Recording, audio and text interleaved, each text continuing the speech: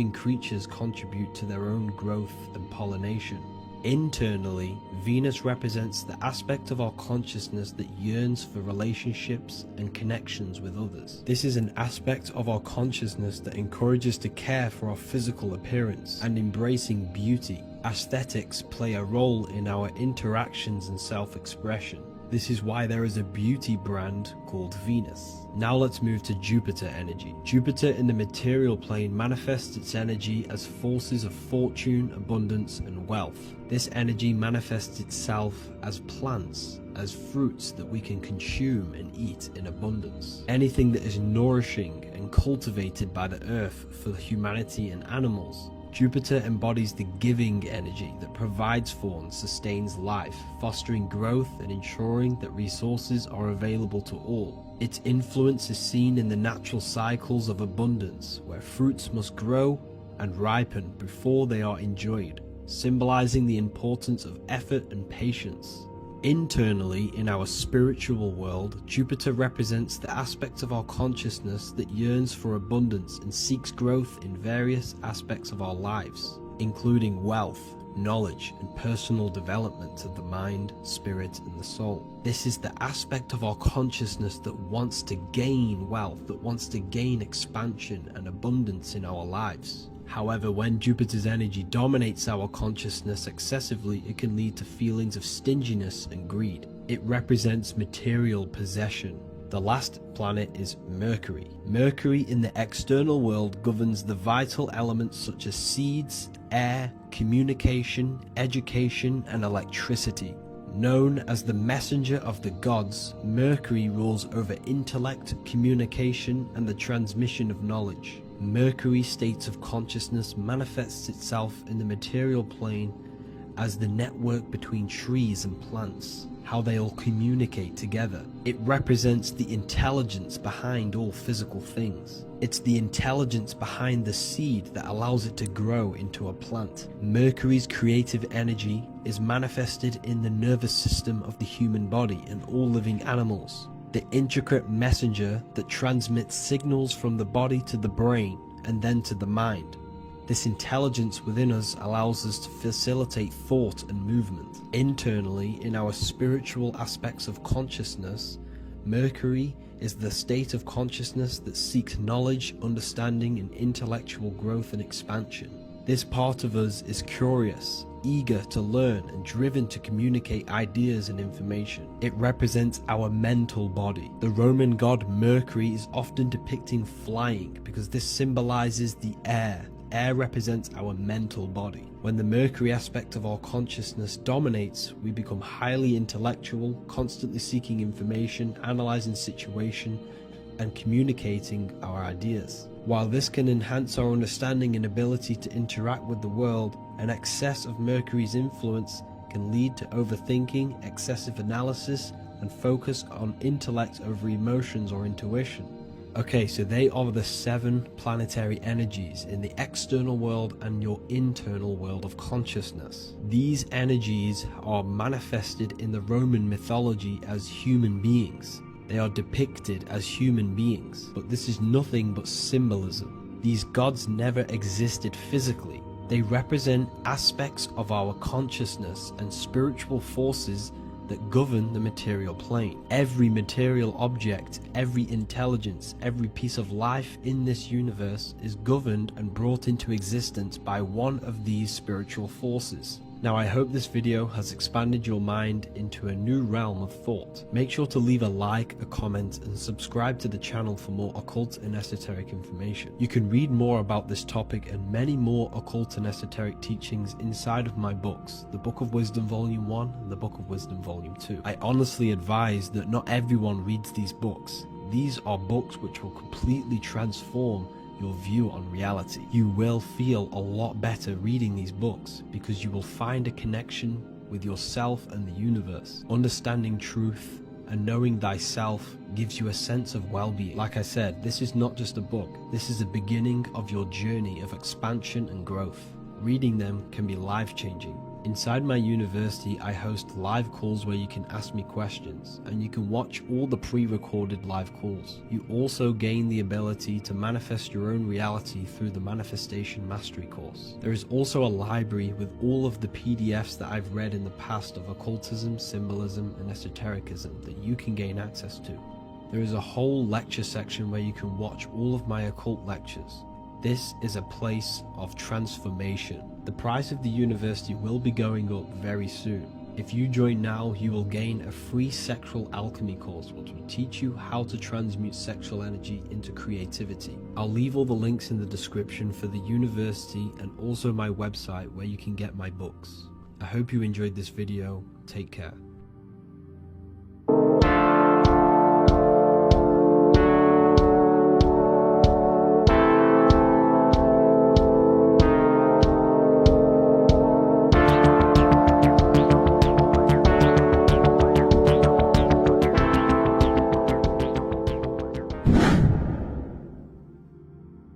Welcome back, people. We're back with another video.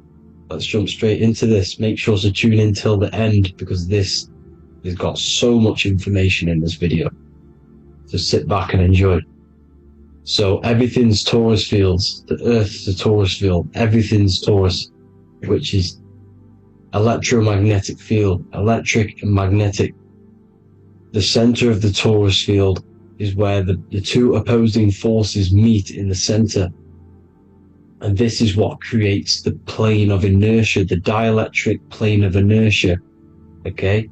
You got red shift, blue shift, positive, negative, south and north pole, right? This is what the ancients were showing with the tree of life. As you can see here, this is the plane of inertia and this is the Taurus field. Everything consists of this. Everything is a Taurus field. A atom is a Taurus field. Okay, now the inertia is the 0 point. So this plane is a 0 point. It's the balance between two poles. Okay, now this creates matter because matter is two opposing forces in motion equalized. So these two forces coming together is what creates matter on this physical plane. And this is why we can't see the electromagnetic field, because it consists of one of the elements, which is either electric or magnetic, but when they combine together is what creates this physical plane, which is physical matter, which is light in motion. Now everything is one. Don't get confused by duality. Duality is two opposing forces, but them two opposing forces are created by the same substance. It's two aspects of the same substance. So for example, water and ice are the same thing, you know what I'm trying to say, but it's two aspects of the same substance because all is one. The whole universe is one. All goes back to the one, which is God, the creator, or magnetism, whatever you want to call it, because magnetism pulsates. Electricity has two poles, red shift, blue shift. Okay, so red shift, blue shift is electricity, and electricity vibrates, and all vibration always comes back to a standstill point. But magnetism is what pulsates. This is why your heart pulses. You breathe, which is a pulse. This is the breath of the universe, magnetism.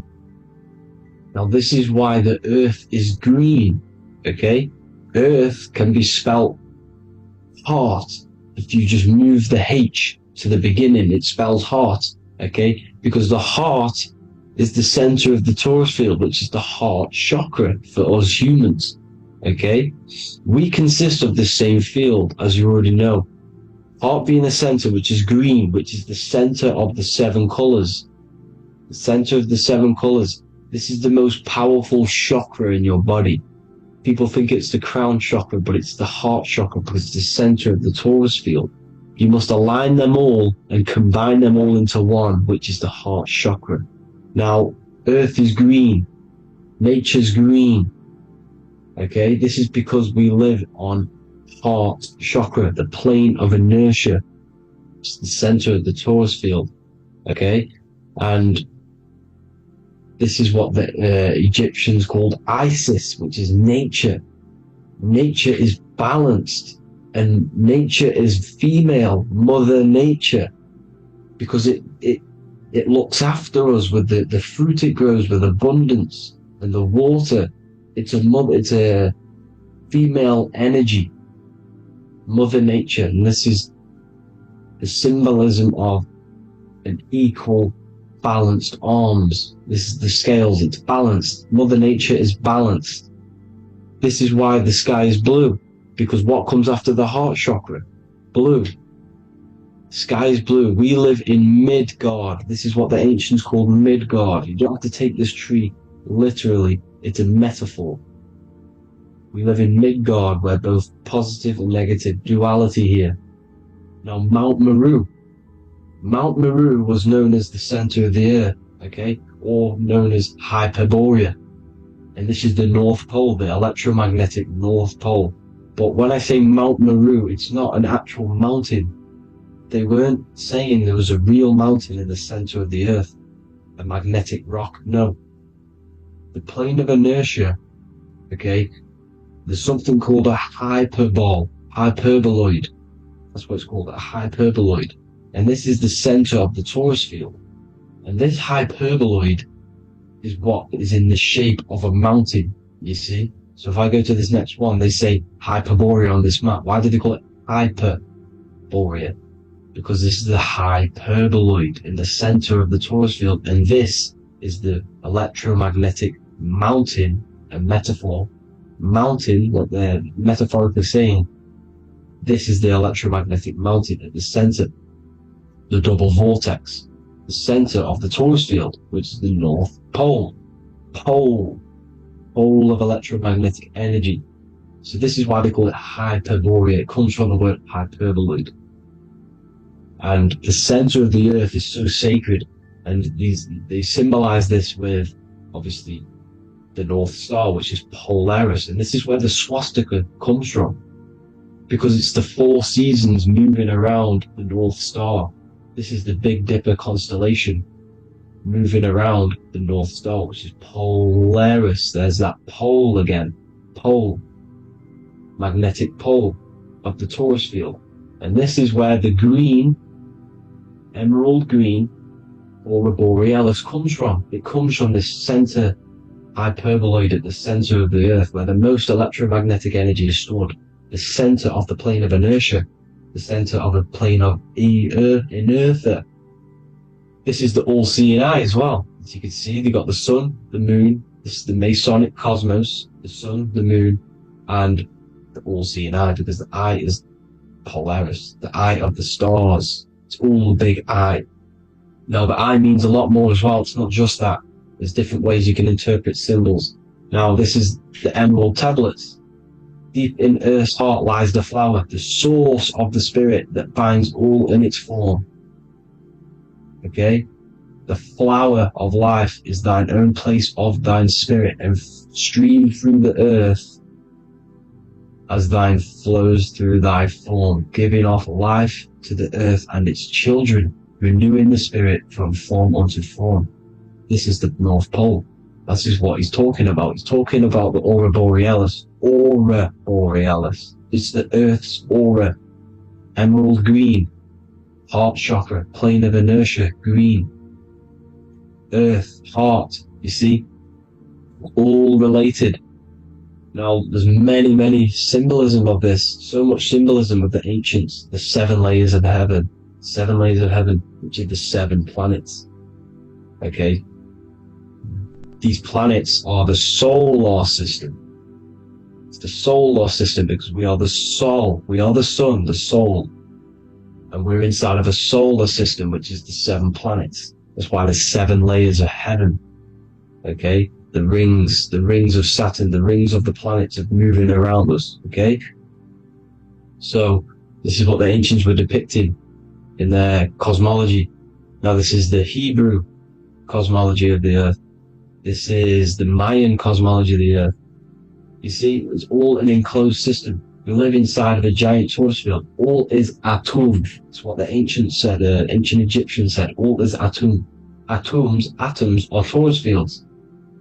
Don't be tricked by the modern science today with the current model of an atom. It's completely wrong. They're hiding the torus field. They're hiding the electromagnetic field, which is in everything. Absolutely everything is in motion, and motion comes from this field. And you see, this is upside down, but this is I think it's pretty sure it's candles, but the 7 candles, the 7 planets, the 7 Elohim. You see? It all goes back to the stars and the heavens.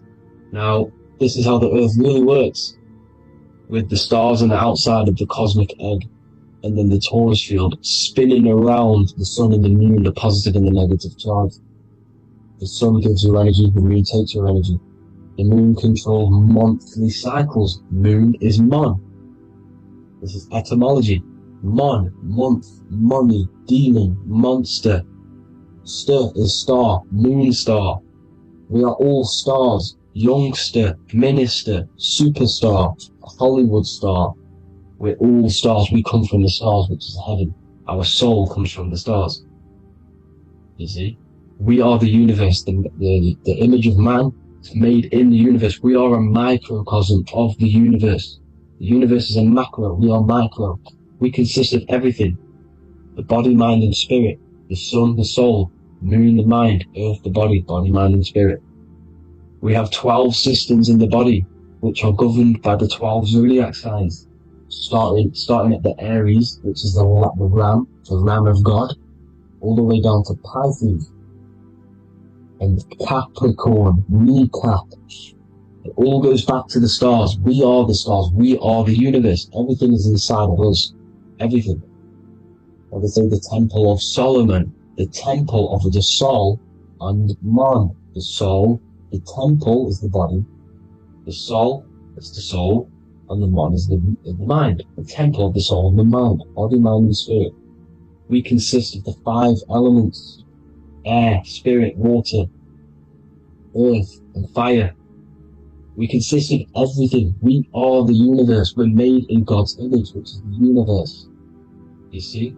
Now, everything goes back to the stars. The ancients worked with the stars because the stars govern everything. They govern the systems in the body. They govern your life. This is why your zodiac is so important, your sign. Each zodiac has a specific element associated with it as well. Aries, which is the first sign, the Ram of God, the Lamb of God, which is a fire sign. Fire first. F-I-R, this is etymology. The cerebrum, ram, which is in the brain. Aries, the ram, controls the head, the face, and the nose upwards. So it controls the cerebrum. The Torah, which is, I'm pretty sure it's a Hebrew Bible, which is the Taurus. Tornado comes from the Taurus field. You see? Everything's inside of you. It all goes back to the Taurus field, and the Taurus field is everything. Now, like I said, 12 zodiac signs, 12 systems, 12 cranial nerves in the brain, the 12 disciples of the Bible. All symbolic. You have to read the Bible properly. Now, this center, at the center of the earth, right? This is what's stirring the ether. And the ether consists of the 4 elements. Because there's 5 elements. Spirit can be called ether. People call it spirit or ether. Ether is pure potential, pure energy. It's what connects the astral to the physical. It's the dimension between the physical realm, which we're on, and the astral. So it has pure potential. It's pure energy. This is why we say either. I either want to go there or there. It's connecting 2 scenarios. That's what the ether is. It's connecting the 2 worlds, the astral and the physical. The center is like the cosmic womb. There's a black hole in the center. This is the center of the Taurus field. This is the womb of creation. This is the womb of creation. And inside of this black womb are the 5 elements, and everything's being stirred around. Everything's in motion. Light is motion. Everything's motion. Now, like I said earlier, light crystallizes into physical matter. They are the same substance. Spirit and matter are the same substance, but different variations, different aspects of the same substance. Low vibrational spirit turns into matter. High vibrational matter turns into spirit. Or light, whatever you want to call it. Matter is light crystallized. This is where we get the 7 metals from. The planets. The planets are light. Specific frequencies and vibration of light. When these lights, or the planets, materialize, material metals, materialize, they turn into the 7 metals. Saturn turns into lead. That's why lead is red. Saturn is red. The sun turns into gold. That's why the gold is yellow and the sun is yellow. You see, Saturn is the time god. What happens in autumn? The leaves turn red and they die. This is why Saturn, Satan, time god, the reaper, everything is crystallized till its death and then reborn again. You see, rust. When things rust, it turns to red. Because it's Saturn. Saturn crystallizes everything. He's the reaper who comes around in winter. You see? He's Satan. Jesus and Satan, the sun and Saturn. They say we live in a solar system. The solar system. I think I've already just broke this down. The 7 planets are the 7 chakras. Everyone already knows this. But I'm going through it anyway. But this is where we get the 7 planets from. And the 7 metals. You see, all the ancients knew it was an enclosed electromagnetic system. It's not a spinning ball in the middle of space, people. They want you to believe this so you get stuck in this material world. Because if you believe everything's material, you can never affect this plane effectively.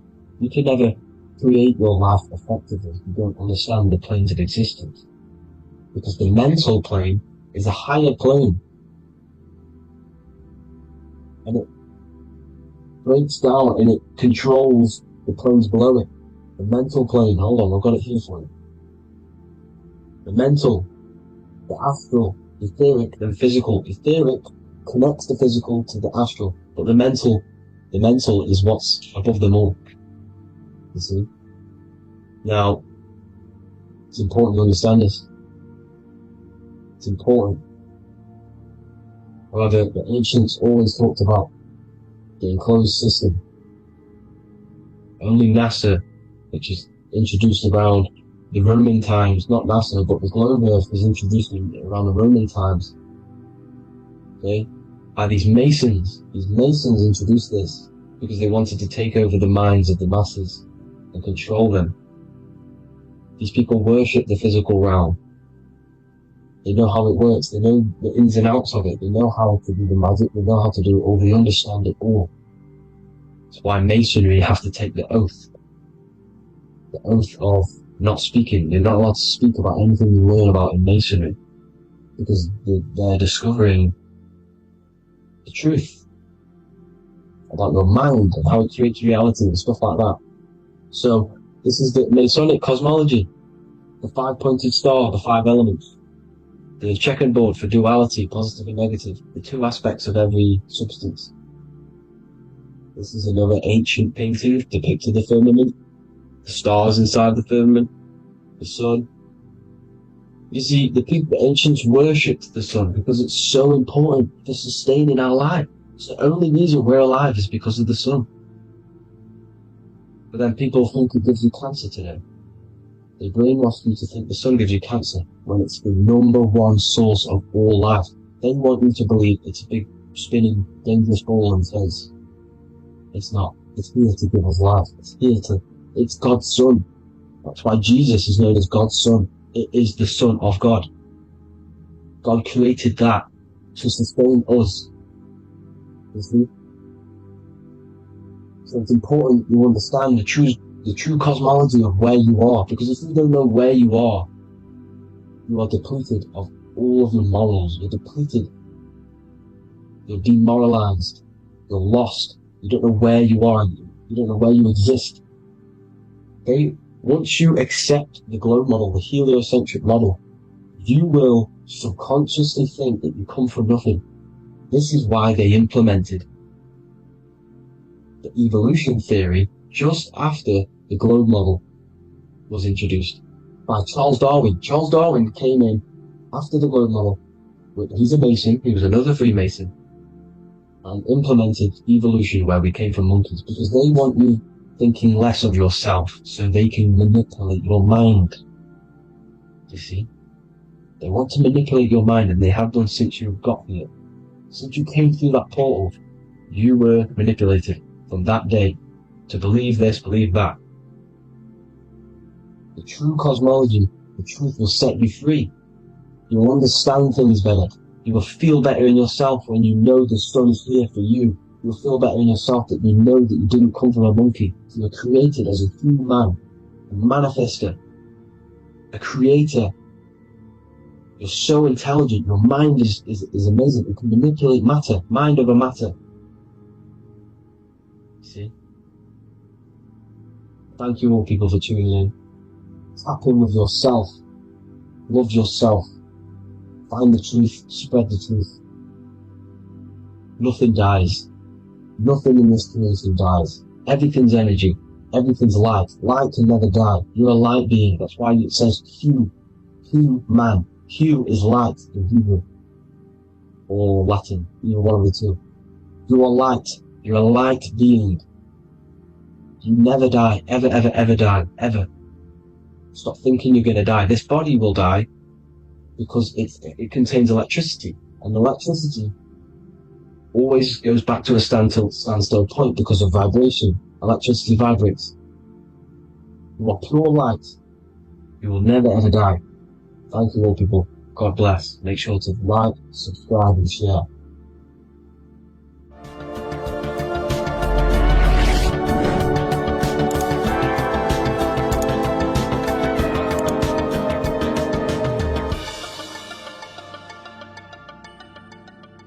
Welcome to Revival of Wisdom.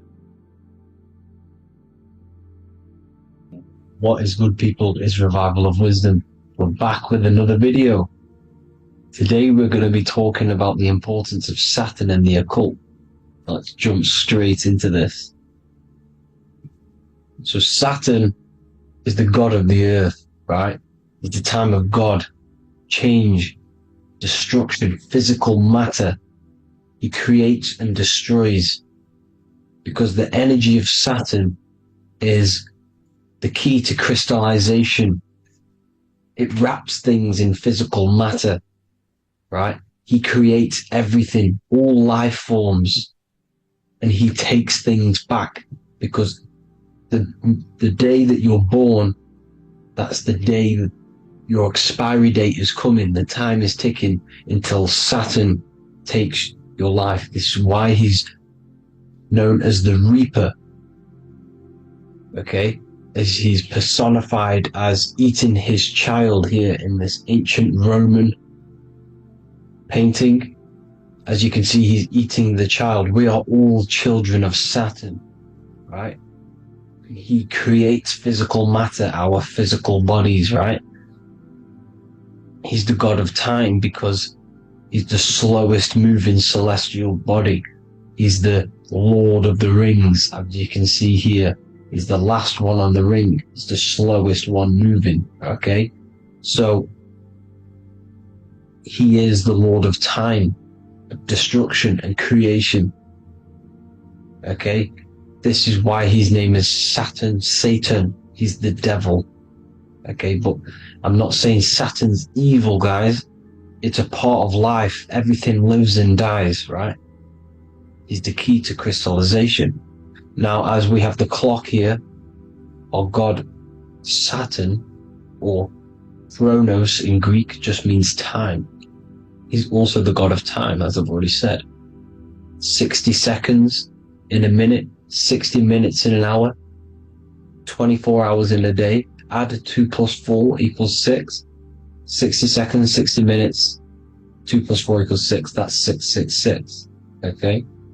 And as you see on the clock, 6 take away 12 equals 6. 7 take away 1 equals 6. 9 take away 3 equals 6. 6 is the number of Saturn. It's associated with Saturn, right? He's the god of time, of justice. Everything goes back to the Reaper in the end. Everything lives and dies.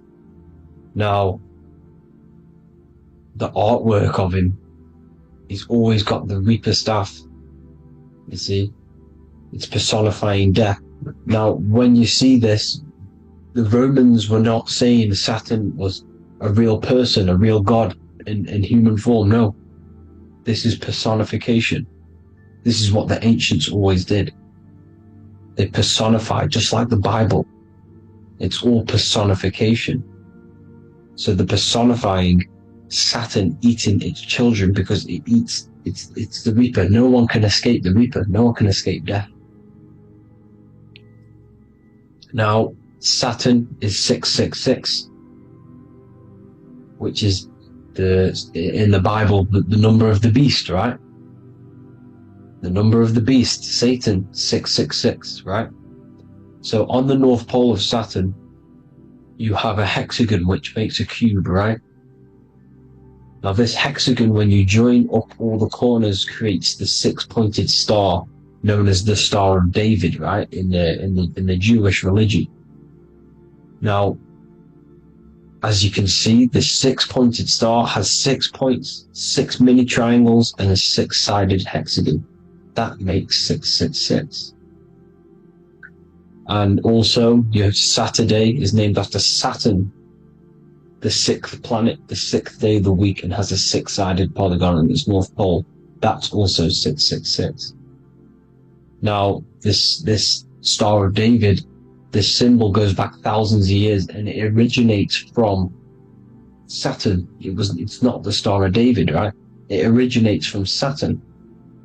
It symbolizes the physical and spiritual aspect combined into one, which makes us humans, right? Also symbolizes the male and female combined into one. These two sacred energies create the human. We consist of both male and female energy, also known as the Seal of Solomon. And we all know if Solomon was a real person, he talks about communicating with 72 demons. He could apparently in the text, he could communicate with 72 demons, and this is sorcery. This is black magic. Now, this symbol is associated with hexing people. When you place a hex on someone, that is a form of witchcraft, which a hex is just a curse. When you're cursing someone, this is black magic. Now, the black magician would stand in the middle of the symbol and cast his spells onto other people. Now, this symbol is obviously on the $1 bill, twice on the $1 bill. And it's very, very ancient symbol, and it originates from Saturn. And let's keep going. So the cube. So I've just said how you see the cube on the North Pole of Saturn, right? The cube is limited. It's a 3D shape. It symbolizes limitations to the physical 3D dimension, the third dimension, the physical realm which we are in. Now, as you can see, the color associated with Saturn is black, right? Black is infinite potential. Black is the creation of all things. Before there was light. Light is born out of blackness, darkness, okay? Now, black is physical matter. And as you can see, the black cube, black symbolizing physical matter, the cube being limited, as the physical realm that we are in is limited. It's not like the fourth dimension where everything can exist in a thought. The third dimension is limited, right? And this is what Saturn is. It limits you to the 3D 666. Your body limits you to your physical body. Now these black cubes are placed everywhere, as you can see: Australia, Denmark, Manhattan. There's one in New York. As you can see, the Apple have a cube. The Nintendo GameCube, Trump Tower is a black cube. This is worshipping the energy of Saturn, the god Saturn. Okay, it's not a god, it's a celestial energy. However, it rules over Earth because it pretty much created the physical realm. Now, as you see, when you go to a funeral, you wear black, a black suit symbolizing Saturn, which is the color associated, black. And as you see in Mecca, they walk around the black cube in rings. As you can see here, they're stood around in rings, like the rings of Saturn. The Mercedes symbol. You probably wouldn't notice that, but yes, it's Saturn. And when you graduate from university, you wear a black cube on your head. This is all symbolizing Saturn. Okay? Now, as you can see, the Jews here have a black cube on their third eye whilst they pray. Notice how he's shutting his eyes into blackness, darkness, and he's wrapped around a black strap around his arm. This is symbolizing the wrapping of physical matter, of how physical matter wraps things into existence. And as we all know, the Star of David is a Jewish symbol. So he has the black cube and the Star of David, right? So all of these religions are secretly worshipping Saturn. Okay, this is all Saturn worship, Kronos, the god of time and destruction, the physical reality. Now, as you can see, it's symbolized everywhere in all major corporations. Pepsi, internet, that's obvious. NASA, of course, NASA. NASA means to deceive in Hebrew. Universal, Walkers, that one's so obvious. Nike, Toyota. So many different ways they symbolize it. You either see the rings of Saturn or the black cube, as I just showed you here, the Nintendo and the Mercedes, right? It's absolutely everywhere. Now, they also use 666 to symbolize it, as I've just broken it down to you. 666, the World Economic Forum. We all know how they're trying to enslave us into this new world agenda. Google Chrome, CERN, Disney, Coca-Cola, Cadbury's, all of these have 666. Now every UPS barcode has 666. And even www. Is Hebrew for 666, as you can see here. Monster. It's the same Hebrew letter. It means 666. Drake, 6 God. That's his god, Saturn. Why? Because they love physical realm. They love the physical dimension, the third dimension. Because they can rule here through riches. They can build an empire here. It's not like the fourth dimension. They don't want to ascend. They want to stay down here in the physical realm. Okay? Now this is why they're cloning. They can move their consciousness into other clones to live forever. This technology exists. This is why they love the third dimension. As you can see, all of these sellouts here, Drake, Leonardo DiCaprio, you know, all of these people doing 666 because this is their god. This is their god. They love the physical realm. They sold their souls for wealth and fame in this physical realm. So why would they leave? You see? Now, this isn't all just evil, okay?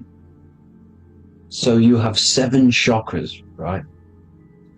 You have 7 days of the week, 7 solfeggio scale notes. These are frequencies, the solfeggio scale. Now, it's called the Saturn Moon Matrix because the moon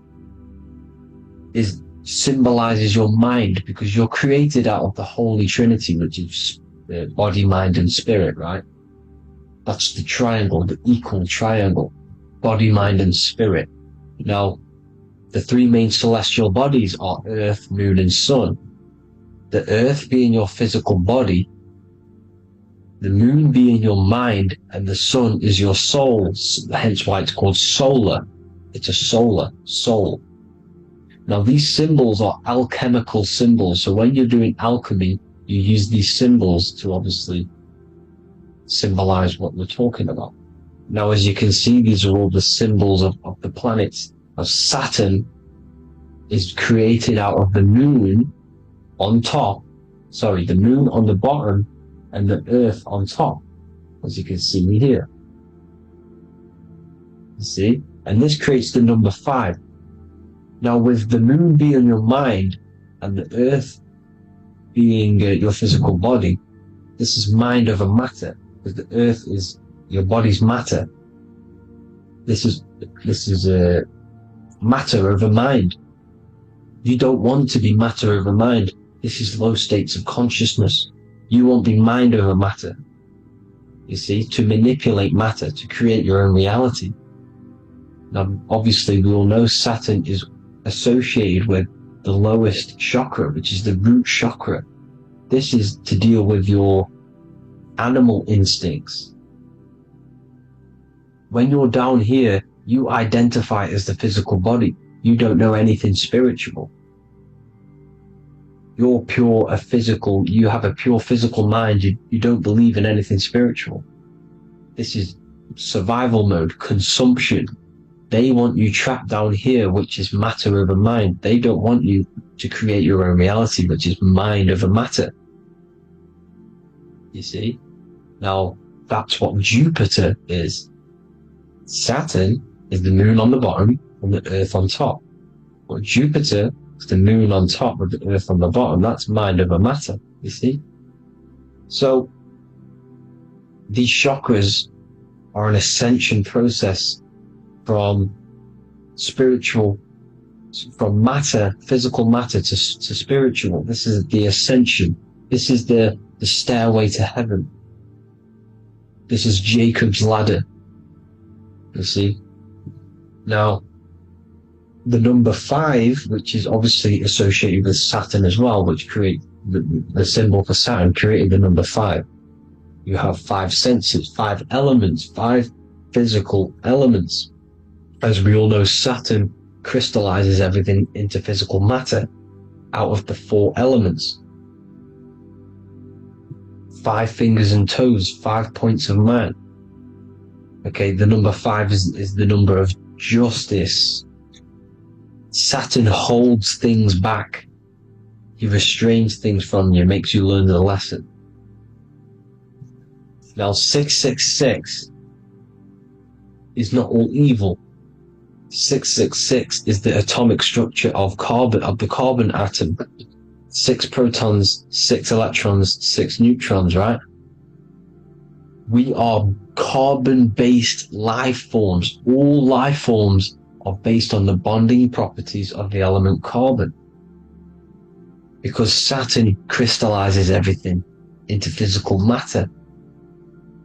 Now, the Masons symbolize this with the checkered boards. They have the black square, which is obviously matter, as I just said, the black cube, and spirit is the white square, because white is eternal light. White and light, you see? Black is physical matter. Now, this is what we are. The point of our soul is to transmute from matter to spirit, but these are interchangeable. This is the constant cycle between spirit and matter, spirit and matter. High vibrational matter turns into spirit. Low vibrational spirit turns into physical matter. You see? Now, We are carbon-based life forms. This is what 666 is, the number of the beast. Well, when I say we, the physical body is the beast. It's the animal. It's the carbon suit to operate in this physical dimension, in this physical realm. See? It's the vehicle used to operate in this physical realm. But your mind isn't from this physical realm, you see? The brain is the physical manifestation of the soul. Okay? So, as you can see here, the spine is an extension of the brain. Everything goes back to the brain. This is literally what your physical body is. You see, this is the nervous system, and everything reports back to the brain, and everything's controlled from this control center. And this spinal column, at the top of the spinal column, is your third eye, which is known as the pineal gland. And this is the seat of consciousness. It's the center of consciousness. That is your true self, pure consciousness. This body is just a physical body. This body is mortal. This body runs out, but your consciousness lives forever. They don't want you knowing this. This is why they keep you down here in your lower chakra. They want you to believe everything is just physical. They don't want you to believe in the spiritual side of reality. Because this way they can manipulate you, right? They want you matter over mind because they know your mind creates reality. They know your mind is the root cause of reality. You manifest your own reality from the inside out. So this is why they control your perception of reality. They control your information in order to manifest their new world order. You, who are ignorant to knowledge and wisdom, you who are ignorant are manifesting their agenda because you accept their information and their perception of this reality. Now, this is why they tell you the globe model, the heliocentric model, to trap you into physical matter. Now, if you understood about this true form of this realm, you'd understand that there's a spiritual side behind everything. The spiritual side, something has to exist. The root cause of reality is higher planes of existence. It happens in the mind before it happens on the physical plane. You see? They don't want you knowing this. They want you matter over mind, which is the symbol for Saturn. Moon over Earth. The Holy Trinity.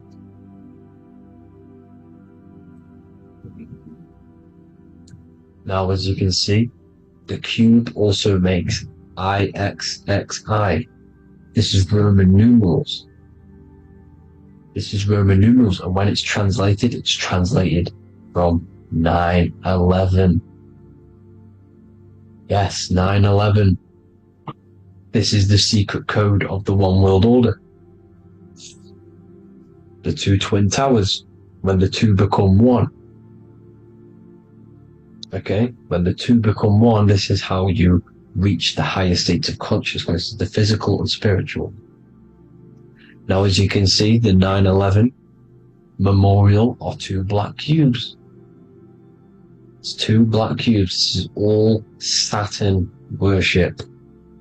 Now, I'm not saying that Saturn is an evil celestial body, right?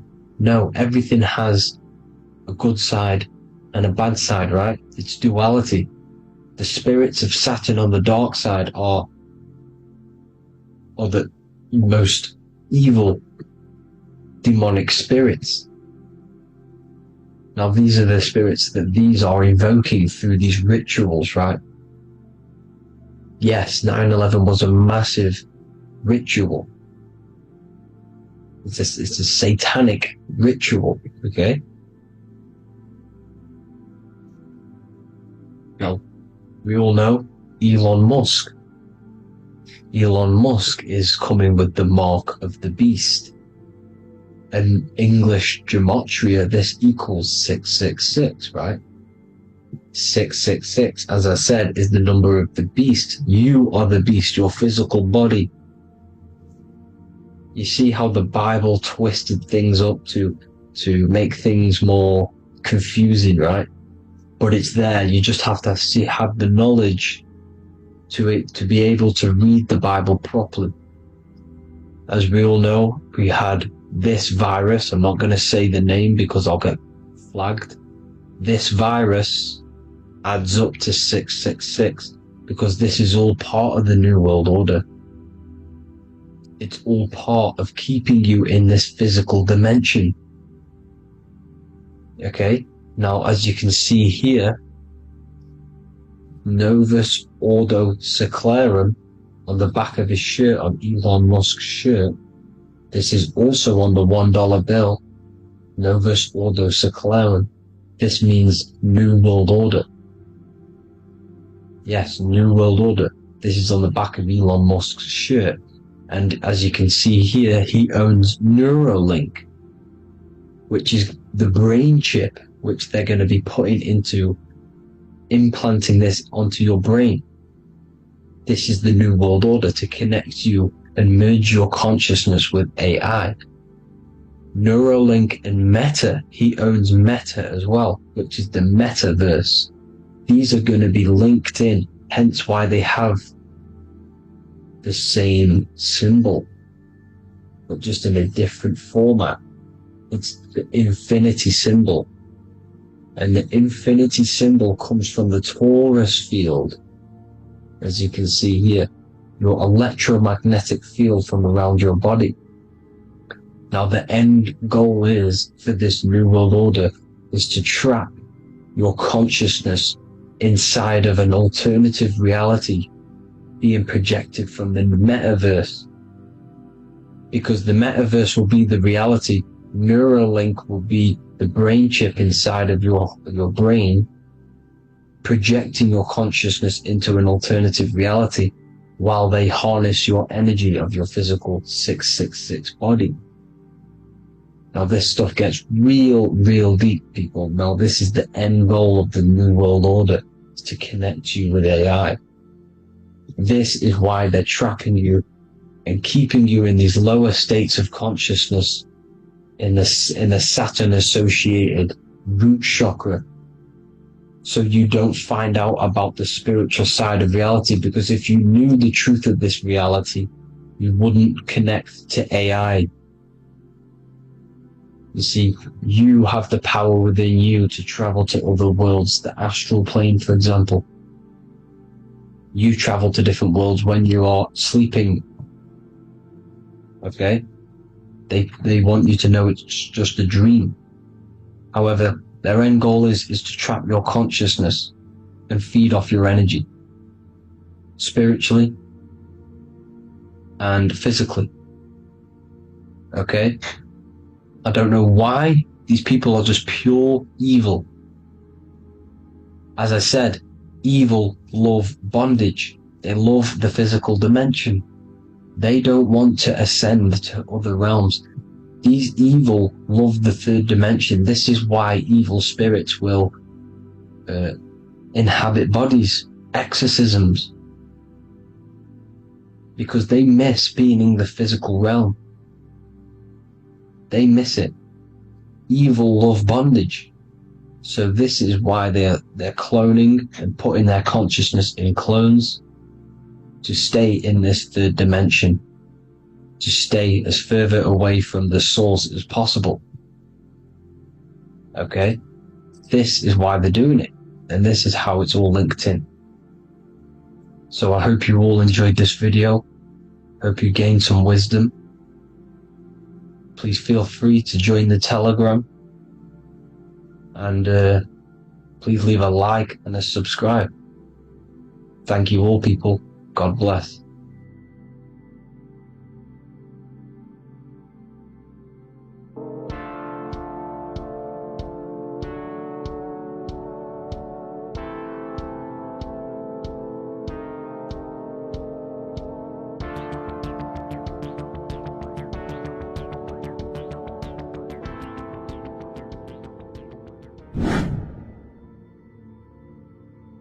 is up, people? How are we all doing?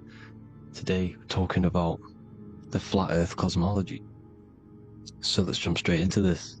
Please drop a follow and leave a like to help the algorithm.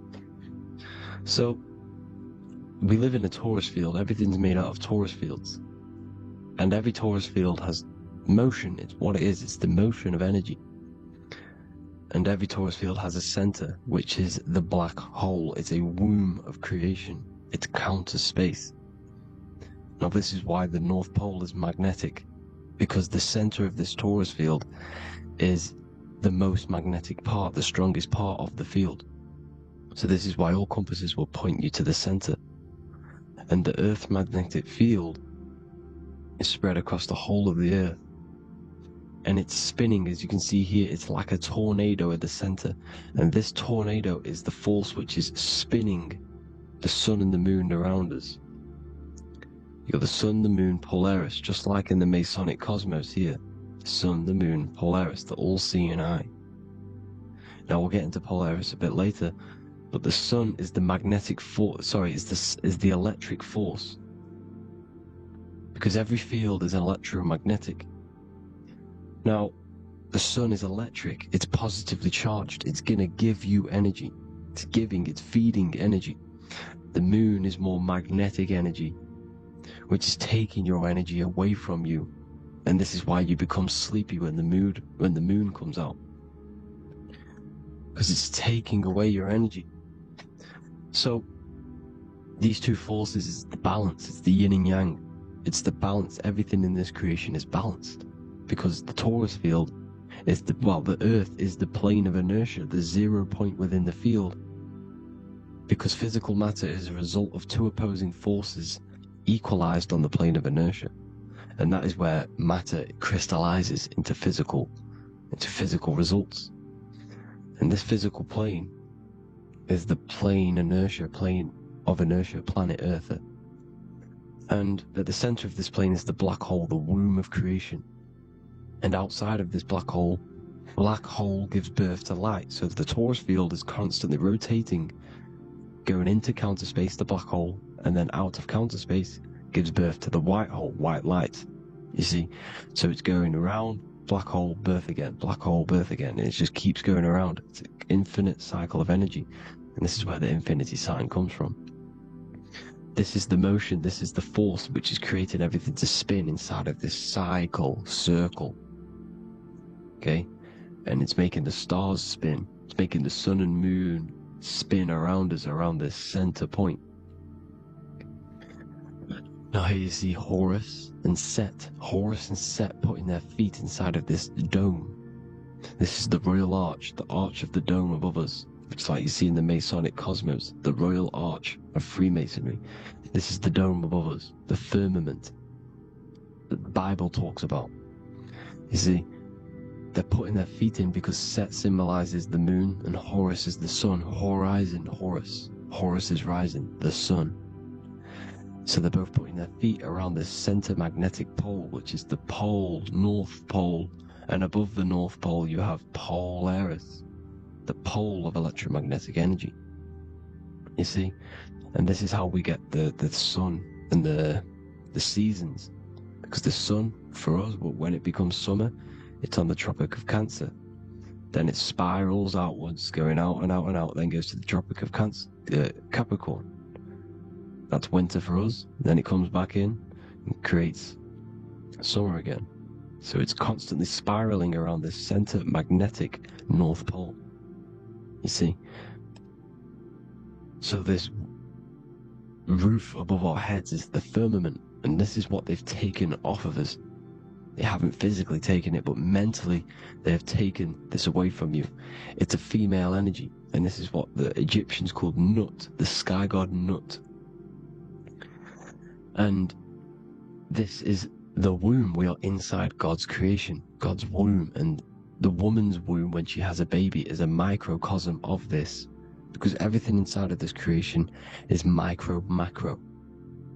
It's a reflection of the bigger things, as above, so below. So the dome above our heads is the dome we are in when we are a baby, and you can see the sacred geometry of it is the exact same. It's the dome. And when we are inside of the womb, the woman, the sacred maker, which is the M, the Masonic M, this is the G-male symbol. The Masonic M is maker, mason, matter, male. She delivers the male, you see. She delivers the male because it's the maker, the female, the magnetic. The woman is magnetic in nature, the male is electric in nature. So when we are in this womb, the female, we are being fed by the center umbilical cord, by the center of the mother's stomach. We're connected to the center of the woman's stomach, just like we are when we are in the earth. The center is where the aurora borealis is being emitted from, the electromagnetic aurora borealis, the northern lights.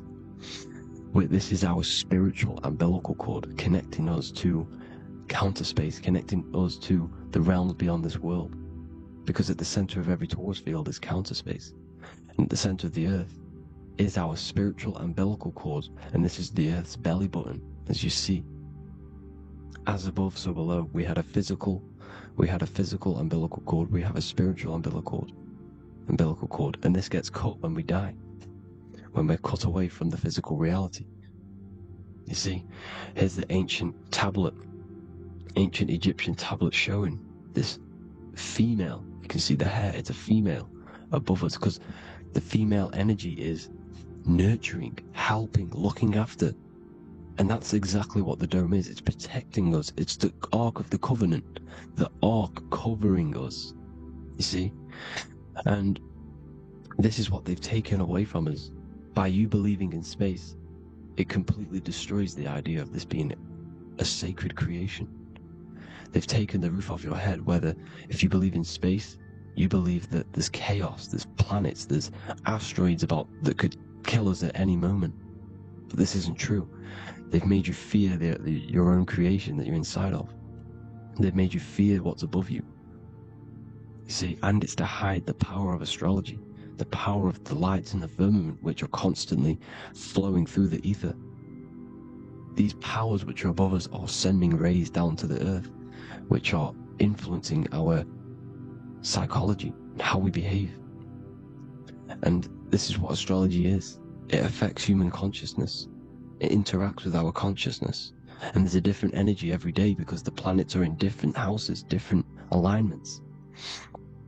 And this is, we'll go into this a bit deeper later on. So the world tree, this magnetic north pole, the pole of electromagnetic energy, was symbolized as a tree. The great tree at the center of the earth. You see? And this tree is symbolized everywhere. You can see here how the center person, this Egyptian person, is holding up the sky. This is the North Pole, the hyperboloid, at the center of every torus field. And this tree was in the Mayan cosmology. This is an ancient depiction. This is the torus field. There's the plane of inertia. Here's the center tree. Here's the tree in the center, the magnetic North Pole, the woman holding the stars. Is the Hindu, with the two birds symbolizing the sun and the moon revolving around this center tree. The Mayan tree, his Horus and Set around the North Pole. They all knew this flat earth cosmology. They knew these secrets. It's so sacred you understand the creation that you're inside of. Because if you don't, you'll be led astray. You don't know where you are. You're lost. You see? And here's the Masonic art, with the rays of the stars coming down, with the tree in the center. So it was personified as a tree. And we are in Asgard, Midgard, the middle garden, where there's good and evil. So the 7 layers of heaven, which is talked about in the Quran. Each planet has a different layer of the firmament, and this is the 7 layers of heaven, and these are our 7 layers of the energy centers in our body. So we start in the stars, so we are stars in a physical body. And this is why we say Mr., Sister, Fraudster, Sinister. Stir is star, and we are in the stars, and our star descends into the soul system, not solar system. And as we descend into the soul system, We enter Satan's kingdom, Satan's world. As it says in the Bible, Satan is the god of this world. Well, if you've been into my research for a while, you know Satan is Saturn. Saturn's world, because Saturn's the outermost ring. He's the Lord of the Rings. And you enter his kingdom, the kingdom of time, and this is why Saturn's the time god. As soon as you go past the rings of Saturn, you're now in the soul system, you're now in time, you're now bound by space and time. And you're bound to the earth plane, the heart. Earth is heart. It's a rearrangement, it's an anagram for heart. And the heart of the electromagnetic color spectrum is green, and that's why the earth is green. And above green is blue, and this is why the sky is blue. In order to go to heaven on the macro scale, you have to go through the blue sky, through the 7 layers of heaven. In order to reach heaven in your body, whilst you're here, you have to go through the blue chakra to your head, which is heaven. It's micro, macro. Everything is micro, macro inside of this creation.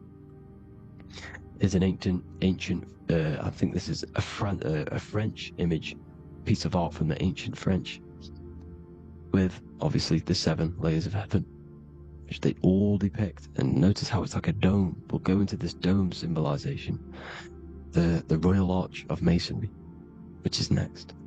But these 7 layers of heaven give us the 7 metals, the 7 days of the week, the 7 diatonic tones, the 7 chakras, the 7 everything. It's God's favorite number. And this is why the Masons use the G inside of the compass, because the G is the 7th letter, and God starts with G. You see? So it's 7. God is 7. Here's another depiction of the heart, the soul system, the 7 layers of heaven. La fermente. You see, la firmament, with the stars on the outermost layer. Here are the 7 planets: Jupiter, Mars, la Sophie, the sun, la Luna, the moon. So Saturn. So we are in the heart of this soul system. In order to ascend, we need to ascend up our chakra system, reach 144,000 hertz, God consciousness, the God man. You have to unfold God man, master of the mind, mastery of the mind. So what are the stars? The stars make everything unique.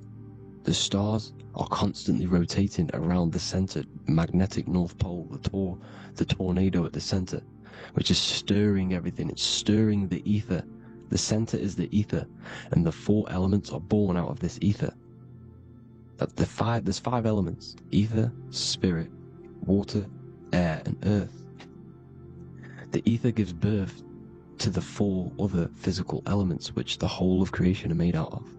About them 4 elements. 4 is the number of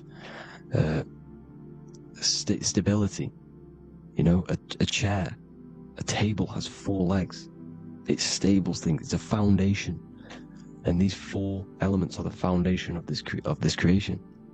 You see, and this magnetic North Pole is stirring this, and the 4 vibrational states of the ether are the 4 elements. Now let me get back to the stars. I just wanted to give you that. The stars are being stirred around this center point. Center. It's stirring everything, and they're always in different alignments. Every millisecond, they're moving in different placements of the stars. And the planets are called the 7 wanderers because they're not fixed. The stars are fixed, but the planets are called the 7 wanderers, the 7 layers of heaven, because they move faster and slower than each other. Each planet is slower and faster, has a different rate of speed it's moving. So these alignments are mixing in with the energies of the different 12 constellations. And this is why you have a unique characteristic. You have a unique look, a unique energy, a unique personality. This is because when you were born and you took your first breath, that energy which was in the ether, because the ether is all around you, and energy travels through the ether. The energy that the stars were casting down and the energy that the planets was mixing in with the 12 constellations was in the ether. So when you came out of the womb and your first breath, because breath is spirit, okay? So that first breath you took, that is the energy that is imprinted within your DNA, your soul. And you reflect that energy, you emit that energy. That's the energy that is with you forever. until you die, until this physical body dies off. And that's what the stars are. The stars are giving a unique energy, characteristic, personality to every living thing. Every dog, every cat, every animal has a unique personality because it was born at a different time and place in the sky. Okay, the stars are your destiny. Now, the stars are constantly changing as well. If you look at stars through a telescope, they're constantly changing and forming different forms. You can see here, it looks like water. It looks like light through water because it's the ether above us, a sea of ether. And this light is being emitted through it, and it's just constantly changing, giving different energies, each star. So this is why this is what the zodiac is. It's the expression of energy. It's the expression of the stars. And each constellation has many different personality, different energies, different traits. Each planet has different traits, depending where your planets are, depending what energies you hold. No two person have the same energy. There's no one. It could be similar, but no one's the exact same. It's because of the stars. The stars are never in the exact same split place. The planets are always in different houses. So here's some Royal Arch symbolism. Here's the Royal Arch of Masonry, as it says here. The sun and the moon, the constellations. Here's Cancer, the 7 planets, the 7 stars. Here's the Royal Arch. This is the firmament. Here's the duality. Black and white, duality, good and evil, rest and motion, dielectricity, magnetism. See? So this is what the Royal Arch is. It's symbolizing the cosmic dome above us. The womb we're in. We're inside God's womb. And here's George Washington, the Freemason, inside of the Royal Arch. You see?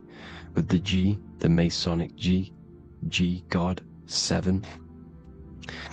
Here you see another depiction of George Washington with the stars in the dome above his head, his Polaris, the sky vault, Polaris. We'll get into that later. Go inside of all of your ancient churches, you will see the dome. Go to the Vatican, you'll see the dome. All of your ancient churches have this dome because it's the dome above your head. The ancients knew this. This was known. We did not live in space. It was known back then. They all knew. This is Crown Court, which is one of the most important courts in the UK. You can see it's clearly so much Masonic symbolism. You've got the 4 pillars of Masonry. The Royal Arch is like an arrow pointing upwards to Polaris. His Disney World is under a dome. In his Polaris, the sky vault. You see? And also 666 in the symbol. Here's more, 7 layers of heaven. Here's an ancient depiction of the firmament. Here's the astral plane outside of the firmament. The Royal Arch. You see? It's everywhere. Here's Polaris, the 8-pointed star. Polaris is in between the sun and the moon. It's at the center of the Taurus field. And Polaris corresponds with the pineal gland as well because it's the all-seeing eye. See? So, here's Polaris, the 8-pointed star, which is at the very top. It's the very center. It's on top of the North Pole. And it's an 8-pointed star that's always symbolized as an 8-pointed star. Here you see the Vatican. The Vatican is a giant key with an 8-pointed star. See, it's a key. Here's the dome. Here's the Space Delta, the USA Space Delta logos. Here you see the Egyptian god looking from the center of the North Pole, looking upward to an 8-pointed star, Polaris. An arrow pointing up to Polaris. Here's another, the bear holding a key with an arrow up to Polaris, 7. Holds the key to Polaris. Here's an eagle holding a key above the North Pole to Polaris. Polaris, and here's another one. There's another bird, like a dragon, holding a key to Polaris. Because Polaris is definitely something to do with leaving this creation. Okay, maybe, I can't say for sure, but maybe it's to do with ascension, and this is why the Vatican hold the key to the 8-pointed star. And this is why the space, well, we all know space is a lie, but they're showing Polaris and its sacred symbology. Maybe it's to do with something leaving this creation, going to another. It's a North Pole symbolism. As above, so below. See the four seasons of the Big Dipper constellation going around Polaris. This is Polaris, this is the Big Dipper constellation, and this is the swastika. This image gives us the swastika, because all the symbols we use are created in nature. They're created somehow in nature. This is how we get them. As above, so below. This is the map of the North Pole with the 4 rivers looking like the Big Dipper constellation. It's the Masonic, is the ancient cosmology with the 4, you see the 4 islands, Mayan cosmology, 4 islands. This is the alchemical symbol for Earth, 4 sections. The windows, because the center at the North Pole is a window to another dimension. The 4 lucky 4-leaf clover, which is supposed to be lucky. It's just it's truth in plain sight. And here's Hitler looking at 2 flat Earth maps. So this swastika has been used for thousands of years, thousands and thousands of years, and it's symbolic for the most sacred land on this plane, the North Pole. Shambhala. Do some research on Shambhala, people. It's a it's a Hindu mythology about the sacred lands at the center of the earth, and it's known to be full of enlightened beings, and it's all symbolized at the center. You can see their paintings of Shambhala. It's all at the center, the North Pole, and it's known to be the most godly place ever, because it takes you to a portal to the higher places. And maybe this is something to do with Polaris, connecting you to this sacred land at the very center. But anyways, people, thank you all for tapping in. Hope you all learned something. Have an amazing day. Please follow, subscribe, like, all the links in the description for the courses, the PDF. Please have an amazing day. God bless.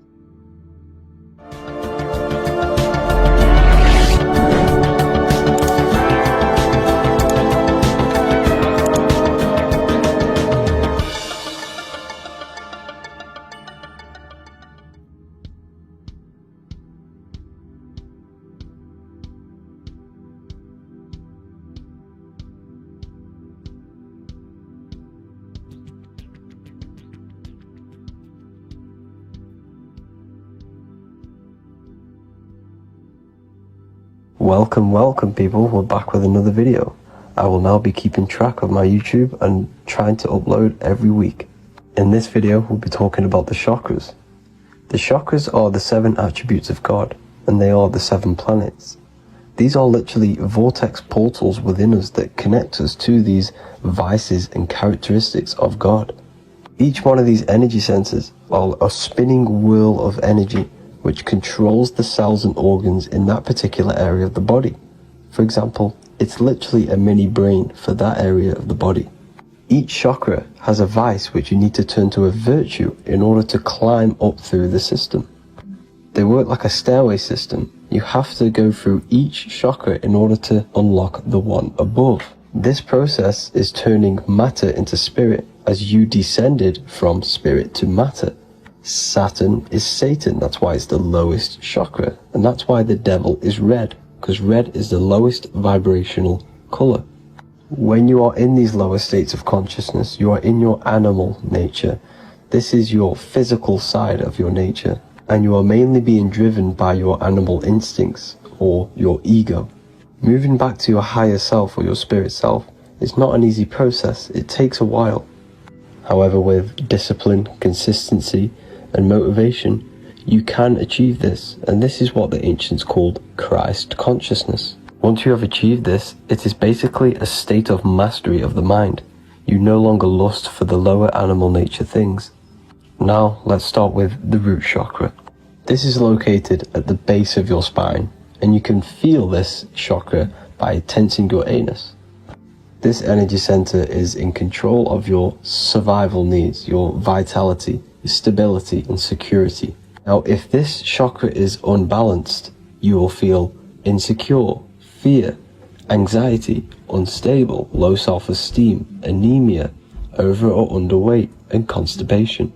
In order to balance this chakra, you need to feel grounded, embodied, stable, calm, centered, a sense of safety and trust in yourself and the world around you. The next chakra is the sacral chakra, which is located around the belly button area.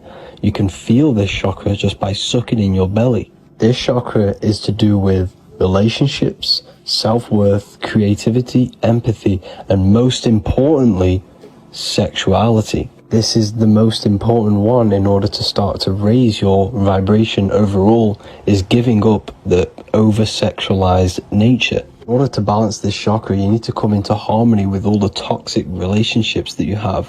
Get rid of the fear, the anxiety, the isolation, and 100% get rid of the over-sexualized nature. Lust is one of the most lowest vibrations you could possibly feel. It is literally manifesting hell. In order to work on this chakra, you need to feel self-worth. You need to do creative things, empathy, healthy relationships, and 100% being confident. The next chakra is the solar plexus. This is to do with personal power, will, metabolism, eating, happiness, and your self-esteem and self-identification. You can feel this chakra just above your belly, below your ribs, and you can suck in this area.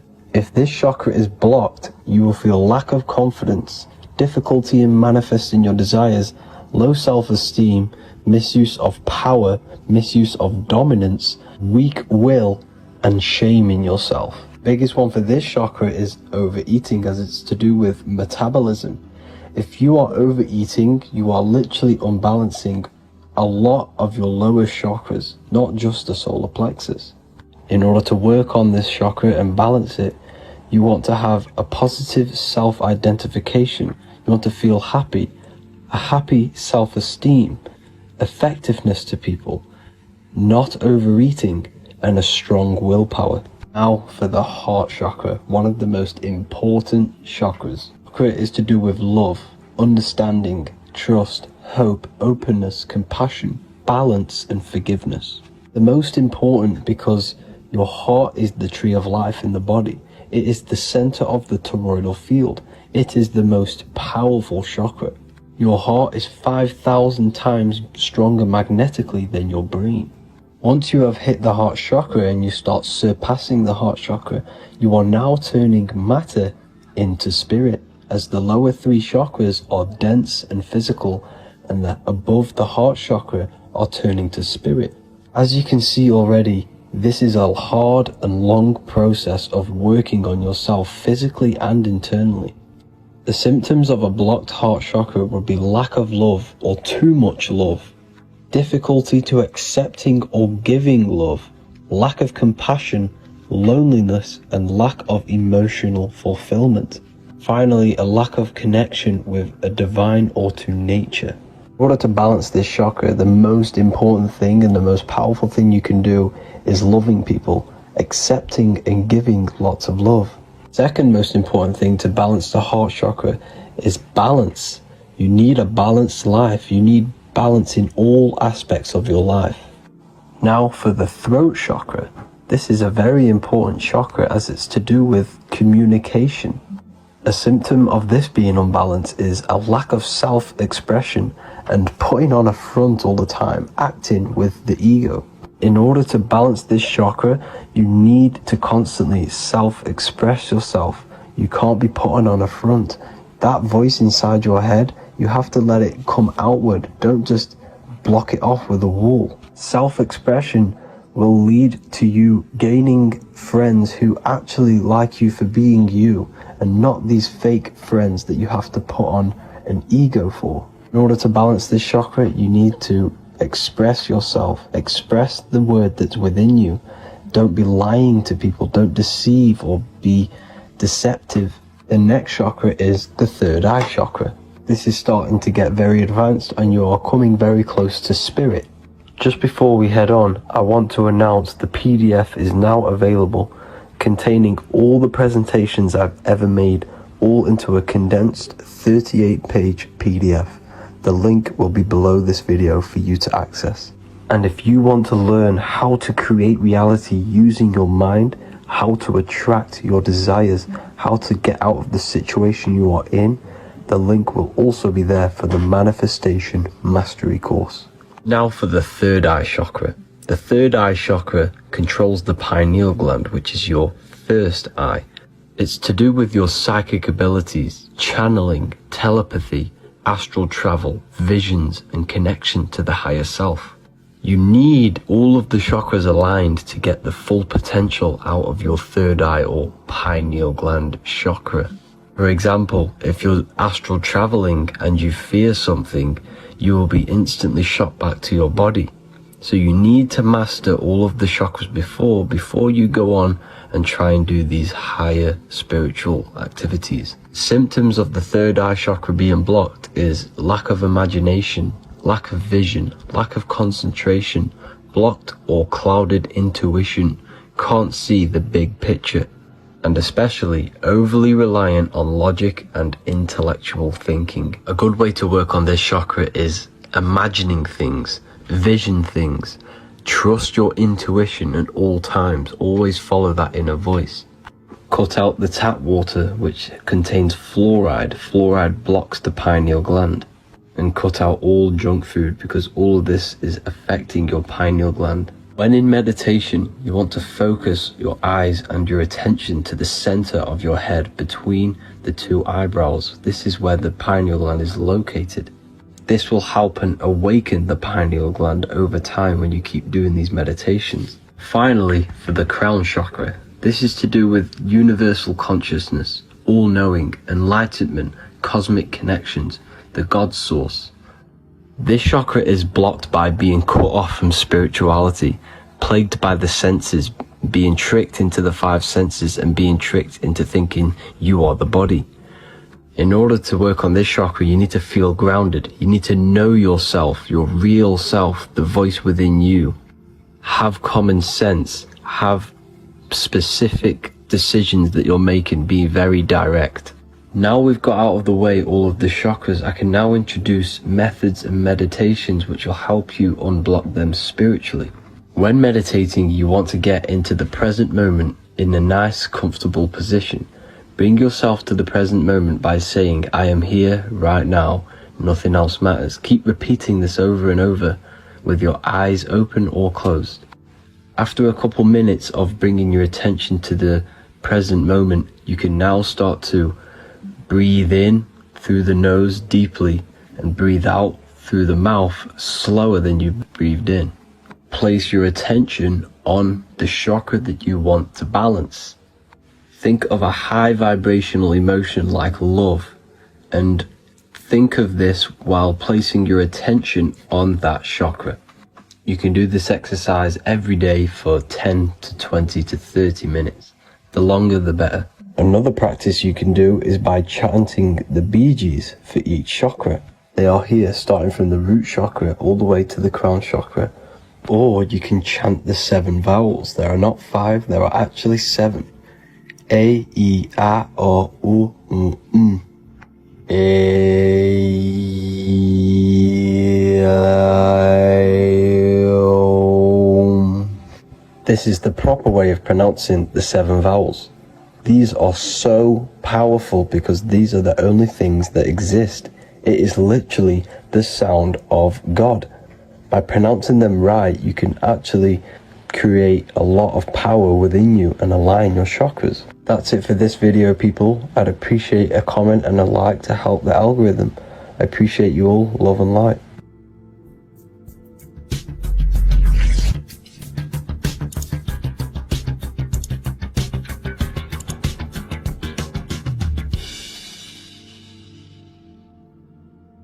Welcome to Revival of Wisdom.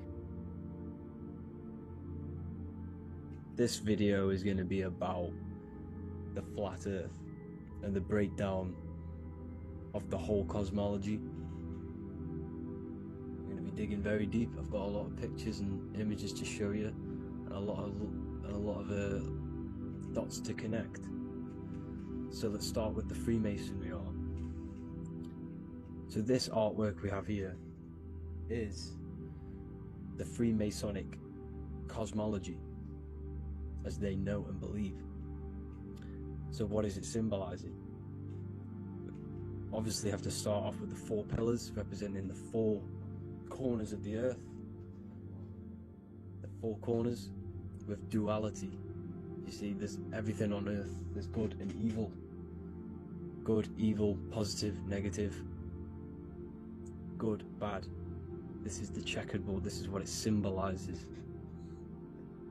Okay, obviously we have the sun, the moon.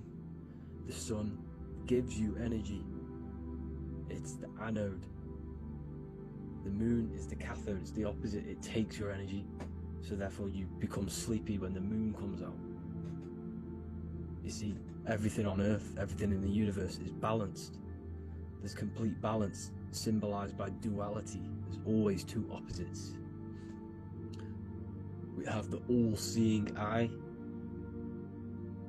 and obviously 7 stars representing the 7 planets, but not planets as in we know planets. They're not physical spinning balls of gas. They are energies, they are lights emitting from the realm above this realm.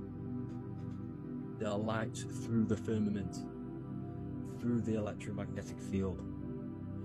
So let's go through that again. The 4 corners, duality, positive and negative, cold, dry. Everyone on earth has an opposite. Everyone, there's 2. Okay, and then we have the sun, the moon, the 7 planets with a 5-pointed star. What's the 5-pointed star? Of course, it's the 5 elements: spirit, water, earth, fire and air. Okay, that's what the 5-pointed star is symbolizing, the 5 elements of earth.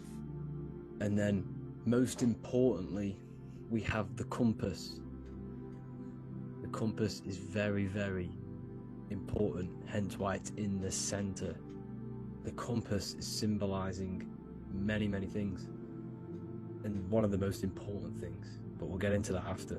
We have a boat with water outside of the earth. So we have a boat on water, symbolizing the waters separated by the firmament, the waters above separated by the firmament from the waters within the firmament, the earth. So this is what it's symbolizing. So the compass, what's the compass? This is where the compass comes from. The Polaris, the most important star there is, because it's in the center of Earth. The sun, the moon, and the black hole, black sun. Because all creation comes from center, the seed center. Okay, but we'll get into this after. But also, this is a very important Masonic symbol because they use this symbol a lot. This is one of their main symbols, hence why Neil Armstrong has the Masonic ring with the compass on it. The people who supposedly went to the moon, which obviously they faked to push this globe model, because the globe model is based upon fear. Because the globe model, if they can sell you the globe model, they can sell you anything then. You don't know where you actually are. The globe model is to push fear upon the masses, because the globe model means there's not enough resources. There's also risks of asteroids hitting the planet. There's also risks of space extraterrestrial invasions, global warming, asteroids. You see, this is all the fear that they can gain of selling you the globe model. Okay, because they don't want you to know that this is an intelligent design. And also, they're hiding God, the creator, the source. This is why they are satanic. They are opposites. They are lefty, Lucifer, right, righteous, godly. Hence why they do the symbolism on their eyes, 666. This is another famous, what's it called? Sorry, famous astrologer, astronaut. This is another famous astronaut doing 666, showing that he's in the alliance of the occult. But even look at their 10th anniversary stamps. They have a Masonic compass on there. Also the Order Out of Chaos. Order Out of Chaos, double-headed eagle. Okay, the Order Out of Chaos ring, which they wear. So all of these astronauts are in the occult. They are lying to you. They are in with this order, this Masonic New World Order, whatever you want to call it. So let's break this compass down a lot more. Because as I showed you here, the center, okay, this is what the compass is symbolizing. Let's go into the North Pole map. This is from 1595. This is a rough estimate of where this map came from. It's from around the 1500s to the 1600s, maybe 1400s. There's not an actual set date on this map because obviously our history has been tampered with. But let's break down this map and the symbolism that they use towards this map, because this map is the map of the North Pole. Okay, so in the center we have the black rock symbolizing the tower, the pole, North Pole. And what's on top of the North Pole? Obviously it's Polaris. North Pole and Polaris. Okay, with the 4 islands around the center. Okay, 4 islands around the center. And this is what blew my mind, right? They say that Santa sounds similar. And if you look at this pole that's pointing to the North Pole, you see this line here. So this is obviously from the 1600s. What color is Santa? He's red and white. Just like this map pointing to the center is red and white, and Santa comes from the North Pole. So it's not a coincidence that they use red and white. They're mocking this map because obviously they took over after the 1500s, 1600s. They took over around the 17, 1800s. So they're mocking this map with Santa coming from the North Pole with this red and white line to the North Pole. Notice the 4 islands, okay, like windows, their symbol, they obviously in the occult, they're part of the New World Order, is symbolizing these 4 islands with the blue behind it for the water. Okay, so this is another occult logo that's symbolizing this center, because the center is so important. Okay, we'll get into that. Also, we have the Mayan cosmology. This is the Mayan cosmology. This is what they created. This is their artwork, with also 4 major lands around the center. You see this 4 with green in between them all. 4 major lands with the underworld. You see this underworld is also symbolized by the Masons with the coffin of the skull and bones, the deceased, the dead. Okay, so this is also mentioned in the Book of Enoch. Okay, and it's called Sheol. Sheol, the underworld. Okay, and in the Book of Enoch it says all spirits of the dead go to these hollow places, that they will wait until their appointed time of judgment. And it also says in the Book of Enoch there are 4 hollow places underneath. 4 as above, so below, representing the 4 islands. As above, so below. That's why that could link in. Okay. The Book of Enoch is very important because it was found in a cave thousands of years ago. And there's a lot of truths about this realm and about this world we live in. So let's go back to the Mayan cosmology. So the ancient cosmology, they all must have had some sort of communication. They must all be at peace with each other, because all of their cosmologies link together. See, the Greek, Babylonian, Indian, Celtic, okay, they're all linked in together.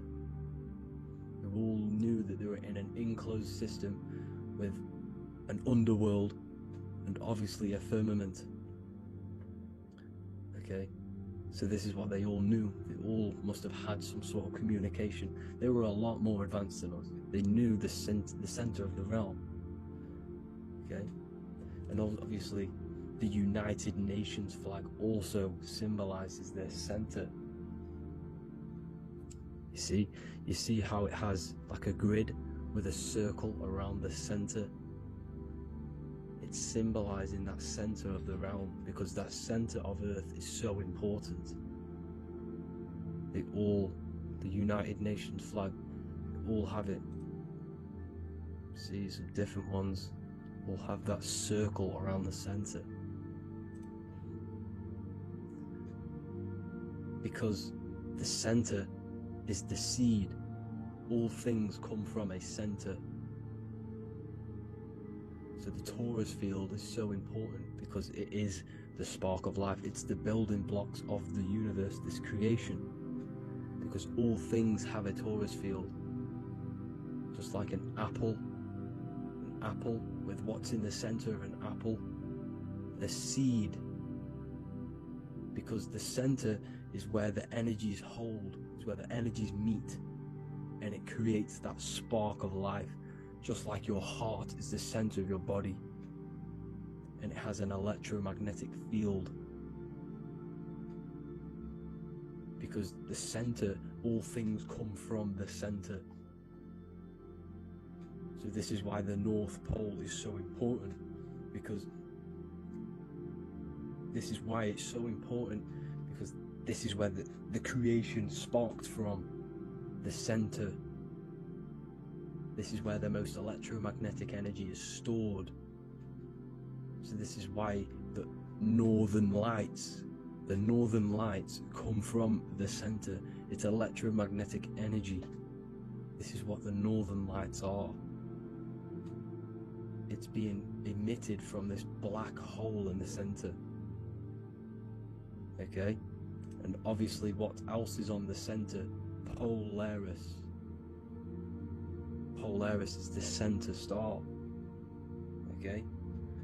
So the center star is what sits on top of this North Pole, Polaris, because it's a pole of electromagnetic energy, symbolized as a black rock, a black hole, pole. You see? Because all creation comes from void.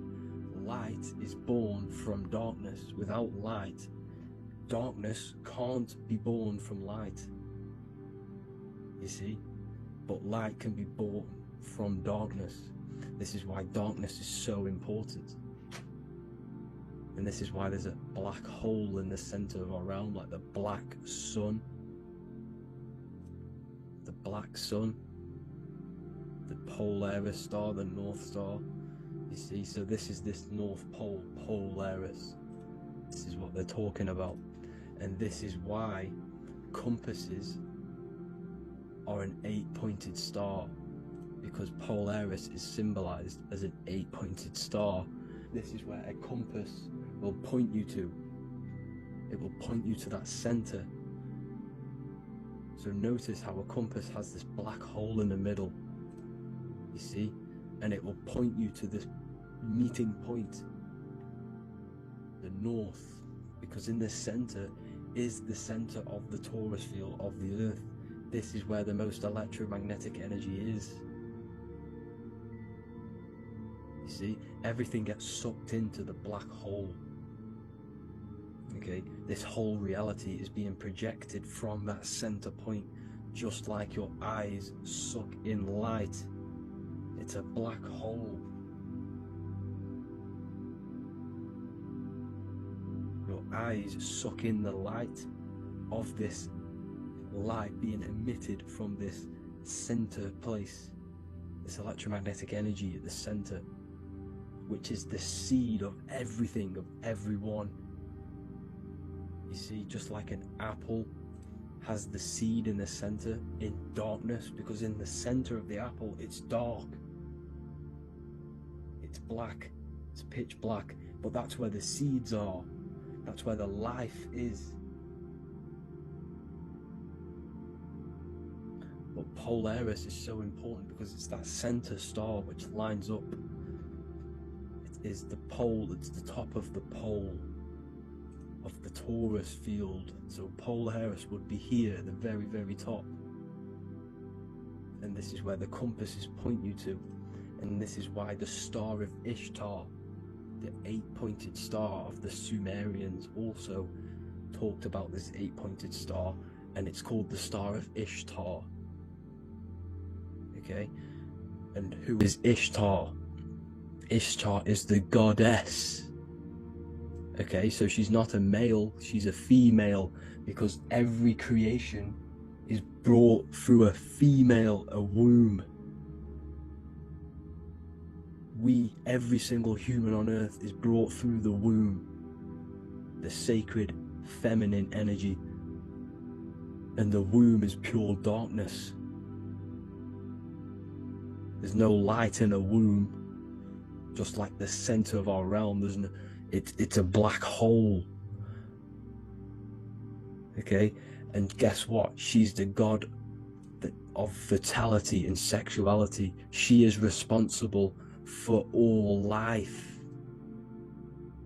Okay, so the Star of Ishtar is the Star of Polaris, which is symbolizing the responsibility for all life, the center of our realm, the black sun, the black hole. Okay, so this is what that god of Ishtar of the Sumerians is talking about, the goddess, the womb, the seed of creation. So this would be the portal, more than likely the portal in and out of our realm, because it's the top of the torus field, and what's above this realm is the heavens. So this is where you get sucked in from the heavens. Your soul gets sucked in and brought onto this plane of existence called Earth. These are some space NASA symbols. Look how much Polaris symbolism there is, and notice how it's at the center. You see this circle? This is like a half circle, and at the center is an 8-pointed star of Ishtar. It's the same thing, it's Polaris, it's at the center. And notice on some of these, look, this one is a bear holding the key and an arrow pointing to the Polaris star, so that they hold the key to Polaris. And another one with like a demon holding a key to the what? Polaris on top of him. Also an eagle, which is a Masonic symbol, the eagle holding a key. On top of the center, you see, and notice how there's an arrow going up to the Polaris and an arrow down, as above, so below, to Earth. So you can go out to Earth, out of Earth, and into Earth through Polaris, and the eagle holds the key. You see? The eagle holds the key, just like this. This demon dragon holds the key to Polaris. And look at this one, Earth, with an arrow up to Polaris, the 8-pointed star. So Polaris is more than likely that portal which the Anunnaki used, the Sumerian gods used, because the Anunnaki symbol is also an 8-pointed star. Okay, And like I said, that center is the seed of creation. The center is the black hole. Okay, just like your pineal gland is at the center of your brain. The pineal gland is at the center of your brain. And that's what connects you to that spirit realm, to the source. That's it for this video, guys. Thank you all for tuning in. I hope you all learned something today. Please leave a like, a comment, and please subscribe to the channel for more content. God bless you all. Welcome to Revival of Wisdom. Welcome people, we're back with another video. Please make sure to hit that like button, subscribe, and turn on notifications to never miss a video.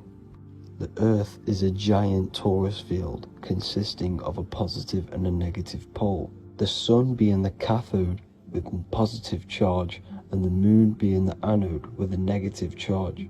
This is why the Sun rules over the day, giving you lots of energy, and the Moon taking your energy from you, making you go to sleep. Now, the plane that we live on is called the plane of inertia, and at the center of this plane of inertia is the North Pole. This is where the two electromagnetical energies meet. Now, this is where the most electromagnetic energy is stored. This is why all compasses will point north, because it's the most magnetic place in this reality. So the Sun and the Moon is spinning around this center point, which is stirring the ether of this reality and making everything move in circles, meaning this is a cycle. Everything's recycling itself. It's an organic simulation. The ancients also knew about this sacred land at the center of this reality, known as the North Pole. As you can see on this map from the 1500s of the North Pole, you can see 4 islands around this center black rock. Ancient civilizations like the Mayans, the Buddhists, and ancient Chinese also depict these 4 islands. The endless symbology of these sacred lands at the center has been going on for thousands of years.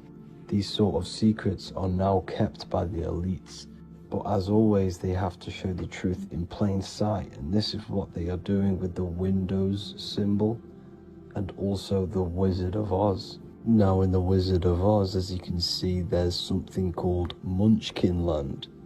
Munchkins are these unusually short people. Then on the ancient 1500s map it says Pygmy, and then the Pygmy people in mythology are also these unusually short people. Just like Santa and his elves, they come from the North Pole, and elves are these unusually short people. These stories that we are told about Santa and Munchkins are putting truth in plain sight about this sacred land.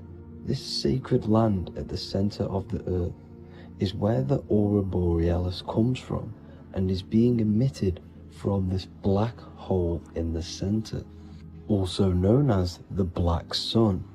The aurora borealis is the earth's aura, hence why it has the word aura inside of it. It is the life-giving essence to all life within this realm. As this dualistic reality we live in consists of both physical and spiritual, the black sun is like our sun for the spirit. It's our spiritual umbilical cord, connecting us to the spirit realm. And the rising sun is the opposite. It's our sun for our physical 666 carbon suits, known as our human body, our physical aspect. As it states in the 40,000-year-old emerald tablets, deep in Earth's heart lies the flower, the source of the spirit. The flower of life is as thine own place of spirit, and streams through the earth as thine flows through thy form, giving off life to the earth and its children.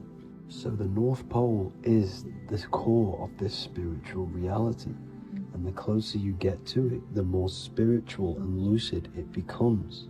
So the elites have covered this up in order for us to forget the true nature of this reality.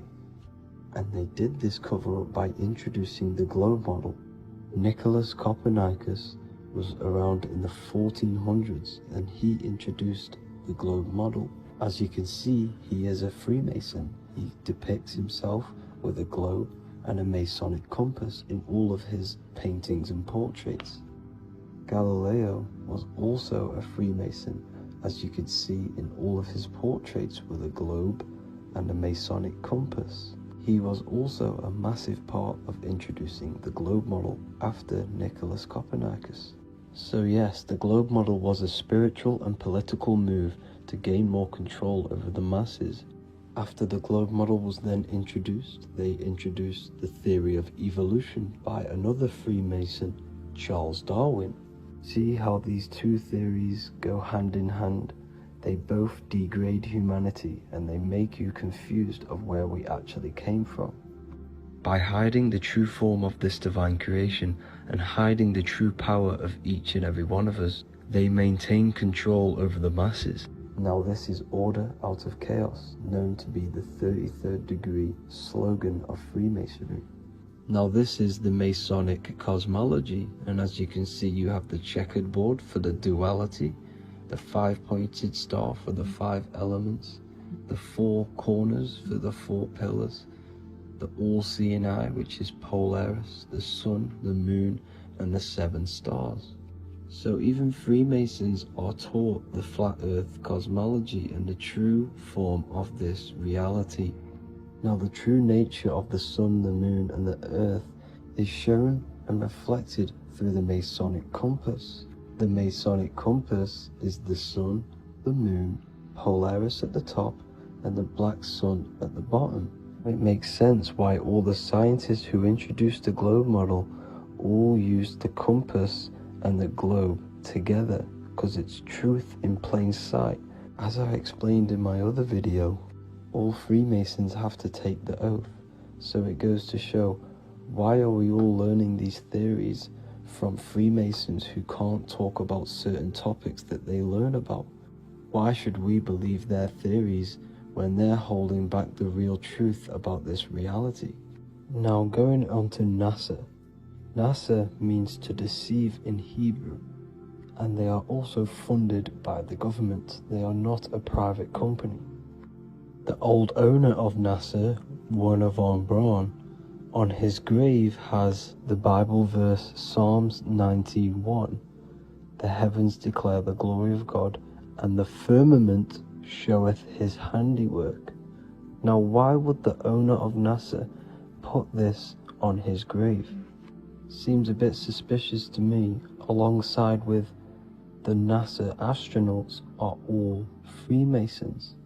And not to mention the countless mistakes they've made on their live videos in space stations, the moon landing, and the CGI footage of the Earth, which is obviously photoshopped.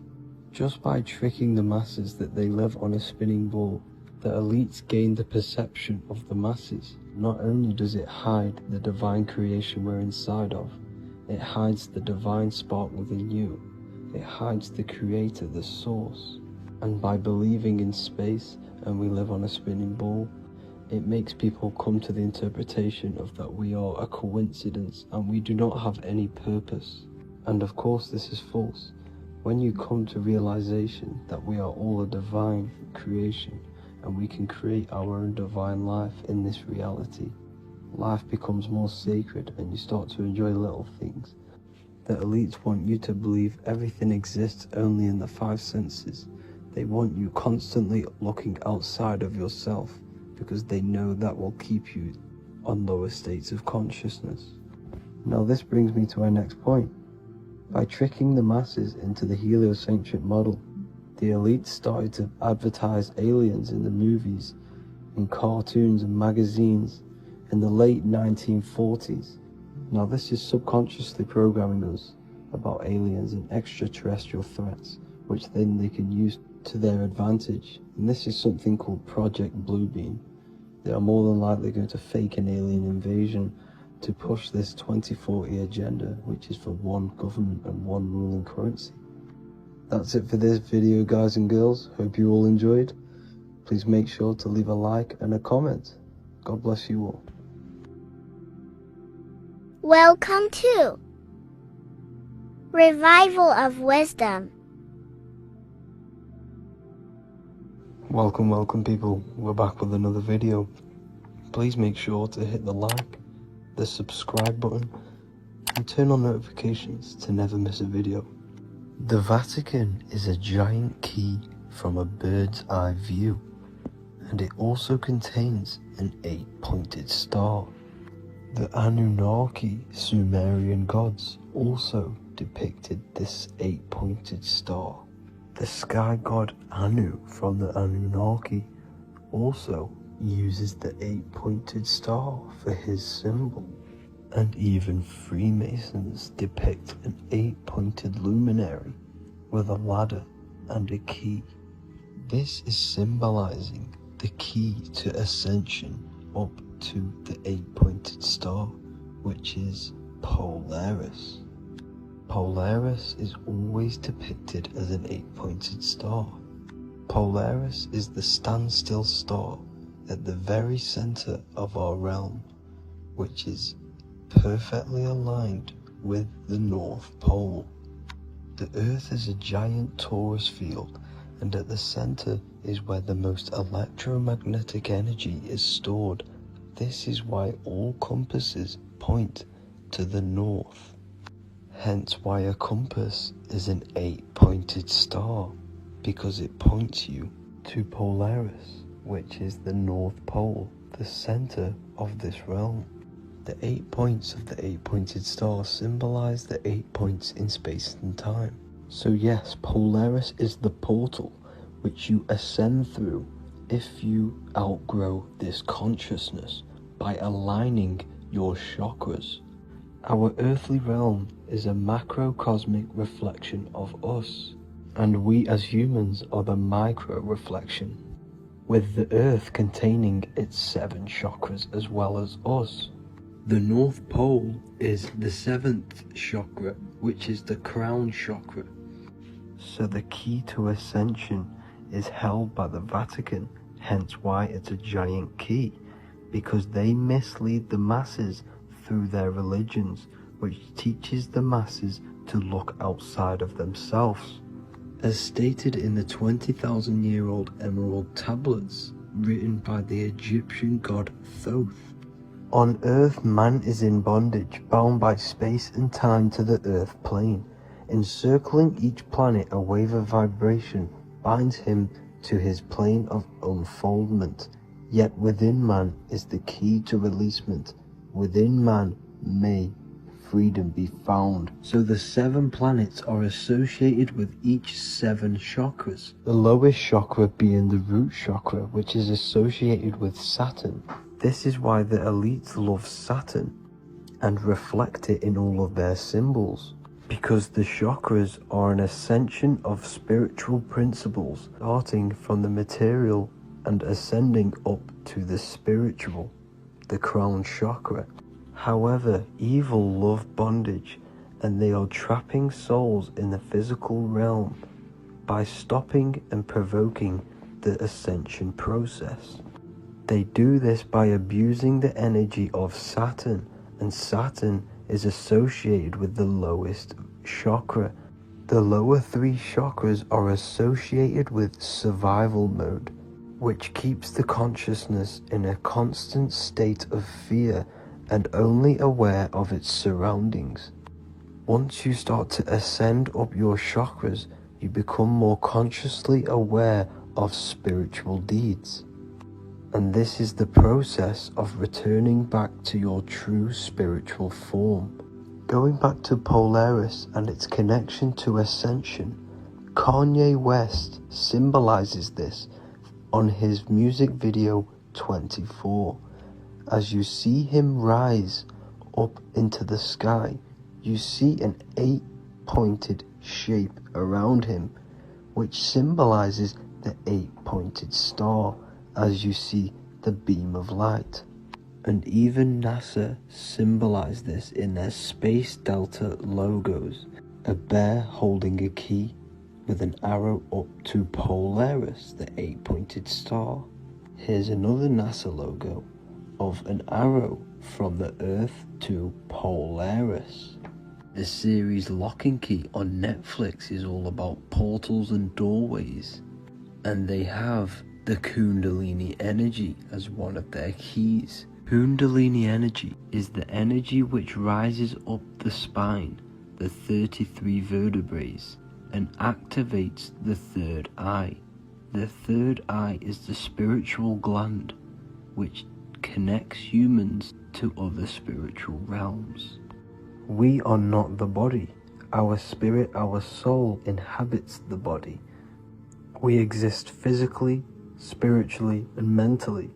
Therefore, we are multidimensional. The intellectual and spiritual inhabit the body. Therefore, this is just an avatar within this timeline. However, within each and every one of us, we all have the key to releasement, as says in the Emerald Tablets. This releasement is ascension up until higher states of consciousness. As stated in the Emerald Tablets, man is in process of changing to forms that are not of this world. Grows he in time to the formless, a plane on a cycle above. And another one saying, man is a flame bound to a mountain, but we in our cycle shall ever be free. Know ye, O man, that when ye have progressed into the cycle that lengthen above, life itself will pass to the darkness, and only the essence of the soul shall remain. That's it for this video. I hope you all enjoyed. Please feel free to leave a like, subscribe, and comment any subjects you want me to talk about. God bless you all.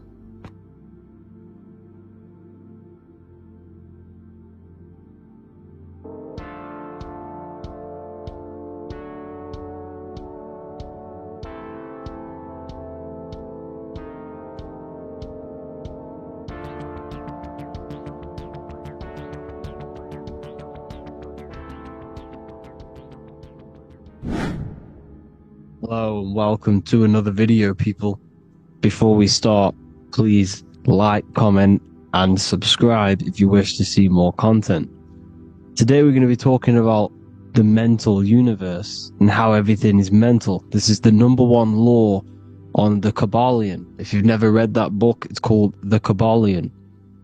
A very good book. It's the first law because this is the most important thing you need to understand. Is how everything exists within the mind. Behind every single one of these eyes is the same consciousness expressed in different bodies. The mind is what gives perception to what you're experiencing. Behind every single one of these eyes is the exact same consciousness, but the brain that they inhabit is giving them a different perception, a different being, a different body. Now, this is the difference between humans and animals. Humans possess a advanced consciousness, an advanced mind that gives us the ability to be aware of ourselves mentally, physically, and spiritually. We can reflect on ourselves. When a dog looks in the mirror or an animal looks in the mirror, it doesn't know what it's looking at. It doesn't realize it has a consciousness. It can't reflect on itself. It can't say, I want to improve in this area.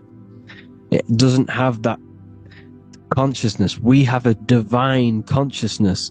Take away the N for divine, and you get with a D, put it with a D, you get divide, because we have a divided two-way consciousness. An animal only has one. However, it's still the same mind. We're all mind. We're all mental. We all exist within the mental plane. Look at this person walking. The body, the brain, is sending electrical signals through the 12 cranial nerves, which the 12 disciples, that spread the gospel of Jesus, right? You have 12 cranial nerves in your brain. There are 12 disciples which spread the gospel of Jesus. Jesus represents the mind, the intelligence, the invisible intelligence that we all are, the same intelligence, the same exact consciousness, which then sends a command into the brain.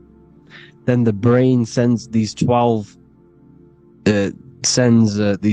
electrical signals through the 12 cranial nerves to control the rest of the body through the nervous system. This person walking is not, the body is not walking.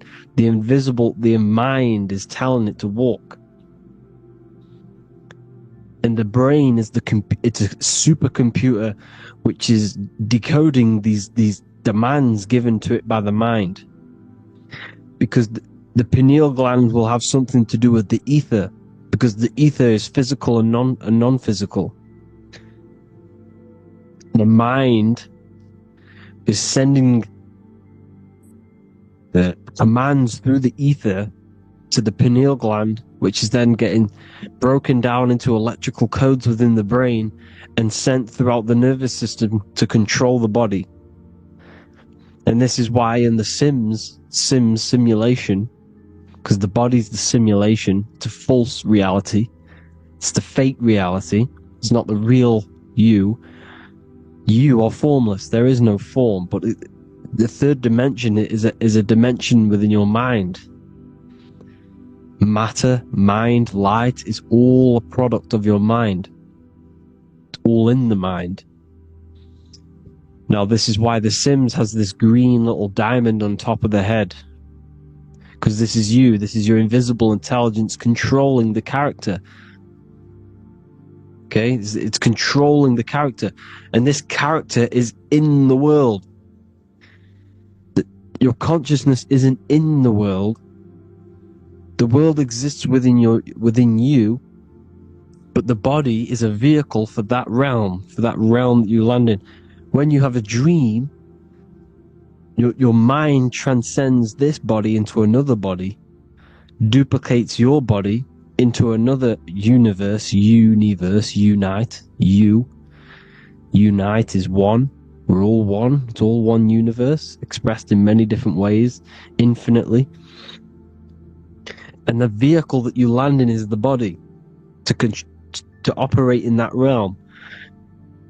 This is the all-seeing eye, as you see here. The eye, this is all the intelligence. This is the ball of consciousness, God, expressed in different bodies. We're all this same one in different bodies, as you can see here. And this intelligence is expressing infinitely throughout the universe, an infinite universe. There's no beginning, no end. There was no beginning of the universe. There is no end. It's infinite, always has and always will. But the mind is what gives you the ability to explore the universe, to make perception of it. We are God in disguise. We are God in disguise. We are God in flesh. But the body can become attached to the mind, can become attached to the body if the mind is not aware of itself. When the mind is that blinded by matter, and we lack knowledge and understanding of what we truly are, a formless, infinite being, a traveler. This is why Freemasons are called Freemasons. Mason means traveler. Free. You're a free traveler because your consciousness is a traveler of the universe. When we lack understanding, our mind bounds to the body because we don't separate the body with our different layers of consciousness. When we separate them and identify that we are mind, body, emotion, you then can apply this knowledge to when you want to astral travel and explore the different realms of your mind, because the mind is the universe. People, this is what we need to understand. The mind is the universe. I am you and you are me. This is the Egyptians showing you this. The Ankh is the symbol of life. This is the one ball of consciousness, mind, giving it the Ankh life to all the different life forms. The cows, the birds, the snakes, and the big Ankh given to the humans, because the humans are the most intelligent. We have the most advanced consciousness. We have the most advanced consciousness. This is why the one is giving a big Ankh to the humans here. Here you see it again. This is not the sun. This is also showing Ankh giving out its life to all things infinitely. And this is the Most High. We are the Most High in disguise. When we strip off the body, we strip off the desires for the physical world, we strip off all these fake identities that the mind gets attached to. That is God. The universe. You are the universe experiencing itself. I and I. The letter I and the number 1 is just one line. The letter I is the number 1.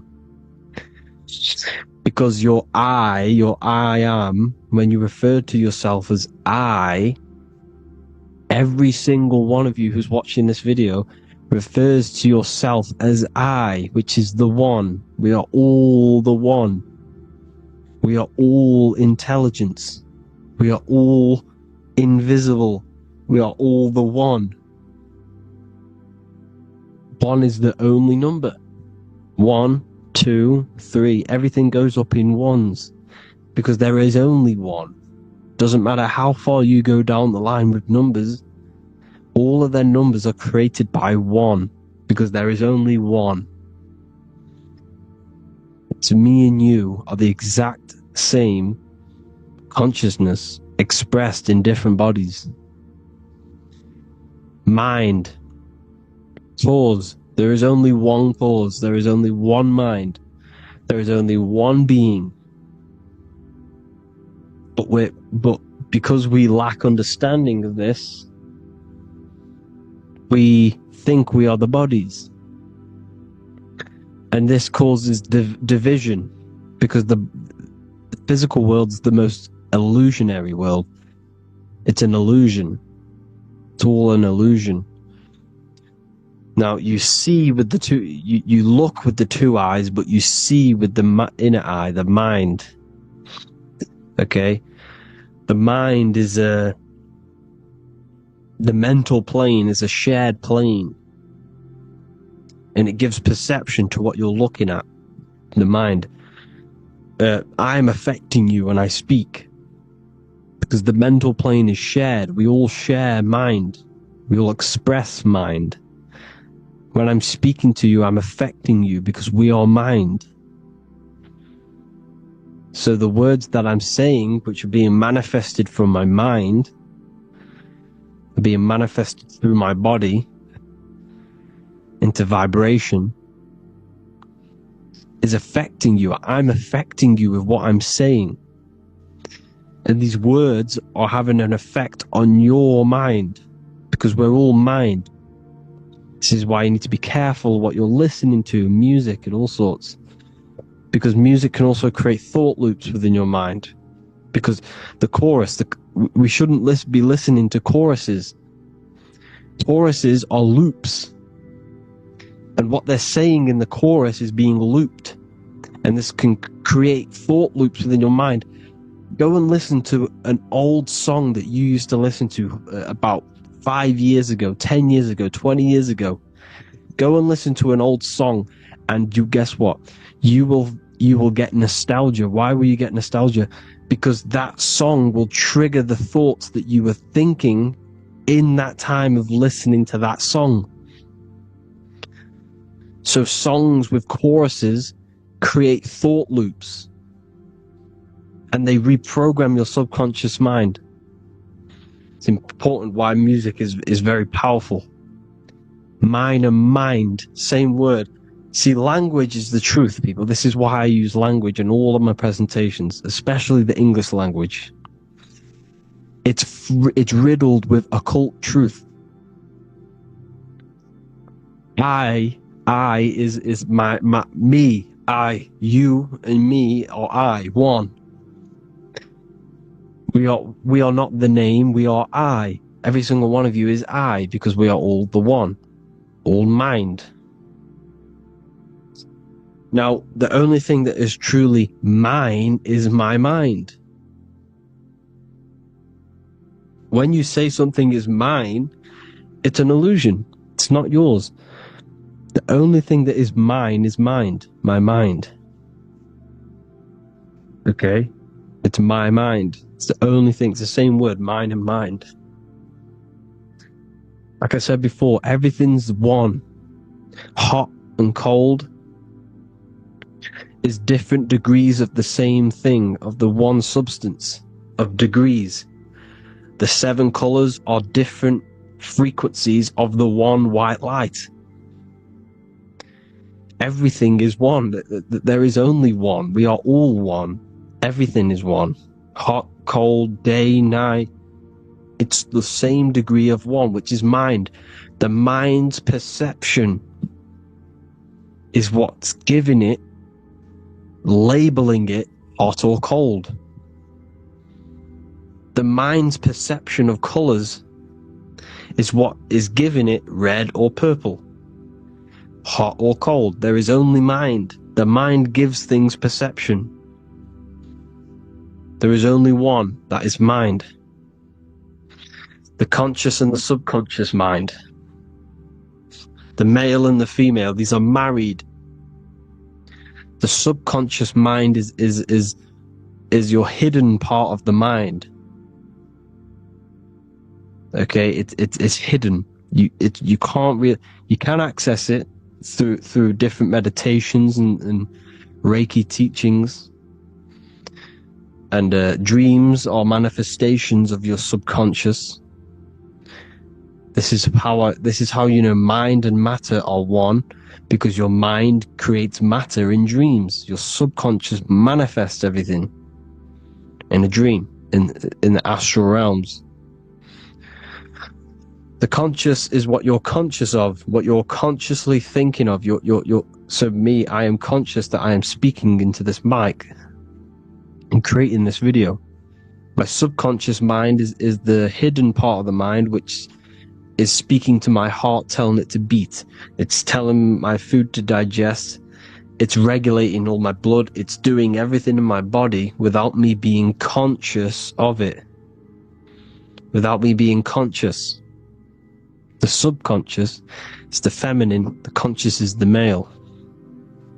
The Bible, of course, Proverbs 12:4, helpful, not helpful, an excellent wife is the crown of her husband, but she who brings shame is like rottenness in his bones. In the same way, husbands should love their wives as their own bodies. He who loves his wife loves himself. You can take that physically, you can take that literally, or you can take it metaphysically.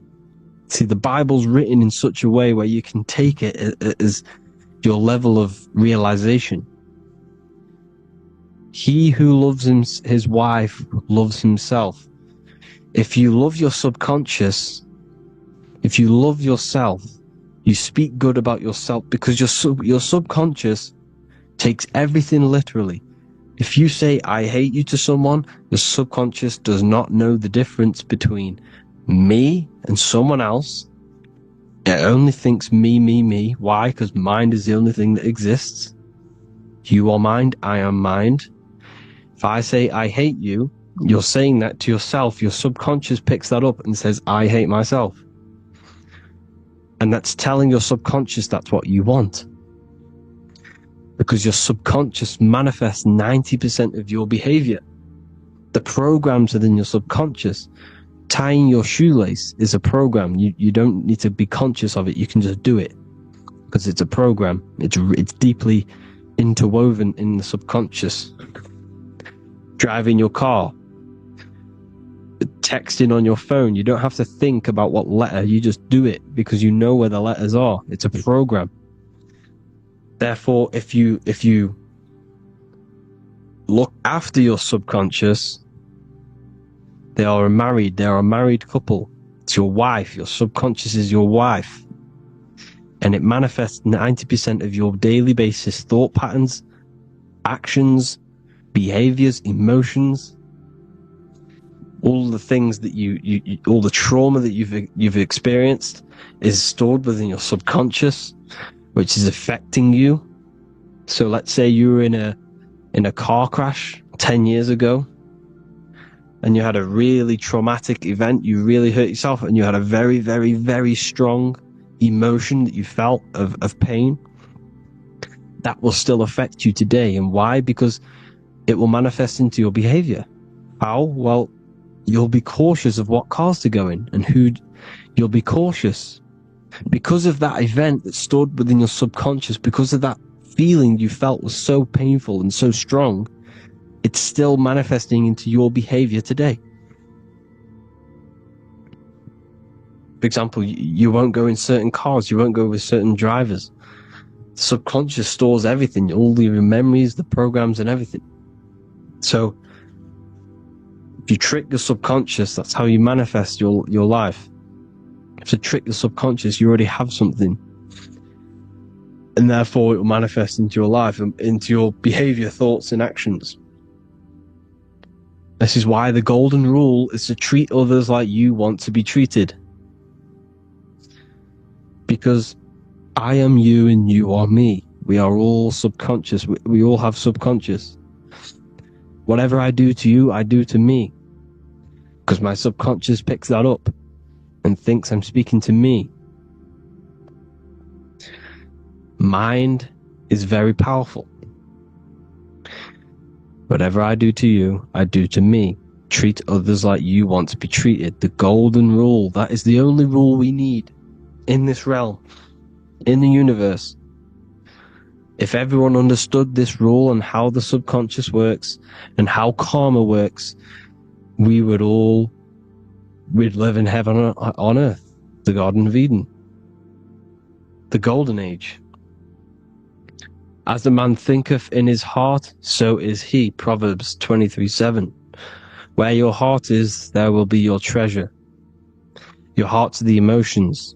This is the storehouse of emotions. It is where you feel emotions. You have to let your emotions move through you, not become you. You can't let your emotions become you. But except be like the sky and let them pass through you. Be like the clouds and the stars passing over. Let them pass through you. Do not let them become you. And this is how emotions can take over your mind.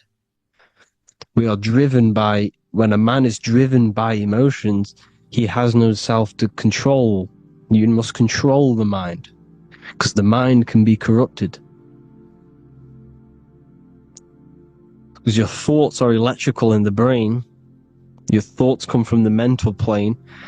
So how the mind works is that you place your attentions on something in the mind, and infinite information just flows in. Think about it. When you think of a certain topic, as soon as you think of that topic, information comes flying into your mind. Different ideas, ping, ping, ping. It's all connected.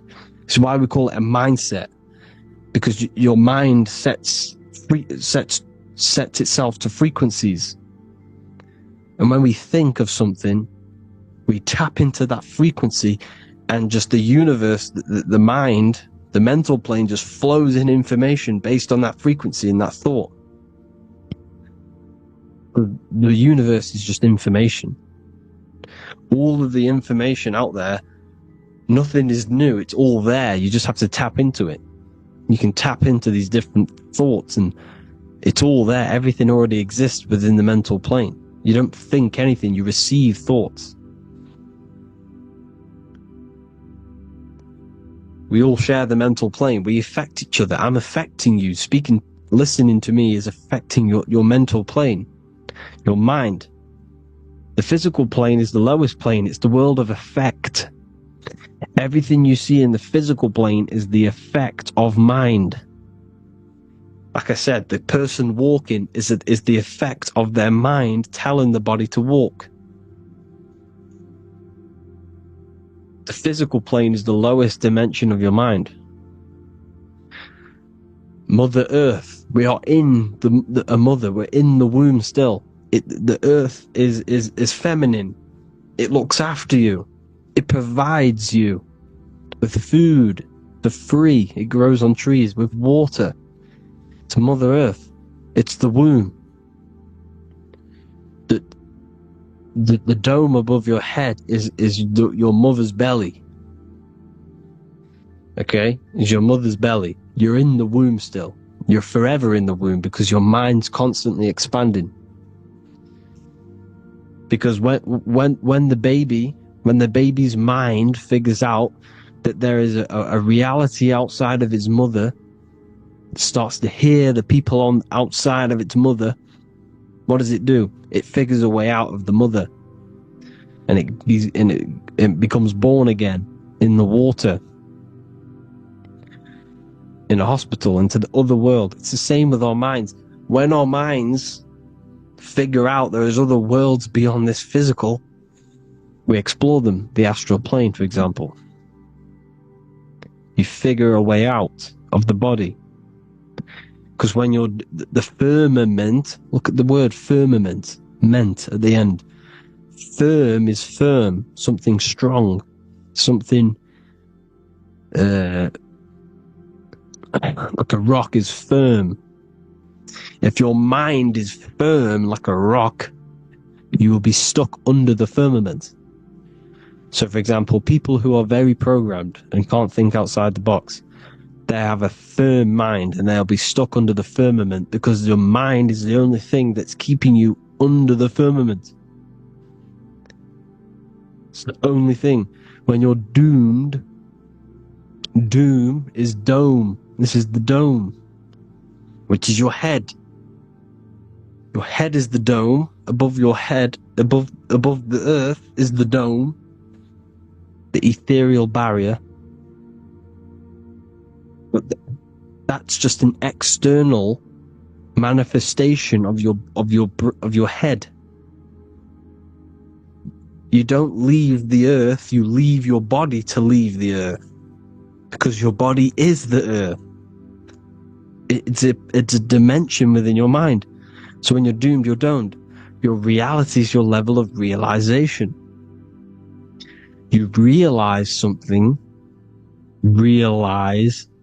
or when you have an idea, the mind,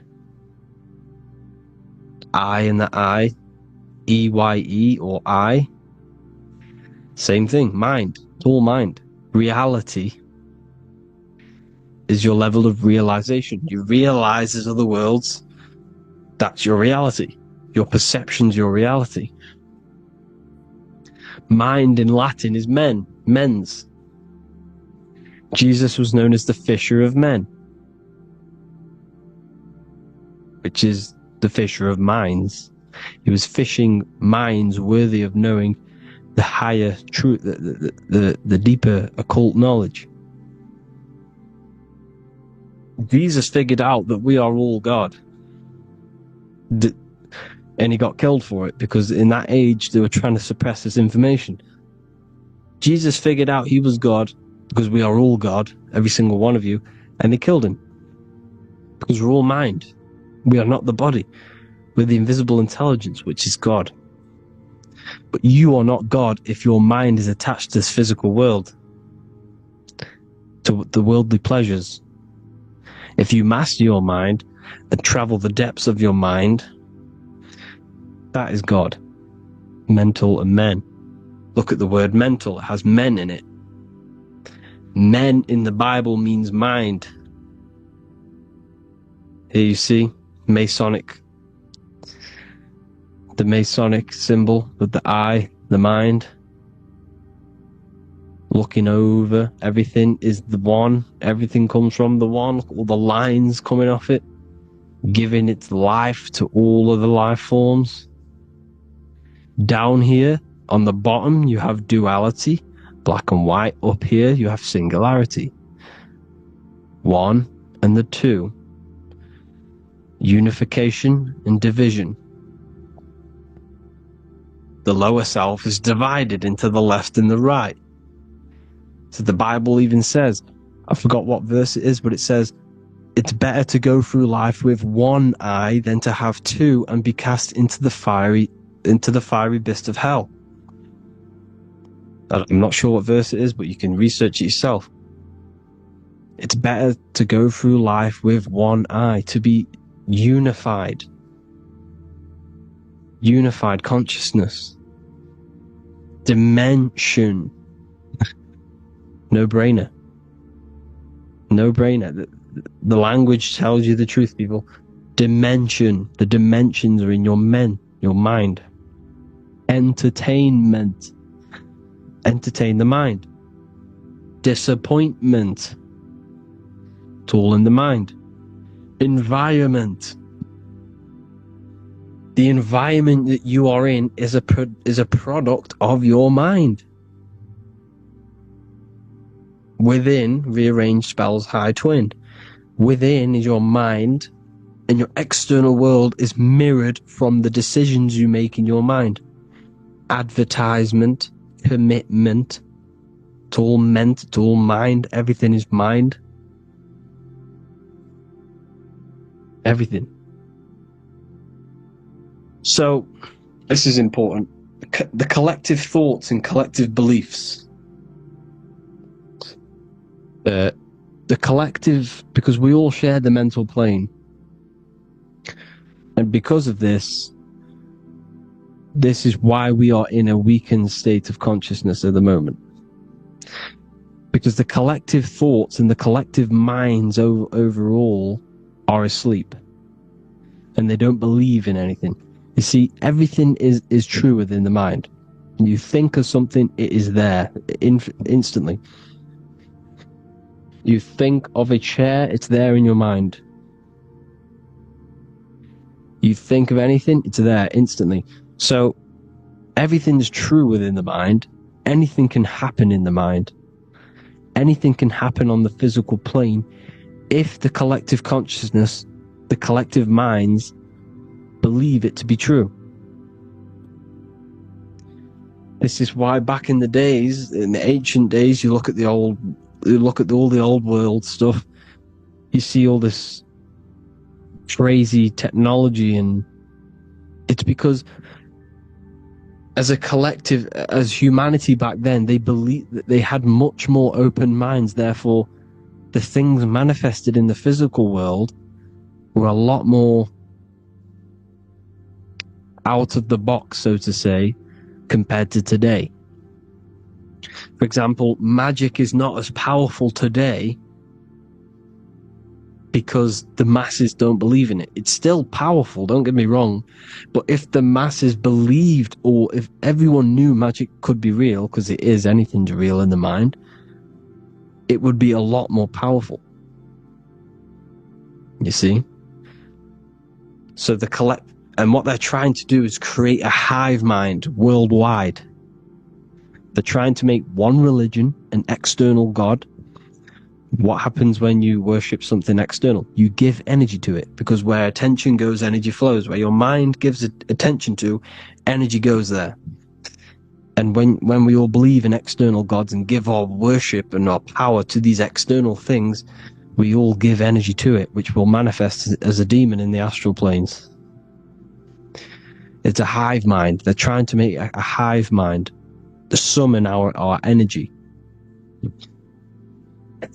Trying to summon our energy. And it's through mind, through collective thoughts. The hive mind. They want one religion, one government, one currency, one belief system, and that will create a hive mind, which will limit our consciousness, which will limit what we can do in the physical world. Because if everyone doesn't believe in certain things, it cannot happen, because it's all in mind. Mind is so powerful. I am you and you are me. I hope you all enjoyed this video, people. If you haven't already, join the Wisdom Academy. The Wisdom Academy, we have many occult lectures just like this one. Also, we have just launched Mindwave Hub. If you want genuine frequencies, genuine binaural beats, because the ones on YouTube, the ones on Spotify, Apple Music, they're all tuned to A440 Hertz, which shuts down the right hemisphere of the brain. If you want to gain access to your true consciousness, your mind, you need to balance the two hemispheres and balance the chakras. You can do that externally by listening to binaural beats. If you want true frequencies, true binaural beats to hemisync the chakras, hemisync the brain, to gain access to the different dimensions of your mind, well, you can gain access anyway, but it's going to help you if you're trying to learn this. Join Mindwave Hub. The link will be in the description. Listen to the binaural beats, meditate to them, listen to when you go to sleep. They'll massively benefit you.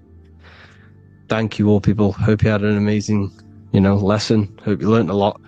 And please subscribe. God bless you all.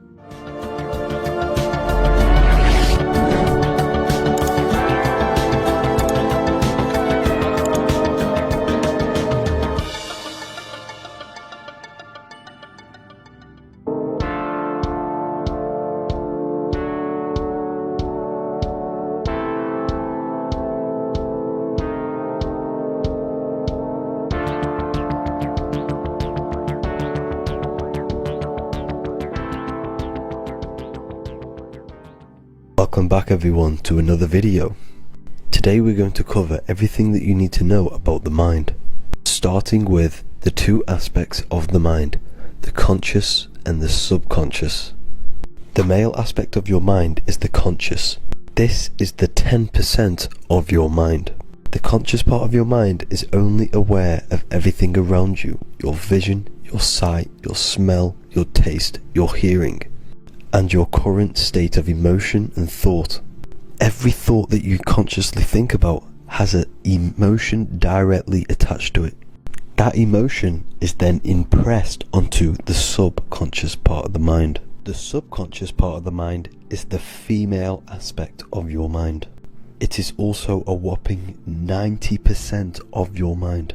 Subconscious mind is controlling all of the subconscious processes which happen within your body. For example, your subconscious mind is controlling your heartbeat, your digestion of food, and all of the things that you do not have to tell the body to do. It is the hidden part of our mind which is controlling all of the hidden things. The subconscious mind is like a recording supercomputer. Everything that you have experienced in your life is all recorded and stored within the subconscious mind. One of the most important things about your subconscious mind is that it stores your mental programs. Everything in the subconscious mind manifests into behavior and actions within the body. Your daily basis routine and habits are all mental programs within your subconscious mind.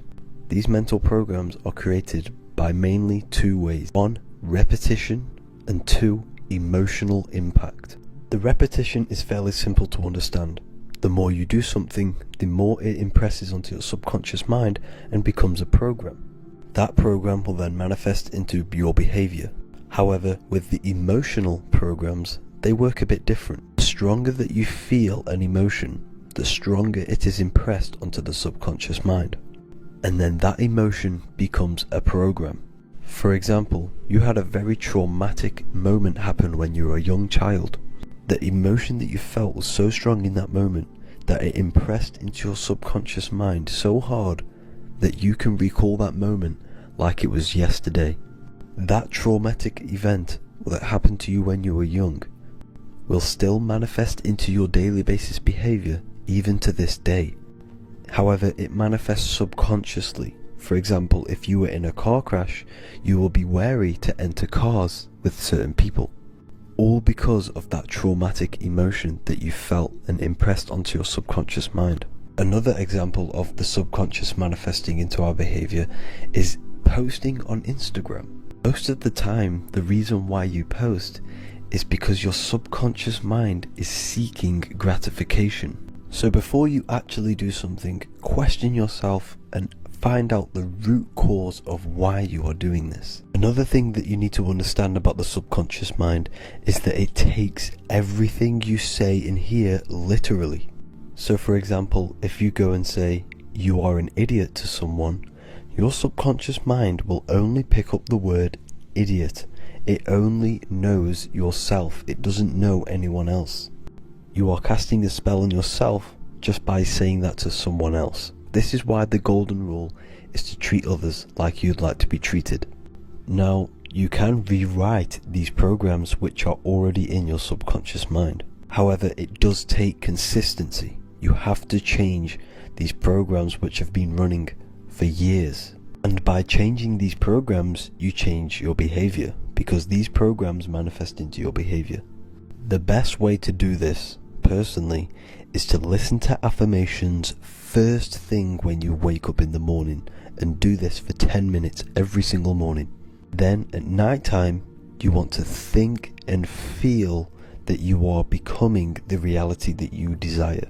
The more that you feel this reality, the more it will become a program and impress your subconscious mind. For example, you're trying to gain financial freedom. If you trick your subconscious mind into creating a program saying that you are financially free, this will manifest into your behavior. You will start doing more work. You will start looking for ways to make money. Your mind will be set on the frequency of money and financial freedom. Therefore, you will receive thoughts based around this program. If you take enough action, your life will dramatically change because of this program that you created in the mind. This is why we call it a mindset, because your mind is a frequency tuner which sets its frequency onto different thoughts, because thoughts are frequency. If you fill your mind with a specific frequency, you will gain thoughts and ideas based around that frequency. To create a stable mind, you need to master your emotions. You need to change your mindset. Everything that you experience is neutral. Based upon the mindset that you see it, you either give it a positive or negative charge. By understanding this deeply, you will then control your emotions. I hope you gained some wisdom and enjoyed this video. Please, if you can, leave a comment and a like, and subscribe to the channel if you like this content. Love and light to you all.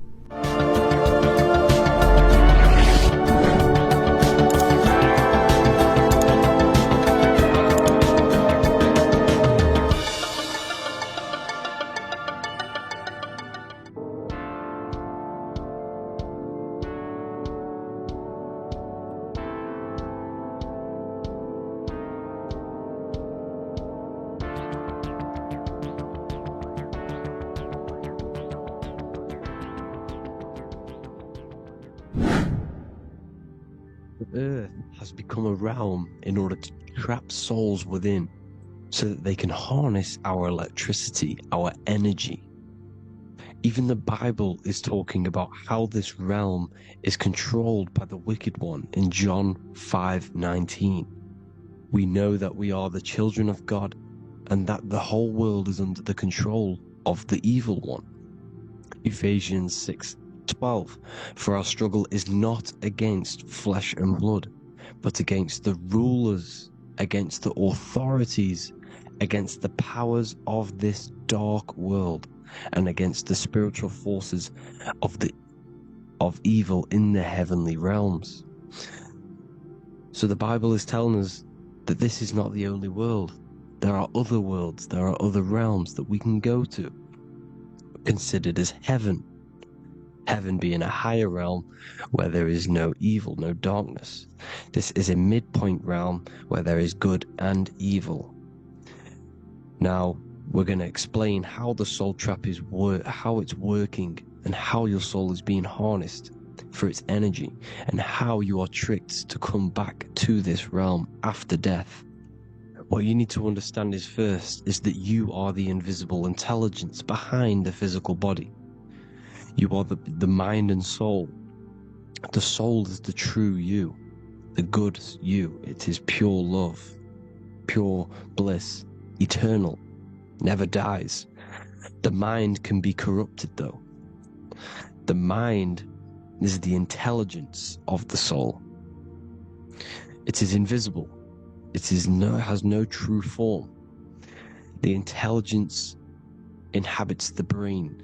The brain is the computer to control the electrical machine called the nervous system, which is choice, program, and action. You are the invisible intelligence behind the body, and this will prove it even more. You do not even see into the external world.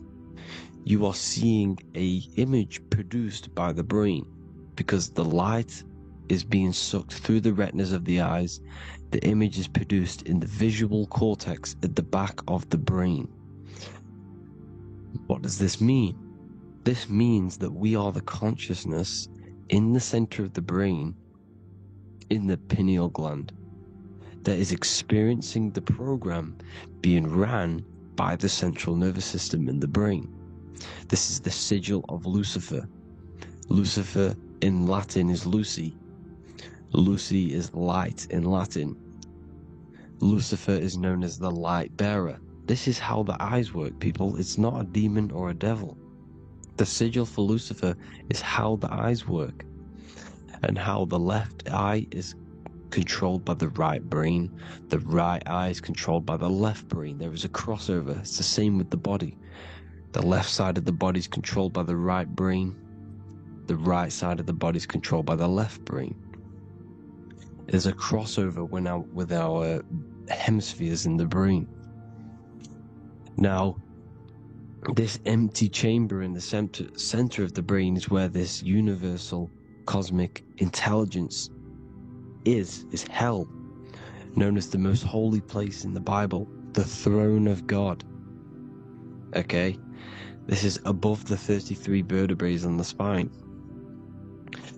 As you can see here, you are the being in the center of this point. All of the nerves are being sent back to this one particular point, which is the seat of our invisible intelligence.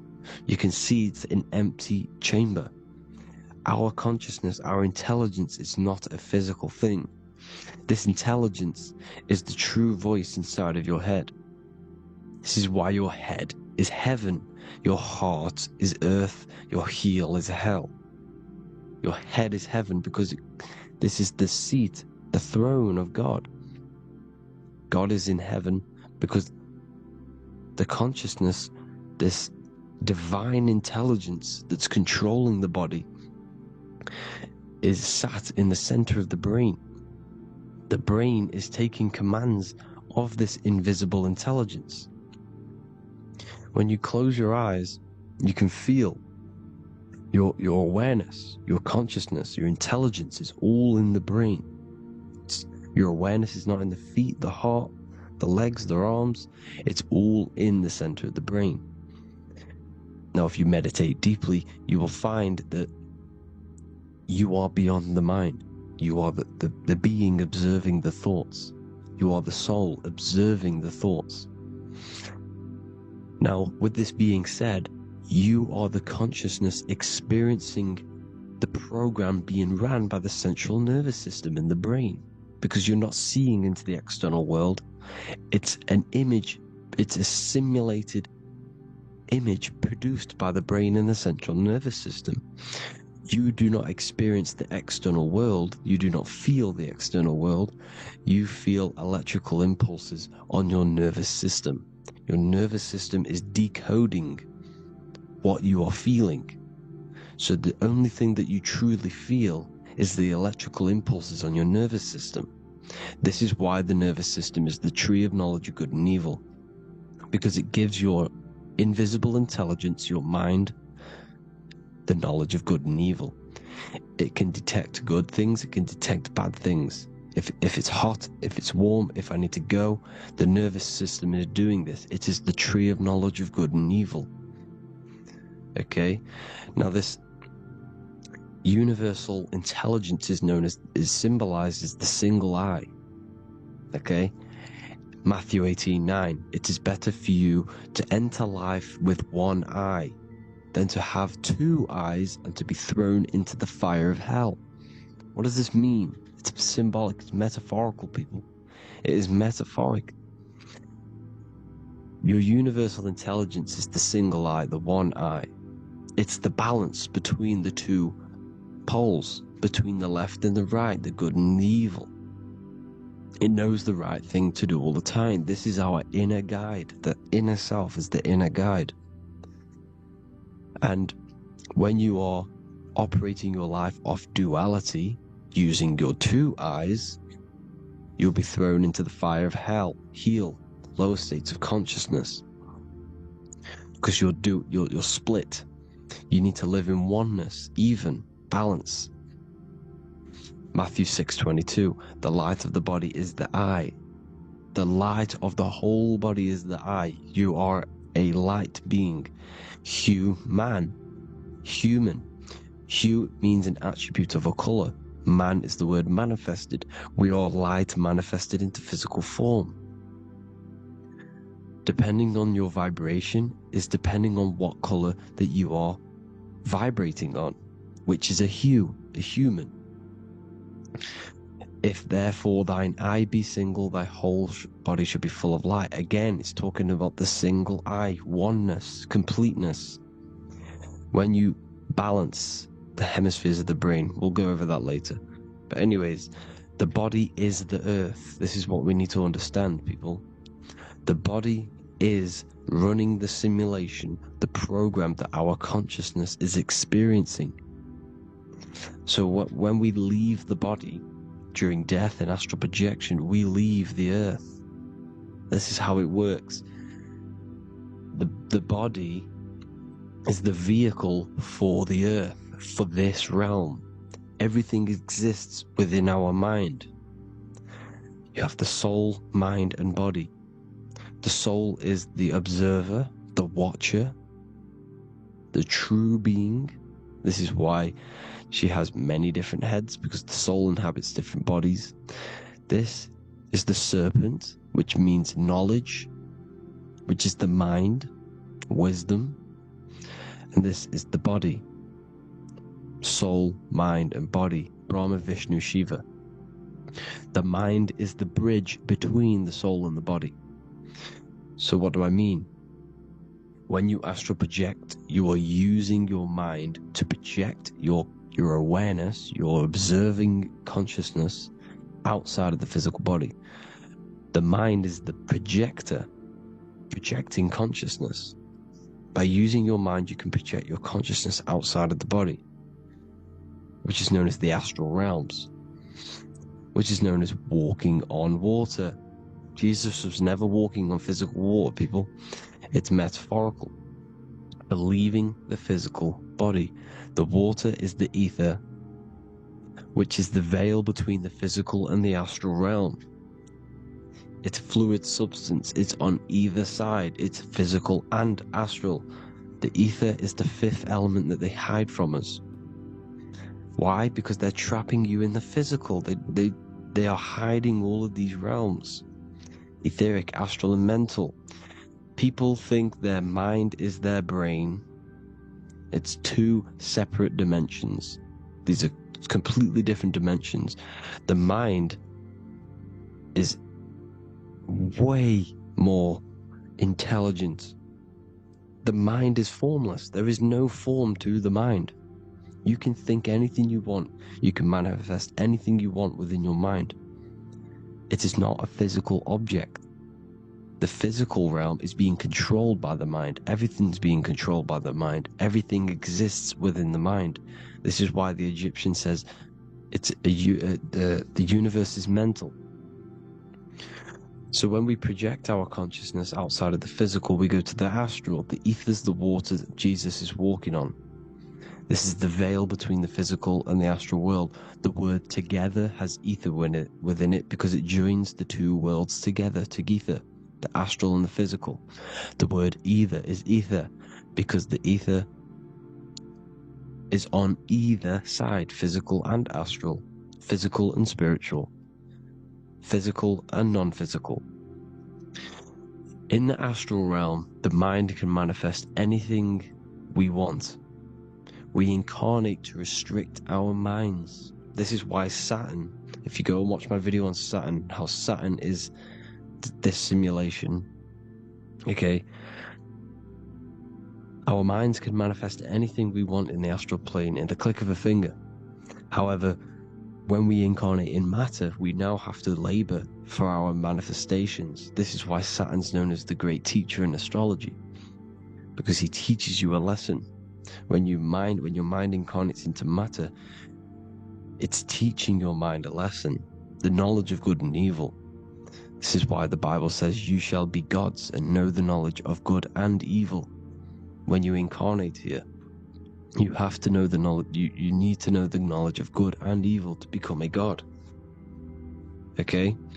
Now, the square is the physical plane, the triangle's the ethereal plane, the circle's the eternal plane. The circle has no beginning, no end, it's eternal. The physical plane is the square, it's limited. The square is limited. The cube is the geometric shape which gives rise to matter. Now, the term think outside the box has truth in plain sight.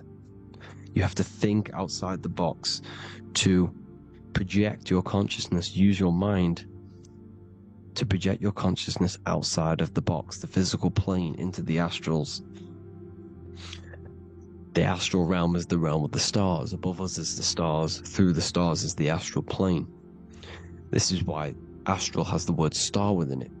The devil is the de-veil. When you sell your soul to the devil, quote unquote, it's metaphorical. The devil exists in the physical plane. It's the lowest state of consciousness.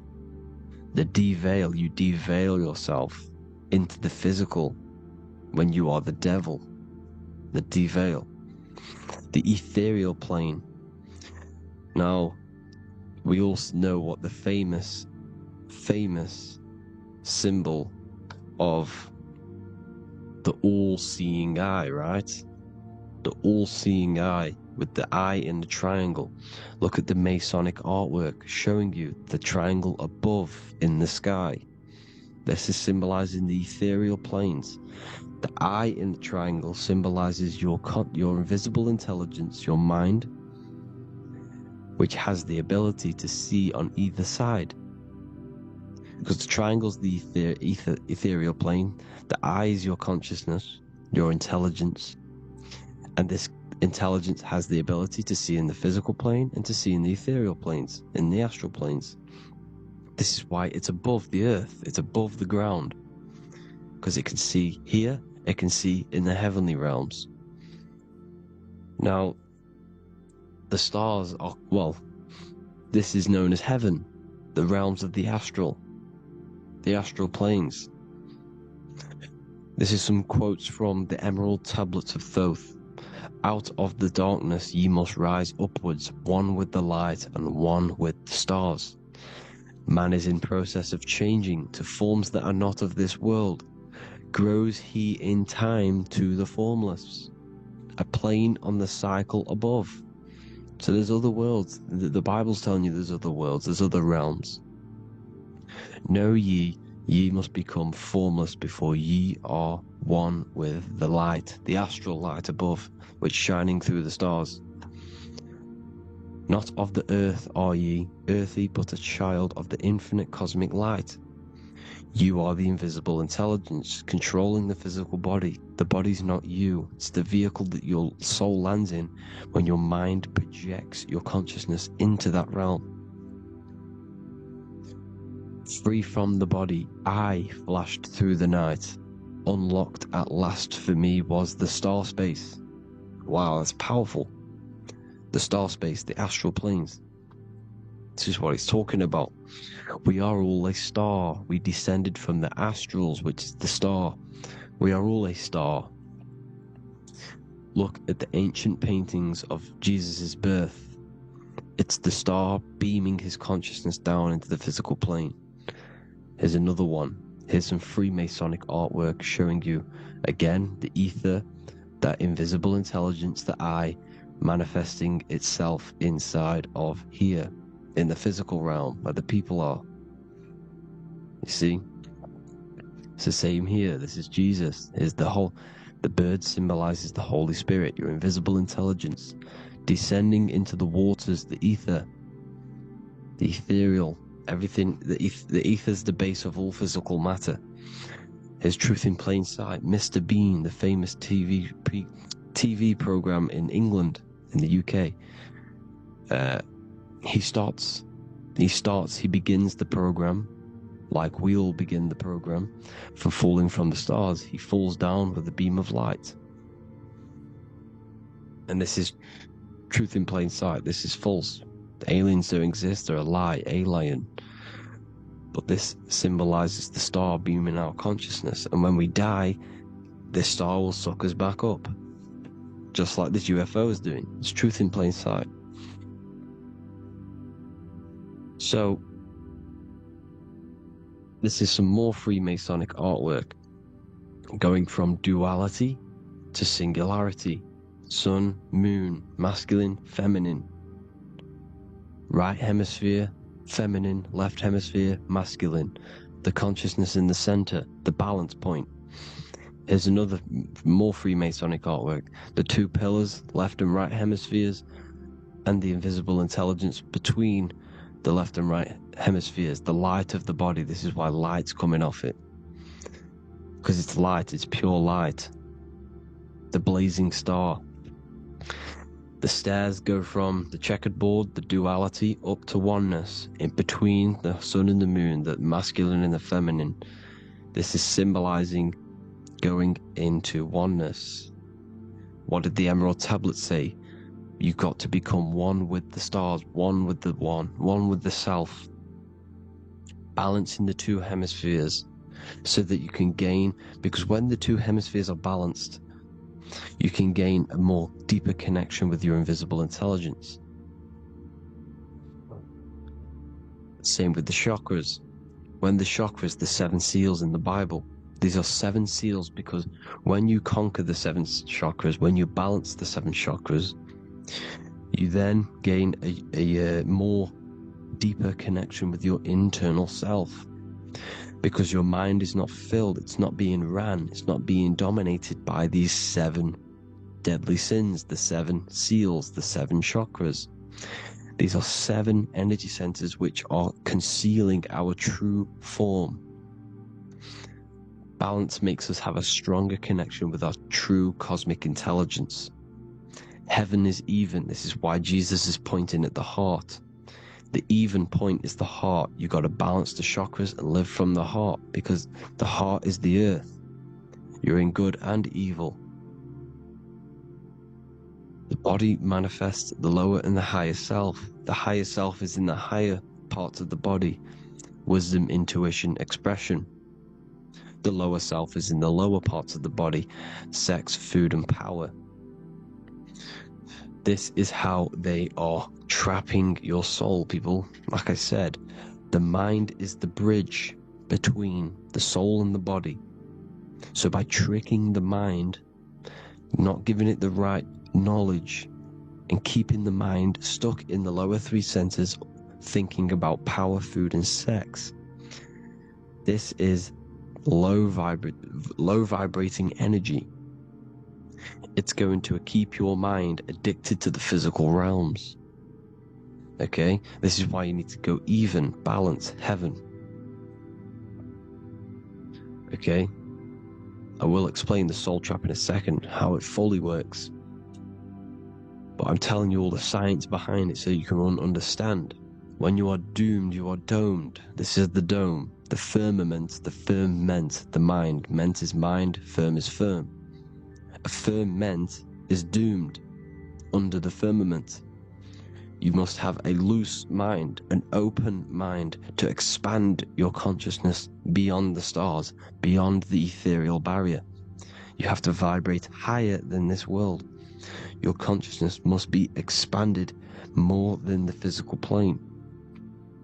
You need to learn how to astral project. You need to learn how to leave the body, how to operate outside of the body, so that when you do leave the body, you will have recognition, you'll have knowledge, you'll have practice. But this is as above, so below. The woman's belly is the earth. It's as above, so below. It's a microcosm of the macrocosm. We are the children in the womb. We are the people in the earth being ready to be born into the heavenly realms. As above, so below. It's a microcosm, macrocosm. Everything is in everything on a bigger and a smaller and a larger scale. Now, when the baby figures out that there is a world beyond its mother, what happens? The baby starts to move around and tries to get out of the mother. Because once it starts to hear the external world, starts to hear people, it's going to wonder, what's outside of why am I in here? What's outside? So the baby will force its way out of the mother. It's the same with our minds, as above, so below. When our minds figure out that there are other realms beyond this world, we will seek a way out. This is the womb, the Mother Earth, Mother Nature. It's the mother. We're in the womb. We can be born out of this world, which is being born again in the Bible. When you are doomed, you are domed under the dome, under the firmament, the firm mind. The firm mind will keep you under the firmament. Due to the law of polarity, there has to be other realms. There has to be. Because the law of polarity works in this world, and it will work on every scale possible. It's universal laws. These are universal laws. The law of polarity means that there are other realms polarizing this realm. There is a hell, there is a heaven. There is a midpoint, which is Midgard, which is the one we are in now. Earth, heart. Earth is the heart. Heart is the center, good and bad. The balance between good and bad.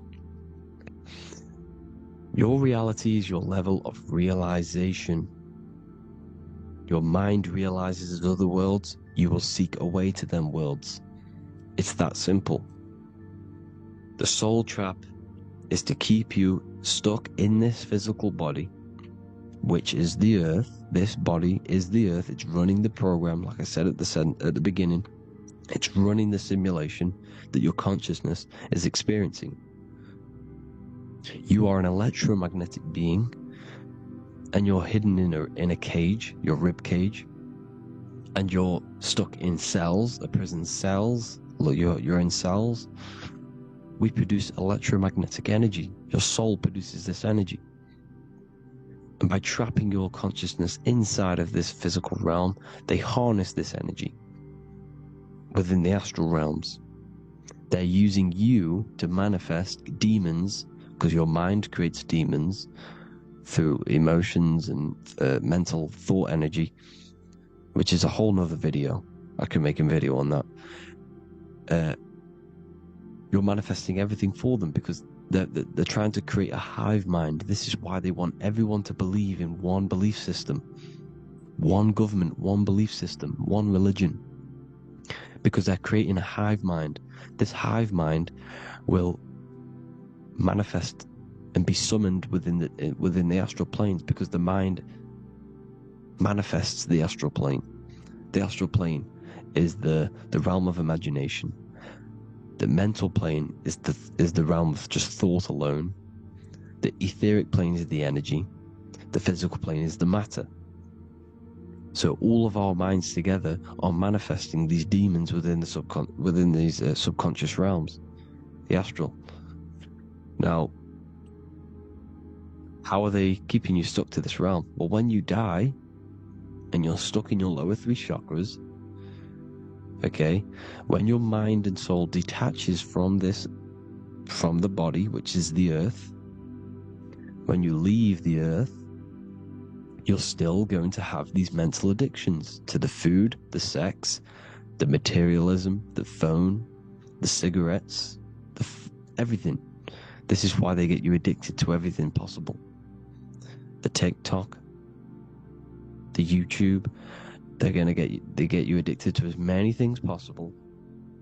Because when your mind is addicted to these things, and when this mind leaves the physical body, you're still gonna have these addictions. Okay? You're still gonna have these thoughts. And you will be manifested into the lower astral realms because you're thinking materialistic, you're thinking negative, because your level of realization was your reality. You were manifesting hell on the earth. When you leave the body, you're going to manifest hell in the astral planes, which means you'll be vibrating on the very low, which will put you in the lower astral realms.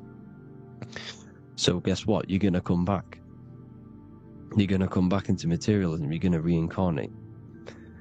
Because you haven't prepared for life after death. You must detach from the external world. Okay? Moon is mind. The sun is the soul, the earth is the body, the moon is the mind. This is why we say lunatic. In your mind you have a specific mood. Moon. Money, M-O-N, is the moon. Money exists in the mind. They get you addicted to the money. The Bible's telling you this. Do not conform to the pattern of this world, but be transformed by the renewing of your mind. It's telling you. Of this world, but be transformed by the renewing of your mind. Who knew that the Bible was this deep? Matthew 16:26, what good will it be for someone to gain the whole world yet forfeit their soul? James 4:4, don't you know that friendship with this world means enmity against God? Therefore, anyone who chooses to be a friend of this world, of the world, becomes an enemy of God. John 4:4, dear children, are from God and have overcome them, because the one who is in you is greater than the one who is in the world. It's talking about the invisible intelligence. It's greater than the physical world. John 2:15, do not love this world, nor the things it offers you. Because this world will create you to, if your mind has attachments to what this world offers, sex, money, and power, pretty much, you will reincarnate here. You will come back here. Because when you leave the body, your mind will still have these addictions. Do not love the world, nor the things it has to offer you. All of this is in my newly published book. The paperback versions are now available. Finally, for all the people who have been waiting, the Book of Wisdom. All of this knowledge is inside of the Book of Wisdom. The paperbacks are available. There's worldwide shipping. You can get it anywhere, pretty much, any country. My new website, it's amazing. There's going to be some amazing products coming on the new website. But I thank you all for the support. Before I leave, I need to explain what is going on with the soul trap. Like I said at the beginning, the mind's the bridge between the soul and the body. The body's the realm. By tricking your mind with false knowledge, they are keeping your soul stuck to this realm. They get you addicted to all the physical things, and that is it. As soon as you're addicted and you die, you're going to come back. So by tricking your mind, which is the bridge between the realms, they keep your mind stuck within this body. They keep you in physicality. They deveil you, the devil, the deveil. Thank you all for the support, people. If you do want to join the Academy, all the links will be posted below this video for the book, The Academy. Thank you all for the support, and have an amazing day.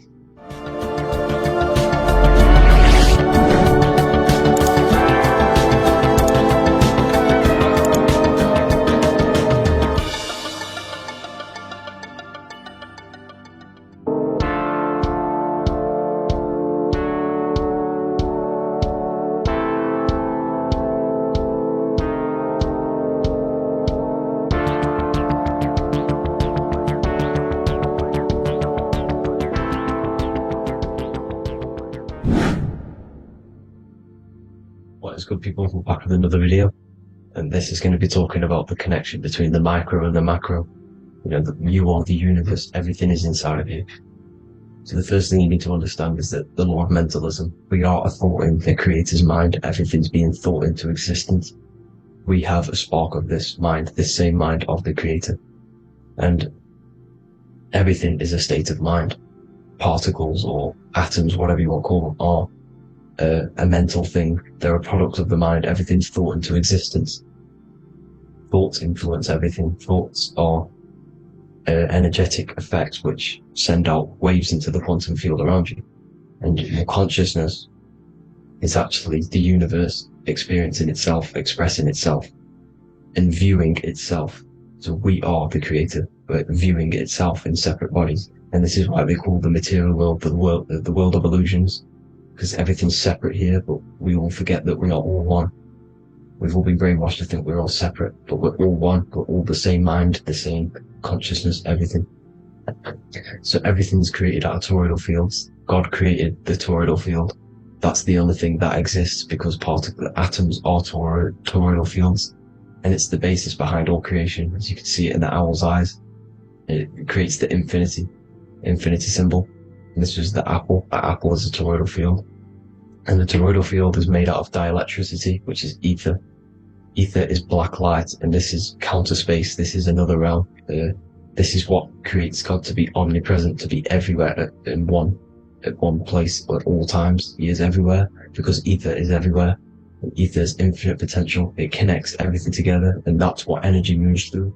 It moves through the ether, and that's black light. Everything is light, as it says in John 4:2. God is light. Everything's a vibrational state of light.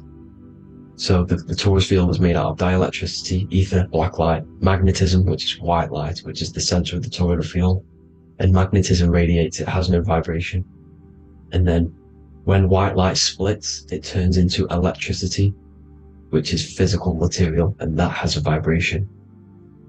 This is the Holy Trinity: the sun, the moon, and Saturn. Saturn, the god of materialism. If you've watched my videos on Saturn, you know that Saturn is crystallizing everything into physical matter. And that's why his old name was El. The ancients called him El. And this is why we get El electricity. This is where El electricity comes from. Because El electricity is only a product of the physical world, which is redshift, blueshift, Adam and Eve. And this is what creates the redshift, blueshift is a product of magnetism. When magnetism, white light splits, and this gives us vibration.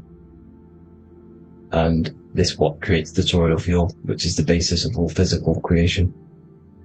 The sine wave is created out of the magnetic wave and the electric wave. The electric wave is the blue wave, and the magnetic wave is the straight wave, which is radiation.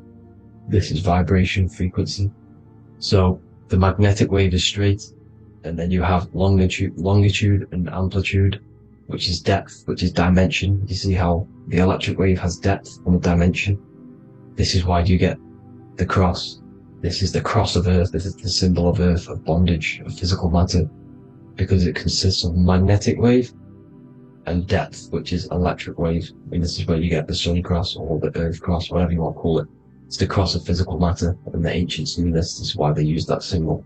Redshift, blueshift, which is the toroidal field, is the basis of all creation, physical creation. And this is why you have the police siren is red and blue. The Matrix movie, red pill, blue pill. You have red blood and blue blood in your body. The Democrat and Republic, the two parties, red and blue. Like your taps on your taps, you have a red and blue tap. One's generative, and one's destruction. Fire, destruction, water, generative. So this is the basis of all things. And electric wave has dimension, like I've already said, depth, material, and it's measured in hertz. It's measured in hertz because it hurts you, it decays, because the electric wave has a vibration, and vibration always has to go back to a standstill point. This wave cannot go forever, but the magnetic wave will go forever. It's radiation. Magnetic is radiation. It radiates forever, it pulses. But the electric wave will at some point come back to a standstill point, and that's why it hurts, it decays. That's why our physical bodies decays, because we contain of electricity. this body is an electric body, and it will return back to stillness like a guitar string. If you vibrate a guitar string, you pull it, it will vibrate, make a sound, and then go back to a standstill point. It's the exact same with every single toroidal field within the body. It will decay, and this is why our bodies decay, and everything in creation decays. So we're born into sin. The sin of Eve. The sin of Eve is us biting into the tree of knowledge of good and evil, which is the, the systems in the body. And the sin of Eve is biting into the sine wave. We bit into the sine wave. The sun moves in a sine wave. Our DNA is a sine wave. Time is a sine wave. Everything in this creation is a sine wave. This is why the dollar bill is a sine wave. Magnetism and electricity and electric waves in one. And this is the sun doing its sine wave, which creates, when you go bowling, it kind of creates that pin that you hit over. That's the pin of the sun. The zodiac sign is a sine wave because the zodiac sign is an expression of the toroidal field, because magnetism unfolds into 12ness. And that's why you have 12 zodiac signs, 12 systems in your body, 12 cranial nerves in your head, in your brain. So if you can imagine this, see where my pointer is. Always starts with Aries. Aries is the head. It's the first thing that's created in the womb. And this is Aries, the ram. And this is why it's called a cerebrum in your brain, which is the first thing that creates when you're in the womb. And what's the element of Aries is fire. Fire is the first element. F-I-R, first, because it's the first thing on the wheel, the first expression of energy. As you can see here, my pointer, this is the center of the toroidal field. It would go Aries, Virgo, Capricorn, Pisces, Scorpio, Cancer. Then we go back to Libra. Libra would be center. But you see how the toroidal field is the expression of the 12 energies. That's what the constellations are, the energy expressions of the toroidal field. So it would go outward, starting from Aries here, all the way back to Pisces, which is beyond the bottom half. But Libra would be the center. That's why Libra is the equinox. It's the equinox. Libra is when it goes from summer over to autumn. It's the equal. It starts to transition into the winter side. Equinox, equal, which is Libra. And that's why Libra has the two scales, symbolized with the two scales. That's because of, the sun moving over. It's being judged. It's equal now, but then it's going to tip over into the winter. That's why Libra is here, the center of the sine wave. And like I said before, magnetic energy unfolds into 12ness. Magnesium is number 12 on the periodic table. It's the sacred number. And this is why the scientists are trying to, NASA is trying to bring in another constellation to destroy the holy science of astrology. So Aries rules the head, which is Mars. Taurus rules the neck, the lower head. Gemini, the two twins, which is your lungs, your two twins, your arms, two twins. Cancer, the breasts, or the chest area. Leo, the heart, which is the sun, which is fire, the center of the toroidal field. Virgo, the belly, which is the intestines. Libra, the kidneys, the two scales, the kidneys, balancing out everything. Scorpio, the sex organs. Sagittarius, hips and thighs. Capricorn, I've missed that out, which is the kneecaps. Capricorn, kneecap. Aries, which is the ram, which is the cerebrum in your brain. And then Aquarius, the calves and the ankles. And the Pisces, the two fish, the 2 feet. So everything corresponds, as you can see here. This is an ancient way of depicting it, of the folded human. And this is everything. Each constellation rules that part of the body, gives energy to that part of the body, makes you do certain things. So magnetic energy unfolds into 12ness, electricity unfolds into 7s. That's why when you get electric, the light spectrum that we see, it consists of 7 colors. Why we have 7 planets. The 7 planets give us our 7 metals and the 7 solfeggio scale frequencies. So the rotor, this is the rotor. And rotor is an anagram for Torah. The Torah, which is I think it's the Hebrew Bible. Don't quote me on that, but it's one of the holy books. Which is the Torah, the Taurus. Everything goes back to the Taurus field because it's the basis of all creation. So the chief cornerstone, it says in the Bible that the builders rejected the chief cornerstone. The chief cornerstone You are the builder. You decided to incarnate into the physical world, into the electric world, El, the world of El, Saturn. When you are created in the womb, it takes you 9 months for you to be created. So for example, if your parents, if you went into the womb here, it'd take you 9 months. So let's say you're born in Scorpio. So you'd go back 9 months, 1, 2, 3, 4, 5, 6, 7, 8, 9.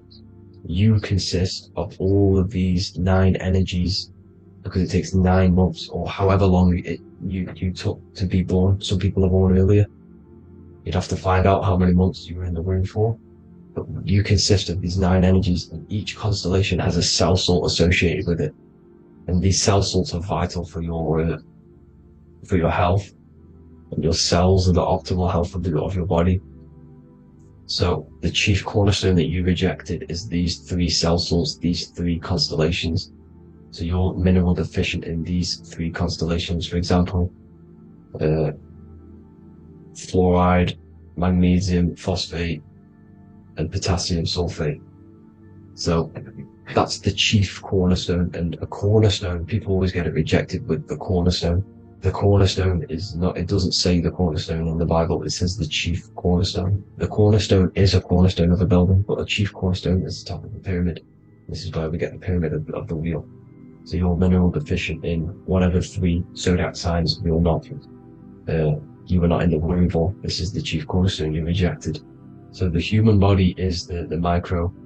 It is the universe in a physical form. It consists of everything in the universe.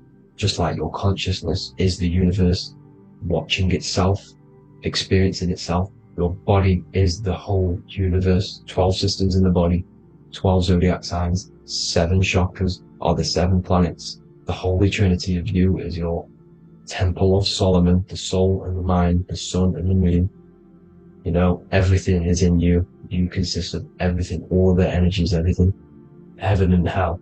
Heaven and hell is a mind state. It's a state of the mind. Head, H-E-A, which is heaven, and the heel, the bottom of your foot, is hell. And the bottom of your foot is the soul. So they're basically saying, well, it's wordplay. They're saying that your soul is in hell because, you know, with the elites being in control. So they call the bottom of your foot the soul, trying to say that you're in hell. The Christ is in you. And this Christ is Greek for what? Christos. Christos is Greek for the oil, and this oil is produced in the cerebrum, the Aries, the ram, the cerebrum, pineal. It goes down the pineal, the pineal and the pituitary are underneath the cerebrum, goes down the pingala and the ida, the pingala being the positive charge connected to the pineal gland, pin, and the ida connected to the pituitary, and this is the 2 serpents going down the spinal column. And this is why Jesus goes from Nazareth to Bethlehem, and then Joseph and Mary are waiting for Jesus in Nazareth. Joseph and Mary are the pineal and the pituitary gland waiting for Jesus to come back up the River Jordan, your spinal column. So this is the oil. This is the story of Santa as well. Santa comes from the North Pole. Why? Because the North Pole of the Earth is the center of the toroidal field, and the North Pole of you is your spinal column, which is the North Pole of the toroidal field. The North Pole. He comes from the North Pole. This is the North Pole. This is the South Pole of the toroidal field. Comes from the North Pole, which is your mind. And he goes down the chimney and then back up the chimney. This is the chimney. And he drops off the present, which is the Christos, the oil. And this is why Jesus is crucified at 33, because he crosses over the vagus nerve at the top of your spine. When this oil comes back up the 33 vertebrae, these are your vertebrae here. When it goes up the 33 vertebrae, it gets crucified at 33 because it crosses the vagus nerve, and he's crucified on a cross at 33. This is the story behind Jesus and Santa. The Ark of the Covenant in the Bible is the 2 hemispheres which cover the vital parts of your mind, the brain side, which is the cerebrum, the pineal, the pituitary, etc. So the 2 hemispheres are the 2 angels, the Ark of the Covenant. This is the Ark of the Covenant covering the 2 vital parts of your brain. So these are the optic thalamus is another part, and it protects the Christ oil, which is inside at the center of the brain. See, the Bible is all a massive metaphor about yourself because you are the universe. You are a microcosm of the universe. Your consciousness has experienced itself, and the universe experiencing, and your body is the whole universe. Your head's heaven. So Moses crosses the Red Sea. These are the two hemispheres of your brain. This is the corpus callosum, the Red Sea. So he's pretty much saying that he's uniting the two hemispheres of your brain, because most people in this generation are stuck in the left brain, which is just logic, reasoning, science and maths, writing. You know, this is what school teaches you to do. It keeps you stuck in your left brain. And you want to cross over to you want to cross the Red Sea, which is the corpus callosum, to the right brain, which is awareness, art awareness, creativity, imagination, intuition, insight. You know, using the higher mind, creativity, imagination. If you don't have intuition, then you can't read energy, you can't pick up on bad things. This is what Moses is symbolizing by crossing the Red Sea. And it's also the upper room where Jesus met the 12 disciples. 12 disciples are the 12 cranial nerves in your brain. It doesn't just represent the 12 zodiac signs. The 12 disciples symbolizes many different things. It's like I said, energy the universe consists of 12ness. So you have 12 cranial nerves in your brain, and that's the 12 disciples as well. And they want you stuck in your left brain, which is the five senses, materialism. So they say in the Bible that Satan blinds the mind. Satan is Saturn. If you've watched my videos, Satan is Saturn. And you consist of the Holy Trinity, which is the sun, moon and earth. The soul, the moon, the soul being your sun, the solar, the moon being your mind, the earth, your physical body. And Satan blinds the mind. Why? Because we enter a soul system. This is a soul system, not a solar system. And Saturn is the Lord of the Rings, which is the outer ring. When your soul enters the soul system, your soul starts to materialize. It hits Saturn. Why? Because Saturn starts to materialize you. You take on the 7 virtues, which are the 7 planets, which are your 7 chakras. And to get out of this soul system, you must get out of your lower nature, your animal nature, which is lust, desire, greed. You know, the number of the beast, 666, which is Saturn, Satan. So you enter the soul system, you take on the 7 energies, which you turn into physical matter. And this is your descension from heaven to what to say hell. And then you must raise back up from matter to spirit. They say Satan blinds the mind. Why? Because your mind gets materialized. Your soul and mind get materialized. And when you get materialized, it's an intense experience. You lose the divinity within you. You forget the divinity. So Satan, which is the first planet, first energy you take on, the material body, he blinds the mind. He makes you forget everything, your divinity. Then you must remember, ascend up Jacob's ladder, the 33 vertebrae, to heaven. And this is a microcosm of the macro, because you will ascend back up to heaven if you do this, when you leave your physical body, when your body decays. So when it talks about in the Bible, completely destroy them, the Hittites, the Amorites, the Canaanites, all the ites, this is what God says to the Israelites. It says completely destroy them. It's basically symbolizing saying destroy your lower nature. The Canaanites, cannibals. We're under a Canaanite system now, which is cannibalism. And this is flesh eating, lust, greed, all the demonic stuff, all the lower vibrational stuff. You know, the lower nature, eating, sex and survival, the lower 3 chakras. You must get out of these lower 3 chakras and return back to spirit, which is heaven, which is spirit, love, being holy, being truthful, being passionate, going back to Satan blinding the mind. All of the planets are made out of these 3 symbols. Satan blinds the mind, and that's why Satan's symbol, this is the symbol for Saturn, Satan, this symbol of Saturn is the cross, which is physical matter, the earth, over the moon. The moon is your mind. So the Saturn symbol saying matter over mind. He blinds the mind. Satan blinds the mind once you enter the soul system. And you must remember, in the Bible it talks about the Genesis, which is Eve, the sin of Eve, which is biting of the tree of knowledge, with the serpent which wraps around the tree. It says the serpent placed himself on the tree. Well, the serpent is the spinal column. It's the serpent telling you eat from the tree of knowledge of good and evil, which is your nervous system. And eating from the tree of knowledge of good and evil is doing bad things. For example, over-sexualized, overeating, eating the wrong food. That's eating from your nervous system. It's decaying you, and it's preventing you from achieving the God self, the God consciousness. This is the symbolism of, the tree on the serpent, telling you to eat from the left brain, with the left brain being the sinister. Sinister is Latin for left. That's sin. Sin is left. And left is lefty loosey, Lucifer, right, righteousness, right, God, godly. The tree of knowledge of good and evil, which is your nervous system, because it determines good or bad. That's the only thing you experience in this world is your nervous system.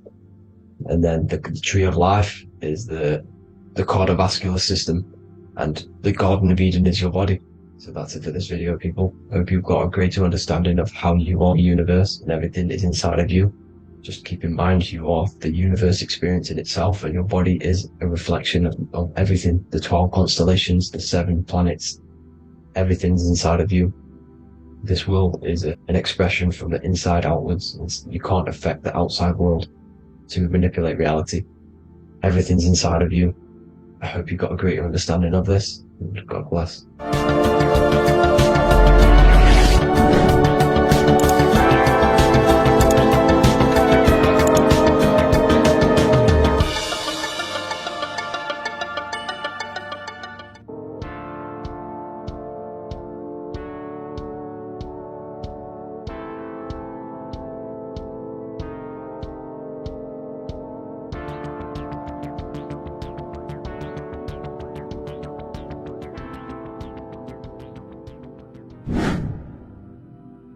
How are we all doing, people? It's Revival of Wisdom from the Wisdom Academy. Today we're going to be breaking down God, consciousness, and the higher and the lower self, and how to overcome the lower self. Now, the first thing you need to understand is that you are the invisible intelligence within the brain, within the body. This invisible intelligence is known as the mind. But you are not the mind, you are the observer of the mind, which is the soul, the invisible entity. The mind is your intellect, your intelligence. Now, the mind is, it's hard to put this in words, but the mind is something that gives you the ability to explore the universe. And this inner self is the I am. It's the quiet, the inner self, the voice you see in you hear in your head. This is why within spells high twin, inside, internal. The I is also the number 1, which is one line. Because the one and only, is the inner self, which is the I am. This is why you say, my name is Harry. You are not Harry, you are the I, the inner self, the intelligence. Okay, this is why Jesus in French is I am. You look with the 2 eyes and you see with the inner eye. I and I, the same thing.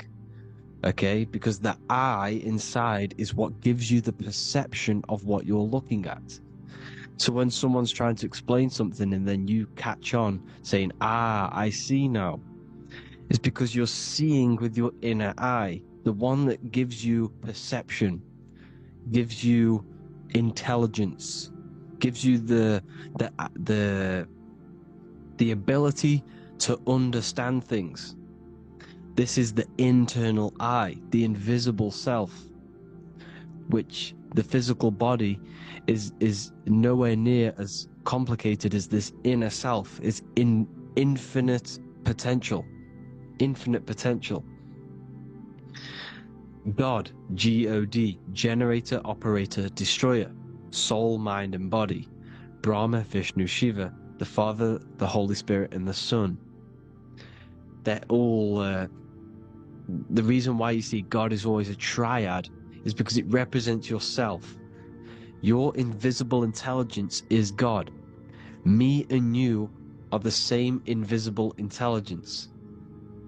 We are the invisible intelligence experiencing the program being ran by the central nervous system and the brain. I always say this in my videos, but I have to, in order for you to understand the things that I'm going to say later on in the video, you need to understand this concept, is that you are the consciousness experiencing the nervous system, the tree of knowledge of good and evil, which is you here. You would be in this invisible intelligence right here in the center of the brain.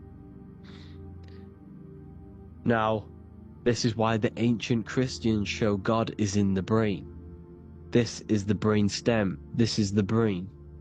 This is also the brain stem and the brain. The brain stem and the brain. It's all depictions of the brain, because the brain's the computer, the electromagnetic computer, which decodes the demands created by the invisible intelligence, the I, the inner self, you, your true self. The person if you observe what someone moving, this is going to sound, but if you observe someone walking, it's not the body. The body is moving, but the thing telling it to move is the invisible intelligence. Before you kick a football, a decision is made within your invisible intelligence, your mind. And this consciousness, this invisible intelligence, is either stuck between the lower self and the higher self. Okay? When the invisible intelligence, meaning the true self, identifies itself with the physical body, it will trap its mind within physicality. This consciousness that we have is either operating in the lower self or the higher self. It's either feeding the material body or it's feeding the spirit. Okay? But because we are physical and spiritual, we need to be even. We don't want to be meditating all day long, because we do have a physical body as well whilst we are here. We are playing a game in physical matter. Okay?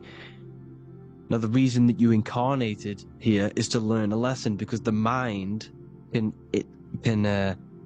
manifest anything it wants within the astral planes, within the world of imagination. It can manifest anything it likes, but it incarnates into matter, into this game, so we can understand labor, because anything in matter you have to labor to manifest. But in the astral, you can manifest at the click of a finger. You come here to learn the knowledge of good and evil. And your consciousness, I came out a bit off topic there, but your consciousness is experiencing the lower or higher self. The lower self is manifested in the lower parts of the body.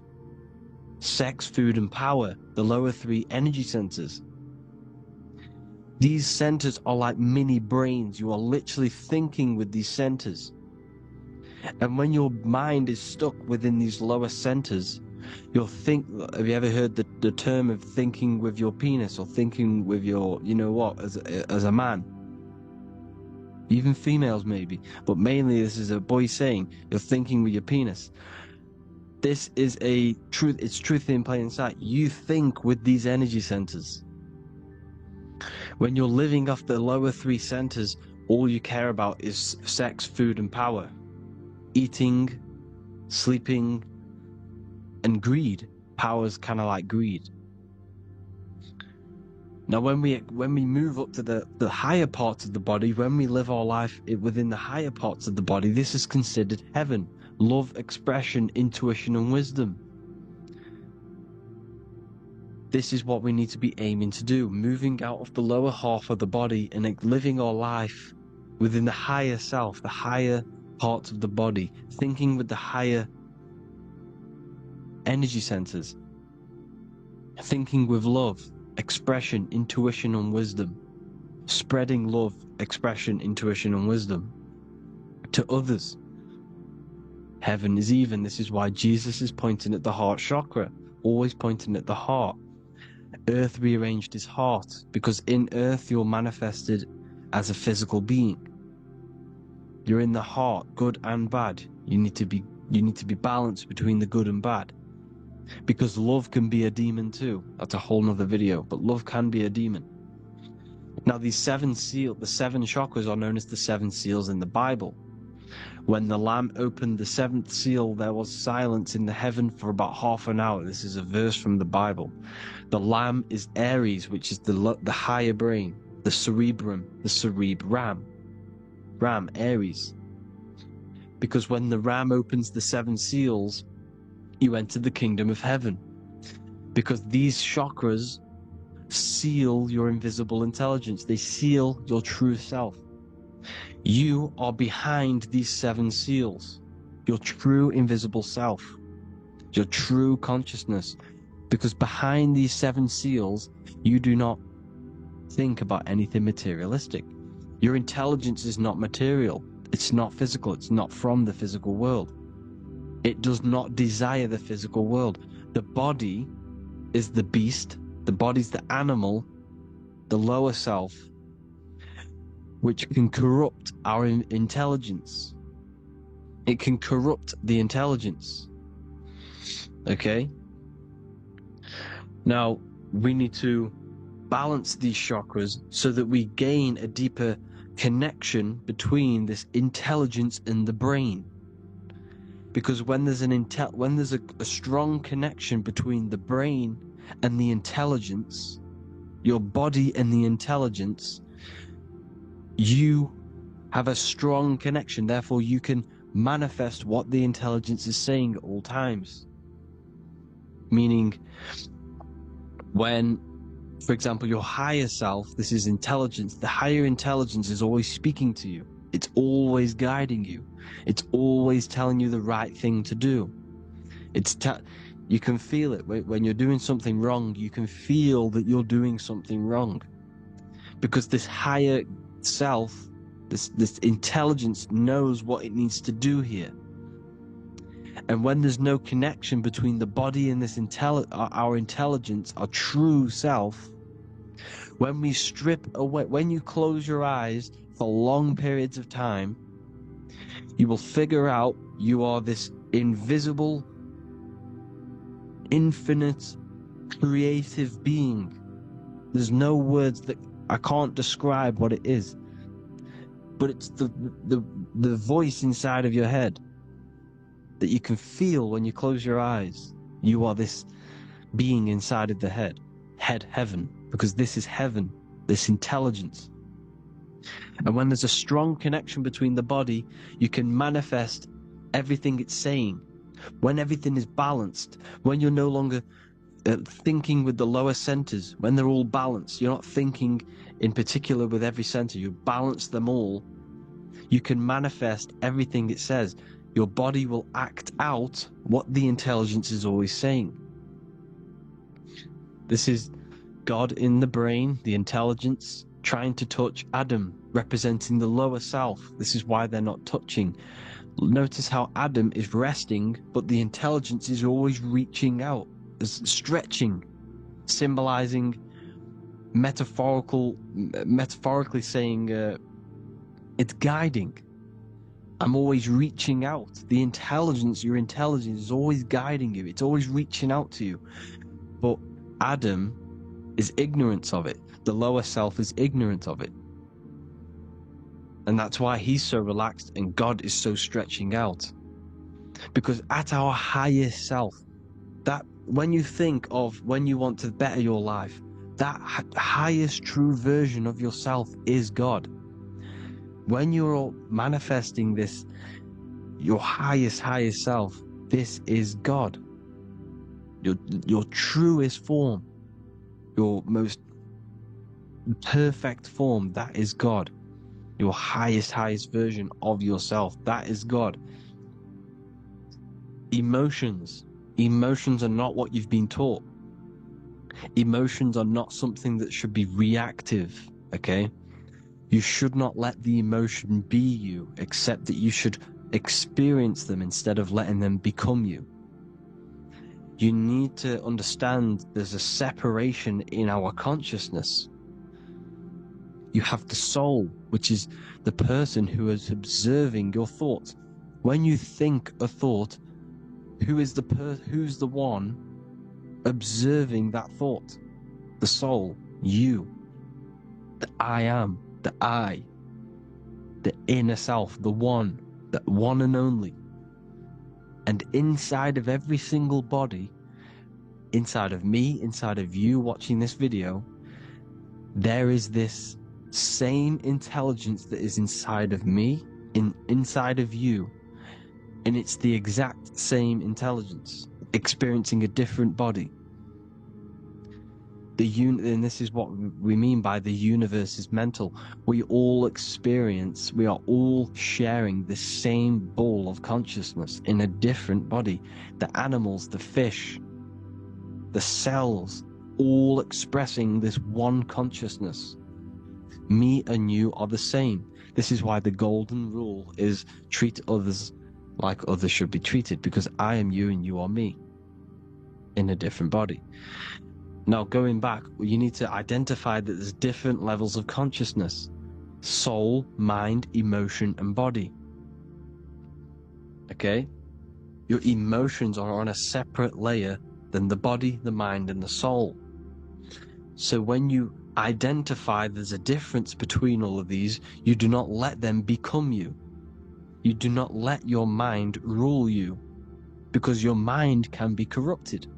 Your soul is the one that is pure good, pure love, but your mind can be corrupted. Okay? Your emotions can be corrupted. The body can be corrupted, but the soul can never be corrupted, only layered on top. You can only throw piles of programs within the subconscious, layering the soul down, but deep down inside of every single one of you, there is a loving being. Because love comes from the heart. Love is the universal emotion, expression. Now, your thoughts can become bondage, your emotions can become bondage. Now, what do I mean by bondage? By conquering the lower self, we need to conquer our own mind, because the mind is what's manifesting the lower self. When you're thinking with the lower half of the body, when you're becoming your emotions, you need to experience the emotion, not become the emotion. Do not let the emotion become you. Do not let your thoughts become you, because your thoughts are tools that you can manifest. Your thoughts are the idea. Your emotion is the energy that you can use to manifest that thought.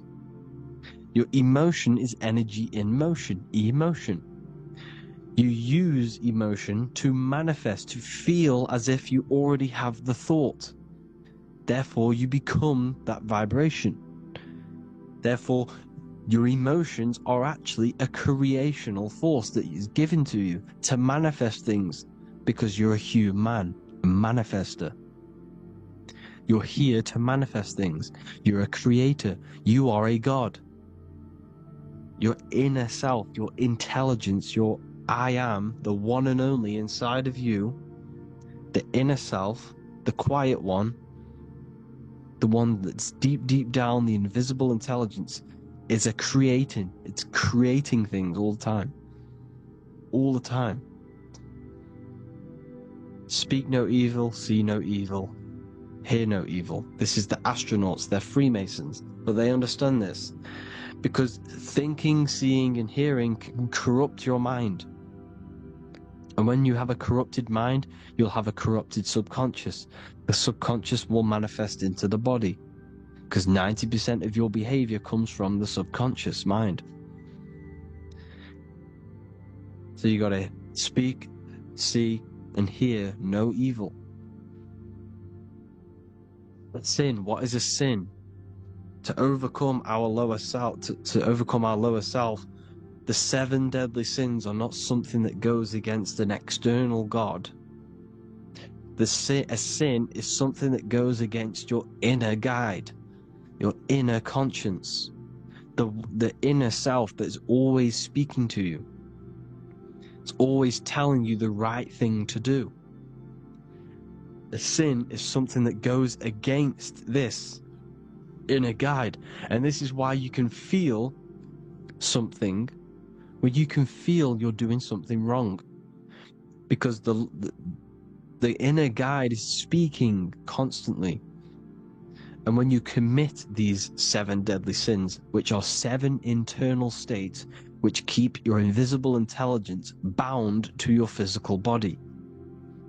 Because evil, right? Evil love bondage. This is why they stay in this realm and they control this realm, because they love the bondage of the body.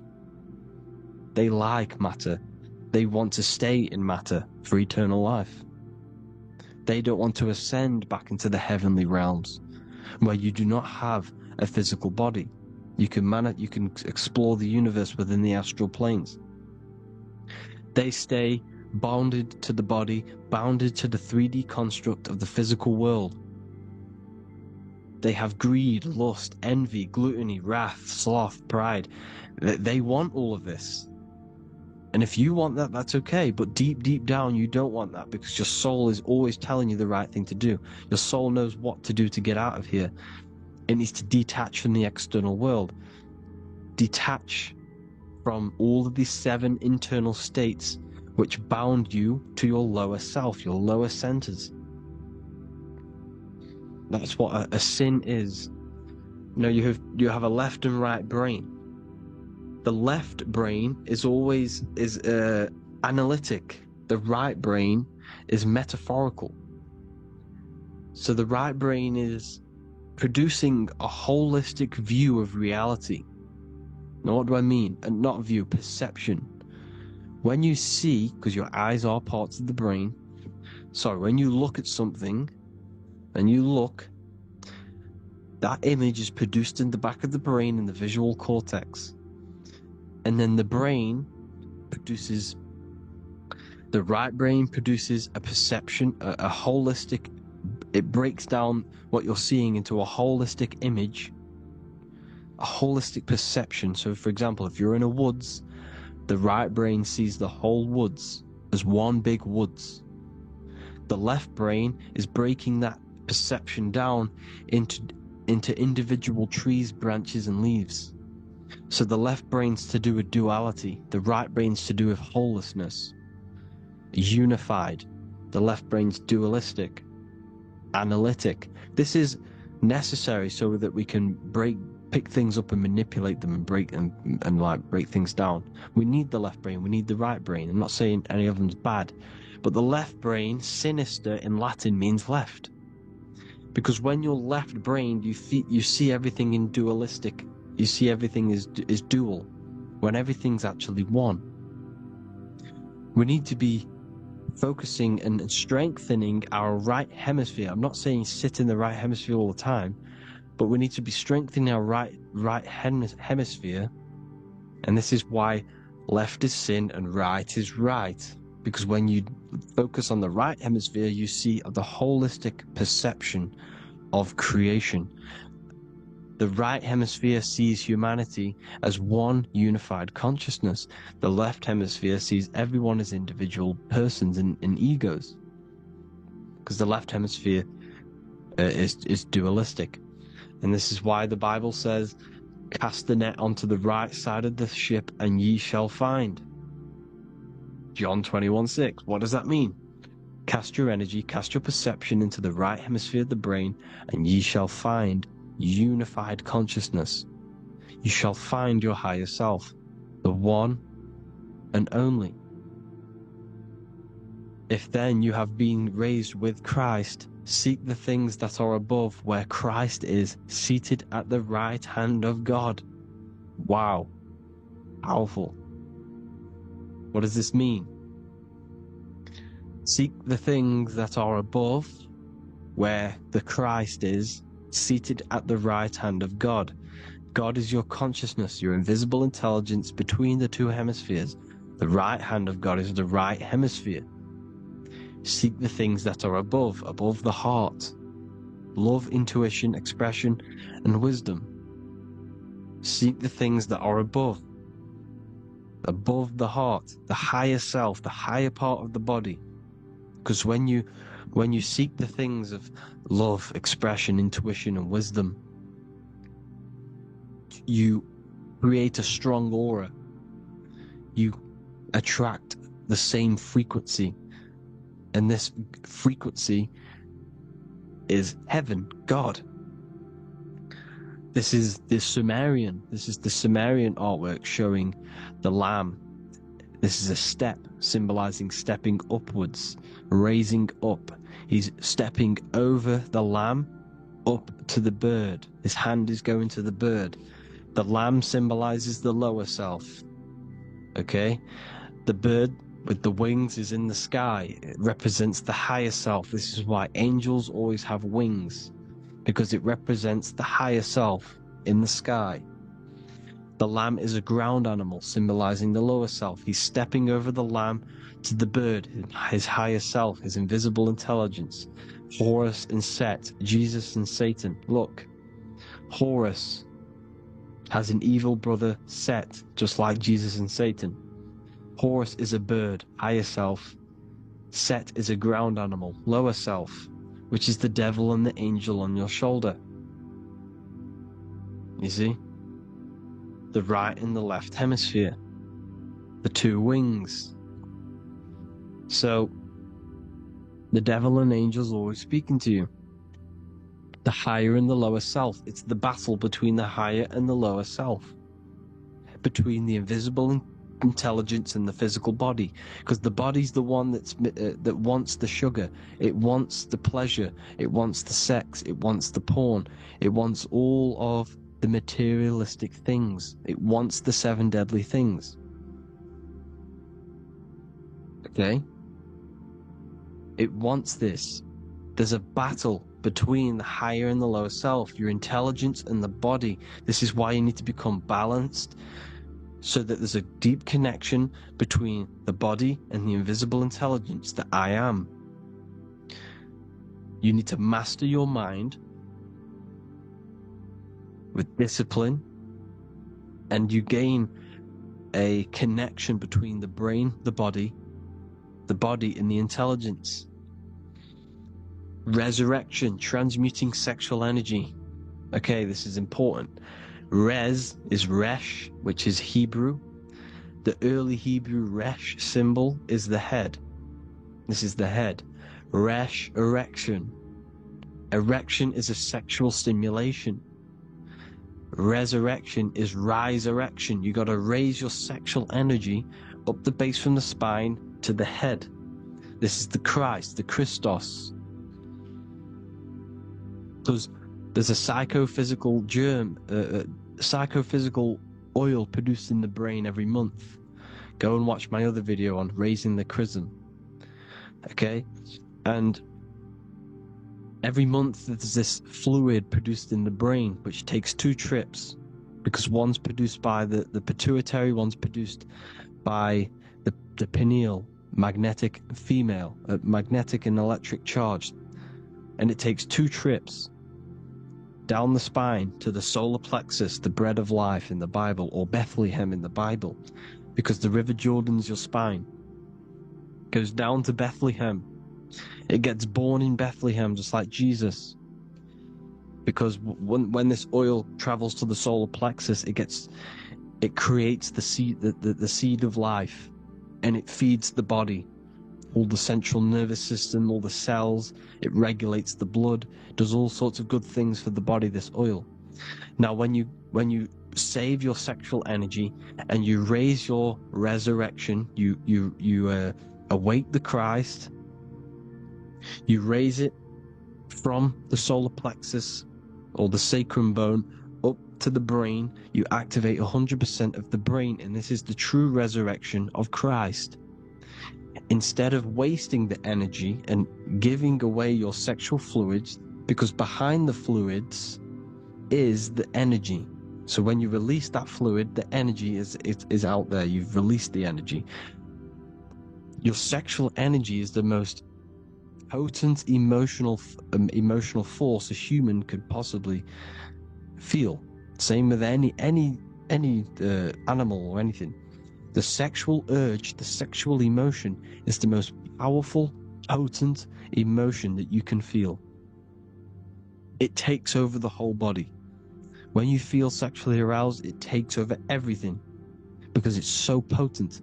And when you fight the serpent, when you fight the sexual energy, which is shown here in the Egyptians, the cat cutting off the head of the serpent, or Hercules fighting the serpent, or in the Greek mythology fighting the seven-headed dragon, the seven chakras, the serpent is your sexual energy because it symbolizes your kundalini. When you fight it and you transmute this energy, instead of releasing it, instead of acting sexually on it, you can transmute the energy, transfer it from the solar plexus up to the brain. You can also do this with other tasks. Instead of releasing it, instead of raising it from the solar plexus to the brain, you can use it for other things. So for example, you want to think critically. You can use it for critical thinking. You can use it for going to do exercise. You can transmute sexual energy into anything. But you can do this, you can raise the sexual energy, and you can use this energy to push the cerebrospinal fluid from the solar plexus up through the spine, up the 33 vertebrae to the brain, and it'll activate 100% of the brain. And this is the resurrection of Christ. Jesus was never dead. Jesus was never rose from the dead. It symbolizes the Christ, Jesus Christ. Christ is Christos, which means oil in Greek. The resurrection of the Christ, the Christos, the oil. When it activates 100% of the brain when it's raised, and it can regulate all the systems, it can regulate all the blood, it can regenerate the body. And this is the true Antichrist. They don't want us doing this process. The Antichrist is not against Jesus, it's against the fluid in our body that makes us live hundreds and hundreds of years and makes us live as gods. This is the true resurrection. And when you fight the serpent, you fight your sexual urges, your sexual emotion, the most strong emotion that you could ever feel. You can do this process. And this is the true secret of transmuting sexual energy.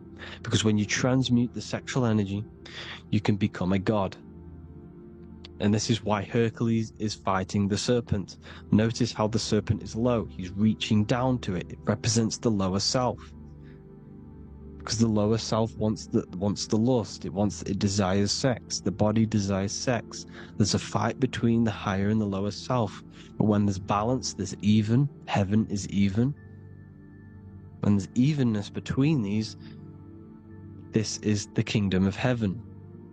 This is when heaven is on earth. So at our highest levels of ourselves, the highest level of our intelligence, this is God. God is something that we manifest. We need to achieve Christ consciousness by battling the body. There is no battle outside of the physical body. It's an internal battle. Jesus and Satan have been externalized. Nothing exists outside of you, because I explained in the beginning how you are the consciousness experiencing the central nervous system. Therefore, there is nothing outside of you. It's all internal. Jesus and Satan have been externalized. Why? Because it's business. The church is a business. It's all a business. They've created these figures to be historical when they're not historical. The Bible's not historical. It's all externalized. It's called exoteric, when the truth is esoteric, internal teachings. So anyways, people, balance the chakras, balance the two hemispheres of the brain, balance the conscious and the subconscious. Balance is perfect, the yin and yang. You are spiritual and physical. You live in day and night. You need to be balanced. Oneness. Seek oneness. And this is the true kingdom of heaven. And when we all realize that we are all the same intelligence, the same consciousness expressed in different bodies, when we all realize this, we all realize we're all one. Doesn't matter what race you are.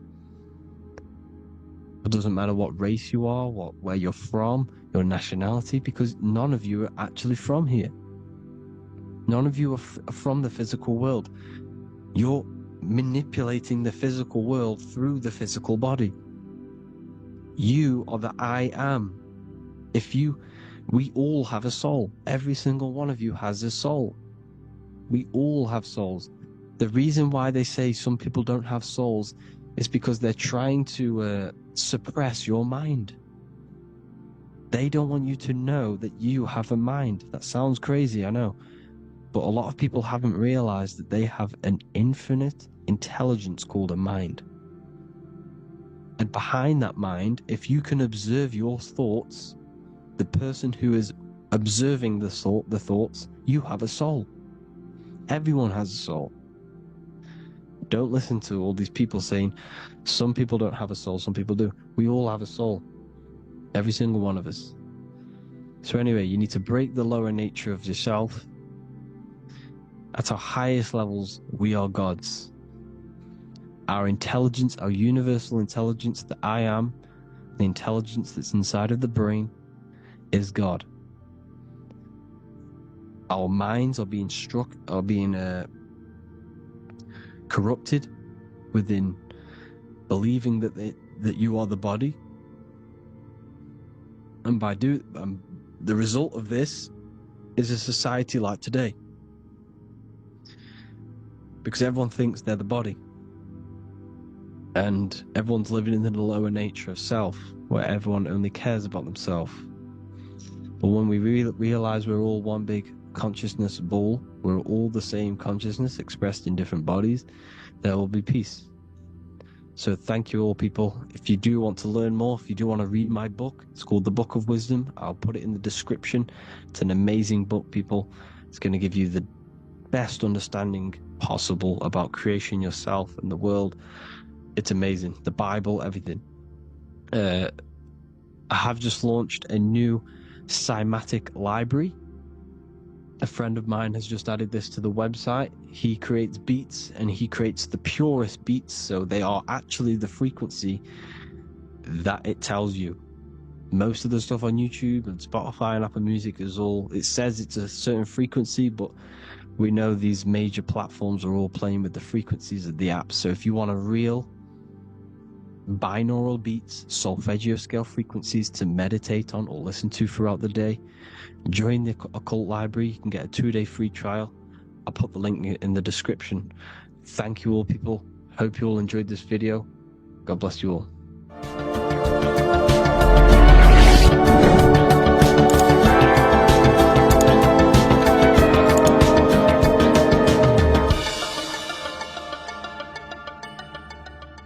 Welcome to Revival of Wisdom. Welcome people, we're back with another video, and this video is about Freemasonry and the connection to the Illuminati. Please, as always, to make sure to hit that like and the subscribe button and turn on the notifications to never miss a video. On May the 1st, 1776, the founder of the Illuminati, Adam Weishaupt, founded this secret organization, and this date can be found in Roman numerals underneath the all-seeing eye pyramid on the $1 bill. This $1 bill also says Anno Coptus Novus Ordo Secularum. This is Latin for announcing the birth of the New World Order. This New World Order will be headed by Lucifer, the all-seeing eye, and followed by the 13 layers of bricks for the 13 elite bloodlines. So your Orsini's, Rockefellers, Rothschilds, Soroses, and the other 9 elite families. So when Adam Weishaupt created the Illuminati, he made it consisting of high-level degree Masons, French and Latin philosophers, and many more powerful people to all become one society. So this is why you see Masons using the same symbol of the all-seeing eye inside the pyramid. But not all Freemasons are part of this Illuminati secret society. As the 33rd degree Freemason Manly P. Hall said in his book The Secret Teachings of All Ages, Freemasonry is a fraternity within a fraternity, an outer organization concealing an inner brotherhood of the elect. So what he's saying here is that Freemasons have to go up the degrees of Freemasonry, and once they hit the top, they either get elected or not into these secret societies like the Illuminati, Skull and Bones, and Knights Templar. So when you see celebrities doing this one-eye symbolism, either covering one eye, doing the triangle, or doing 666 over one eye, this is showing and reflecting the symbolism of Freemasonry. They have taken the oath to never speak on anything they learn about Freemasonry. Duncan's Ritual of Freemasonry book states the oath they have to take, quote, I ... of my own free will and accord, that I will hail, ever conceal, or never reveal any of the secrets, arts, points of Master Mason's degree to any person whomsoever. All this most solemnly, sincerely promise and swear. Now, this is what happens when they break the oath, stated in this book, quote, myself severed in two, my bowels taken from thence, and burnt to ashes. So this states that Freemasonry comes first, before any law of the land. It has the right to kill you if you break your oath. This is the hand gesture they have to do every time they enter the ritual room inside the Masonic lodge. This is the cutthroat symbol, showing you and reminding you of the oath and what will happen if you break it. Now in this book, Richardson's Monitor of Freemasonry, it states, if you break your oath, binding myself under no less penalty than to have my throat cut across, my tongue torn out by the roots, and my body buried in the rough sands of the sea. If they do not decide to kill you, this book states this by pointing him out to the world as an unworthy vagabond, by opposing his interest, by dearranging his business. In other words, they have the power to frame you and destroy your reputation to the world, and destroy your business if you break this oath. So yes, they do kill to keep this truth hidden, because this truth of this reality is what keeps them in power. They have the ability to manipulate people, because people do not know what manipulates them. This is why they call themselves the government. They govern the ment, which is the mentality, because the mind is the root cause of reality. They control what you perceive to control what you manifest. By knowing the truth, you are set free, and you no longer need no controller above you. So this is why they are willing to kill and do whatever it takes to keep the truth concealed within these high-level degrees of masonry and these secret societies. However, going back to Manly P. Hall's book, it states, part of the symbols are displayed here to the initiate, but he is intentionally misled by false interpretations. So this is saying even Freemasons are intentionally misled and told lies to conceal the truth, to make sure the truth is hidden in the high degrees of masonry. So that's it for this video, guys. Thank you all for tapping in. Please leave a like and a subscribe. God bless.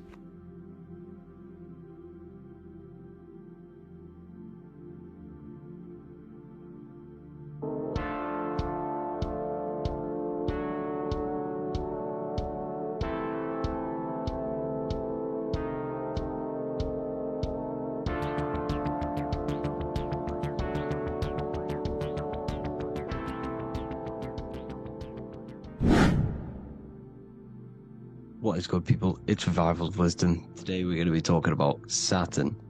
I've done this video in the past, however, this video is going to contain a lot more in-depth explanation of Saturn. So the 33rd degree Mason Manly P. Hall said, Saturn is the key to crystallization, physical matter. Light is matter, matter is light. They are interchangeable. Low vibrating light turns into matter, high vibrating matter turns into light. And Saturn is the god of this world, this physical world. He crystallizes light into matter. This symbolizes the Masonic checkered board, matter and spirit, matter and light, light and matter. He's also the god of time, destruction, justice. He creates and destroys, because all things in time die. He creates and destroys you. So,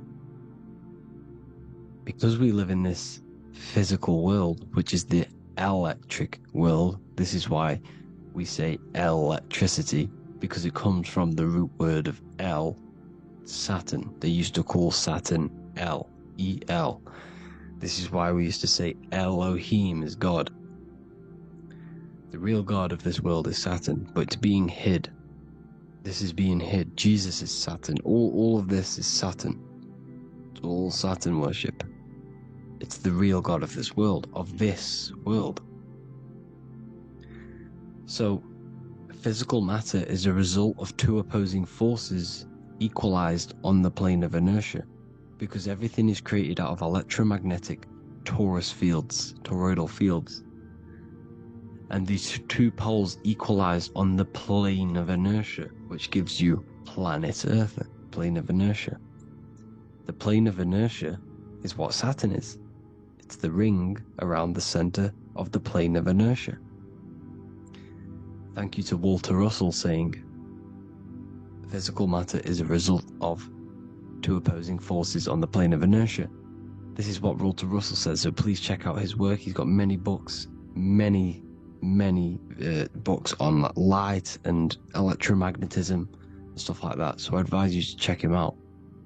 So the torus field gives you the binary code 0 and 1, the female vagina and the male phallus. This is the code for this world. Saturn crystallizes physical matter. Now Saturn is the most outermost layer of the 7 layers of heaven, where it says in the Quran, it says, Allah, it is He who created the 7 layers of heaven. Saturn is the outermost layer. He's the top. He's the most high. So when we say the most high, we're referring to Saturn. He's the most high before the firmament, before the stars. So Saturn is the god of this world. He's the Lord of the Rings. He wears the crown. The crown is the rings. Crown, Kronos.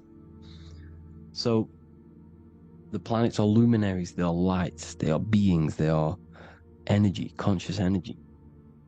And we're in the heart of the solar system. Saturn is the outermost layer. He is the one of this world. He's the god of this world. Now, on the north pole of Saturn, you have the hexagon. Add up all the sides, it creates the 6-pointed star. Or it can be created as a cube. The cube is very important. The 6-pointed star is very important. 6 points, 6 triangles, 6 side, 6, 6, 6. Black cube adds up to 6 in gematria. Now, what did I say in the beginning? Saturn crystallizes the physical world. He creates physical things out of light. You are a light being. This is why we say human. Hue means the light spectrum. Hue, man, we are light manifested into physical forms. Human. And we are incarnated through Saturn. Satan, same thing.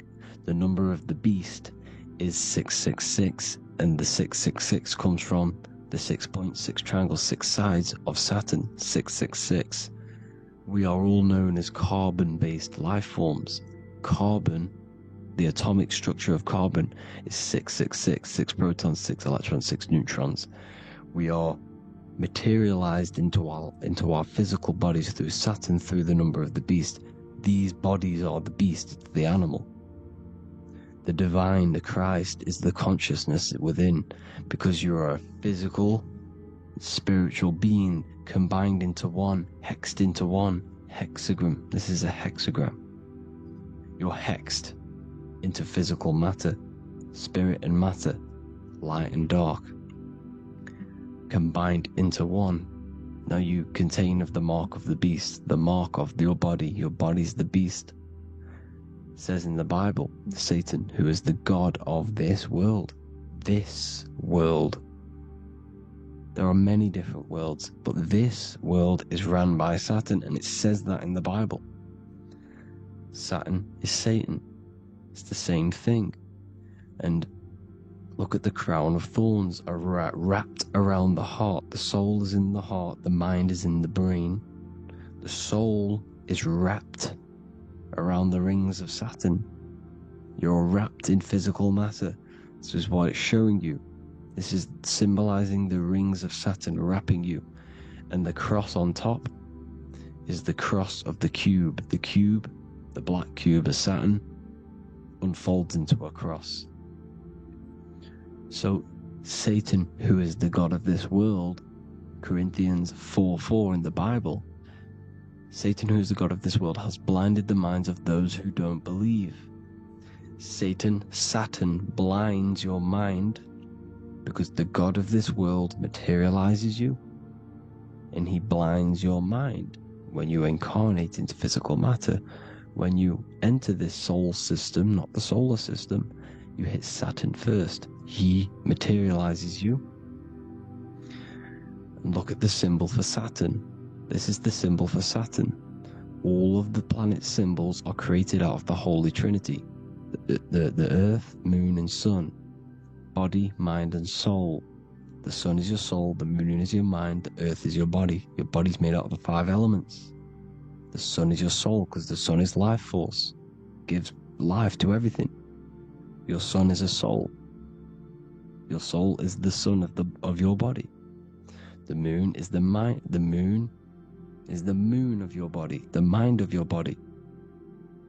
Intelligence.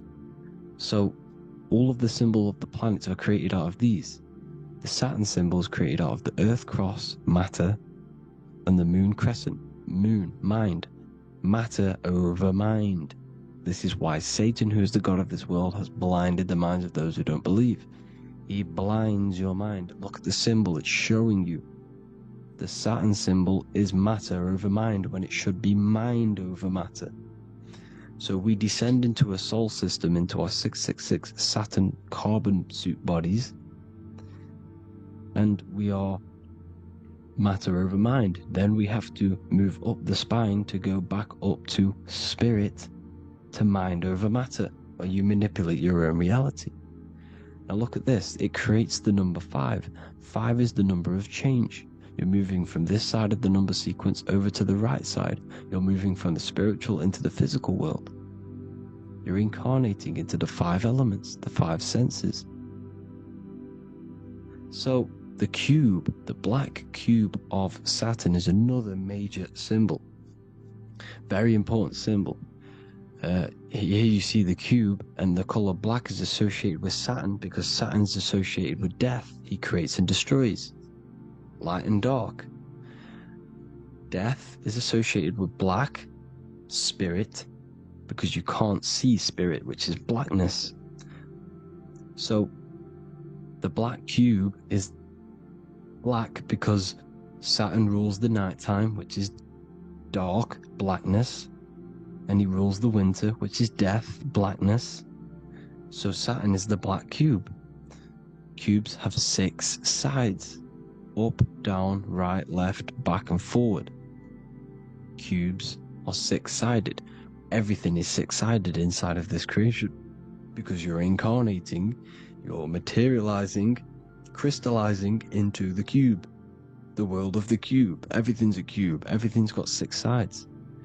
Here's Leonardo da Vinci showing you that you're in the cube. Leonardo da Vinci did this famous painting. You're in the cube, you're hexed into physical matter, where you're incarnated into the 3rd dimension, the 3-dimensional world, which is a cube, 3D. And black cube adds up to 6 sides of the black cube. The Kabbalah means cube god in Arabic. And look at what they do. They worship the cube, the black cube, and they stand in rings like the rings of Saturn. Australia, Denmark, Manhattan, Santana all have these black cubes. You go to New York, you will see the black cube there as well. These black cubes are everywhere because it is the real God of this world. So look at the cross. The cross unfolds into the cube. Xbox, Nintendo GameCube, Sega Saturn, anything to do with a simulated gaming reality, they put Saturn in it because we're in the simulation of Saturn. This is a simulation. And this is why they reflect this through the Xbox, GameCube, Sega Saturn, anything to do with gaming, simulations, is all Saturn. Because we're in the cube of Saturn, the black cube. We're in the GameCube, the Xbox, the Sega Saturn.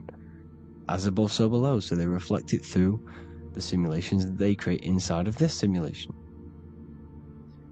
Cubes have 8 points for the 8 points of time and space. 8 is the number of time. Everything's cycling, infinity. So, look at the cube. The cube is symbolized as in Judaism. The Judees have the black cube. They wrap themselves in a black band and they cover their eyes into blackness. The black cube, for the black cube of Saturn, they use the star as Saturn, and they worship their god on Saturn Day because it's all Saturn worship. And look how the Saturn god is wrapped around with these thorns or leaves, just like Jesus is wrapped around his heart. And Jesus on the cross is us on the cross. We are in the cross. We are in the cube. The cross is the cube. And the cross is even in the Saturn symbol. This is another symbol for Saturn. There's two symbols. You got this one, the one I've just broke down. And there's this one. This is the cross of Saturn, the cube god, the simulation, the game cube. Now, Chronos is another word for Saturn. Chronos means time. When you clock into work, you go to the Chronos machine. Well, I did anyway. And I tap my card on the Chronos, because Chronos is time. Anything to do with time is Saturn. He creates and destroys. Look at the artwork of Saturn with the sand, the time. Look at this, how he's cutting off the baby's wings. He's crystallizing the spirit into matter. He's cutting off your wings.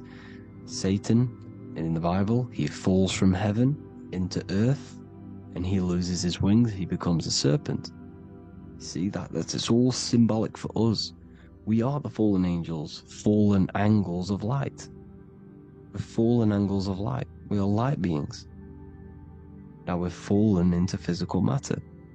Saturn's chopped off our wings. He's chopped off our spirit wings, because when you astral project, you can fly.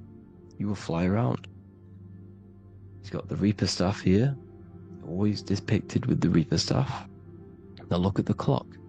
Saturn Day is the 6th day, the number of the beast 666. Look at the clock. 6 take away 12. 12 take away 6 equals 6. 7 take away 1 equals 6. 8 take away 2 equals 6. 60 seconds in a minute, 60 minutes in an hour, 24 hours in a day, 2 plus 4 equals 6. That's 666. Everything's 666 because it's time. Saturn. All goes to Saturn. He's the god of time. We're in time now. We're in time. We're in the time, which is God. The god of this world. The god of time. Now look at this. The Reaper is also depicted as the Reaper. With the staff, the black cloak. Black symbolizing death, spirit. Judges wear black because Saturn is the law. He's the god of this world. He's the law. This is why they wear black cloaks. When you graduate from university, you wear a black cloak and a black cube on your head. You've been hexed. Funerals, you wear black because it's all to do with Saturn, Father Time, Father Crystallization. Now Saturn, here's another one of him cutting off the wings of a child. Because he cuts off the wings, he creates and destroys your body. We're in the electrical world. Everything that is electrical vibrates. All vibrations have to come back to a standstill point, which is death. This is why your body dies. Your atoms stop vibrating. Corona. Look at the crown. The crown is the corona. Corona means crown. And look at this is an alcohol brand for beer. You can see the staff of Saturn in the symbol with the moon crescent. Corona, which is the crown, Saturn, the crown on Saturn, the rings. And then you've got the staff. It's all Saturn worship.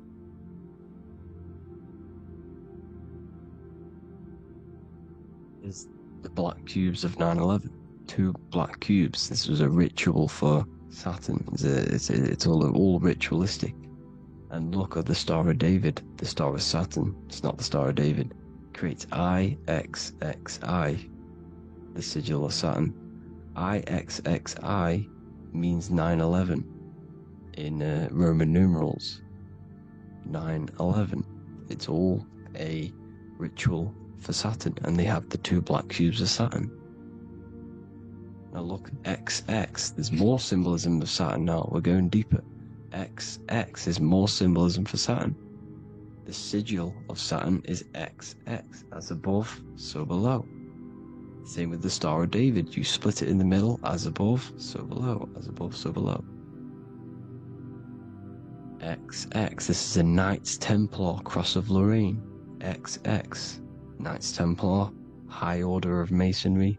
They all worship Saturn. Well, Saturn's the real god of this world. X Eon with the XX, XXL magazines, which is all to do with famous rappers and stuff like that. When you die, you put XX on the eyes because it's Saturn. He's the Reaper. Is Jesus with the XX crown with the thorns around his heart, around his soul, with the cube on the top, the cross cube. Le Lucifer with the XX Cross of Lorraine. Jay-Z with his alcohol brand, XX Cross of Lorraine. The X Factor with the rings of Saturn. All Saturn worship. The seal of Melchizedek is also Saturn. This is the cube. This symbolizes the cube with the 8 points for the 8 points of space and time. And this is the cube. It's another ancient symbol for Saturn. Here you see the Star of Saturn with the Melchizedek symbol around it, which is all to do with Saturn. Here you see an altar, the Holy Grail, the Melchizedek symbol on it, and they're worshipping it. This is why we wear rings, wedding rings for the rings of Saturn. It all goes back to Saturn. Earrings.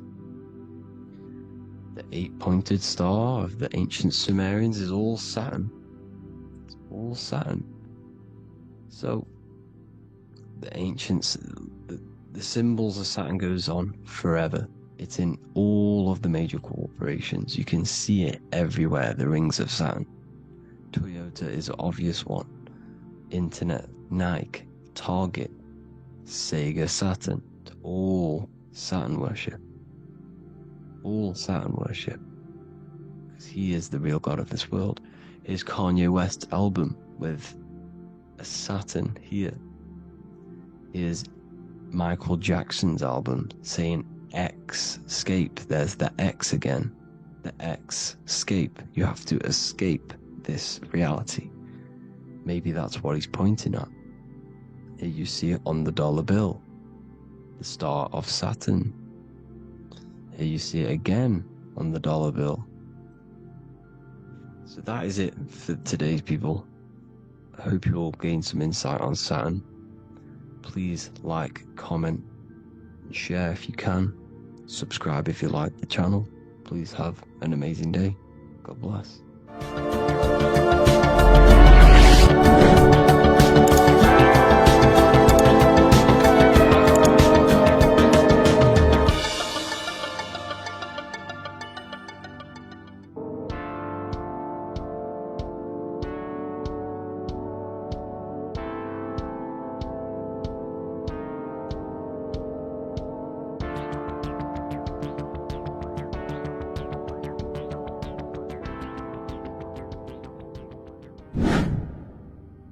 Welcome back, people, to another occult lecture by Revival of Wisdom. Today we're going to be talking about magic and how it's being used on us for the New World Order. Magic has the word mag within it, which is magnetism. Magnetism is the force. Magic is influencing forces, natural or supernatural forces, and using it for a certain agenda to gain something out of it. Now, magic is not what everyone's being thought. It's not some sort of fantasy thing. It's actually very common, and we all do it, whether you believe it or not. Magic is all to do with the mind. As I said, always say in my lectures, your mind is what creates matter. Your mind is what creates your external world. So it's all about manipulating and planting seeds within the mind, because your mind is a garden, and thoughts and words are seeds which are being planted in that garden. Your life, your physical life, the people you have in your life, your friends, your car you own, the job you have, is all a reflection of the thoughts that you've been thinking in the past. You are where you are in life because of the thoughts that you've been thinking. Therefore, your life is a direct reflection and manifestation of your mind. The Garden of Eden. Okay? The mind is what they are targeting. What you see, say, and hear has a direct effect on your mind. Me talking to you is influencing you. The words I'm saying is planting seeds within your mind. Now it's up to you to consciously act on these thoughts or these words, or to maintain these words. As above, so below. As within, so without. What's inside of me is outside of me. What comes into the storehouse comes out of the storehouse. You have the left, you have the right, you have the up and you have the down. As above, so below. Whatever is in your mind will be expressed in some sort of way, consciously or subconsciously, spiritually or physically. The mind is what manifests everything. And this is what we need to understand. We need to understand is that the mind is not physical. All things spiritual manifest physical. All things seen come from the unseen. The words you're thinking, that everything you have is coming from the unseen. The actions that you do come from the unseen mind. Another expression for as above, so below is you are the universe itself. You are a universe, a mini universe. But just because you are mini does not mean you are the whole thing. If I take a little piece of infinite, let's say there's an infinite light source. Let's say I take a little chunk of that infinite light source. That little chunk I took is still infinite, because it's been taken from infinite. You are the universe. Your awareness, your mind is the universe. It's information. You are the universe experiencing itself. This is why we say we are all God. As above, so below. What is in me is outside of me. The sun, the physical manifestation of the sun, is your soul. The 12 constellations are manifested in the physical body. The 5 elements are manifested in the physical body. They're manifested in the 5 fingers you have. As above, so below. This is manifested, well, this is a symbolized in Freemasonry and secret societies as the 2 pillars. The mirroring reflection, the reflection of reality, the mirror. As above, so below. What happens in the mind, what happens in the astral, happens in the physical. This is Aleister Crowley. This is all symbolism. This is the 2 pillars with the all-seeing eye and the triangle at the top. Aleister Crowley was a master magician, very powerful dark magician, black magician. There's 2 types of magic. You have white and black, just like the checkered board. The Masonic checkerboard, you have white and black, you have good and evil. White magic is influencing natural forces to gain something that will help the collective consciousness, help the collective, help the earth, help other people. Black magic is something, you manipulate something so you can get something personal out of it. Doesn't matter if it's good or bad. It's still considered as black magic because you're being selfish. Everything you do should be contributing towards the collective consciousness and helping others. And this is why the ancients lived in a system where everything was in unity. We understood that I am you and you are me. What I do to you happens to me because I am you and you are me. We are the same mind substance on the inside. We're all the same mind substance being expressed in different bodies. So what I do to your mind will have a ripple effect on my mind because all of our minds are connected within the mental plane. So this is why they know all this knowledge. They know all this knowledge. So yeah, this is the mirroring effect of reality, the 2 pillars, or symbolizes the number 11. The number 11. We'll go deeper into that. The technology we're using is magic. It's a form of magic. Television is tell a vision. They're telling a vision into your subconscious mind, into your memory. And when you turn on the television, you get a program because they're telling a vision to create a program within your subconscious mind. You see, the conscious mind is only 10% of your mind, which is to do with your, what you're aware of, your 5 senses. What are you consciously aware of? Well, I'm aware I'm here, I'm talking. I'm aware of what I'm wearing, the 5 senses, what I can hear, taste, smell, hear. What I'm wearing, I'm aware of what I think of.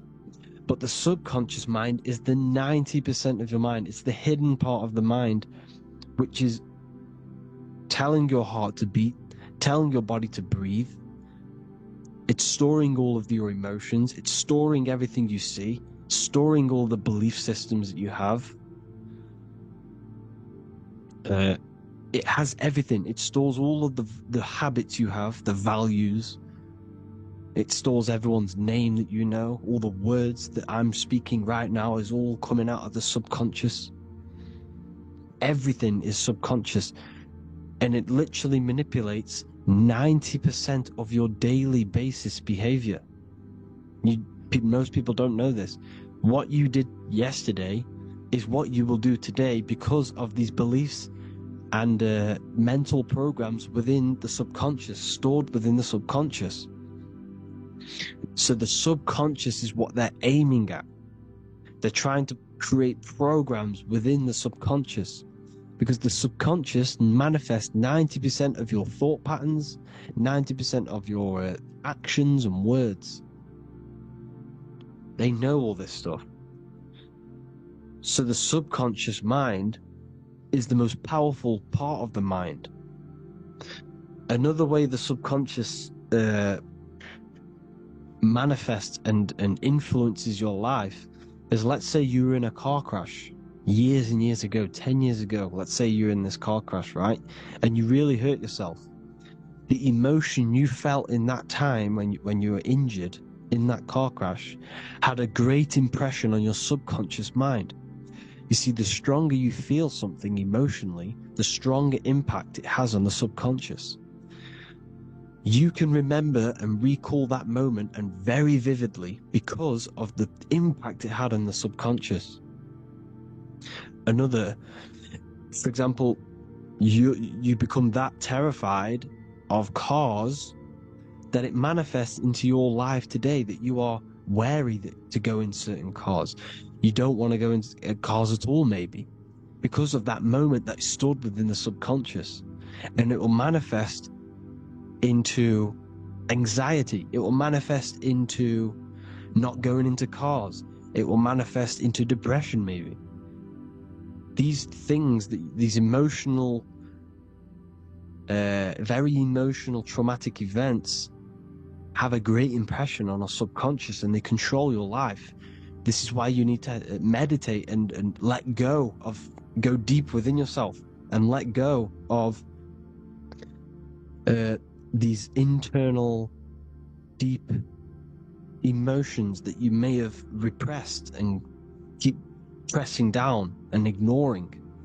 But you need to address it and let go of these subconscious impressions you have, which are controlling your life, like anxiety, depression. All of these things are stemming from things that are stored within your subconscious years and years ago, more than likely. Broadcasting. They're casting spells to a broad audience, to news, north, east, west, and south. They're casting spells. Now, if you watch the news, everything's red. Breaking news in red writing or the red background, everything's red. Why? Because red's the root chakra, which is all to do with survival. They want to stimulate this root chakra because they want you down there in survival mode. They want you in survival mode because you're easier to control. They control out of fear. And not only, they're casting these spells as if, because most of the things they cast in the news hasn't already happened. They're constantly bombarding you with, there might be a war breaking out, war this, war that, kill here, kill there, murders. It's impressing, it's casting spells on your subconscious mind. So when the event does turn up in real reality, in physical reality, you're less emotional, you're less surprised. You're not as surprised because you've already heard it before. Your subconscious has already heard it all before. If you never heard of a war and then a war broke out, you'd be going crazy. So they subtly program your subconscious mind through the words, because the words they say is impressing your mind.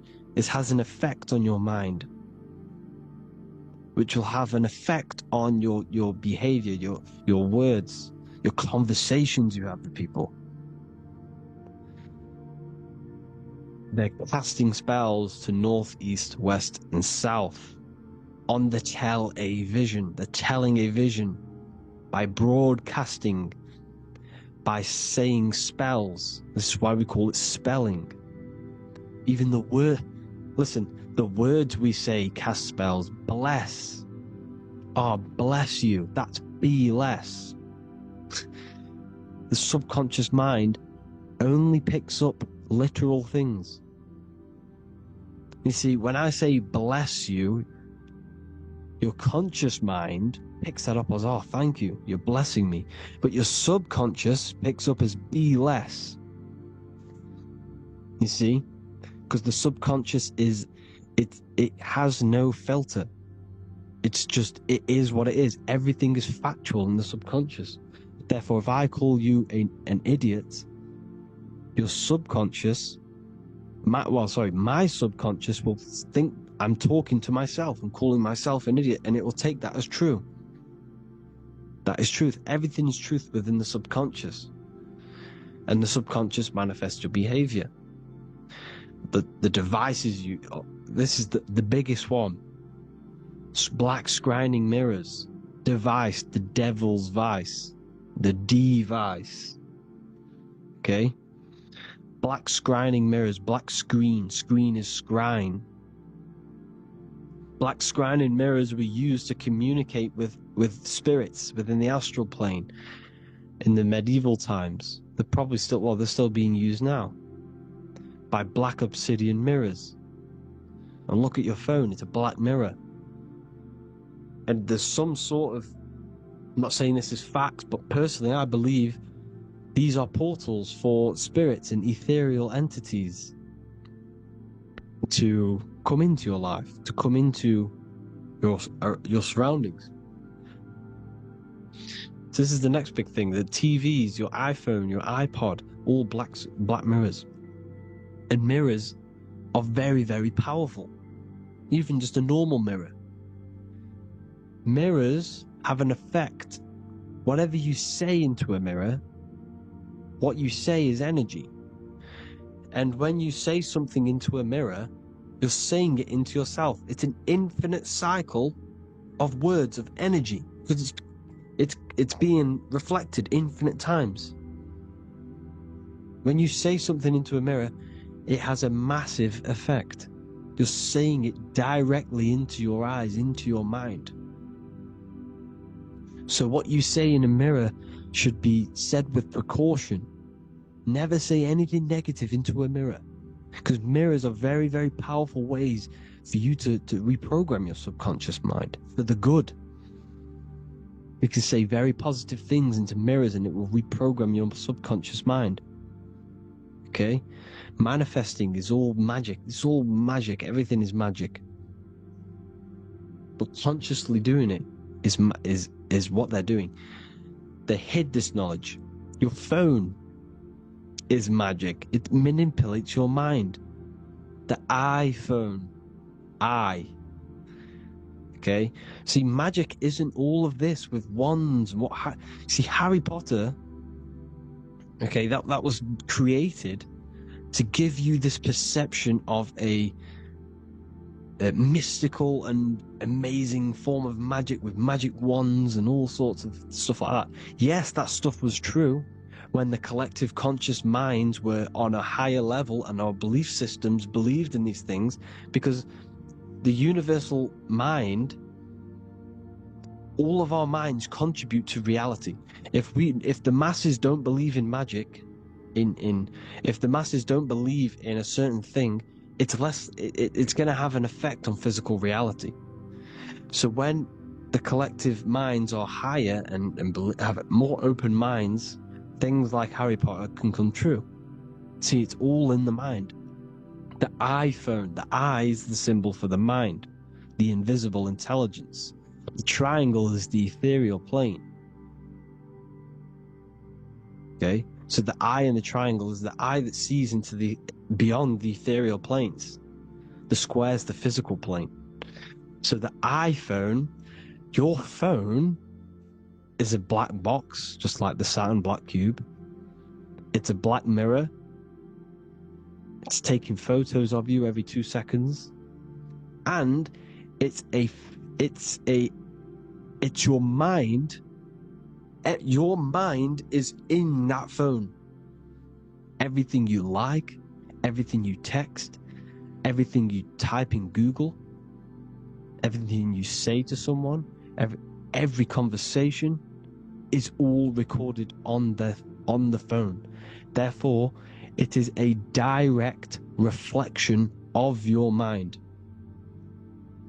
Your mind is imprinted into your phone, because your mind, everything you think in your mind, you're manifesting into typing, saying, taking pictures into the phone, and it's collecting it and storing it.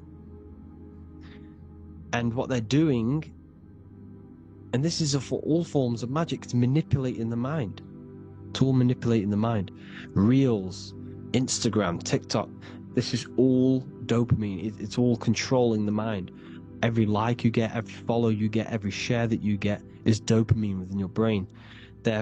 They're literally targeting your brain and mind. It's all manipulating, because what they're pushing through the phones, through the media, through the news, through the televisions is visions and programs. You are the one manifesting the New World Order. They're not manifesting the New World Order. They're giving you the information so you can manifest the New World Order. Everything they say is contributing to your mind. For example, digital money and all the information they put out for you to see is contributing to your enslavement. Your mind is manifesting the New World Order. They know this. They don't manifest it. There's billions of us. We could easily run over them physically. But on a mental level, these people have the knowledge and they hide it from us, and they let us manifest reality because we are the collective. They give us the information which manifests their agenda. It's all magic through the phones, the media, the television. So your phone is a manifestation of your mind. It's a record of your mind. Hollywood, holly tree. They used to make wands out of holy trees, because it was the most holiest wood, the best for casting and transmitting energy. So they used holly trees to cast spells. That's what Hollywood is.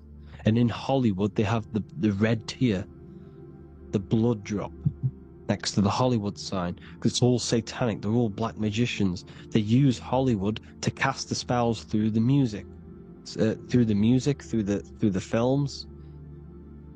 You see, music is a form of magic. All of this is magic. Everything they do is a form of magic, because they want an agenda behind it. But it's not black magic. They're letting us create our prison. This is what you have to see. Yes, they're evil, but they're not doing anything evil, or else they would face the karma. They let us manifest this agenda through giving in the information, by telling you what's going to happen in the movies.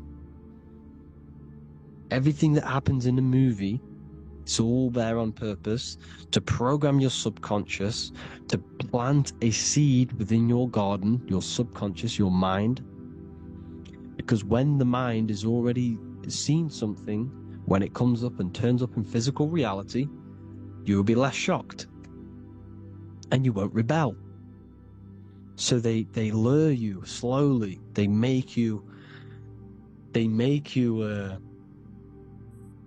aware of these things over time. They make you gradually think it's okay. Like the technology, we never used to use these phones. How did we become so addicted and reliant on them? Well, because first they gave you a little flick phone. Well, no, sorry, they gave you a phone in your house, and then once you got used to that, they say, oh, here's the newest version of a little flick phone. You started texting your friends. Everyone was loving it in high school. They could now meet up without saying, let's meet on the weekend at this point at this time, like your parents probably did. Or maybe some of you watching this, you probably had to tell your friend to meet on the weekend at a certain time because you had no way of communicating. So everyone got these phones and got addicted to them. Then they slowly got addicted to the new iPod with the touch screen. Now they invented touchscreen. Then everyone got addicted to touchscreens. Then because all of this is producing dopamine in the brain, which creates you to become mentally addicted to things, and physically addicted, chemically addicted, because dopamine's a chemical. Your subconscious becomes a program within your subconscious, and your body becomes chemically addicted to these phones. And these phones are the enslavement of humanity. Technology. Without this, we wouldn't be in this mess, without technology. Because they're creating a hive mind. We're creating a hive mind. So back on track anyways, they program you. Look at the films, 9/11, all produced by Hollywood. Here's the 11, like I said at the beginning, the two pillars which reflect reality. What happens in the mind happens in the physical. What happens in the astral happens in the physical. Okay, what happens in the physical happens in the mind. It's the two pillars, the mirrors. 9/11. 9 plus 1 plus 1 is 11. Flight 11 was hijacked. New York is the 11th state. New York adds up to 111. This is not a coincidence. It's all a form of magic. It's a ritual, energy harvesting ritual, because your mind produces energy. Your mental attention produces energy, and they're feeding off this energy in the astral plane, these demons. Music is the most powerful. Personally, I think the music is one of the most powerful forms of magic they're using. Okay? Music is hypnosis. It puts your brain in a hypnotic state. It influences your electromagnetic field through vibrational energy. It reprograms your subconscious mind. Why do you think you remember the lyrics? You see, your subconscious stores all of the memories. Remember, the subconscious manifests 90% of your behavior. So therefore, the music you're listening to is manifesting your behavior. You wondered why some people wonder why they have drug addictions and they can't get out of violence and they can't get out of all this negative mind space. It's because the music they're listening to is creating a negative mind space. The words you listen to have plant seeds within your mind. So the reason you remember the lyrics is because that song created a program within your subconscious. Yes, that is what happens. You can use magic to reprogram your mind, but you can use music to reprogram your mind, because it's all forms of magic. It's using natural mental energy forces to manipulate the physical reality. You manipulate your mind, you manipulate reality, physical reality. Okay? So the music, another very, very big one. When you turn on the radio, it's just all talks about alcohol, drugs, and sex, because they want you down in the lower three chakras. They want your mind attached to matter when it's mind over matter. Your mind's not physical. You see, the word spirituality is the new trend. It's not about your spirit. It's not about your spirit. It's about your mind. It's not about, spirituality and looking after your spirit, and they've got you focused on your spirit. Why? Because they hide your mind from you. You see, a lot of people think their mind is their brain, but the mind is everything. There is no physical reality without mind. You can have a brain. Imagine if you had no mind but a brain. It wouldn't work. The mind is everything. The mind controls your avatar. It begins in the mind before it happens in the brain. Then the brain manifests through the body. The brain's just an electrical computer. So that, they've got people scared, or do I have a soul or not, and all this stuff. Listen, if you have a mind, you have a soul, because you are not the mind. This is why everything is sort of an illusion, because beyond the mind is your soul. But what is the soul without a mind? You can't have a soul without the mind. But if the mind didn't exist, the soul doesn't exist. You are the person listening to your mind. I shouldn't say person, because you're not the body. You're the entity behind the mind. But if you didn't have that mind, you couldn't understand what you even were. You would just be an observer who couldn't think. So yes, we all have a soul. If you have a mind, you have a soul. Everything is mind. Everything has mind. Mind creates everything. God is mind. And they're manipulating your mind through TV, your phone, every little thing. The school, it's all about the mind, people. Control your mind, you control your reality. Just the last thing, here you go. Aleister Crowley, the dark magician, Kanye West doing the exact same thing because they're implementing magic in the music. Here's the Beatles with Aleister Crowley in the background. Bet you never noticed that.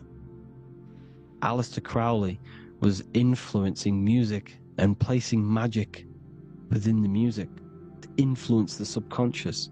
This is what Baal worship was. This is why they killed children. They sacrificed these children. Why?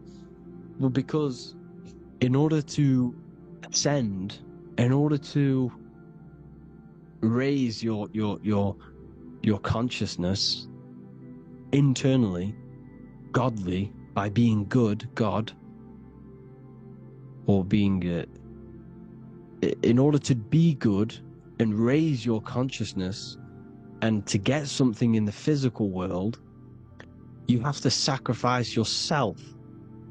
And what do I mean by that?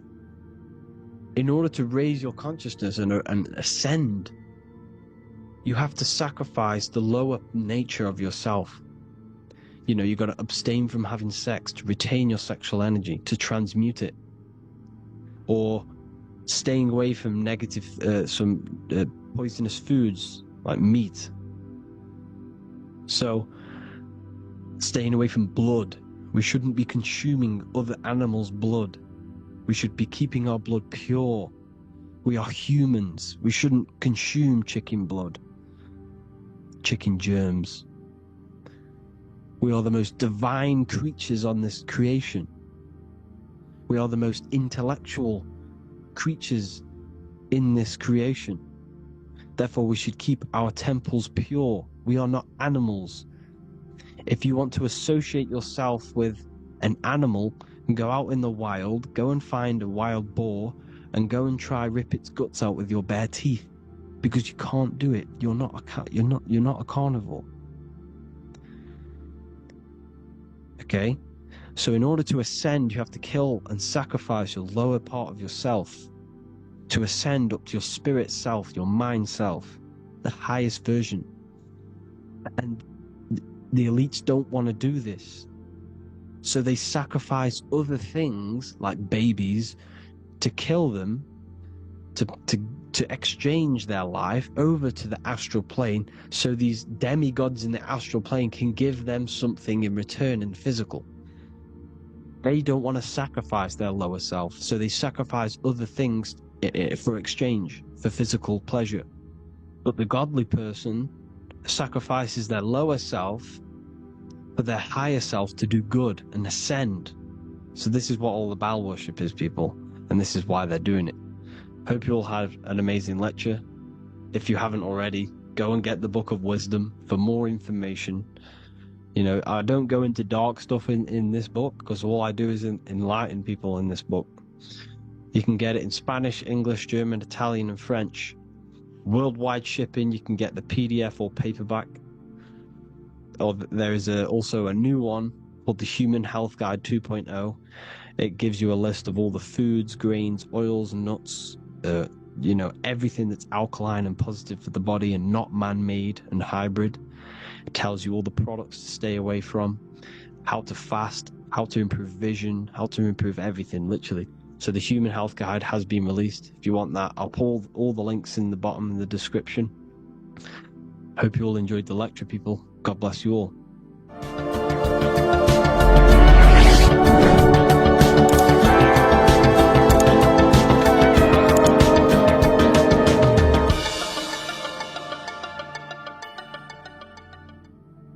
You are not breathing correctly. 98% of people only use a third of their lungs capacity, which is shallow breathing, which ages you, lowers your brain capacity, and also lowers your state of consciousness. So it's essential that you breathe consciously on a day-to-day basis. because this is what truly elevates your consciousness. I am going to give you the key for you to raise your consciousness just through breathing alone. It's such a simple thing, but yet the most effective way for raising your state of consciousness and becoming more spiritually and mentally advanced. So tune in for this video and I'm going to show you exactly how to do it and the symbolism behind breathing. Air is more than just air. It carries electromagnetic energy. So now I'm going to give you the science behind this spiritual truth. This invisible force is what sustains all physical life, providing the life force energy essential for existence. Electromagnetism. Everything is fed off electromagnetism. Your body is an electromagnetic battery. Now, we can prove that air carries electromagnetism just by doing a simple test, a simple scientific experiment, by getting liquid oxygen and pouring it between a north and south magnetic pole, two polar opposite magnets. We see that the liquid does not fall straight through it. It is sucked, it is magnetically attracted to these two opposing forces, opposing magnets. This is proof that air, liquid oxygen carries electromagnetism. When you are breathing electromagnetism, the essential life force behind all living beings.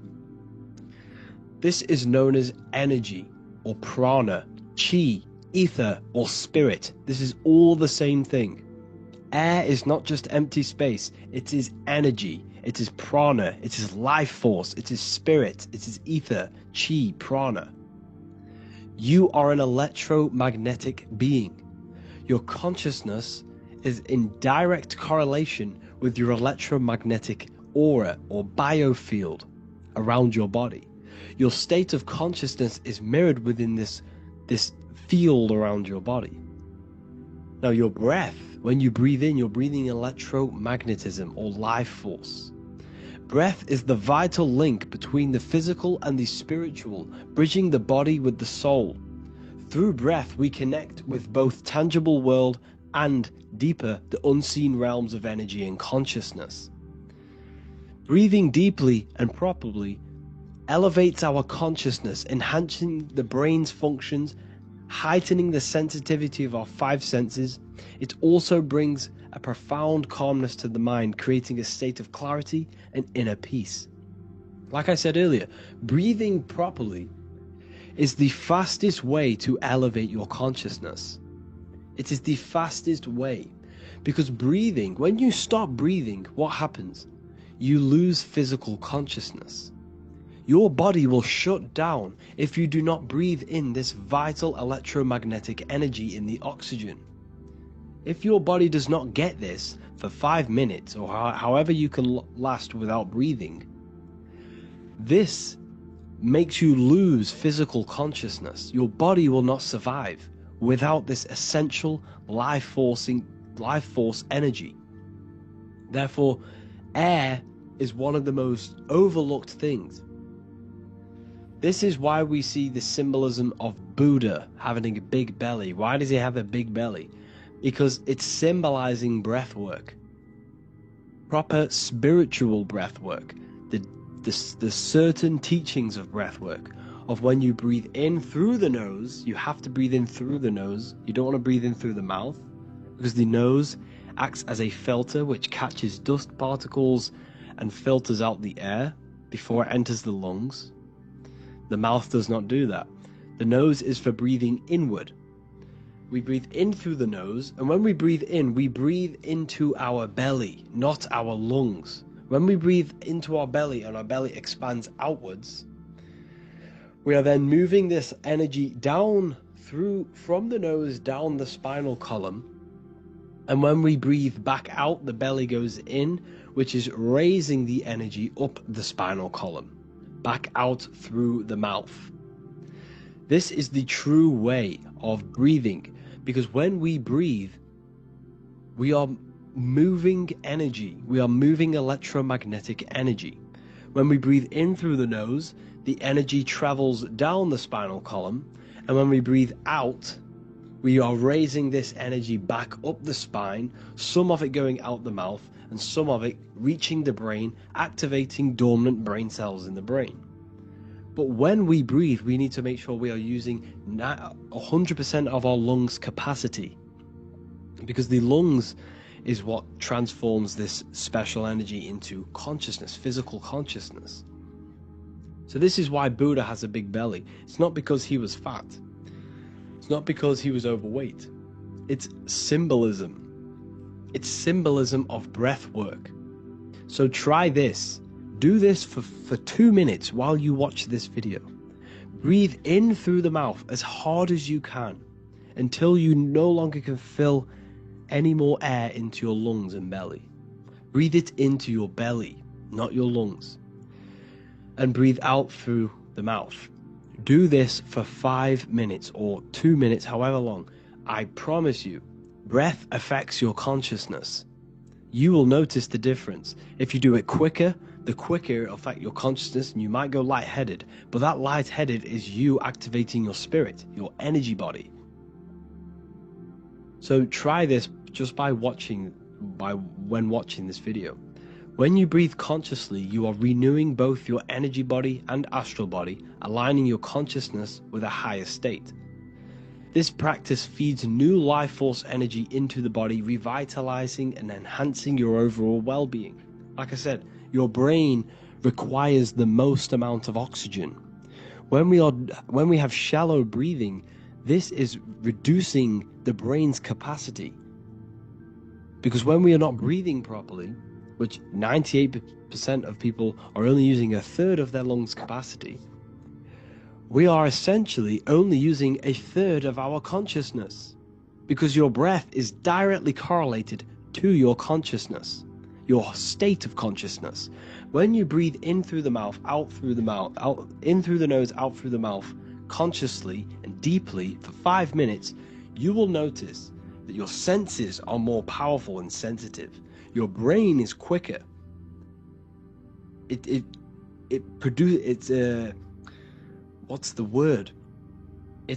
processes information quicker. You become quicker. You become a superhuman, and you feel more spiritual because it activates your spirit, your astral and energy body. So when we meditate, it's definitely important to breathe in through the nose and out through the mouth as deeply as possible to align with a higher state of consciousness. And this is the easiest way to separate your consciousness from the body.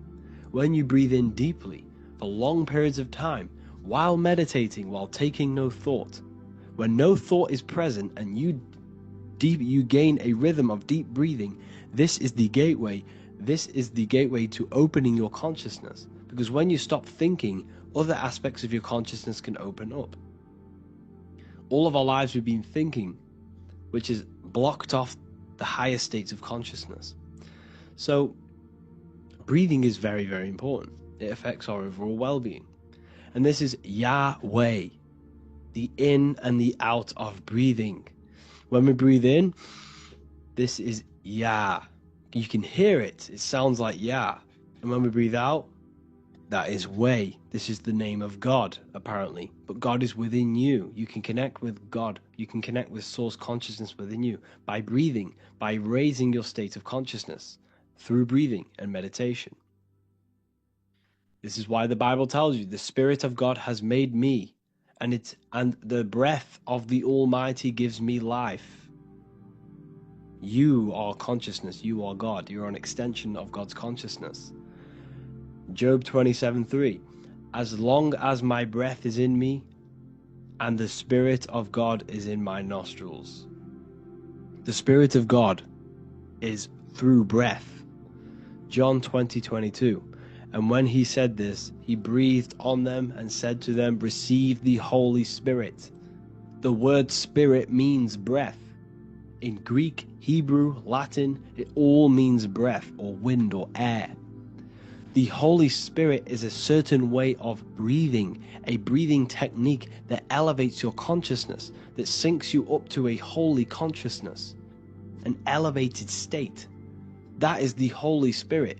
That's why it tells you in the Bible, when he said this, he breathed onto them. He breathed onto them and said, receive the Holy Spirit. You must breathe to receive the Holy Spirit.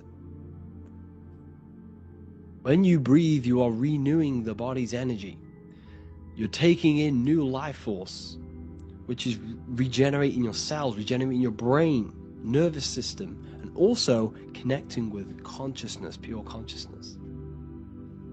This is not something that we should be doing during meditation. Yes, it is. We should be doing it during meditation, but this is something that we need to apply all of the time. This is the fastest way you can raise your consciousness.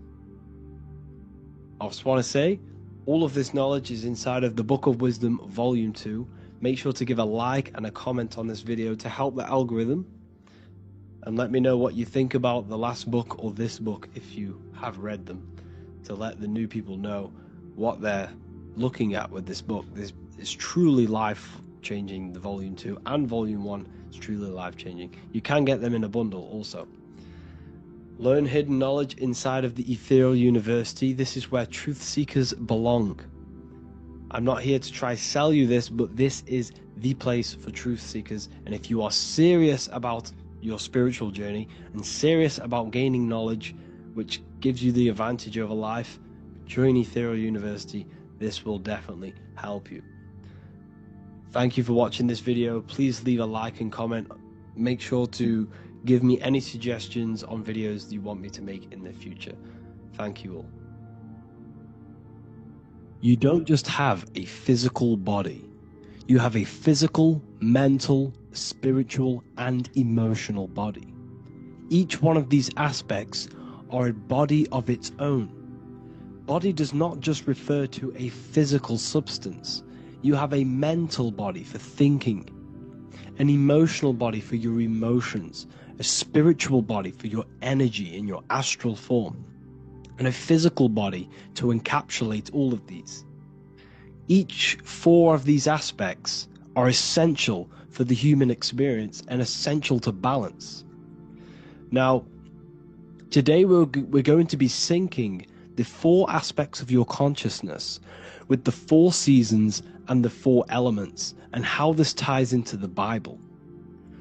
So we have four physical elements. We have 5 elements in total, spirit being the most important, but spirit is pure invisible.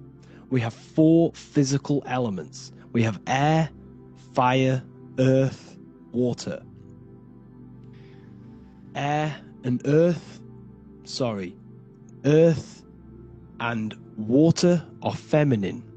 Air and fire are masculine. Air and fire are active. Water and earth are passive. The air corresponds with the mental body of consciousness. This is where your intellect, this is where your communication, this is where your thoughts, intuition all comes from.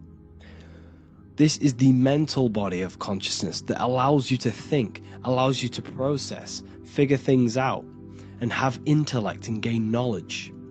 This is your intellectual aspect of your consciousness, located in the head region. We have a fire nature, a spiritual nature. This is our astral body. Our astral body is all to do with the subconscious realms, the higher realms of consciousness. This is the body that allows us to be free from the physical body. Our spirit is more of our energy. Water is our emotional body.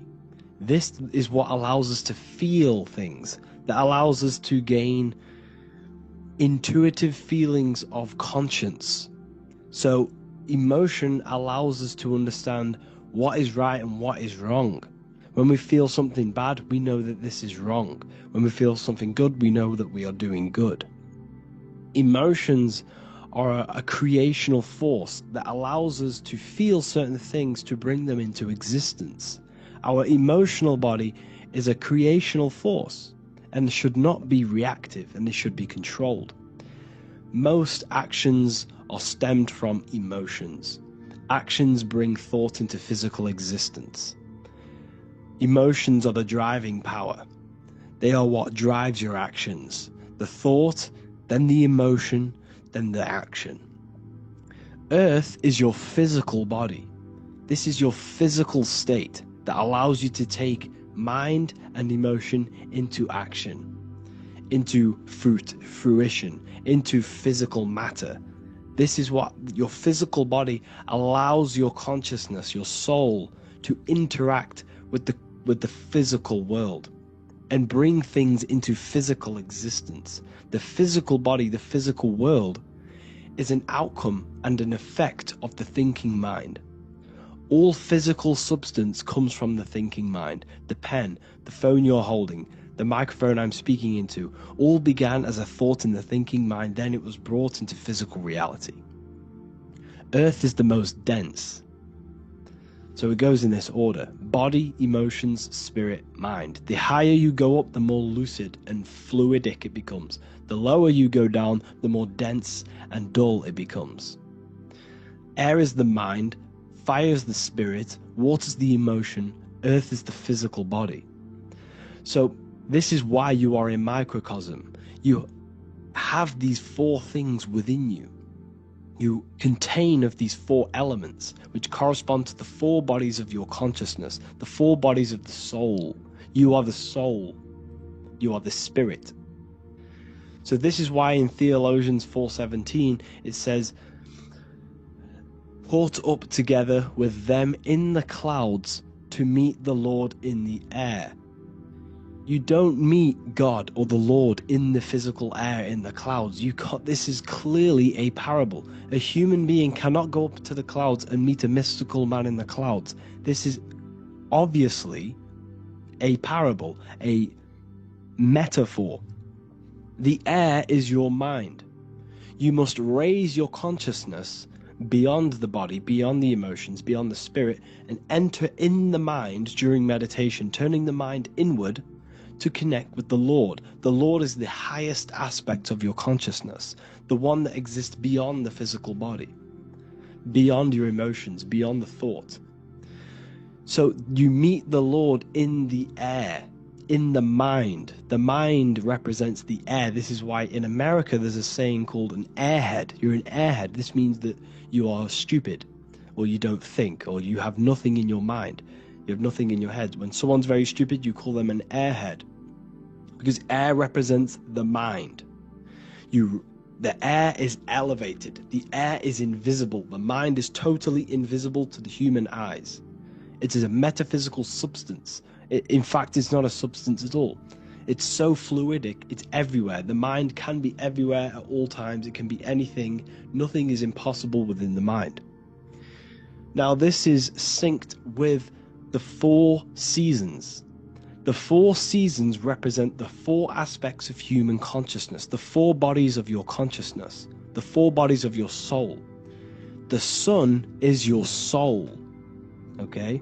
And the sun travels around four seasons. Summer, when the sun is the most hottest point. Autumn, when the sun starts to move away from the hottest point. Things start to die. Then it goes to winter. This is when everything dies. This is when things enter in within itself. This is when darkness occurs. Then spring. This is the reignition of the sun. This is when the sun starts to bring back the warmth back to the summer. You have four seasons which correspond to the four bodies of consciousness. Fire is the spirit. This is when you are passionate. This is when you are taking action. This is when you are fiery. The sun is blazing. You're taking action. You're very passionate. You're very spirit. You're in the spirit. Autumn is water, emotion. This is when you start to become very reflecting. This is when you start to feel emotional. Because in autumn there's lots of water. This represents the emotional body of consciousness. Winter is the mind. This is air. Winter, what happens in winter? Everything enters within itself. The leaves die, the trees die, everything dies and goes within. This is the mind. The mind is the darkness, remember. You close your eyes to enter within the mind. The winter represents meditation. In the winter, what do people do? They stay inside of their house. They research more. They read more books. They become more intellectual. They think more in the winter because we are so we're stuck inside. So we're more reflective. We're thinking more. We're more communicative. We're more intellectual. In the spring, this represents the earth, the body. This is when we start to come out of the mind and we awaken to the body, and things start to grow again. The plants start to grow. The earth is growing again and reborn again. This is the body. This is when you become more active in the mind, body, spirit. So you are the soul. You are the pure essence of consciousness. The sun is your soul in the heart. And the seasons are inside of you because you are a microcosm. Okay, you are a microcosm. The word sun is son. The Latin word for sun is sol, which is soul or solo, because the sun is solo. It's on its own. You are the soul, and the soul has the 4 different bodies of consciousness. So, before we move on any further, if I've blown your mind, please, if you can, leave a like, a comment, a share, and a subscribe. Let me know what videos you want me to make in the future. Please drop a like, it definitely will help me. You are a microcosm of the macrocosm. Man is a miniature universe that goes through its own cycles.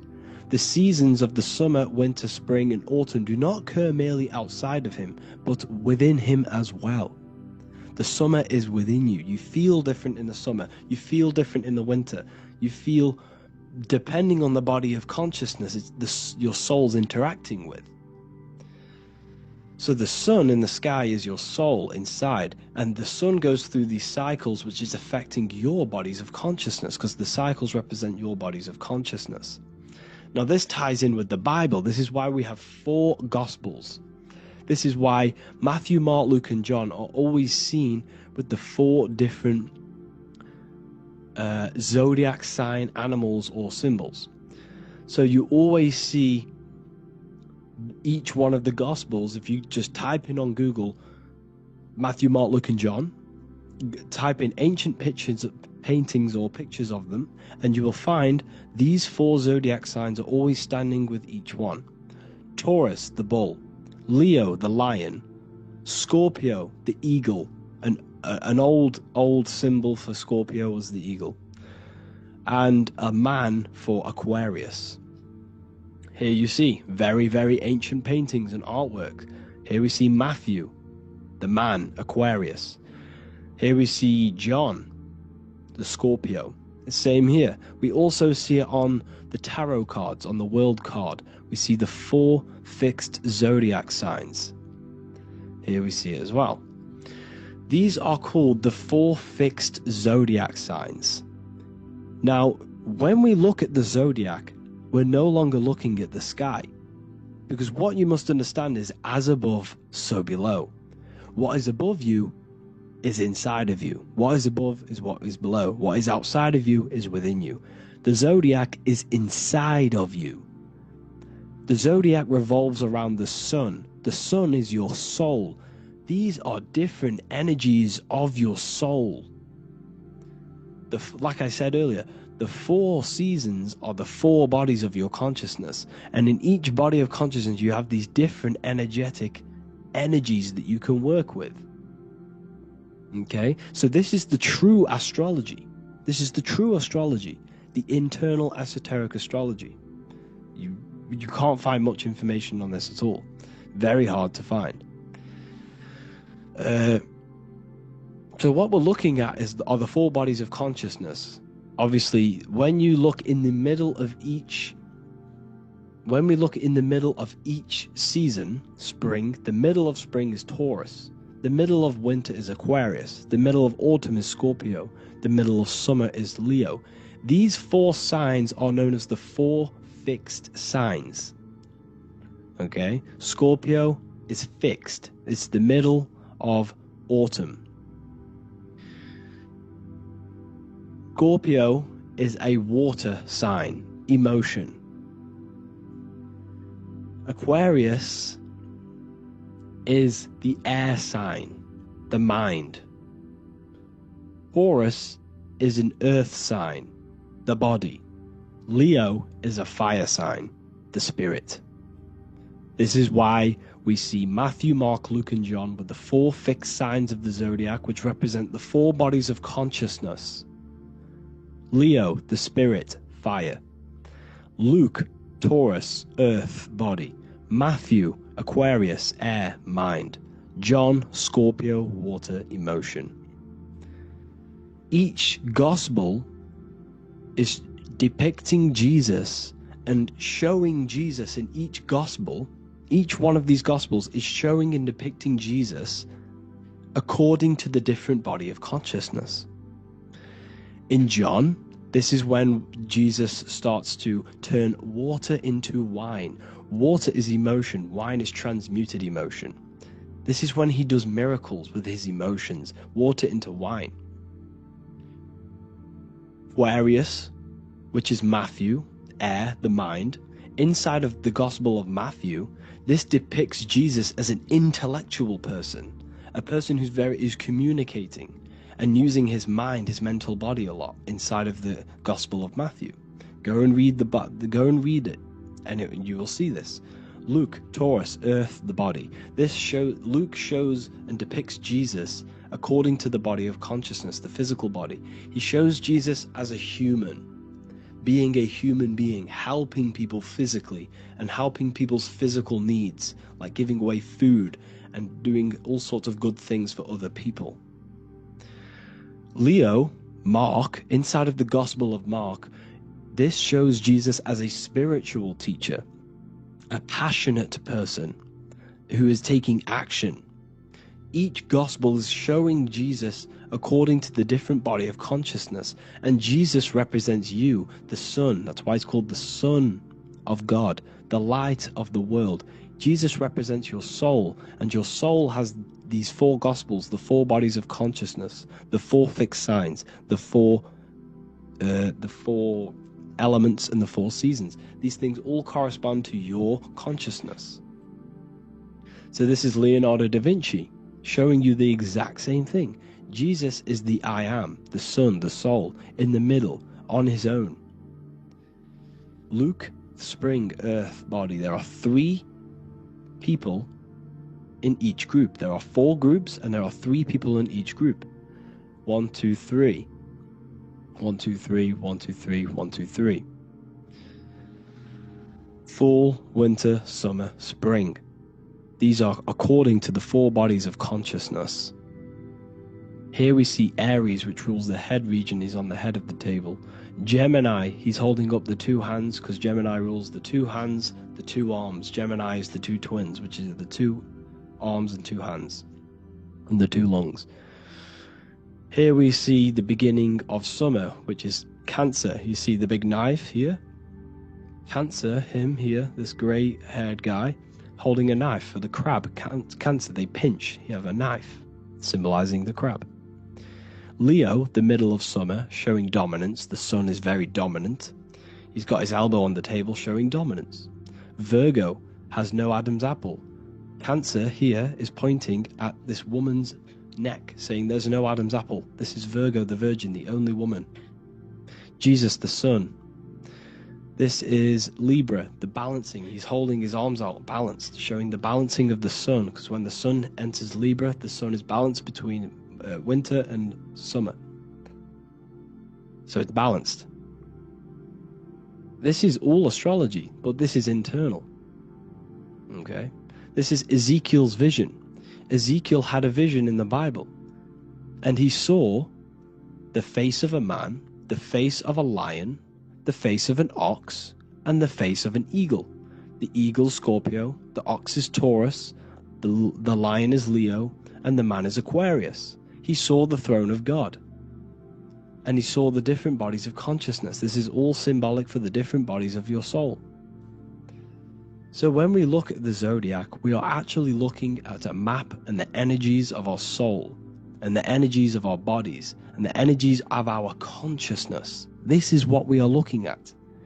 Each zodiac is an aspect of our consciousness and an energy that we can work with and that we must purify. Balance and purification is essential. Imagine playing a brand new video game. Let's say a brand new video game came out and you had to play it. What happens when you play that game? You don't know the controls. You cause chaos in that game. You can't really run properly. You can't do anything properly. You're getting destroyed by other people who are playing that game. It's the same with your physical body. When you are born, you must learn how to play the game. You must learn how to balance the mind, learn how to balance the spirit, the emotions, and the physical body. We must balance and purify each body of our consciousness. We must look after our physical body with our physical health by eating physical, electrical food like fruits and veg. We must look after our minds by being conscious of what enters our eyes, enters our ears, enters everything. Whatever enters our five senses is affecting our mind, our mental health, our environment, mental. We need to look after our thoughts. Control our thoughts by purifying our thoughts, only positive thoughts. Then we must purify our emotions, feeling only gratitude and love and not feeling these negative, dull emotions.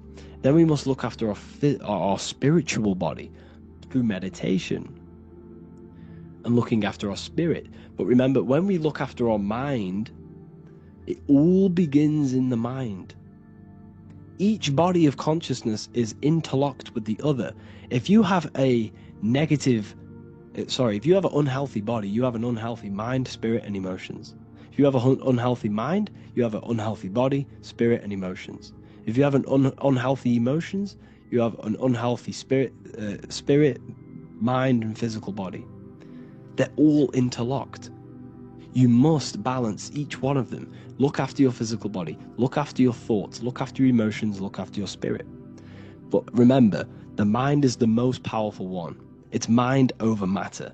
Once we look after the mind, once we start to control our minds and control every thought we think, this will then turn into discipline in our physical body. Because once we learn how to discipline the mind, we learn how to discipline what we eat, we learn how to discipline what we feel, we learn how to discipline our spirit. This is all interlocked, but work on the mind first. Work on the mind first. All of this knowledge is inside of the brand new Book of Wisdom, Volume 2. This is a revolution of human consciousness. If you've read it, please leave a review down below. If you've read Volume 1, leave a review down below. This is the next revolution. I don't see this information anywhere. This is the next revolution of human consciousness. And of course, if you are serious about this and you truly want to gain enlightenment and join an amazing community where you can connect with me on live calls, lectures, the Manifestation Mastery course, you can gain access to my library of over 45 PDFs plus my books. And if you do join the university, you can order a Volume 2 free of charge. All you have to do is to pay for shipping. If you truly take your knowledge serious and you want to take advantage of life, join the university. This is where truth seekers belong. Just want to say thank you all. Please leave a comment. Please leave a like. It's going to help me a lot spread this knowledge to the world. And yeah, share this with a friend and subscribe. Thank you all.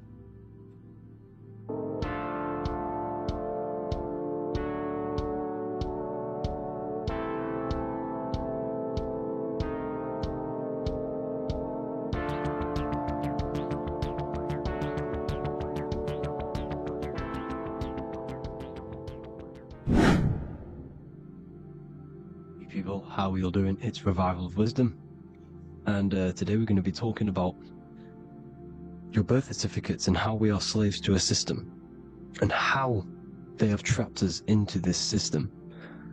Okay, so the first thing you need to understand about this system is there are two types of laws. You have the law of water, which is Admiralty law, and the law of the land. So the Admiralty law is the law of water, and this is what money is. Money is water. This is why we say liquidity, currency, the current. A current is water, something moving through something. Cash flow.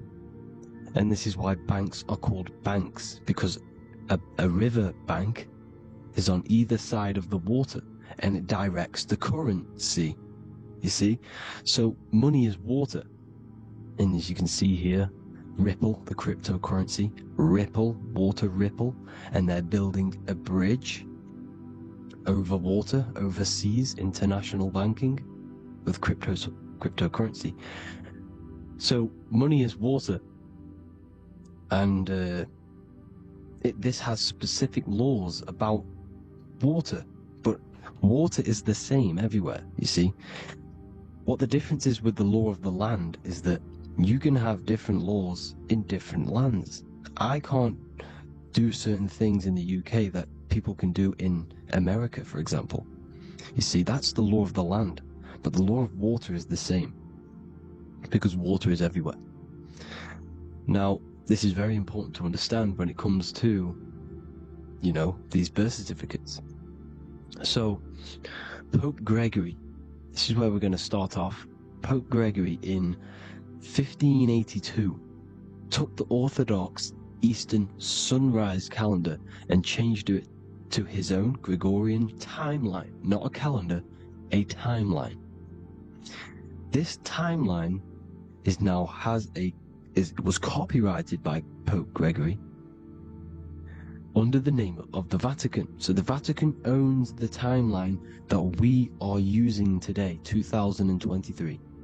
They own it. They own the title of this Gregorian calendar. Okay?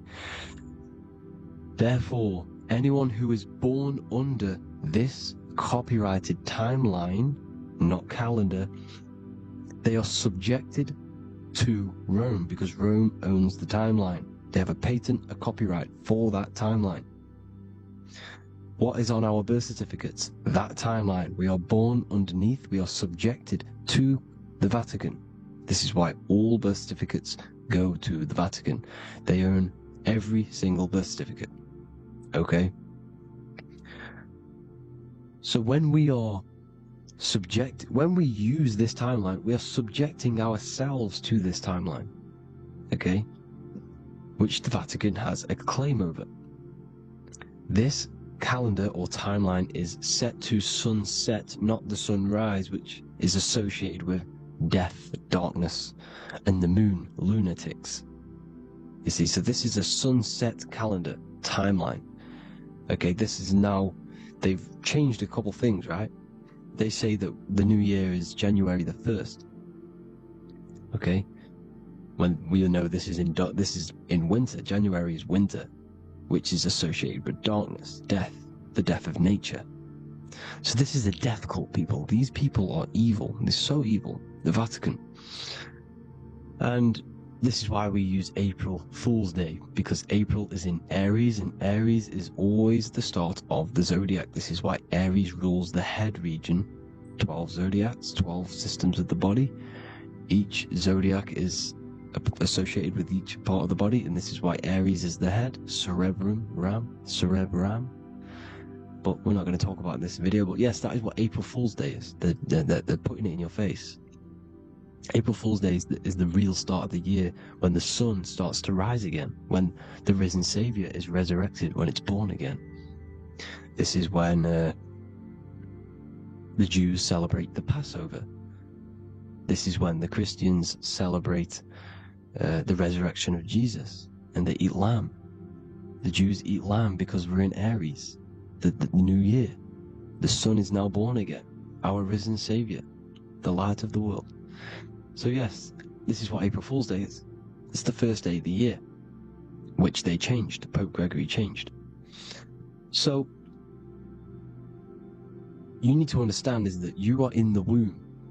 You are inside of a ship, because every ship, literally a ship, every ship is female. This is why they say she delivers the product, because she does deliver the product, you, the baby.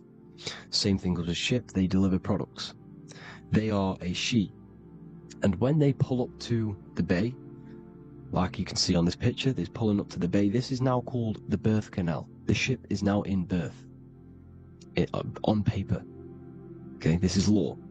And when they pull up, you know, they tie up to the bay, and now they get a certificate of manifest certifying all of the products which are on the ship and what they are bringing into that nation.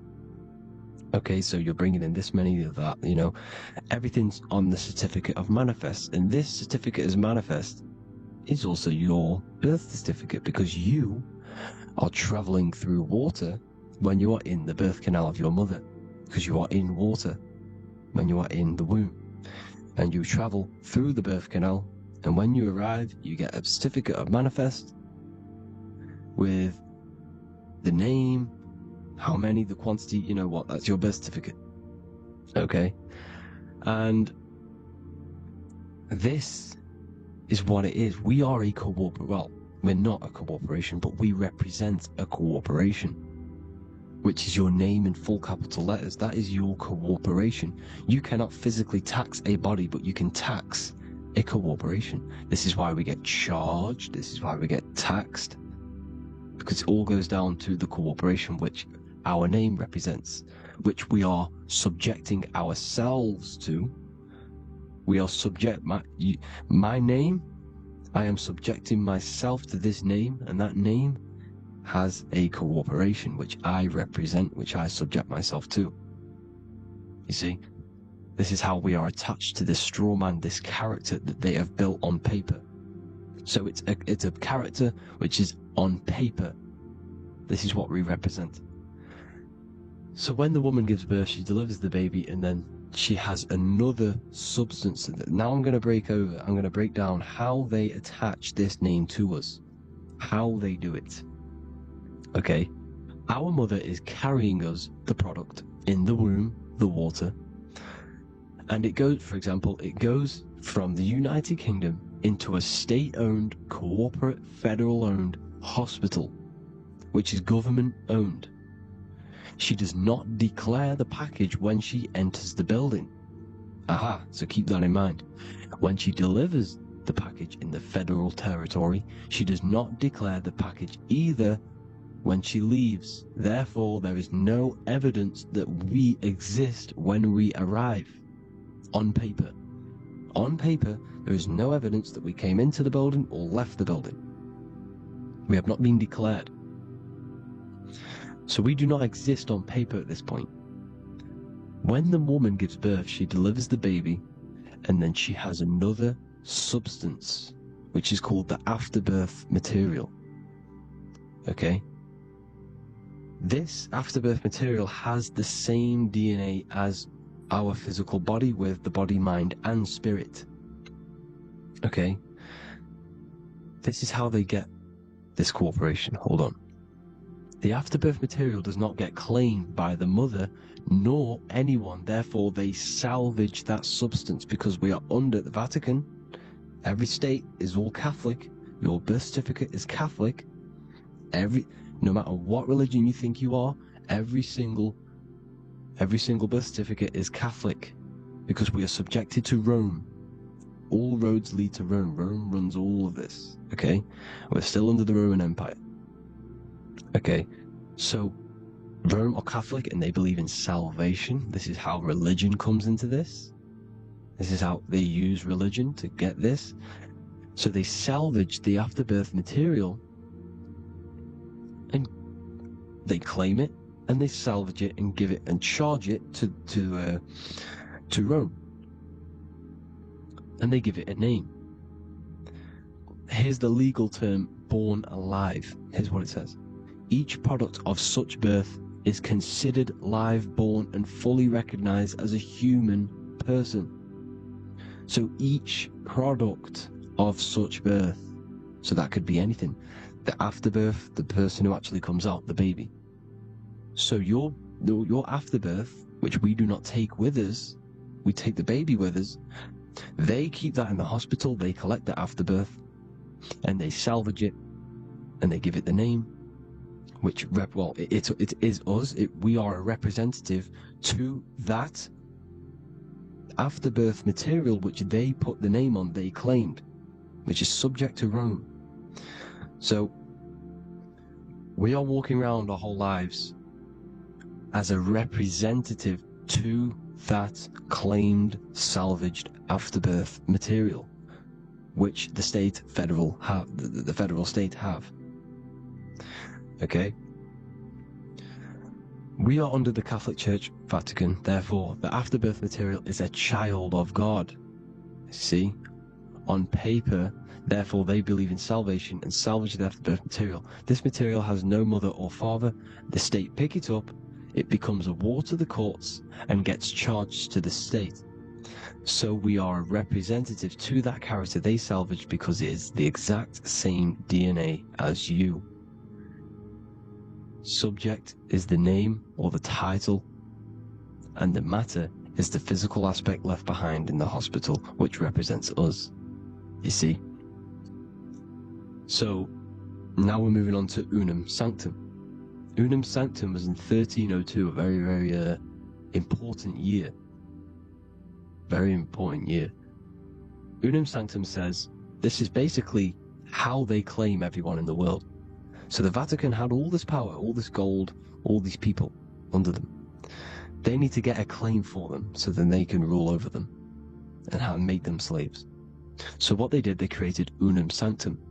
Pope Boniface VIII did this. And it says, the spiritual man judges of all things, and he himself is judged by no man. The spiritual man, keep that in mind, unless he invent like Manichaeus two beginnings, which is false and judged by heretical, since according to the testimony of Moses, it is not in the beginnings, but in the beginning that God created heaven and earth. Furthermore, we declare, we proclaim, we define that it is absolutely necessary for salvation that every human creature to be subjected to the Roman pontiff. So they are claiming us in Unum Sanctum, and it's in the vaults in the Vatican. They will put a spell on it because they are sorcerers, they are magicians. They put a spell on it, they lock it up, and whatever goes on that piece of paper goes. And this Unum Sanctum is claiming all of us. So what does it say in the beginning? The spiritual man judges of all things, and he himself is judged by no man. The spiritual man, the man with the body, mind, and soul, the first baby that comes out the birth canal. That's you, your body, you, body, mind, and soul. You have the Christ, which is I am, which is grace. Grace means here now, in the present. You have the Christ, which means I am, therefore you have a soul. If you can say I am, you have the Christ, you have a soul. But a creature can be anything with no soul. You see? So no man can judge the man with the soul. However, as it says in the second part, we proclaim, we define that it's absolutely necessary for salvation that every human creature to be subject to the Roman pontiff. So they are subjecting the afterbirth, not the man with the body, mind, and soul, but the afterbirth to the Roman pontiff, to the Roman Catholic Church. We are the ones who are claiming to be the afterbirth material, which is our birth certificate, which is our representative. We represent that because it is our DNA. This is how we are stuck. We are stuck because we represent this DNA, which is on paper, recorded. You see? So we, being untaught, uneducated in these subjects, we are subjecting ourselves to this system, to this slavery, because we just want to live. We just want to live happily, just peaceful. Think about it. Where's all this coming from? Where's all this war, all this killing, deaths coming from? We just want to live. It's coming from the Catholic Church, these evil death cult, which has subjected us, which has used us as slaves, and we are still slaves, and it's just going to get worse and worse and worse. So this is how we have subjected ourselves to be the slaves to this system. It's a lot to take in, and there's a lot more deeper stuff which goes into this. I'm just going over the surface. I'm going quite deep, but there is little details that I still need to learn myself. But this is the general how that we've been stuck to this slave system. So we are batteries, okay? This is why we get charged. When you go in a court, you get charged, okay? Because you're a biological battery. This is why cities look like motherboards, because we are feeding energy to this matrix. Okay, when we look outside of ourselves, when we give power to so-called Jesus Christ, worshipping idols outside of ourselves, where attention goes, energy flows. We are feeding the matrix with energy. By looking within, placing your attention within yourself, you are taking back your power. Because the I am is Christ. The you, the soul, is Christ. It's God. The awareness is God. Okay? However, we are subjecting ourselves to this system. We're subjecting ourselves to this system, and they're feeding off our energy. So what we need to look for the future is that, think about it, with the end goal is to change our DNA, is to literally make us robots, transhumanism, slaves. This is why we have smart cars, smartphones, smart watches, smart meters, smart cities, and all of this is going to be connected by the smart grid, which is 5G. This is why 5G is rolling out. 5G is going to connect all of these technologies to one. It's like a big net system. And you know why they're doing this? It's because all of this is going to be connected through this 5G, and that 5G is going to be controlled by the elites. So you say anything wrong, you do something wrong, you say the wrong thing online, they'll turn off your car, they'll turn off your phone, they'll turn off your smartwatch, they'll turn off your TV, because it's all going to be connected and controlled by the smart grid.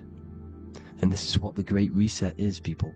But they're going to trap us inside of these 15-minute smart cities, so we can't leave the area, because they're going to use climate change as a tool to enslave us to not travel because of so-called climate change and the fumes that we are putting into the air, which is all BS. They're doing this to push these new cities, to push all of it. But listen, they're trying to get inside of your body. The only way they can do that is to get you addicted and using this technology. First, they got on the body with the smartphone. Well, first of all, we use the technology. We get used to it with it in our hand. The next step for them was to get on the body, which is the Apple Watch, as you see down here. They have now successfully got onto the body. The next thing is to get inside of the body. This is the brain chip. You see how they've slowly lured their way in, slowly got you addicted to this technology, got you dependent on this technology. And what they're going to do is that they're going to mold society to be dependent on the brain chip. So in order, for example, if you want to go and pay for food, you're going to have to get a chip to pay for the food, because it's all going to be digital money. And that digital money will be connected to the chip, and you'll need the chip to pay for things. You see? So this is how they're slowly transhumanizing us. These phones, these apps, these things which are all we are all using, was created by Freemasons. Mason means traveler, because they travel the depths of the mind. They understand human consciousness. They understand the brain. They understand the mind. By the deepest root cause, they understand it. This is what Masonry is. It's the occult. So these technologies is designed by these people. This is why they're so addictive, because they understand how it works. They understand how to get people addicted, because they understand human consciousness, the brain, the body, and the mind. So this is the advantage Freemasons have over us. And these secret societies, which have gone through the orders of Freemasonry and progressed onto these secret societies, which are the evil side, because I'm not saying Freemasonry is evil, okay? But the societies which they go beyond Freemasonry, because you can go beyond the 33rd degree into these secret societies, and they use this knowledge for the bad, to enslave people. And this is what's going to happen. Transhumanism. So I hope you all learned some insight for today. Please do a bit more research on, birth certificate and stuff like that, the straw man. And have an amazing day, people. Please like, comment, and subscribe. Peace.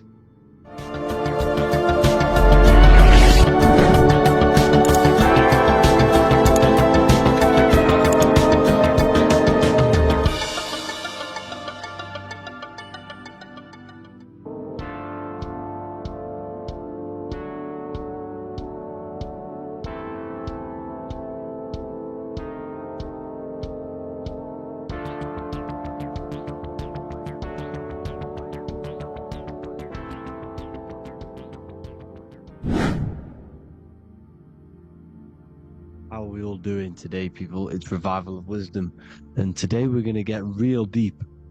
This video is going to get real deep. A lot of people are not going to be ready for this sort of knowledge, okay?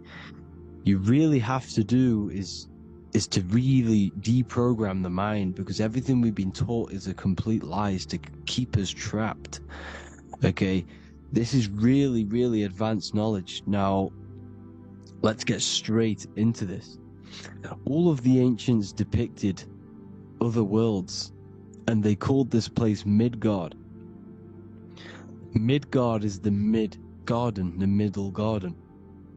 This is why the Masonic symbolism on the floor is always a black and white checkered board, symbolizing the polarity here, the good and bad, because we're in the middle garden, the heart. Earth rearranged spells heart, because we're in the heart of this system, or whatever it is, a super quantum computer, whatever you want to call it, simulation. Now, in the Quran, it talks about the 7 layers of heaven. All of these ancient artworks are depicting these different layers of reality. Okay, and look at the Egyptians here with the boat outside of the firmament. Boats travel on water, and this is exactly what the Masons are doing. So they're still using the same symbols. Why? Because it's the same knowledge, just hidden.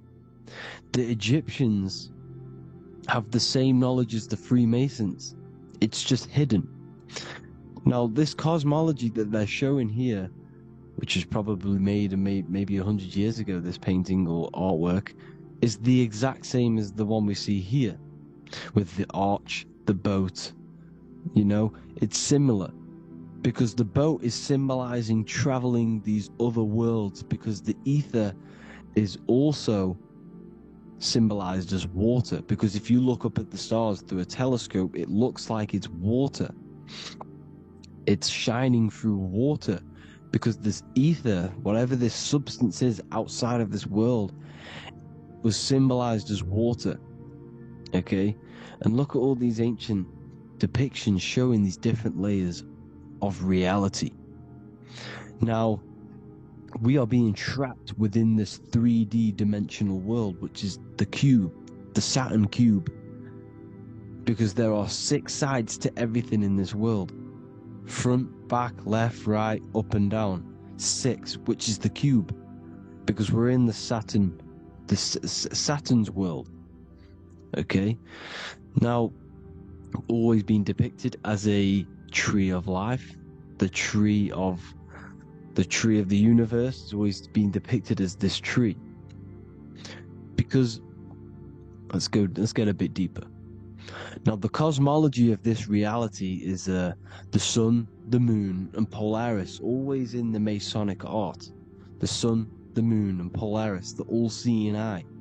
If you go inside of the temples, of the Masonic temples, they always have this star in the middle, shining light beams. Okay? Look here. The light beams coming from the big star in the middle, which is Polaris. This eye is God. It's God's light shining down from his abundance. Now, when you astral travel, you will see this big ball of light above you, and this big ball of light is God. But you cannot travel towards it until you are pure. It doesn't work like that. You have to become formless. You have to become pure before you can become one with the light. All these Masonic artworks, it's all depicting the star in the center. This star is Polaris, because Polaris is the way out of this place. And this is why you see the stairway to heaven all the way up to the light beam, the light source. What does it say in the Bible? God is light, because everything is made out of one substance, and that substance is light. And it symbolizes the eye, because God is an eye. All things that are alive have an eye. And we all say, I am. We all see these realities through eyes. God is an eye. He's the all-seeing eye. He sees all things at all times. And he is projecting this light. And this light comes down to create all the different levels of the worlds. And this is what the two pillars symbolize the number 11. 11, the number 1, is just a vertical line. It's the one. It's a 1 point. 11 symbolizes the mirror nature of reality. Everything's mirrored. As above, so below.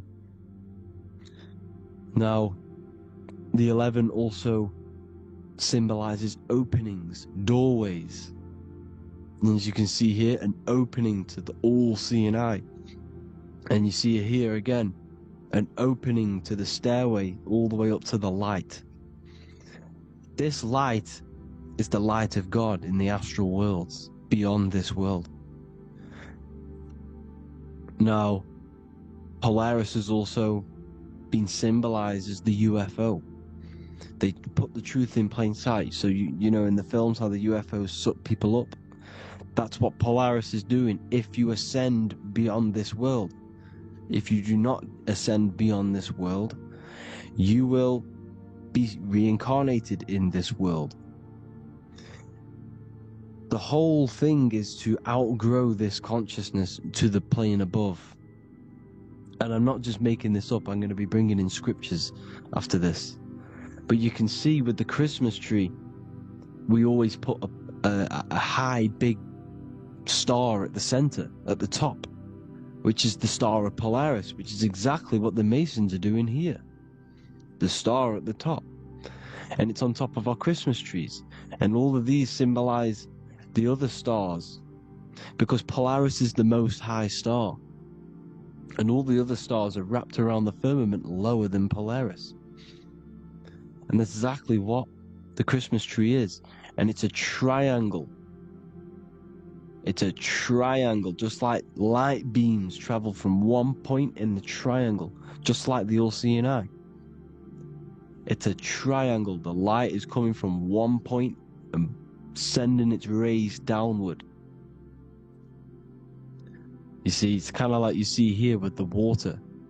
And the lower you go, the darker it gets, the more evil it becomes. And this is what the ancients would call hell. Now, this all-seeing eye is Polaris. And below Polaris is Mount Meru, the North Pole, the magnetic North Pole. The Tower of Babel, which is in the Bible. The etymology of the word Babel Ba meaning spirit, which gives the ability to move the soul through the worlds, which is that's the ancient Egyptian description of the word Ba, meaning of the word Ba. You have the Ka, the Ba, the Ak, but the Ba is the one that gives the ability for the soul to move through the worlds. Your soul can't speak into a world without incarnating into it. Now, the Tower of Babel symbolizes Mount Meru because it's the word Ba is the spirit which gives the ability for the soul to move through the worlds. The Tower of Babel is the magnetic North Pole, Mount Meru, which gives the ability to move through these different worlds. And you can see the ancient Tibetans always showing this depiction of these different worlds coming from the center. Because we have to ascend our consciousness. It's not about how good you are to reach heaven. It's about how you expand your consciousness, you expand your mind. So they teach now that you have to be good in order to reach to heaven. It's about expanding the mind, expanding your consciousness to these different planes, these different realms. So that's what it's about. And Jesus was known as the fisher of man. Now, Jesus is a massive part of this. He was known as the fisher of man because he was fishing. He could have been fishing. He could have been one of these deities that had come down from these different higher realities and pull people up. So they called Jesus the fisher of man. And he says unto them, follow me and I will make you fishers of men.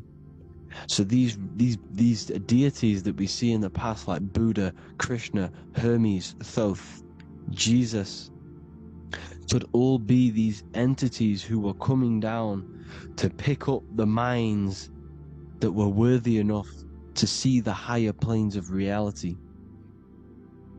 And this is why they called him the fisher of man. Now, when Jesus walks on water, there is a parable with Paul. And he says, but Jesus immediately said unto them, take courage, it is I, don't be afraid. He's talking about astral travel here. He's talking about leaving the body. Because when you leave the body in astral travel to see these alternative realities, you can't be afraid because fear is a bondage, which is what the Emerald Tablets talks about. Lord, if it's you, Peter replied, tell me to come to you on the water. The water. Come, he said. And Peter got down from the boat, walked on the water, and came towards Jesus. But when he saw the wind, he was afraid and began to sink. When you become afraid in astral travel, you sink back into your body. Lord, save me. So this is talking about Jesus pulling people up into different realities. And you can see the fish is the symbol of Jesus. Is another symbol of Jesus, a fish. Because fish symbolize deep occult knowledge. Because fish travel the depths of the ocean. And they symbolize us because we are fish underneath the ethers. And Jesus was pulling people up. You see, so the Bible is a people today believe the Bible is a book telling you how to reach to heaven, how to become godly and reach heaven. But you've got to become the Jesus Christ to see these alternative realities. Now look at the Emerald Tablets is a massive part, and it speaks so much about these different realities. Look what it says here. This is in Emerald Tablet 3. Then in my heart grew a great longing to conquer the pathway that led to the stars, which is exactly what the Masons depict in all of their art. Look. the ladder to the stars. And then he goes on to say, years after years I sought after wisdom, seeking new knowledge, following the way, until at last my soul in great travail broke from its bondage and bounded away, broke from the bondage of the body. Free was I from the bondage of earth men, free from the body I flashed through the night. The stars. The stars are a massive part in the astral world. Each star is a different reality. And the true astrology is the star that you came from. You came through a star to reach this, to reach here. There is a reason why you are here. There's a reason why you have the personality traits, because your soul came from a specific star. This is why we call them stargates, because they are gates in and out of this reality. And Polaris is the way out to the higher worlds. Now look, far into space, my soul traveled freely into the infinite circles of light. Beyond knowledge were some planets and great gigantic beyond dreams of men. Then he goes to say, lift up your flame from out of the darkness, fly from the night and ye shall be free. Lift up your flame. Your flame is your soul, because it has to be lifted up out of the darkness. This is the darkness, this world, this body is the darkness, because it's a bondage. You need to break free. You need to learn how to astral travel, people. You have to learn this. If you want to get out of this world, you have to learn how to astral travel and see the other realities. Traveled I through space-time, knowing my soul at last was set free, knowing that now I must pursue wisdom until at last I pass to a plane hidden from knowledge, known not to wisdom, extension beyond all that we know. So he's talking about he went to a place where we cannot even comprehend here, a place that is not even known to earthmen. He's telling you he's ascended out of this world to the planes that are beyond. And it says here in the Emerald Tablets, man is in process of changing to forms that are not of this world. Grows he in time to the formless, a plane on the cycle above. Know ye must be one, ye must become formless before ye are one with the light. The light, the same light that I was talking about, the Masonic light, with the triangle, God, the one source. Ye must become formless before ye are with the light. Formless, you have to leave the body. You have to leave the body. You have to gain the ability to leave this body and travel to these other worlds. Now, it says here, not as man am I, for free have I become of dimensions and planes. In each I take on a new body. In each I change my form. Know I now that the formless is all there is of form. You see, all things created come from the things that, all things that you see come from the things that you cannot see. All of us have the same spark of consciousness, the same I am. Every dog, every animal, every human has this same I, this same thing which sees through the eye. It's formless. It takes, this formless entity is the same entity of us. We are all the same entity in different bodies. And this entity it was represented as the flame, the cosmic flame, which is inside of all of us. And this is why the Masons depicted your spine as a candle or the Holy Grail. You would either see this or a candle with a flame on the top, because the Holy Grail is your consciousness, which is on top of your spine, which is the candle. Now, Jesus, Thoth, Buddha were all these deities which were coming down to lift people up because they were fishermen of men. and he would lift you up to the higher worlds, out of this world, to the ones above. Now Thoth, you can see him here, he's leading the way, he's holding someone and he's leading the way with knowledge and power. He was leading the way to other worlds, out of this world. There's no point trying to change this world. This world will stay the same. It will stay the same. You have to get out of this world, and that's what they're telling you. That's what they're keeping you from. They're keeping you stuck within this thin layer of reality.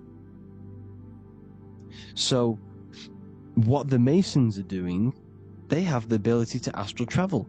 They're living not stuck and bound to one reality, but living within the different layers of reality. And this is what Morpheus was doing in the Matrix. Morpheus was going into the Matrix to go and get Neo, which is exactly what Jesus was doing, pulling up people out of this world to the ones higher. And that's exactly what Morpheus is doing in the Matrix. If you haven't watched the Matrix, go and watch it.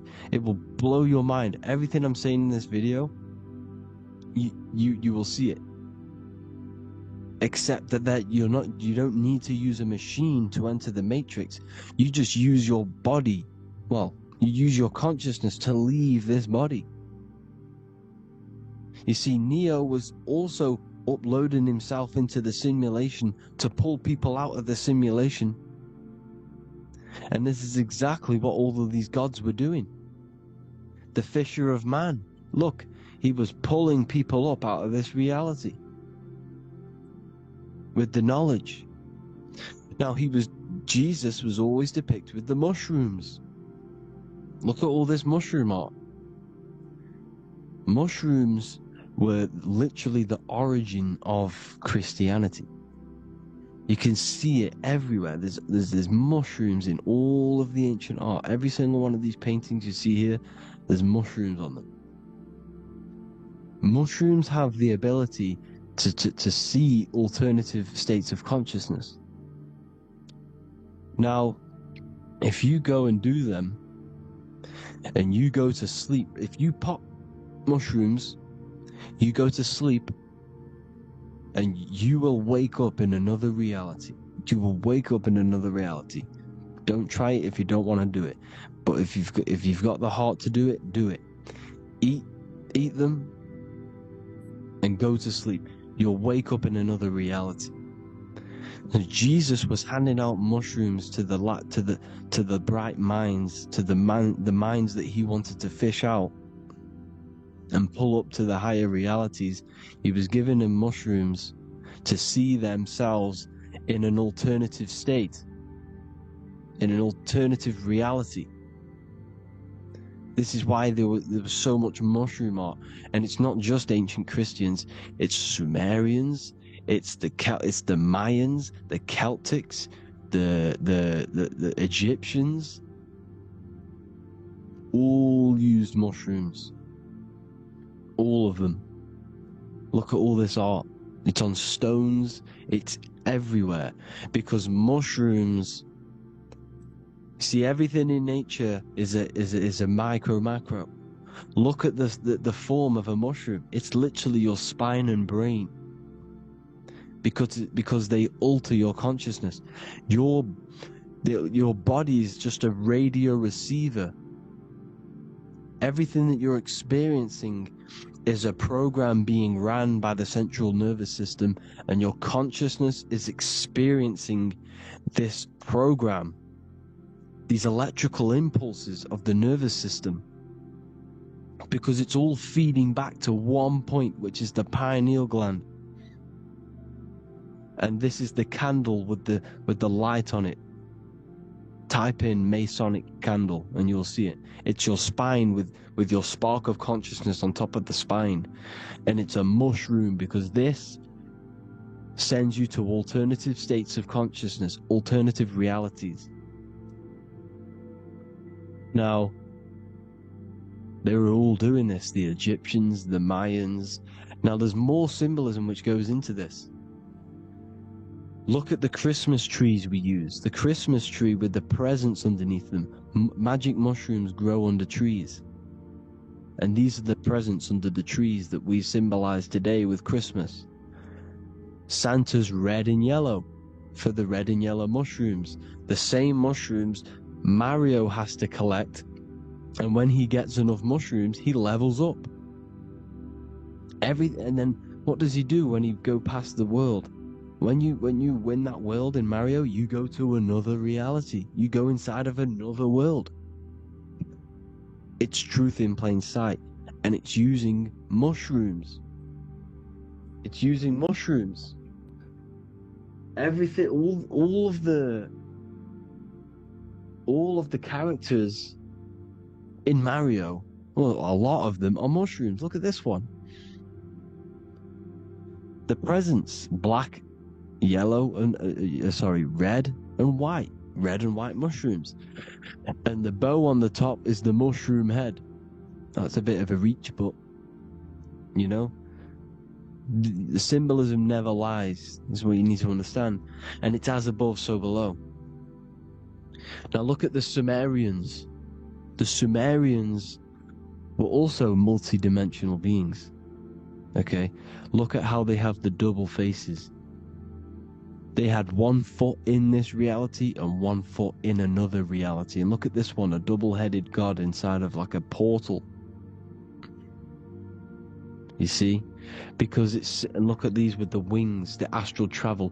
Birds, ancient birds symbolize the soul. Because the soul is a bird, it flies to different worlds. It flies around the cosmos. And mushrooms gave you the ability to see these alternative states of consciousness, these alternate realities. Because you exist in infinite realities. You exist in infinite realities. Now look at the 33rd degree Ordo Ab Chao badge. You get this badge when you become a 33rd degree Freemason. And it's a double-headed eagle. A double-headed eagle. And you can see this in Sumeria first. Sumeria have the same symbol. A double-headed, bird. You can see it here as well. And the Masons are still using this symbol today. And when you become a 33rd degree, 33 vertebrae on the back of your spine, above the vertebrae is your consciousness, and it's a double-headed eagle.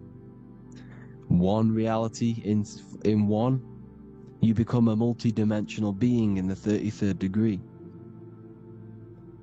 And I've heard many interviews of Masons say it becomes Luciferian. You see, they speak in code. These Masons can't tell you about what they learn about, but they will speak in code. They said it becomes Luciferian. The word Luciferian is lucid. The root word of Luciferian is lucid, and lucid is lucid dreaming, alternative realities, dream worlds. You become a god. Luciferian means you're becoming your own god, pretty much, because you are becoming a multi-dimensional being living in between the different layers of reality at the 33rd degree of Freemasonry. And look at the double-headed eagle, because the birds symbolize the soul. And they reach high, they fly high, just like the soul wants to fly high to the light, to become one with the light, like the Emerald Tablet says. Now look at Janus. Janus was another god, and he's known as the god of doorways. Janus always depicted with a double head. Janus is why we say janitor or January. And January is entering a new year. Janus is known as the god of doorways with keys, always got a key. Because keys open doors. That's why the janitor holds all the keys. And Janus always has double heads, because he had 1 foot in this reality, 1 foot in another. He was a multi-dimensional being, a Luciferian. living between the different layers of reality, except from instead of being stuck in one like we are. Well, a lot of people. And that's the whole point. You see, all of this stuff is about like changing the world and stuff like that. This world will probably never ever change. It's probably been like this forever. Well, forever, for a long time. But it's about moving out of this reality to the higher states. And the Masons always depict the ladder to the luminaries, the stars, with a key, the same key of Janus. The Vatican is a key, and it's in charge of all the religions. Why is it a key? Because they're holding back the key. They're keeping you stuck within this reality, keeping you stuck as identifying yourself with the body, identifying yourself with this world. You are not in the world is within you. This is a program being ran by your central nervous system, and your consciousness is experiencing this reality. Now, this is going to be a mind-blowing video for some people. You have to have an open mind. You have to let go of all the programs. I'm repeating what the ancients are talking about and the ancient symbolism. Look at Janus with the double-headed god. He was just another god coming down, giving keys to people who had the worthy mind to be pulled up out of this reality, to be pulled up to heaven, just like Jesus was teaching how to reach heaven. But really, it's an encoded scripture. But anyways, hope you all gained some insight on this video. Have an amazing day. Please like, share, comment. All the links are in the bio for the PDF, for the Manifestation Mastery course, and all the other amazing stuff. And if you want to support the channel, I'd greatly appreciate it if you became a Patreon member. Hope you all have an amazing day, people. God bless.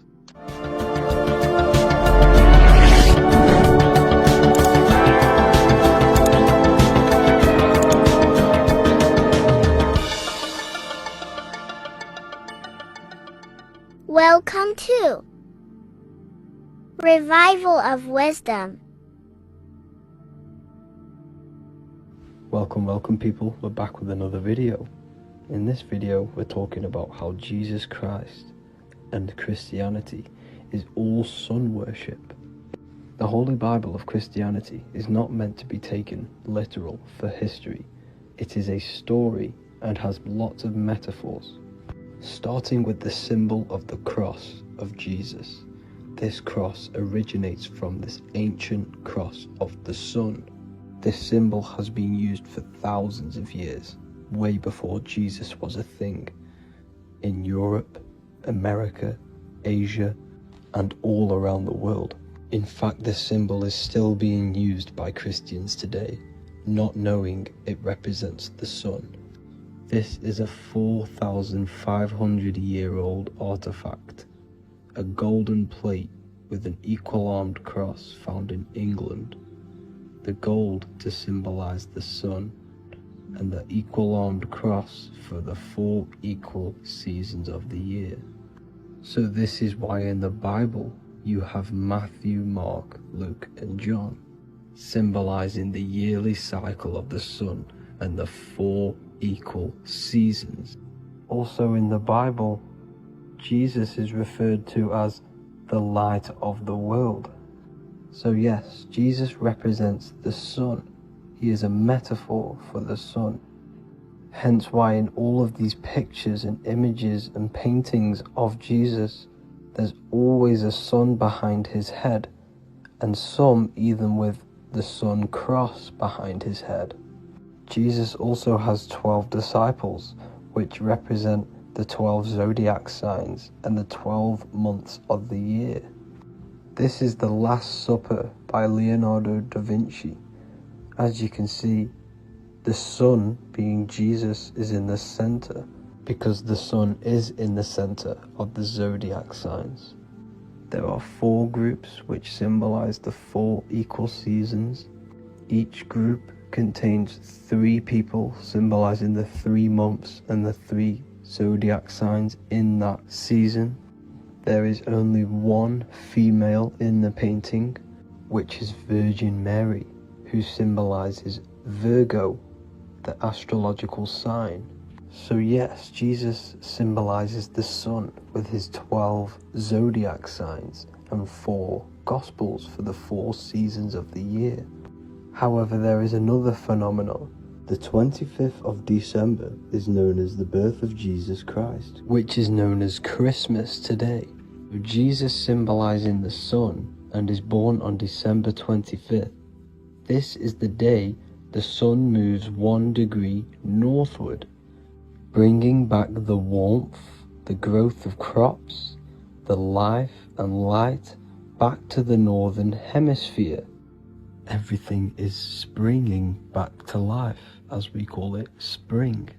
So it is said that the sun is born again on the 25th of December, and Jesus is known as the risen Saviour, because the sun is our risen Saviour, because it gives life to the whole of this realm, the warmth, the crops, and without the sun rising in the morning, we'd all die in about 2 weeks. And we all know how Jesus died on a cross. The sun also dies on a cross in the southern hemisphere. It dies on the Southern Crux constellation. And on December the 22nd, 23rd and 24th, the sun remains in the same position. So the sun dies for 3 days and it is born again on December 25th, when it moves 1 degree northward.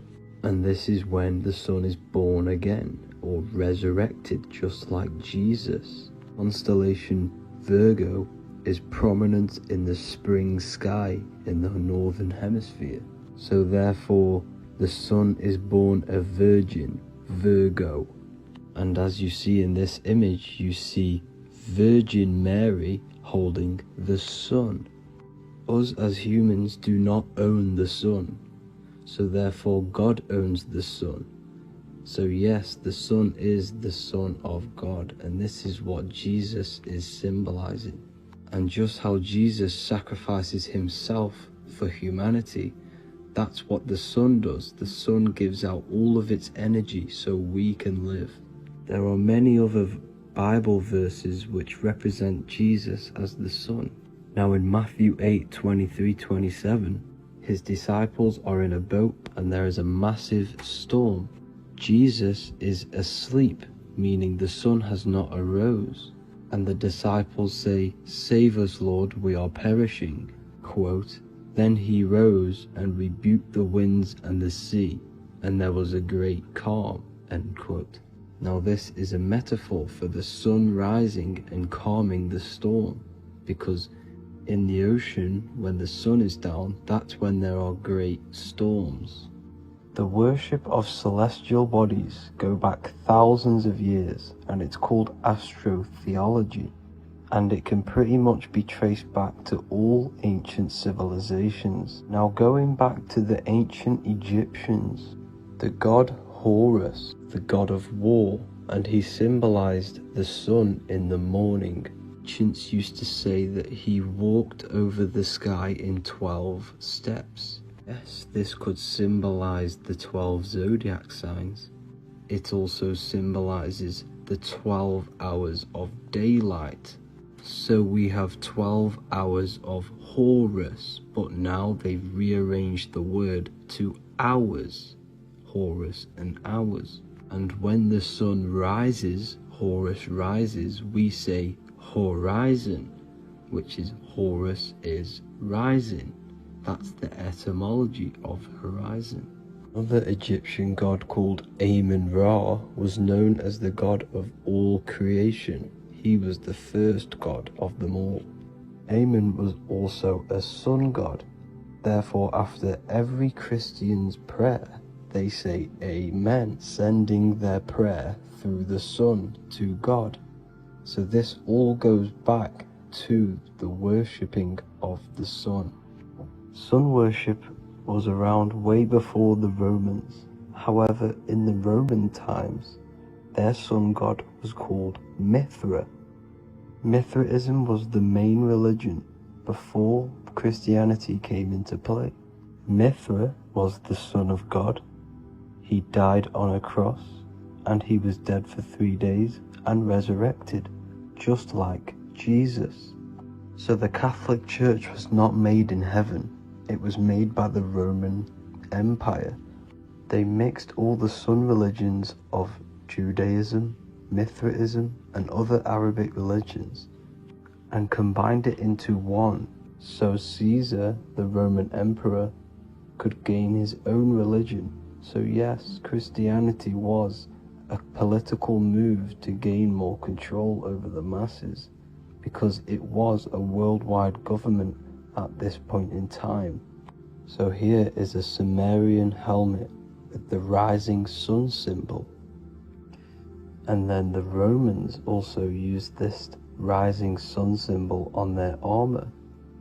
So sun worship has been going on for thousands of years, and it still goes on today. However, with all the programming and the low IQs, today we do not get the full interpretation of the Bible and these stories from the past. And Christians and other religions are all brainwashed to not question their religion and not realize their true origins and where they come from. I do advise you all to do your own research and come to your own conclusions. However, I'm just pointing out the facts and connecting dots for you all to see. That's it for this video, guys and girls. Thank you all for tapping in. God bless.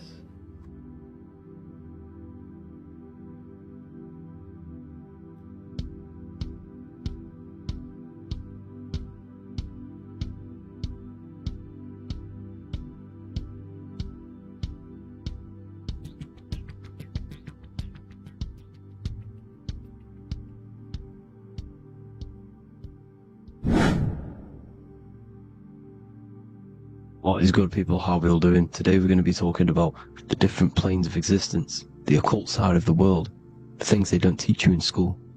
And of course, you can only find that on this channel, so welcome. So you need to understand is that your consciousness moves through these different planes of existence, these different states of consciousness, which make up all of you. Okay? They are all interlocked planes. They are all interpenetrated into each other. They are all one. They melt into the plane above and below. You see, each plane is a product of each plane. As above, so below. Now, the higher you go, the more fluid, the more dreamy, the less dense it becomes. The lower you go, the more denser it becomes, the more solid it becomes. The lowest plane is the physical plane, which you are obviously aware of. You are inside of the physical plane now. But while you are in this inside of this physical plane, you are indeed inside of all these other bodies which you have not awakened yet. You have to awaken these different bodies. You have these bodies. Okay? It's like a ripple effect. And the center is the most dense, the most solid. This is Earth, heart, the heart of the ripple. And the lower you, the further you go out from the center, the more dreamy, the less fluid, the more fluid, the more less dense it gets until you're one with the all. You see? And this is what it's like. This is what this system is. It's like a ripple effect. Now, let's jump straight into the planes. First, you have the physical plane, made out of 4 elements. 5 elements. The ether is the mother of the elements. It's the womb of the elements. It's the 5th element. And it gives birth to the 4 other elements. 4 is stability. Tables have 4 legs, and this is why the ether gives birth to 4, because it's the foundation of the physical world. Fire, earth, water, air. They are not pure. Each one of the elements melts into the other one. For example, earth and water both share cold. Water and air both share wet. You see? They compose of each other. They melt, they mold into each other based off the vibrational state of the ether. That's what it is. the 4 elements or the vibrational states of the ether. Okay?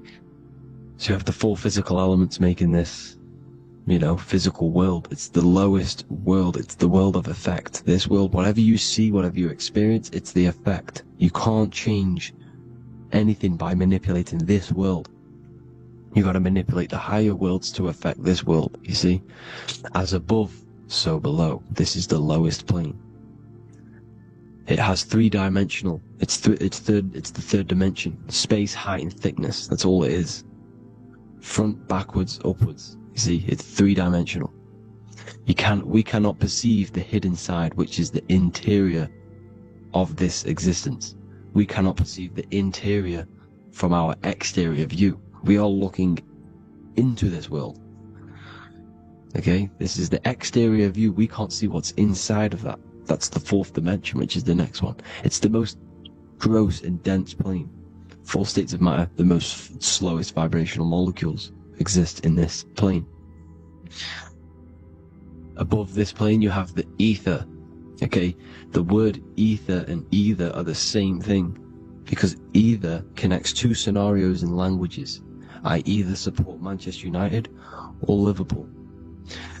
Either is connecting them 2 scenarios. The ether is doing the exact same, as you can see here on the planes of existence. It connects the astral world, which is very important, to the physical world. It's connecting these 2 worlds. So it's the ether. It's the ether. The ether is pure potential. Energy flows through the ether. It is pure energy, pure potential. Okay? The physical body is an exact copy of the etheric counterpart body. So every physical object has an etheric energy double. It's like a blueprint of that object. Every single object has an energy double, and that's the etheric double. Okay? The etheric body determines the shape of our physical body through its lines of force. All through life, it rebuilds and restores the physical body. Physical problems show up first in the etheric body, because as above, so below. You manipulate the higher planes, it will manipulate this plane. And this is why sorcery works. Contact with astral plane entities. We'll get into that a bit later. So, the reason why we can't see this plane, this energy world which is all around us, which we are inside of right now as we speak, is that the molecules that compose it are further apart than those of the physical plane, making it invisible to the 2 eyes. That we can't perceive it. Our eyes cannot physically suck in that sort of information, and our brain cannot decode it. This is why, they brainwash us with all these programs to keep us asleep, to keep these other bodies we have asleep, so we don't find out about these other bodies, and is to make you believe that everything's just a material. Only the material world exists.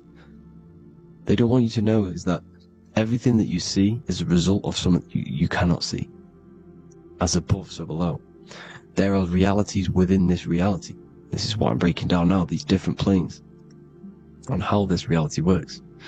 So your etheric double is your energy body. You can see here the physical, etheric, astral. Astral is your spirit. The ether is a part of the physical plane. It's like just above the physical plane, but it's still part.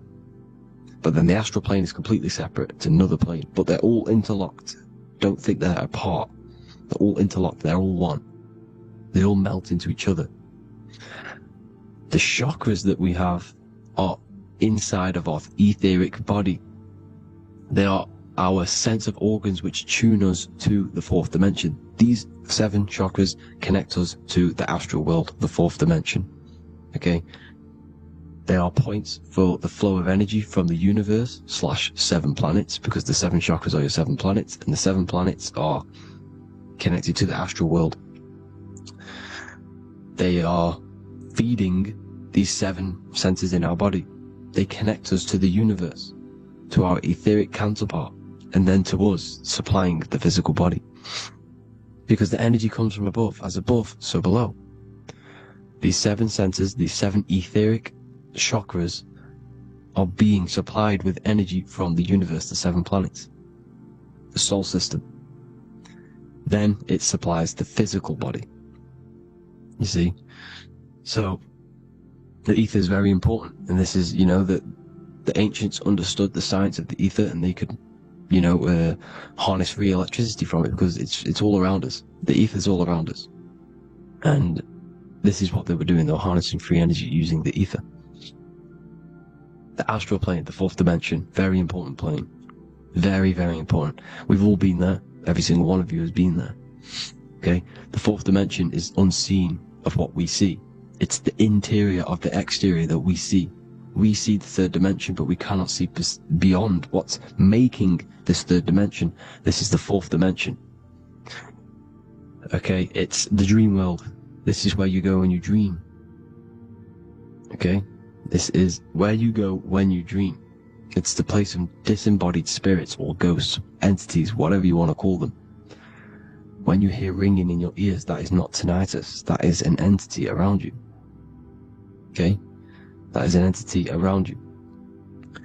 The fourth dimension is where thought forms exist. Mental images. Thought forms as in what you see in your mind when you think of an image, because the mind is the highest plane of existence. Mind is the highest plane of existence, and it manipulates all of the planes below. So it goes the mental plane, then the astral plane. So the thought is in the mind, the mental plane.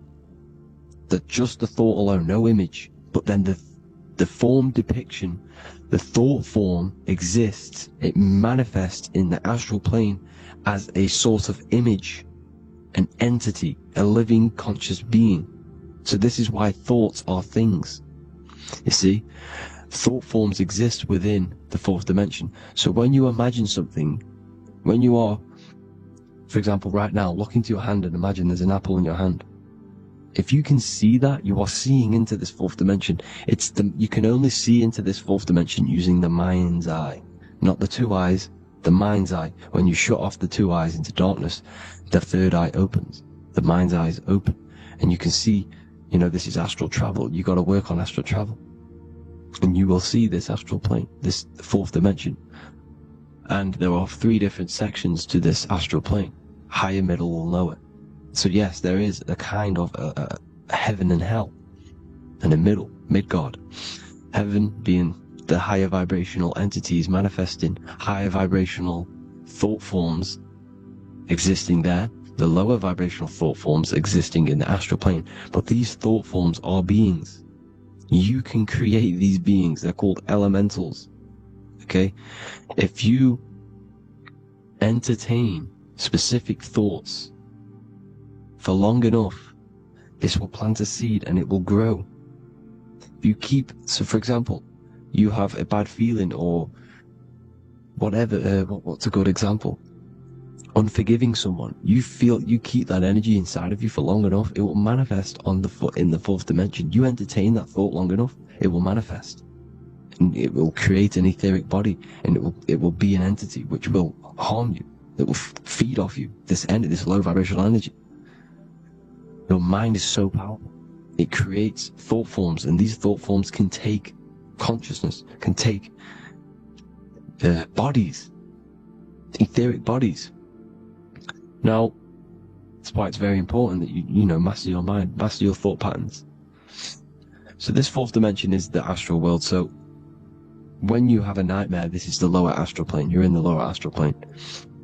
Whilst this physical body rests at night, your consciousness, you awaken this other body, your consciousness goes inside of this other body, whilst the physical body lays asleep. You see? So it's all inside of you. This way you need to understand. You just haven't awakened these bodies yet. You can awaken them. You just got to awaken them. Okay? The next is the mental plane. This is the mind, the source, pure cause, pure motion, the most less dense, the most fluid. No form. There's no form to the mind. Astral plane is the first plane where a form takes existence, pretty much. The mental world has no form. It's pure mind, pure intelligence. Thoughts alone exist here without any images or manifestation. The most fluid, the most dreamy, the most causal plane. All of the rest take the effects of this plane. That's why it's mind over matter. Your thoughts they create vibrations. Each vibration is vibrating on a specific frequency, which creates mental images, creates effects down here on this physical plane. This is why it's so important to master your mind. Master what you think. Master your mind. It's the hardest thing to master. You could conquer the world, but it's probably harder to conquer your own mind than to conquer the whole world. I can promise you that, because the mind can play tricks on you. You got to listen to that inner guide within you that will constantly manifest the good things. So anyways, people, hope you learned a lot from this. Please work on trying to activate these other bodies. I will maybe do another video on trying to activate these bodies if you wish. Please comment down below if you would like to see that. And have an amazing day. Please like, subscribe, comment down below any video ideas you want me to do, any information you want me to spit. Thank you all. Have an amazing day.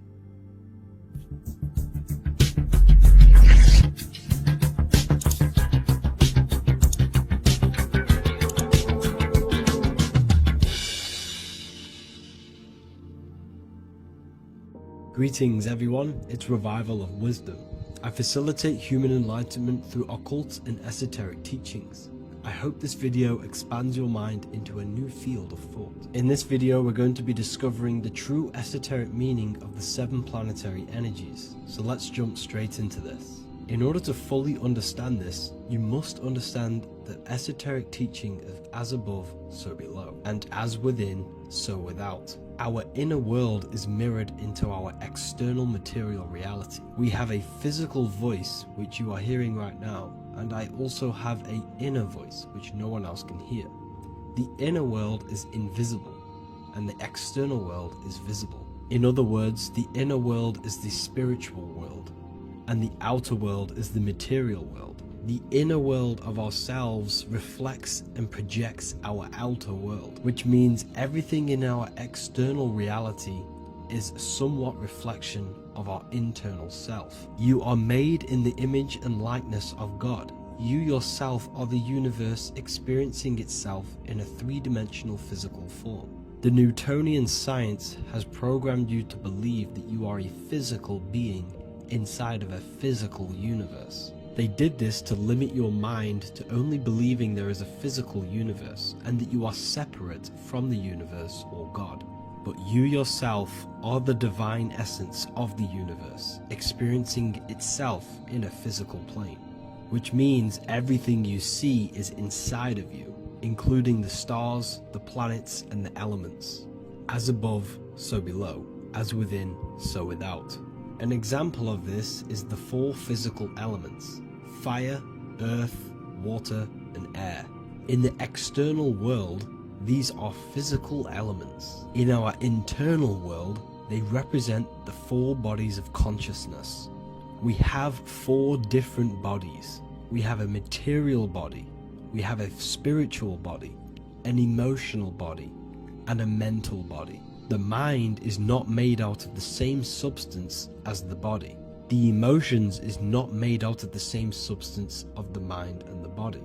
These bodies exist in 4 different dimensions, 4 layers of consciousness. With that being said, the 4 physical elements are inside of us. The earth is our material physical body. Fire represents our spiritual astral light body. Water represents our transformative and emotional body. Air represents the mental body, the communicative and thinking body. This is the teaching as above, so below. If that resonates with you and you can comprehend it, please leave a like and a subscribe to this channel to see more content. And feel free to leave a comment on any video suggestions. Okay, so now we've gone over the 4 physical elements and how they correspond with your inner world of consciousness. This is going to make it easier for you to understand what the planets actually are. The planets are a bit more in-depth and more detailed aspects of our consciousness. The 4 physical elements are generic, but the 7 planets go deeper. They are deeper aspects of ourselves. On a macrocosmic scale, the 7 planets rule the material realm. Every object, every animal, every plant, every stone, everything we see in this plane is governed and created under one of the 7 planets. I don't really like calling them planets. They are energies. They are spiritual forces that drive things into existence. An example of this is if we look at a tree. The roots of the tree are governed by Saturn. The stem of the tree is governed by the sun. The leaves of the tree are governed by the moon. Any offspring or fruit of the tree is governed by Jupiter. Any defense mechanisms of the tree is governed by Mars. The communication and networking of the tree is governed by Mercury. The smell and the look of the tree is governed by Venus. Everything we see in this material plane is governed by one of these specific energies. Everything material has a spiritual force that brings it into physical existence. This is the reason why we have 7 days of creation in the Bible. The 7 days of the week, all governed by the planetary energies. Monday is Moon Day for the moon. Mars governs Tuesday. Mercury is Wednesday. Jupiter is Thursday. Venus is Friday. Saturn is Saturn Day. And Sunday is for the sun. This is the reason why there are so many 7s in this physical plane. 7 days of the week, the 7 colors, the 7 chakras, the 7 diatonic musical notes, the 7 lamps on the Jewish candlestick, the G inside of the Masonic square and compass. G is the 7th letter. Now let's go a little bit deeper into every planetary energy. Saturn in the external material plane governs the foundational and enduring aspects of existence, such as roots of plants, the bones of our body, and even the insects that dwell beneath the ground. Saturn represents the dull, hard, and unyielding forces of life, symbolizing structure, limitation, and conditioning. Under Saturn's influence, things become rigid, bound by restrictions and boundaries. This is the reason why Saturn is known as Father Time, because Saturn rules anything that is a restriction and a limitation, which is time. The whole of this material plane is governed by time. You will be born and you will die. This explains why there is so much Saturn symbology in this material plane. Saturn is one of the most important planetary energies. You are a spiritual being in a physical body. Your light, your consciousness is bound to the physical body until you learn how to escape the physical body. The body is a limitation for our infinite minds and spiritual bodies. Our infinite mind is stuck in this material body, governed by Saturn's limitation of time, matter, and space. Now let's dive into what Saturn means to our consciousness within our internal world. We've gone over what Saturn means in the external world. What does it mean to our consciousness? Internally, Saturn embodies the conditioning within our consciousness. When the Saturnian aspect of our consciousness dominates, we become overly rigid, fixated, and restricted in our thinking and actions. For example, Saturn's influence is strongly felt in today's world, where many people's minds are confined to societal norms and conditioned responses. Saturn is the aspect of our consciousness, our minds, such as limiting belief systems and limiting thoughts and emotions. This is the negative thought that you can't get rid of, that's holding you back. This is a Saturn aspect of our consciousness. However, this is not a negative thing. The Saturnian aspect of our consciousness is a great teacher, guiding us through difficult life lessons that ultimately lead us to growth and expansion. Saturn's energy allows us to experience and overcome fears and limitations so our minds can expand into new fields of thought, into new life. Although Saturn's energy is harsh and often challenging, it helps us develop resilience, discipline, and wisdom. However, in the modern day, this Saturnian energy has overpowered the minds of the masses, fostering excessive rigidity and limitation. This is why we see so much Saturn symbolism. It's literally everywhere because our minds are being dominated by the Saturnian limiting aspect of our consciousness. Now, let's move on to the moon. The moon, or lunar energy in the external material macrocosm plane, governs the elements of water, influencing the natural cycles such as the ocean tides, which rise and fall in harmony with the moon's phases. Beyond water, the moon also guides instinctual behaviors such as animal migrations. Birds, insects, and other creatures rely on the moon's subtle energies to navigate their journeys. For example, dung beetles use polarization patterns in the moonlight to orient themselves and travel safely home. The moon creates the months. M-O-N is moon. There are 28-day cycles, and this 28-day cycle of the moon is reflected in the woman's body, known as the menstrual cycle. The moon is a feminine energy, governing the feminine elements such as water and the feminine cycles of the body. The moon is the womb. This is why eggs have the same color as the moon, because eggs are ruled by the moon's energy. Now that's the external world. The internal world, the moon symbolizes the emotion aspect of our consciousness. It represents the subconscious mind, the seat of intuition and psychic abilities. Just like in the external world, things are born out of the moon, such as eggs and the womb. The subconscious mind acts as a womb for our conscious mind. Our deep subconscious emotions and programs are born into light into the conscious mind and controls the conscious mind. The moon represents our hidden psyche, our shadow self.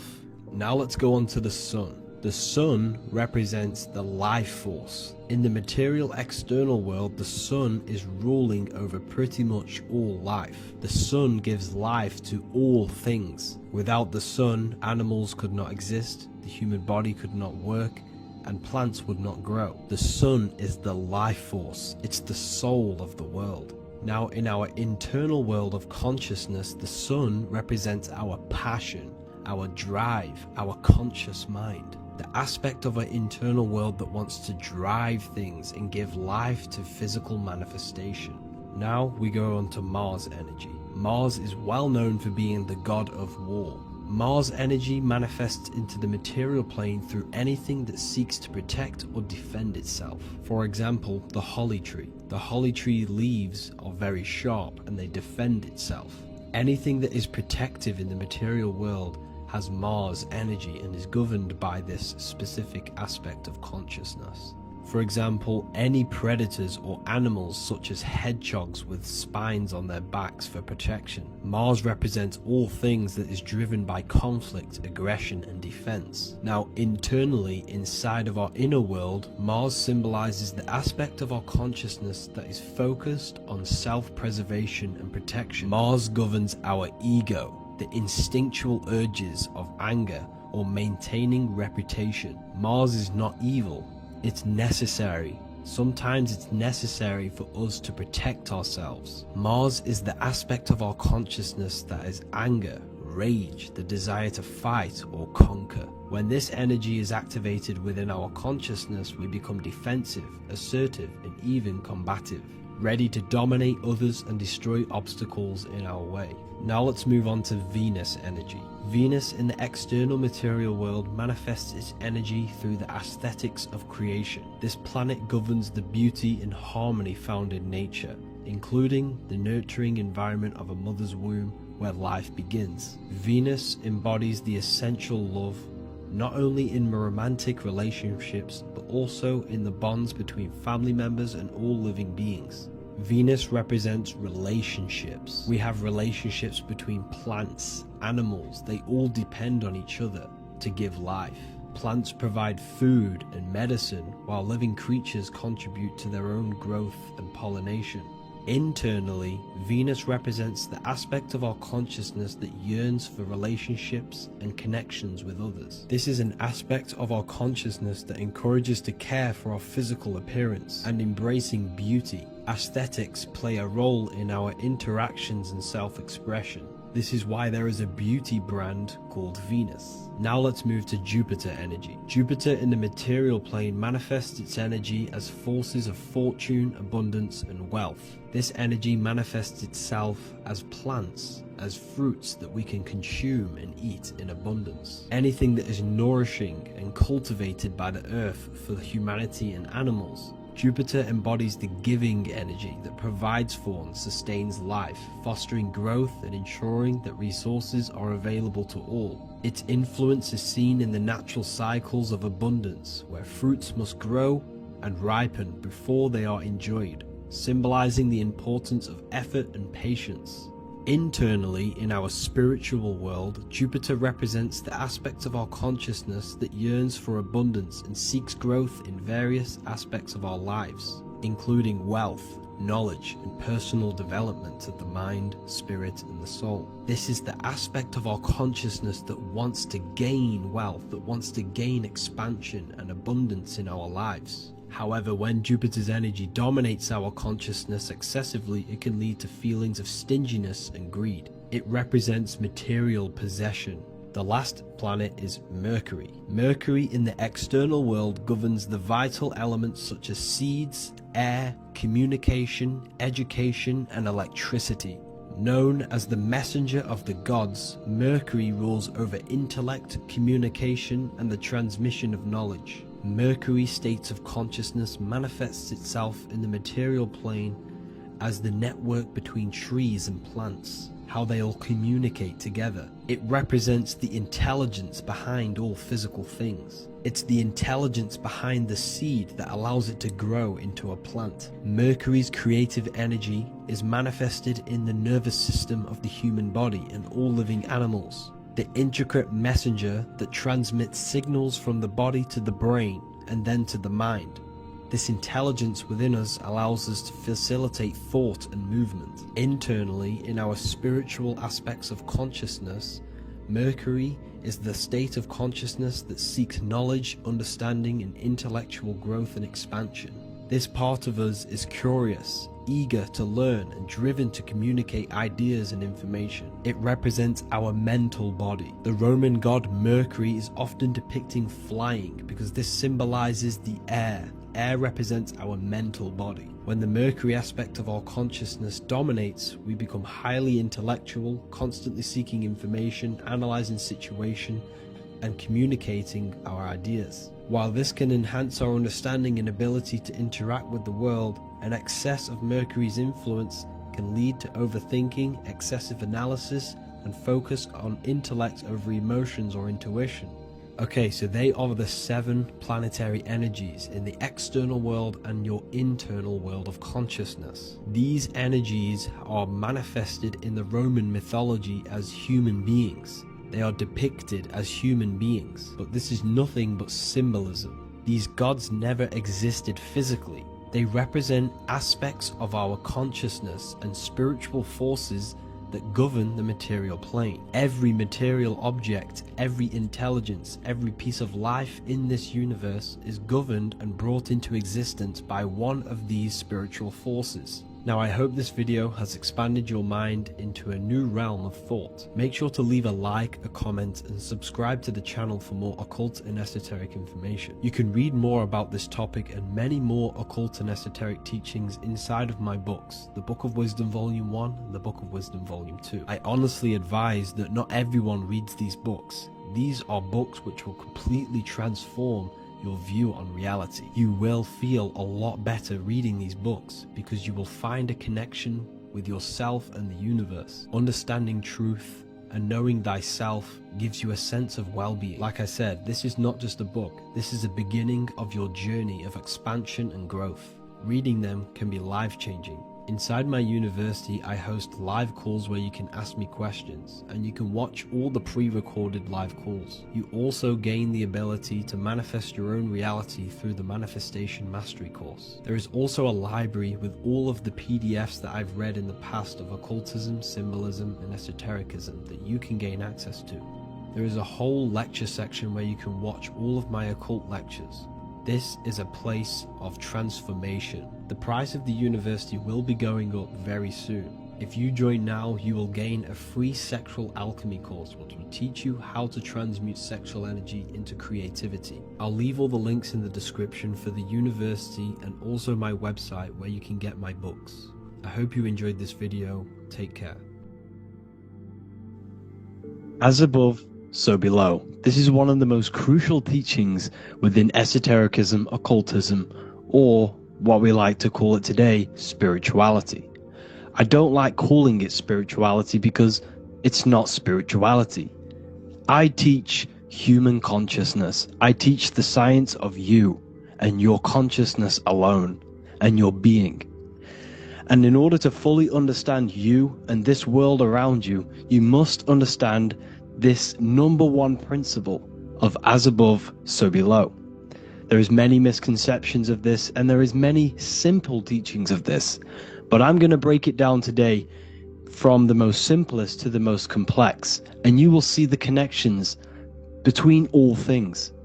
This is the most important lesson you could ever learn, and I'm going to teach it you today.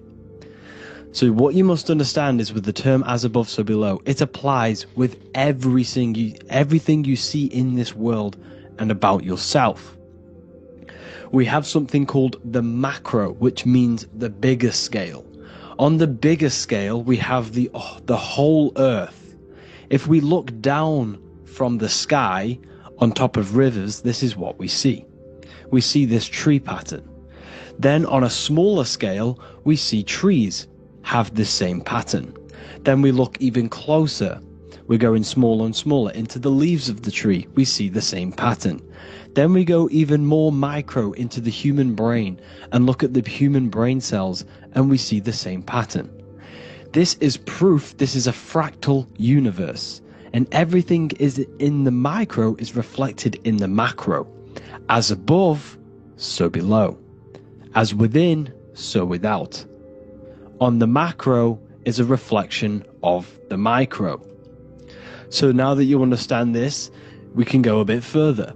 A yearly cycle of spring, summer, fall, winter is a macro.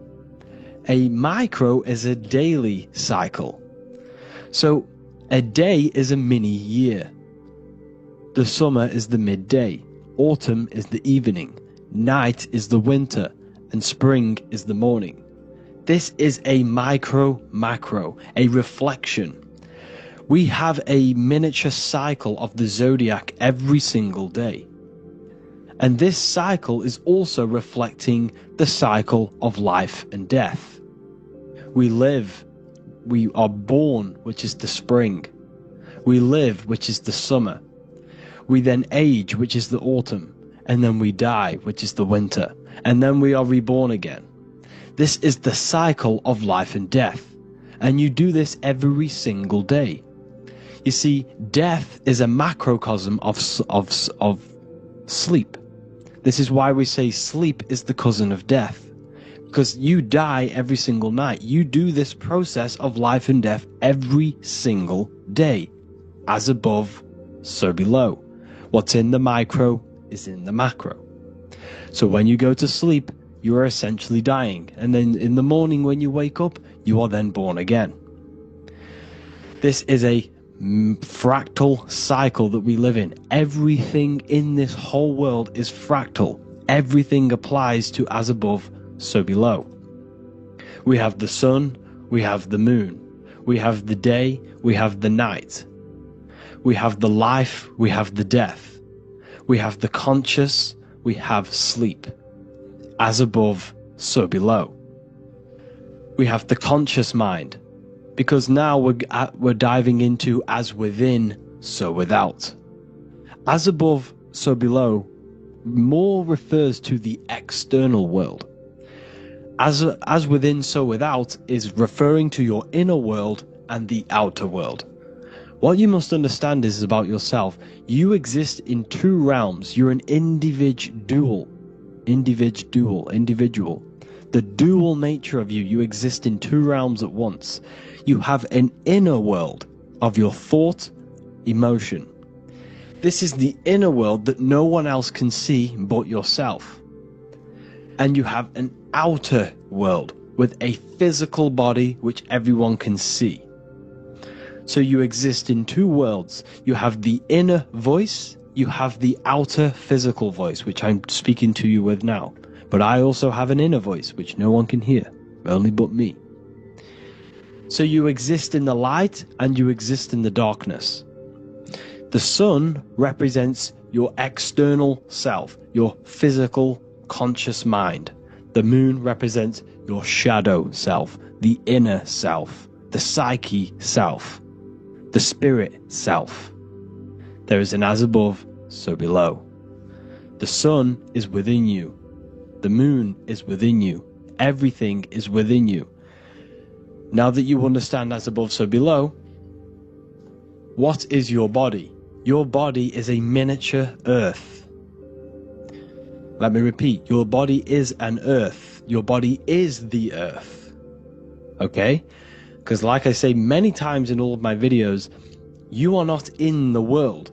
The world is you. You are the universe. Your brain is a computer creating this reality. What you see with your eyes is produced in the back of the brain called the visual cortex. You don't look into the world, the brain produces the world. The body produces the world. When you touch something, you're not actually touching something. This is the electrical nervous system. When you touch something, what you feel is actually electrical signals on your nervous system reporting back to your brain. Therefore, when this body dies, you leave the earth because this body is the earth. Okay? As above, so below. You have the mental plane, the astral plane, the etheric plane, and the physical plane. This is essential for understanding reality and the teaching of as above, so below. Everything in this material plane began in the thinking mind. For example, the microphone I'm speaking into, the phone you're watching this video off, or the laptop or iPad. Where did this begin? It didn't begin in the factory. The first ever place this item begun was in the mind of an individual. The invisible realms of mind is where all physical things and physical items begun. Essentially, this physical plane is the effect of the thinking mind. This world is the world of effect. It's the world of outcomes. When you see something, it is already manifest. It is already being manifested. It is an effect. And in the effect of the cause, which is the thinking mind. Therefore, the mind creates thoughts, which is the mental plane. Then after thoughts creates imagination, which is the astral plane. These two are spiritual. They are non-physical. So spirit kind of means non-physical. Then you have the physical planes, the etheric and the physical plane. As above, so below. What happens in the mind is manifest on the physical plane. Like I said, the phone that you are holding, it was a thought, and then it brought down into a physical reality. As above, so below. You change the mind, you change your reality. Your environment, the word environment has ment in it because your environment is mental. So now that you understand this, so what is the world around you? The world around you was created by the mind of God. It was manifested through God's thought. So you are living in the mind of God. You are a thought in the mind of God. God thought you into existence. But like I said, we are all fractals. Everything is fractal. If God exists, this means that you are God. As above, so below. God created you through the thinking mind, and he gave you a thinking mind. So God created the macrocosm. God created the macro, the whole world. He designed the whole world, the sun, the stars, the moving. He designed this. But then he gave you the thinking mind to design your own life and create your own life in his world. You are a microcosm of God's macrocosm. Just like God thought you into existence and the whole world into existence, you are a microcosm thinking your world, your reality into existence. You see this now? Everything is a reflection. Everything is a mirror. Everything is fractal. So in order for you to change your reality, you must change these higher planes. Your thought and imagination are the two key aspects of creating physical reality. Every object you see around you was begun in these higher planes of the non-physical, and they were brought out of spirit into physical matter through the thinking mind and physical action. So now we're going to get a bit deeper. The brain is not the mind. Now that you understand, we have spirit and matter. As above, so below. You have a non-physical side of reality and a physical side of reality. The mind is the spiritual brain. The brain is a physical manifestation, a physical effect of the mind. The mind uses the brain to operate in the physical world, and it's the same with the heart. The soul manifests itself physically through the heart. The heart is a physical manifestation of the soul, of the emotion, thought and emotion, the mind and the soul, the brain and the heart, heaven and earth. So you have the inner world and the outer world, the spiritual, non-physical, and the physical. So we are all on this process of awakening, an expansion of our minds into new fields of thought, into new fields of awakening ourselves. Because essentially we are born into this world.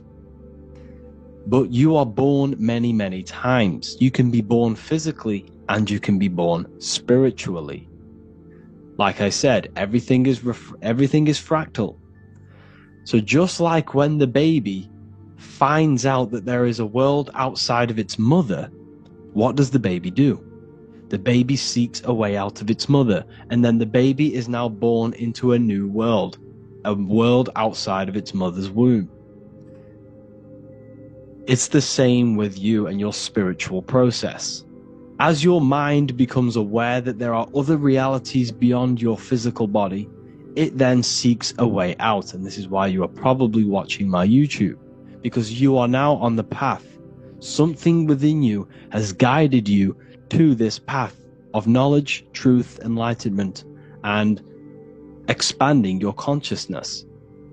And it is your soul who brought you here. Your soul speaks through emotion, like guidance. Emotion is the language of the soul. When you feel very bad, this is your soul telling you you're not in the right place. You're doing the wrong things. Because the soul is always unfolding its purpose, which is expansion and learning. That is it. The mastery of the self and the learning of the mind is the only thing that counts in the end after this life. So you are on a journey of expansion, of learning, creating, and spiritual rebirth.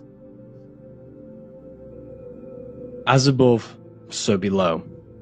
What does this body tell you? When I see someone overweight, I don't see the overweight. I don't see the body. I see the mind. I see an undisciplined mind. I see a mind that lacks self-control.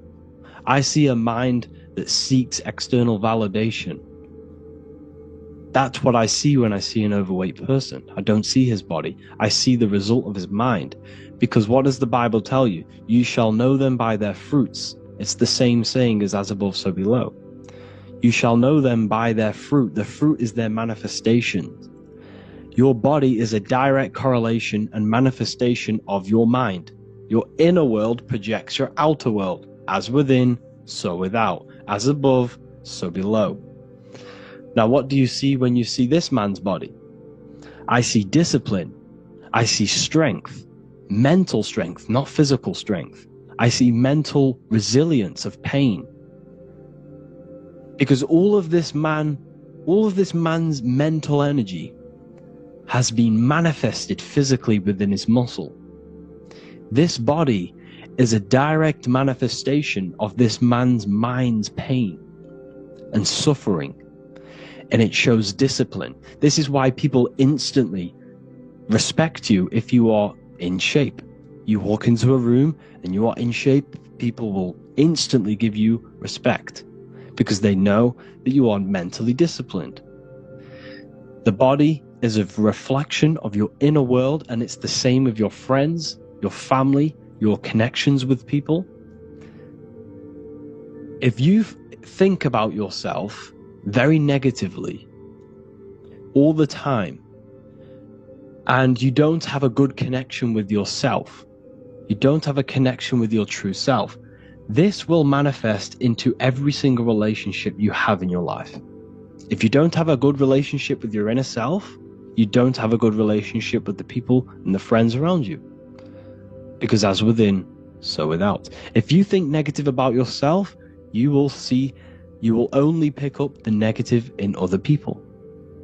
If I think very highly of myself and I think very happy and good things about myself, I will then see the good things in other people. Because it's as above, so below. As the inner world is, so is the outer world. It's the same with your life circumstances. Your life is a direct correlation of every thought you thought in the past. If you possess millions of pounds, millions of dollars, this is because you have thought this into physical reality. You live the life you are deserved. You live the life that you manifest through your thought. If you live a very poor life, this is a reflection of your mind. This is a reflection of what you have thought into physical existence. Because like I said, everything begins in the mind. As above, so below. And this is even present within the body. So where is the head? The head is at the very top of the body. And where does all manifestation begin? In the mind. That's where the mind is, in the head. And then the thoughts we think travel down the body into the heart, which is the emotion. Every thought we think is in the emotion. Every thought we think creates an emotion. This emotion then drives the action. Where does the action come from? The feet, because the feet move our body. We move with our feet to take action. Our hands. You see, so the body is even a reflection. I can't even say it. Reflection of the order of manifestation. This blew my mind when I figured this out. You see, the head, the thoughts begin here. This is the beginning of all manifestation. Then it comes down to the heart. This is the emotion. Then you take the action. The thought and emotion then sparks the action, which is taken with the hands and the feet. And where's the lowest point on the body? The feet, and that's touching the physical earth. So the head is where the thought is, the non-physical, and the lowest point on the body, which is touching the physical earth. So the head represents spirit, the feet represent matter, spirit and matter. Your room, if I walk into your room and I see a messy room, I don't see the room, I see a messy mind. The room is a reflection of the mind. If you have a messy room, this is your mind. It's an externalization of your unsorted mind, undisciplined mind. So like I said, we are all God, and we must find the God self within us. And I teach all of this inside the Book of Wisdom, Volume 2. This is not just a book, this is a revolution. This is the beginning of a new age with this book. If you have read it, I congratulate you. You should feel very proud of yourself if you have an open mind. You should feel proud of yourself for watching these videos, because not many people have an open mind. Remember this, people. You are special if you're watching these videos. You have the mind. You have the ability to see through the illusion. And I take my hat off to you. You want to take this to the next step? Read the book. Or if you want to take it to the serious levels, join the university. The university, you gain access to every piece of my material that I've ever done, all of my books, all of my lectures that are hidden from YouTube, that are hidden from everywhere else, the lectures that give you real power. And if you feel alone on this journey, we have a conscious community where you can connect with like-minded individuals, because I've been there. I've been there when you feel lonely, because you feel like no one else is thinking the way you are feeling. You can't talk to people about these things because people just think you're crazy. That's why I put together this, so we can connect, so we can unite, so you can connect with people, so you don't feel crazy about thinking about this stuff, learning about this stuff. And if you truly want to level up the live people and take your studies serious, this is for you. We do live calls, we do lectures. There's a whole library filled with books you can read. It's the perfect place for the truth seeker. I thank you all for joining. Please leave a like, a comment, a subscribe. Let me know any future videos you want me to make in the comments. Thank you all. Have an amazing day.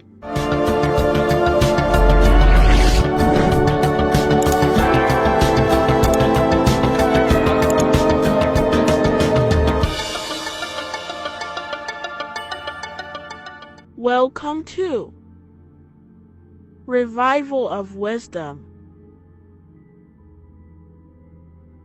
Today, we're going to be talking about portals, portal symbolism, what portals are, okay, and how they show them to us, because they have to tell you the truth, guys. This is the thing with the universal law. They have to tell you the truth. And they tell you through symbols, they tell you through movies, and different things like that. But let's jump straight into this. So first I want to talk about the Freemasonry symbols. Okay, so first we got, obviously this is some Freemasonry art, but notice how you've got the ladder with a key. Okay, so this is ladder symbolism with a key. So maybe this is talking about ascending. Okay, because look, because this is ascending into the heavens, because it's a ladder with humans going up it with a key. In order to ascend, you must have the key. Okay, so what else do we have with a key? Well, the Netflix show Lock and Key, which is all about portals and keys. Because what the keys do, they open doors, gateways. Okay, so what's interesting about this is that they've got this key here, which represents the Kundalini energy rising up the spine. Okay, but we'll come back to this. But it's that same portal key symbolism. We've also got the Vatican. The Vatican is in the shape of a key. Okay, so you can see the start of it here and the end. So this is key symbolisms. Keys open doors. And notice how it's got the 8-pointed star. Okay, what is the 8-pointed star? Okay, we'll come back to this. This all ties in, guys. I'll break it all down for you. But then you've also got the god Janus. Janus, okay, is known as the god of the doorways. He's an ancient god of Rome, and they worshipped him. However, he's not a god, he's more like a high-level ranked demon. Because he is the god of the doorways. And notice how he's got two faces.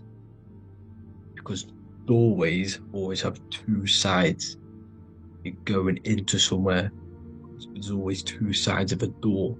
And he's always depicted with two sides of a face and a key. Because he holds the key to the doorways, to the portals, to other worlds and realms. Okay, as you can see, he's always got two faces and a key. Okay, so now we have the Sumerians, the Anunnaki, and they are always depicted with the two faces. Why do they have the two faces? Because they're symbolizing doorways, and the Anunnaki come to Earth through doorways and portals. So these are what these gods are symbolizing in their artwork. But they always have the 8-pointed star. Okay, what is the 8-pointed star? You see how they always have, look, let me try and find another one. It's the 8-pointed star. This 8-pointed star is Polaris. Okay, Polaris, just like the Vatican has the 8-pointed star with a key. Polaris is the center star. Polaris is a fixed star, it doesn't move. Okay, so the Anunnaki's symbol is also the 8-pointed star. So this is symbolizing the portals and doorways that they come through in order to get to the earth. But Polaris is that center star which does not move. It's always symbolized with the 8-pointed star, just like a compass. Why is a compass the 8-pointed star? Because at the center of our realm is where the most electromagnetic energy is stored. As you can see, we have an aura field, an electromagnetic aura field. So does the earth. And in the center, so like our heart, for example, is where the most energy is stored. And like the center of the earth, this is why all compasses point to the center, because this is where the most electromagnetic energy is stored. It's at the center of our realm. Okay. So like I was saying with the lock and key series, see this here? The Kundalini energy rising up the spine, just like your Kundalini energy rising up the spine. Let me try. Oh, I can't zoom in, but you know what I'm trying to say here. Let's go back to Polaris, because at the center is where pole. Can you see the pole of electromagnetic energy? Polaris, the North Pole. It's symbolized. The truth is in the words. It's like a pole of electromagnetic energy. And this is where the aurora borealis comes from. Notice how it's got the word aura in it, because it's the Earth's aura, electromagnetic field. Just like you have an aura, also known as the Northern Lights, because it's coming out of this center hole in the center of our realm, where the black sun is. And this is where the electromagnetic energy is coming up from. And this is what the aurora borealis is, or the Northern Lights. It's just electromagnetic energy. And it's symbolized through our symbols, the original O. Okay, because it's like a hole through the middle. Polaris. So this Polaris is the sky vault. It's the portal into this realm. Because this is what the Anunnaki are always talking about. Always symbolizing with the 8-pointed star. And just like a compass, it's the 8-pointed star pointed to the center, to Polaris. Okay. See here on the Sumerian tablets with the 8-pointed star again. And how we know it's talking about portals with this 8-pointed star is because CERN 666 are opening up portals to the underworld, letting in demonic entities into this realm. How do we know it's a portal? Because their Hydra Collider has 8 points, just like the 8-pointed star. So they are creating synthetic portals to the underworld to let these demonic entities into our realm. But what is the key? Because if we're talking about ascending through Polaris, notice how here on the masonry art, this luminary here, so this is the sun, that's the moon, this is Polaris, because it's a luminary with what? 1, 2, 3, 4, 5, 6, 7, 8 beams coming off the luminary, just like the 8-pointed star. So you see the ladder with the key going up to Polaris. It's symbolizing ascending out of Earth. So what is this key that they're keeping from us? Because it's a human holding a key going up the ladder to Polaris. Well, chakras. We have 7 chakras. Okay, so this is what they are telling us in the lock and key symbolism. The Kundalini energy rising up the spine. Okay, just like they have 33 vertebrae on the back of your spine. Okay, this represents the Kundalini energy going up your 33 vertebrae, just like in Masonry has 33rd degrees. Okay, so what is the key? Your chakras. Your chakras have to be unlocked. Okay, you have to unlock your chakras, and you can't unlock this one without going through this one. You have to go through them all. It's like a ladder, just like Jacob's ladder. You can't go from the bottom to the top. You have to unlock each one. Okay, just like you have 7 chakras, you have 7 layers of your aura. Okay, you have to unlock your chakras to the highest point in order to reach Christ consciousness. And this is the key that they're talking about. They're symbolizing the organic portal within each and every one of us to ascend out of this realm. Okay, so this is the key that they're talking about, and they're holding back this knowledge to keep us trapped in this 3D realm.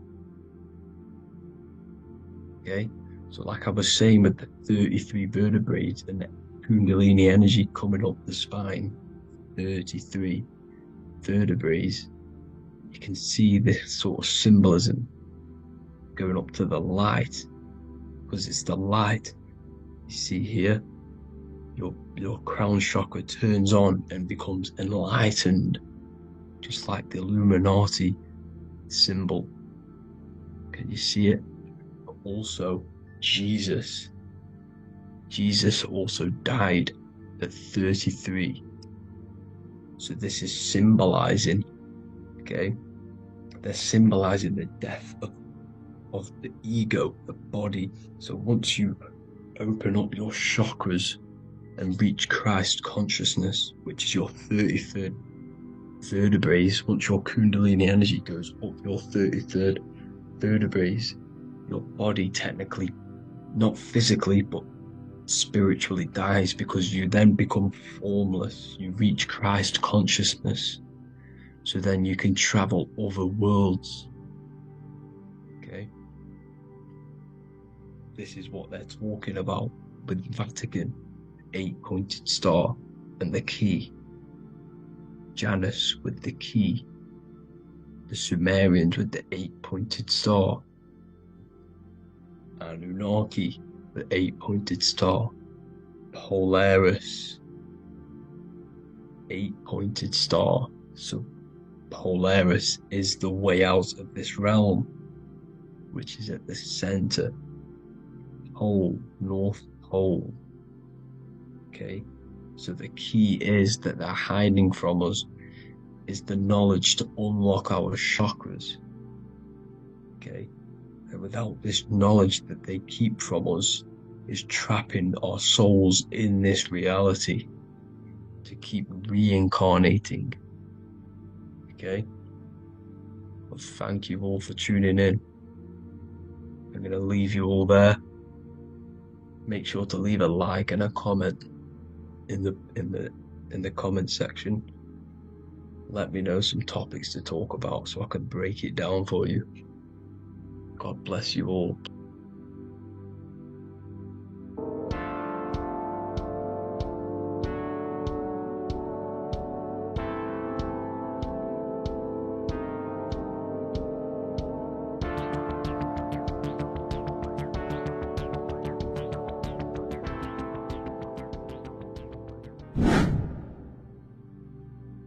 How are we doing, people? It's Revival of Wisdom. We're back today talking about sun worship. Okay? And please enjoy. Sit back and enjoy the video. First thing we need to understand is that the sun is the risen Savior. It's the light of the world. Without the sun, we have nothing. Now, the sun is the Son of God. We didn't make the sun. No one owns the sun, but who created the sun? Obviously, the Creator created the sun. Therefore, it is the Son of God. And that is what Jesus is symbolizing in the Bible. The Bible is a metaphorical story. That's why it's called the greatest story ever told, because it is a story about the sun, the zodiac. It's about you, the systems in the body. It's about everything that is sacred in this creation. Now you can see the suns behind Jesus' head in all of the ancient portraits. Even the ones that are more modern, you still see a sun on the back of his head. Because he is the sun. He's the light of the world, our risen Savior. And this is what Christians are lost, because they don't realize it's a symbolic story. They think Jesus was a historical person. He's not a historical person. Okay? This is what we need to get out of our mind. This wasn't a historical person. It's the Son, our risen Savior. The Son is the soul. It's the soul of this creation. Because what is a soul? A soul is pure life force, pure energy. Whatever a soul inhabits, it gives life to. Like our soul feeds our body. The sun feeds the earth, because the sun is a soul, and that's why the ancients called it Sol. Because it's the soul, and it's in you, and it's the light of the world. It's the light of everything. It gives life to all things. Here's Jesus and his 12 disciples. The 12 disciples symbolize the 12 zodiac signs. Aries, it rules the head region, because the 12 zodiac constellations rule specific regions of your body. Aries, the ram, you have a cerebrum in your head. This is Aries on the head of the table. His Gemini rules the arms and the lungs. The two twins, Gemini. He's holding up two hands for the two hands and arms. The twins. Cancer has a knife in his hand. It's not so clear, but he has a knife in his hand. Cancer is the crab. Crabs have claws. And he's pointing at Virgo's Adam's apple, saying there's no Adam's apple there. It's a woman. Who's the sixth sign? The sixth sign is Virgo, the Virgin. The only woman in the painting. Now notice how there are 3 people in 4 groups. For the 4 seasons and for the 3 months and 3 zodiac signs in each season. Spring, summer, fall, winter. Matthew, Mark, Luke, and John with the suns on the back of their heads, because it's the 4 states of the sun. The 4 states of the sun. Now, 6th sign, Virgo, the Virgin, the only woman in the painting with no Adam's apple. Then we have the sun, Jesus, red and blue, red shift, blue shift. Electromagnetism. The ancients knew this. He's got one hand open, one hand down, because the sun gives and retrieves. The sun rises and it falls. It gives, then pulls away. That's what the sun does, and that's what he's doing. His arms are out, symbolizing the rays of the sun, casting down onto the earth, giving and then receiving. Libra, his 2 hands are equal, he's holding his arms out equally, because Libra is the 2 balanced scales. Libra is when the sun is balanced between the summer and the winter. It's being judged. The sun isn't balanced. That's what Libra is, the 2 scales. Capricorn is the goat. Goats have 2 horns, and you can see the 2 horns on his head here. See? So this is astrology. This what Leonardo da Vinci is depicting here. It's astrology. He knew the story of the Bible is all astrology. It's all based on astrology. The Son of God, the real Son. Now here are some Bible verses. I am the light of the world. Obviously, that's the sun. What other light is there that lights up the world? The moon can't do it. It's the sun, the one and only Son, our risen Savior. Because if the sun didn't rise, we'd all be dead. So it's our risen Savior. And it dies for our sins every night and then gets reborn every day. Now Jesus calms the storm. Mark 4:35-41. The disciples are all on a boat and there's a heavy storm. But Jesus is asleep. The disciple says, Jesus is asleep. We need to awake him. They wake up Jesus, and Jesus got up and rebuked the wind and said to the waves, quiet, be still. Then the wind died down and it was completely calm. Well, when Jesus was asleep, this is the sun not being risen. It's not risen yet. Because in the night times, that's when the storms happen on the sea, in the ocean. And when they awake Jesus, Jesus rises because he's the sun. He rises and everything calms. Because when the sun comes, the storms go. You see? So it's the sun. It's all about the sun. Here's another, Luke 22:10. A disciple asked Jesus, when will we know it's the end times? And Jesus says, as you enter the city, a man carrying a jar of water will meet you. Follow him to the house that he enters. Well, this is clearly talking about astrology, the topic that Christians think is satanic, when they don't realize the whole thing's based on astrology. Because the end times is the end of Pisces, which is the two fish, which is the age we've just gone out of. And you can see all these ancient churches here with two fishes, because they knew it was the age of Pisces. There's an ancient photo, ancient artwork with the two fish, Pisces. And the end times, as it talks about in the Bible, and Christians think the world's going to end or something, but no, it's just the end of Pisces. As you enter the city, a man carrying a jar will meet you. Follow him to the house. The house is the zodiac sign that he enters, and the zodiac sign is Aquarius, because that's what it is, a man carrying the water. We know this is astrology because a woman, that is a woman's job in the ancient times. In the ancient times, the woman used to get the water. You would never see a man collecting water back then. That was the woman's job, whilst the man builds the houses, for example. You see, so we know it's talking about astrology because astrology is the man holding the bucket of water. It's the end of Pisces. Now we are in Aquarius. And of course, Luke 24:36, the risen Savior, the sun.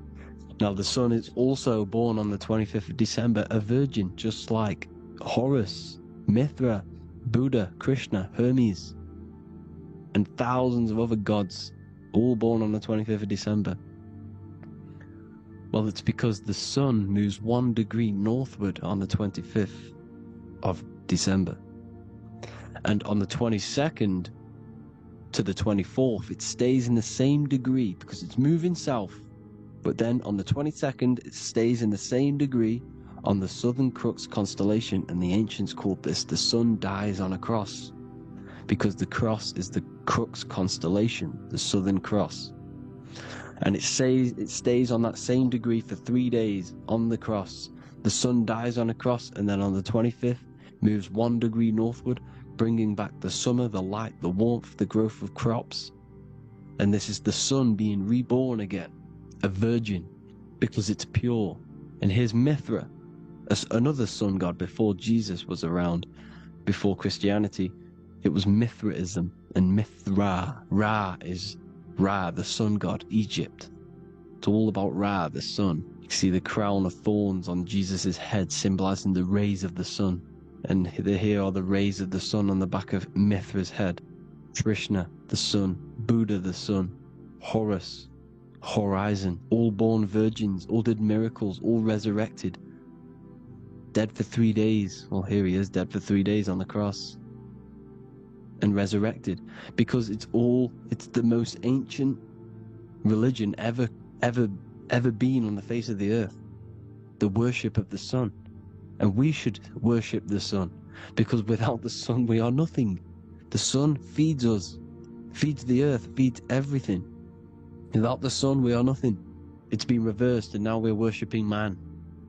When we're worshipping a man called Jesus, was never real. It's all about the sun, the Most High, the most powerful, potent celestial body in the sky, the orb that feeds us every day. It dies for our sins and rises every day. It's the sun. Now on the Holy Communion Day, it's the worship of the sun. They give out many suns. It's Jesus holding a sun. And they raise the sun on Sunday, because they go to worship their sun god on Sunday. Not Saturn Day, not Moon Day, Monday, but on Sunday when the sun is exalting. And they hold suns up above their heads because the sun rises. They're symbolizing the sun rising above their heads as Savior. It's the sun. It's the Holy Communion Day. And here's Jesus giving a piece of himself to the children. It's the sun, the light. Judas was known as a backbiter, a backstabber, because he stabbed Jesus in the back. He betrayed Jesus. Well, this is just another astrological story about the constellation Scorpio, because the Scorpio is the J, looks like a J. J for Judas, the scorpion, the backbiter. Scorpions backbite, they bite with their back. And what does Judas do? He betrays Jesus by kissing him to let the warriors know who they need to get. So he kisses Jesus and Jesus gets stabbed in the back. Well, when you get stung or bit by a scorpion, they leave like a kiss. So Judas kisses him and gets betrayed. Well, this is because the sun, when it hits Libra, it's balanced. The sun is balanced because it comes through summer. Now the sun's starting to die. The sun's starting to die. It hits Libra. And then as soon as it hits the Scorpio, it gets betrayed because now the sun has to fall to winter. And Saturn is there waiting to take over the darkness of the winter. So he gets stabbed in the back by Scorpio. Judas, the Scorpio, the backstabber. You see, it's an astrological story. Here's Mary. Mary means marry, which means pure. The sun is pure. No one gave birth to the sun but the God. And it's born every day. It's born every day on every year. It's born pure. There was no controversy. There was no, activity for the sun to be born. It's pure. Now, the 7 metals come from the 7 planets. The sun gives you gold, and this is why the sun is golden. It looks gold. And this is why the banks are backed by gold, because gold is the most valuable metal, because it's the sun, the most valuable celestial orb in the sky, in the heavens. Well, here's Jesus, another ancient symbol of him being crucified on the cross with the big sun, the southern crux constellation. The sun dies on the cross constellation. And if you go to the old etymology dictionaries, you will see sun and son is the same word. They come from the same etymology roots. You can use them for no matter what, but they've been confused today. But if you go back to the old dictionaries of etymology, they are interchangeable. You can use them. Son, sun, sol, it's all the same thing. The 12 disciples, 12 brothers of Joseph, 12 tribes of Israel, 12 breastplates on the stones, because it's all the 12 astrological signs. They could have used any other number, but there's 12. Because 12 is the mind, which is God. 7 is the number of matter, which is man. 7 energy centers in the body. 12 cranial nerves in the brain, because it's the mind. 12 is the 12ness. The zodiac is literally the mind of God, the signs of God. Now here we see here, Job 38, 31 to 33. Can you lead forth a constellation in the season? He's asking you, can you read the sky? Can you read the heavens? Canst thou bring forth the Mazzaroth in its season? Mazzaroth means 12 signs, the zodiac. Why did they translated every single Hebrew word in the Bible into English, but they decided to leave out Mazzaroth? Why? It's because if that said zodiac, Christians would have a different view on the Bible, but they leave that out. But Mazzaroth actually means the 12 signs, the zodiac, and the stars means sign. The word stars means sign because the stars are signs, things to come, which is off. in Hebrew, which means sign, things to come. You see a sign on the road, it's something coming. But God is saying, no, what does he say? To qualify as a director, a judge of man's life on earth, one must be able to govern the heavenly bodies that rule the earth. It's telling you to read the heavens. We need to read the heavens. Astrology, the 12 zodiac signs, the mind of God. It's telling you, read the Mazzaroth, read the zodiac, because they are things to come in your life. They are signs. It's not satanic, it's made by God. God said, let there be lights in the firmament of the heavens to divide the day from the night, and let them be for signs. Signs are things to come. The 12 zodiac signs. It's all about astrology. Here's Mary holding the sun. His son, her son. It's the sun in the sky. The one and only, the most high. The soul, the solo because it's on its own. The most powerful, Ra, radiance. Here's the Pope holding the sun. All three popes holding the sun, because they're sun worshippers and they know the true meaning and origins behind Christianity. Sun worship. Here's the Vatican is a sundial. Yes, this is literally a clock. Your clock, your watch is a sundial. It's got 12 sections on it for the 12 zodiac signs. 12 hours, 12 Horuses. Now here you see Jesus walking on water. Well, it's the sun, and here's the beard of the sun. Here's the pyramid of the sun, the illuminated one, the all-seeing eye, the sun. Here's the Ankh. The sun creates these symbols. The ancients knew this. Now when you see these headdresses, these are actually the days of precession of the sun. Aries, Cancer, Libra. It's all about the sun. Here's some more sun worship going back to Egypt. Ra, Horus, Osiris, and Set. Jesus and Satan is Horus and Set. The sun and Saturn. Saturn rules the winter, Satan. Jesus, the sun, the light of the world, rules the summer, rules the day. Satan's the night, Saturn's the night, the sun is the day. The evil brother, Satan. Well, Horus comes, well, this is where we get the word hours from. There are 12 Horuses. The sun moves in 12 Horuses, 12 hours.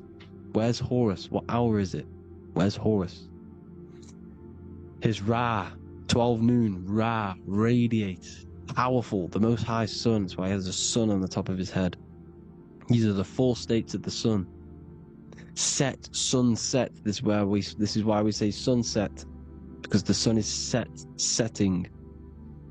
His sunset, his Horus, horizon. The Horus is rising, Ra radiating, and the sunset. Then midnight is Osiris. Here's another ancient symbol for the sun, the scarab.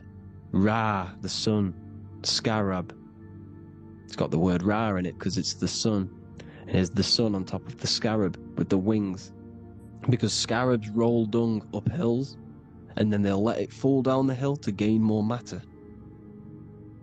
To gain more, bigger, like a snowball effect. And this is, the ancients saw this as a process of the sun, because the sun climbs up the hill and then it falls. So they used the scarab to symbolize the process of the sun. The sun climbs and falls. Here's an ancient Egyptian cat cutting off the head of the serpent. Well, the cat is cutting off the head of the serpent, symbolizes the sun cutting off the nighttime. When the sun rises, it cuts off the nighttime. It cuts off the serpent. The serpents represent darkness or evil. Well, there's some more symbology of the sun and the heavens, the arch, the royal arch, the firmament, the sun inside the firmament. These are all ancient churches, and they all depict the firmament with the sun inside. Is the ancient cosmology, you see, because it's all about the sun. Everything's about the sun, because the sun is our orb, made for us to sustain life and this inside of this creation, inside of this firmament, the royal arch of heaven. Here's the Freemasons depicting it. Here's the Masonic royal arch, but you can even see the zodiac signs. Here's Cancer, the checkered board. It's the royal arch of the firmament. Obviously, they don't want to tell you that. You live in space, apparently. Some more sun worship. Here's the beard of the sun on the water. They all have this long beard. And why do they say amen? Amen at the end of every prayer. Amen is a sun god, a creator god. It's all about the sun. So thank you all, people. Hope you all enjoyed. Hope you all gained some knowledge and insight. Please give me a follow, drop a comment, drop a like. Have a good day. Love you all.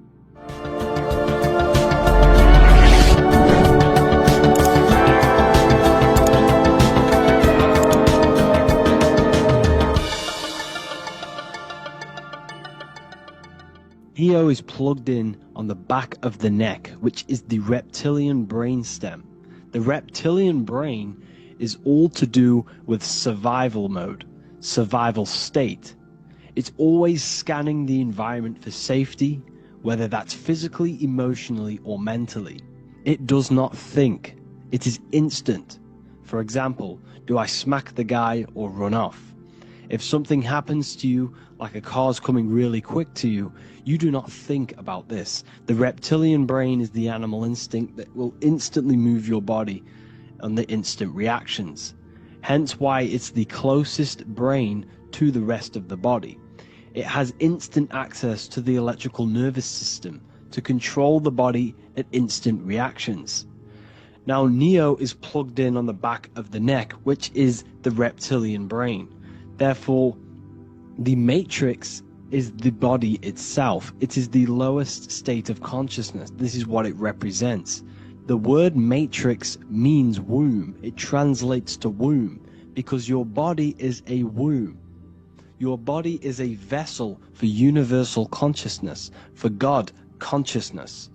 And the body is also a womb where you can be born again outside of this body by raising your consciousness, by awakening the neocortex. This is why Neo is called Neo, because it represents the neocortex. This is the higher aspect of our brain. This is all to do with new things, higher reasoning, higher thinking, new learning.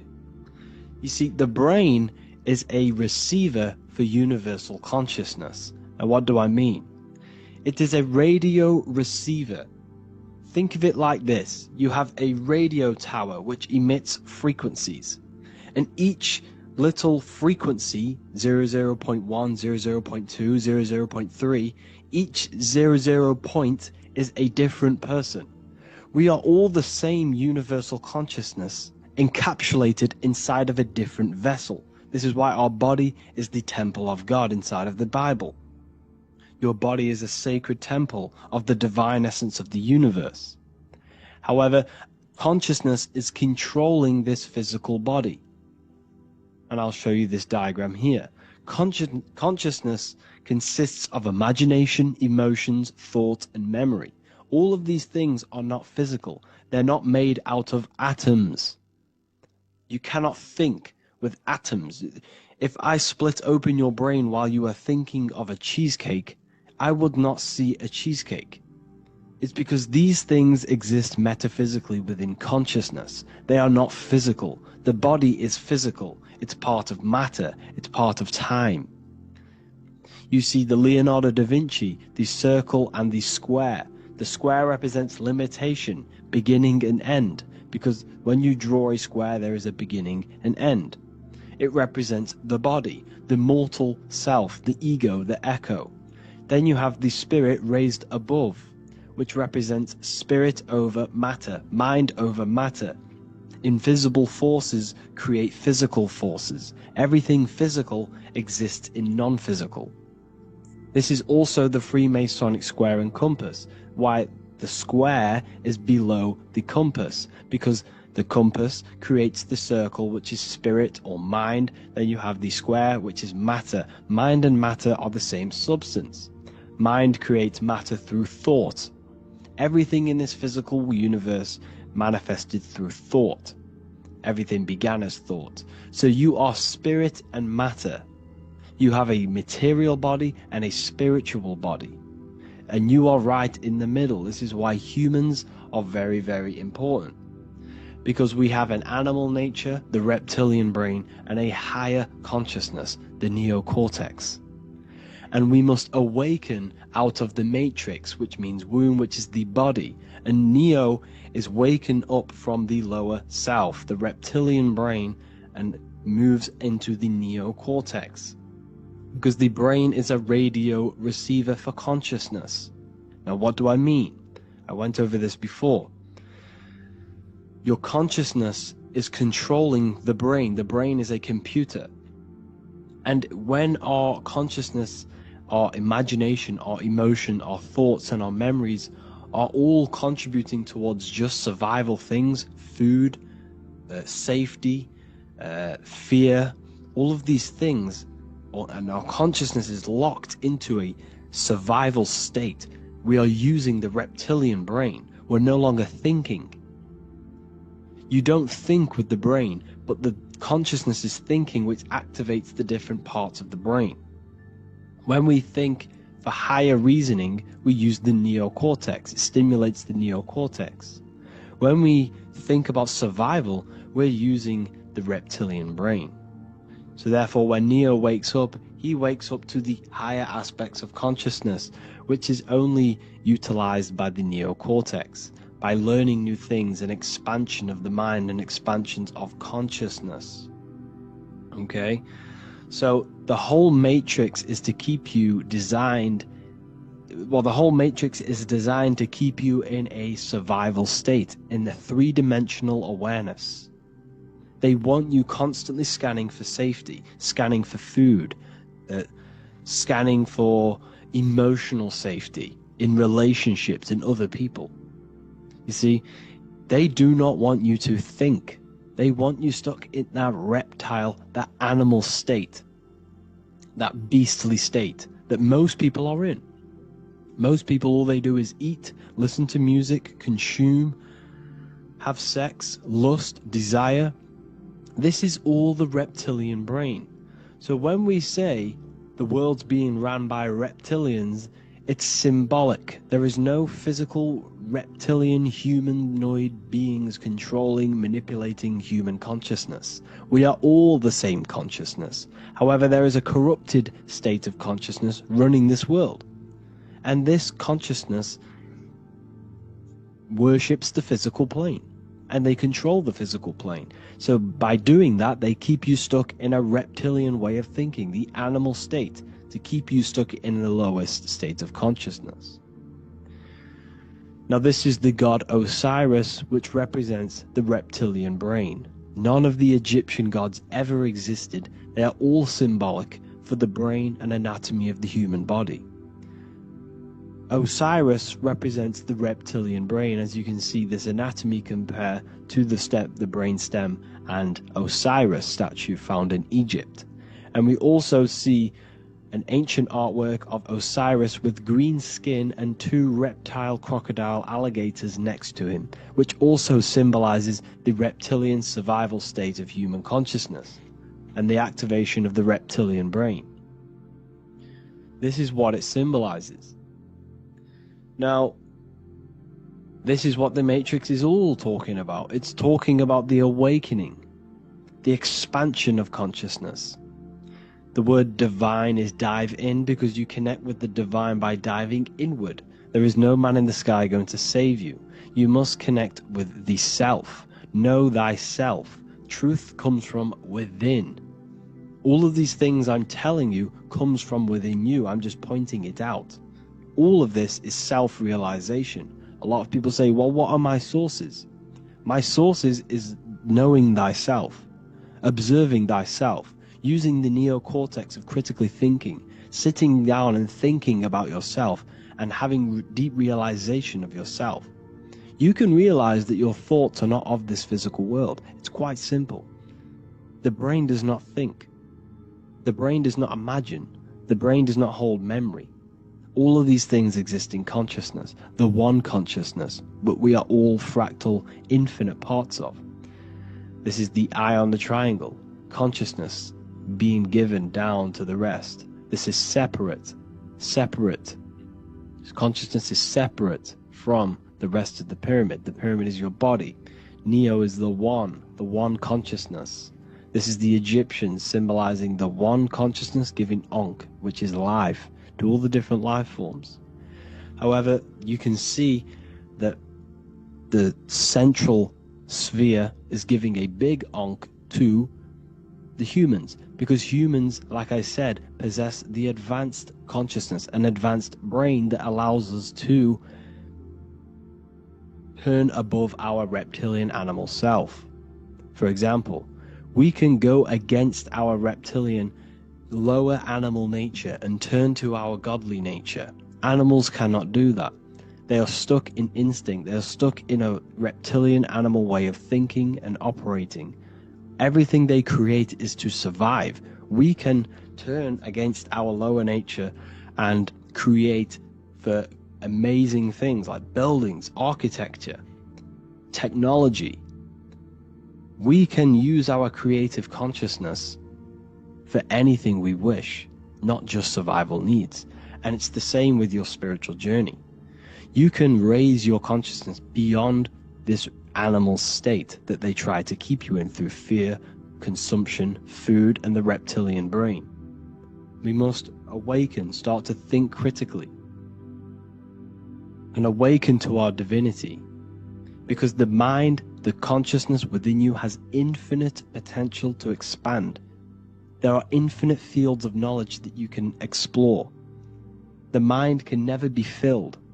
It can never ever be full of knowledge. It always expands, and that's why you are alive. That's why you are part of this universe. That's why the science always says the universe is always expanding, because the universe exists in your mind, and the mind is always expanding into new fields of thought, new fields of knowledge and information. And that is your whole sole purpose, of expansion of mind and expansion of consciousness, and the exploration of the mind of God. We are living in the mind of God. You are a thought in the mind of God. You must awaken out of this body. This is why Jesus says you must be born again to see the kingdom of God. You must be born again. You must raise your consciousness beyond physical limitation and awaken to your divinity. And this is pretty much it for this video. I hope you all understand this, that this is all symbolic for consciousness.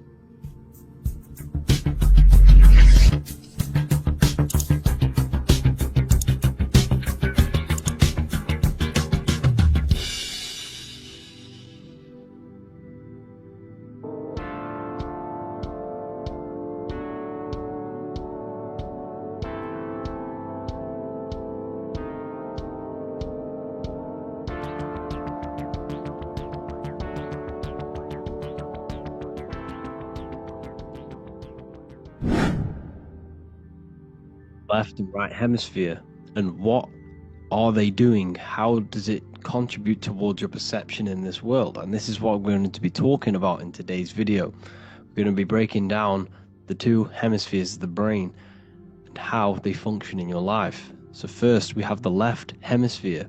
This is the logical hemisphere. This is the analytical, divided, scientific, or verbal hemisphere. The right hemisphere is creative, wholeness, artistic, symbolic, and metaphorical. The right hemisphere does with non-verbal things. It produces a holistic perception. It is more to do with creativity. Because what you must understand is that we are not in the external world. The world is produced by our brain. We see with our brain. Our eyes are a part of the brain. What we touch is the brain's interpretation of electrical signals on the nervous system. What we smell is the brain's interpretation of smell through the nose. What you taste is your brain's interpretation of chemical reactions on your taste buds. So what you are experiencing is the brain. The brain is a computer creating a simulation. And you have two hemispheres which breaks down this reality. So essentially the brain is the perception creator. It creates perception. So if the brain is creating this, who is the one experiencing the brain? Well, that is you, the consciousness, the mind, the all-seeing eye. You are the all-seeing eye experiencing the brain, the observer behind the brain, behind reality, behind the emotions. So if you're walking through a woods, this left brain sees individual trees. The right brain sees the whole woods. It sees the biome. It sees the bigger picture. So when you are walking through this woods, the right brain picks up a holistic perception of reality. It creates the woods as one unified woods. The left brain's job is to break this down and analyze it so that we can see individual things. And this is also necessary for humans to have the ability to break things down and manipulate things in this world. So without this left hemisphere, we could not manipulate things and break things down. So this right hemisphere is important because it sees the whole woods. It sees humanity as one unified consciousness. However, the left hemisphere sees individual egos. So the left hemisphere is the place of the ego because it only understands it sees the world very divided. Okay, so for example, here's another example of the left and right hemisphere. If someone pulls out in front of you in traffic, your left brain's going to start going crazy and analyzing them, calling them names. The right hemisphere, however, sees the bigger picture. Maybe he didn't see you. Maybe it's just a mistake. Maybe he's in a rush. You see how the two brains are very different. They do the same thing, but they function in different ways. The right hemisphere is feminine, the left hemisphere is masculine.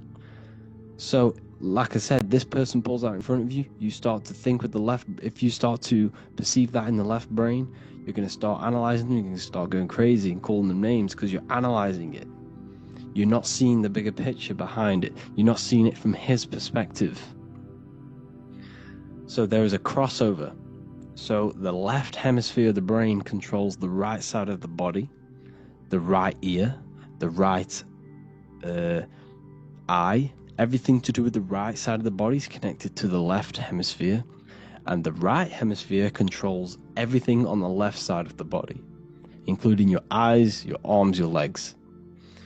So everything is crossed over, and even your visual field is crossed over. So this is your visual field, as you can see here, and even the left side of your visual field goes to the right brain. There's a crossover. No one really knows. There's not really a reason for this. However, this is how the human body is designed. As we all know, the human body is the most advanced piece of technology on the face of the earth. They cannot replicate the human body. And they tell you it has no creator. This is crazy.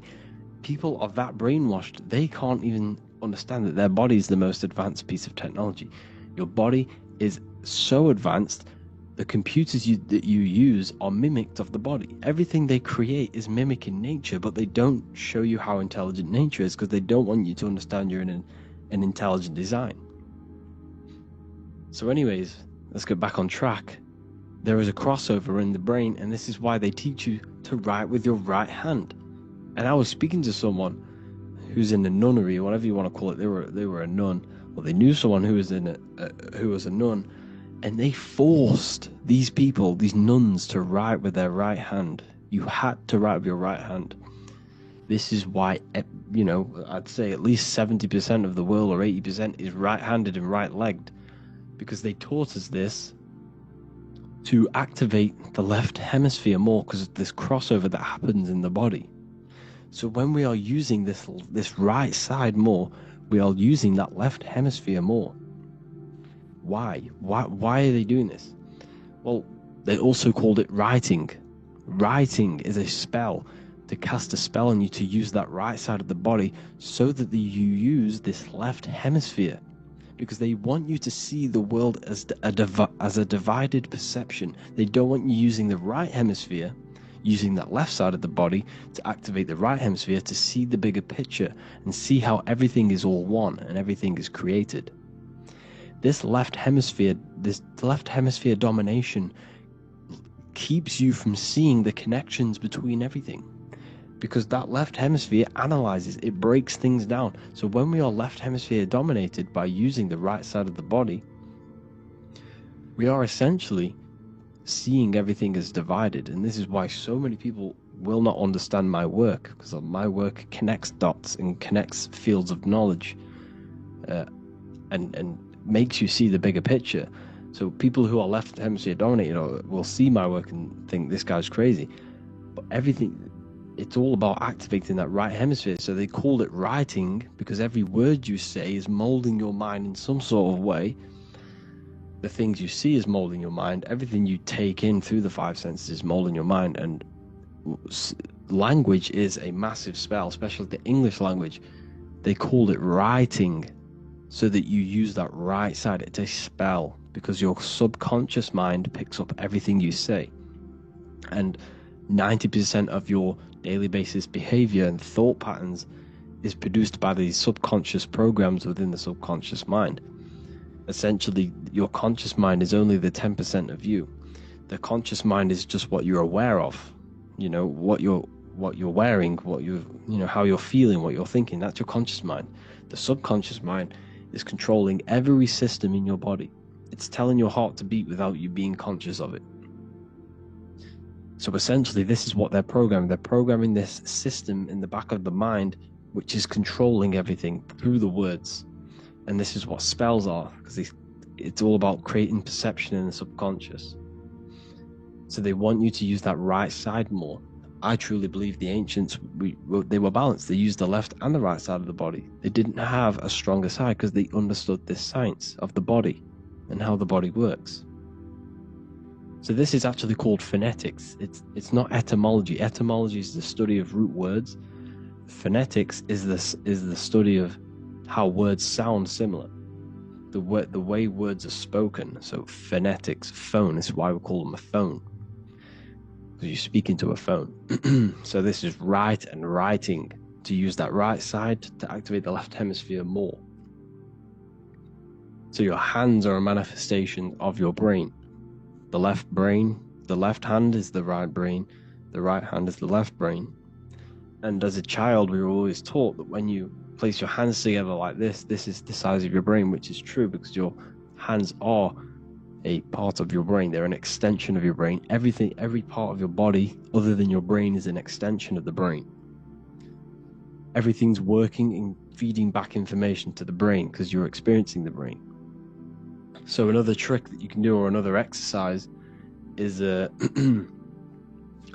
looking in the mirror and closing one eye at a time. If you close your right eye, if you take your top off, for example, you'll analyze your body if you close your right eye, because you're using that left hemisphere. Sorry, other way around. If you look at yourself through your right eye, you'll use that left hemisphere, which will analyze yourself. You'll see individual body parts. If you close the right eye and use the left eye, you'll see your body as a whole. You won't really analyze it. This is how you can analyze yourself, using these two hemispheres. So this whole system is created to keep you thinking logically and to restrict you from creating and restrict you from understanding symbolism, allegories, metaphors, and teamwork. They want you stuck in a logical way of thinking and a logical way of seeing the world. This is why when you go to school, you are told exactly what to do.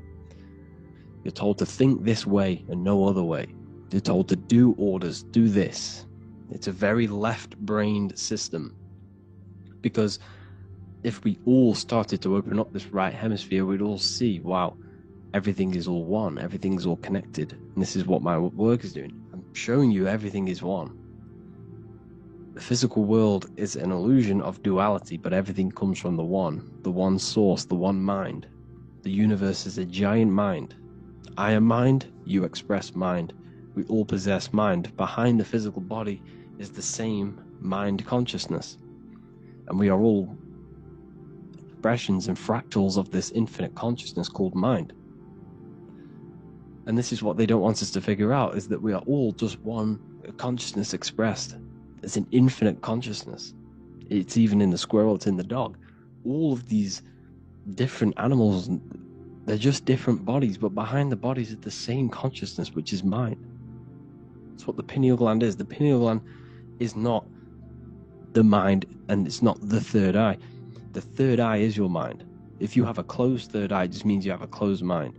If you have an open third eye, it just means your mind has expanded from beyond physical things through astral projection and mystical experiences. This is how you gain an open third eye. It's just an open mind. A mind that has astral travel, that has explored the realities within the mind. So everything they do is to keep us in a divided state. Divide and conquer, right? That's their motto. All to keep you thinking how everything is divided. Everything they've done is division. Postcodes, countries, everything is divided. Like football teams and all this stuff.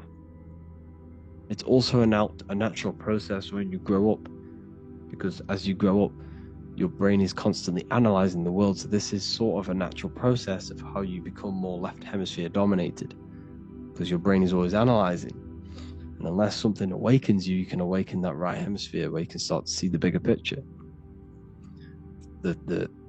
Even the music, it's all tuned to 440 hertz, shuts down the right hemisphere of the brain. 440 hertz, Spotify, Apple Music, the radio, and every time you turn on the radio, it's tuned to 440 hertz. This was specifically tuned. It never used to be tuned to this. It was in the 1950s. It was changed. The standard music tuning was changed to 440 hertz because it shuts down that right hemisphere of the brain. They don't want you thinking, seeing the world in this way and perceiving things as one. And I'm going to show you. It tells you this in the Bible. Cast the net onto the right hand side of the boat and you will find the fish. What was Jesus saying? This is, you see, people read the Bible and they don't understand it. If the Bible is not talking about you, then it has no meaning. The Bible, everything you read in the Bible is about you and how it can better your life. It occurs to you. So if Jesus says, cast the net onto the right hand side of the boat, this is an allegory. The boat is your body. Cast the net, it's the awareness, the perception, onto the right hemisphere of the brain, and you will find the fish. What's fish? What do fish do? They swim deep in the ocean. It represents the knowledge. Deep knowledge. Cast the net onto the right hand side of the boat and you will find fish. You will find the wisdom. You'll gain understanding when you cast that your awareness into that right hemisphere. You will see that I am you and you are me. We are all one consciousness. You will see everything. You'll see that the trees are the same patterns as the nerves in your body. You'll see everything is connected. Everything is a fractal of the one infinite consciousness. And how many fish did they catch? 153. That adds up to 9. This is now numerology. The Bible's filled with numerology. Adds up to 9. What's 9? Human consciousness. It represents consciousness. You're in the womb for 9 months. Feminine. It's all about consciousness. And in Revelation 14, and I looked and behold, the Lamb standing on Mount Zion. That's the spine. It's the mountain. With him, 144,000. 144 adds up to 9. It represents consciousness on top of the spine. You see? And he had his name the name of his Father written on the forehead. What's the Father? The higher mind, the higher consciousness within you. Where is that? In the forehead, the pineal gland. The pineal gland is the radio receiver for the higher consciousness. Because every body part of the body has consciousness. Your heart has consciousness. Your gut has consciousness. You are thinking with these different consciousnesses. You think with the gut. You think with your penis. You are thinking with all these consciousness. And it's about raising your consciousness to the higher consciousness, which is the Father, the mind, in the head. Don't think with the lower parts of the body, because that is your animal nature. Think with the higher parts of the body. It's all representing consciousness. How to activate the right hemisphere of the brain? Well, it's all to do with non-verbal things. So music will activate the right hemisphere. Make sure it's tuned to the right frequency though, 432 hertz, 528 hertz. Any frequency that adds up to 3, 6, or 9 is good for you. Meditation, turning off the thoughts, and you raise yourself to the higher brain. Symbolism is all right hemisphere. Reading between lines, metaphors, determining the Bible, it's all right hemisphere. Seeing the bigger picture, it's reading between the lines. So tithing in the Bible. These people in the churches are giving 10% of their money to the church. It's nothing but a scam. What these people have done is they have externalized the Bible. They have taken the Bible and literalized it so that they can make a business out of it. So what they're doing is 1/10 of the produce of what it says in the Bible, 1/10 of the produce of the land, whether grain or fruit, is the Lord's and is holy. So what's that saying? The 10th of, it's basically saying give the 10% to the Lord, to God. What does that mean? Well, what's the land and the fruit? This represents physical things, the physical things that you have. The 10th of the physical things that you have, what's that? That's your ego. All the physical things that you have is all to do with your ego. That's the lower self. The ego, what is the ego? It's the mind's perception of the physical self. You had no ego when you were a child. Okay, when you were a child, you had no ego. As you grew older, you created the ego. But the ego is the full self. It's the echo. Ego, echo. It's the echo of the full self. So it's saying give the ego over. Take away the animal self. In that left hemisphere, that's all to do with the left hemisphere. That left hemisphere sees the ego. It sees individuality. It's divided. So it's saying give that 10%. Give that 10% of you over to the right hemisphere. The 90%. The 90% of you is in that right hemisphere. The higher self. Now, I'm not saying the left hemisphere is bad. Okay, I'm not saying that at all. But it sees it sees things divided. It's like I said, the left, the hands are manifestations of the brain. So when these Christians are praying, they're putting their hands together. What are they doing? They're syncing the brain hemispheres. What you're doing, because everything's an extension of your brain. So if you put your hands together, you're putting the two hemispheres together. And what's happening when you place the hands together? All the electricity in the body is now running in a circuit. So once you connect these two hands, the electrical energy is now running in a circuit. And energy can move around the body quicker and more efficiently. So when you pray, when these people are praying, they don't realize that they're engaging in ancient forms of meditation, of balancing the two hemispheres. So now we're talking about balancing the hemispheres, not the right hemisphere. This is what Israel is. Look at the symbol for Israel, the up triangle and the downward triangle. What's that? The up triangle represents male, the downward triangle represents female. Okay? This is talking about the brains. Israel is Ra, Isis, which is female, the Egyptian god, Ra, El. El means God. El, electricity. That's the force of the physical world. It's the force that runs this world, electricity. It's the force of God.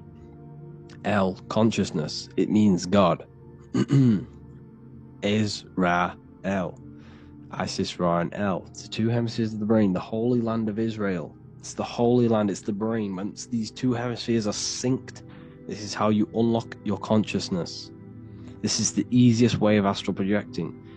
Hemisphering, I forgot the word for it. Hemisphere syncretization, something like that. It's about syncing the hemispheres. This is how you unlock your consciousness.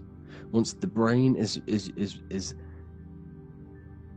running as one electrical system, this is how you balance the two masculine and male opposing energies. Once these opposing energies are no longer in war with each other, the brain, they come together to work as one.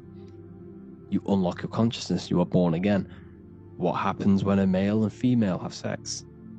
It creates a new child. It becomes one. You are born again. Once the two hemispheres of the brain, you are born again. You can then have an out-of-body experiences. So this is why the symbol of the Holy Land, Israel, is the up and down triangle back combined together, because it represents unification of the male and female, unification of the hemispheres. You're born again. You unlock consciousness. And you can get this for free. It's called the Gateway Tapes on my website.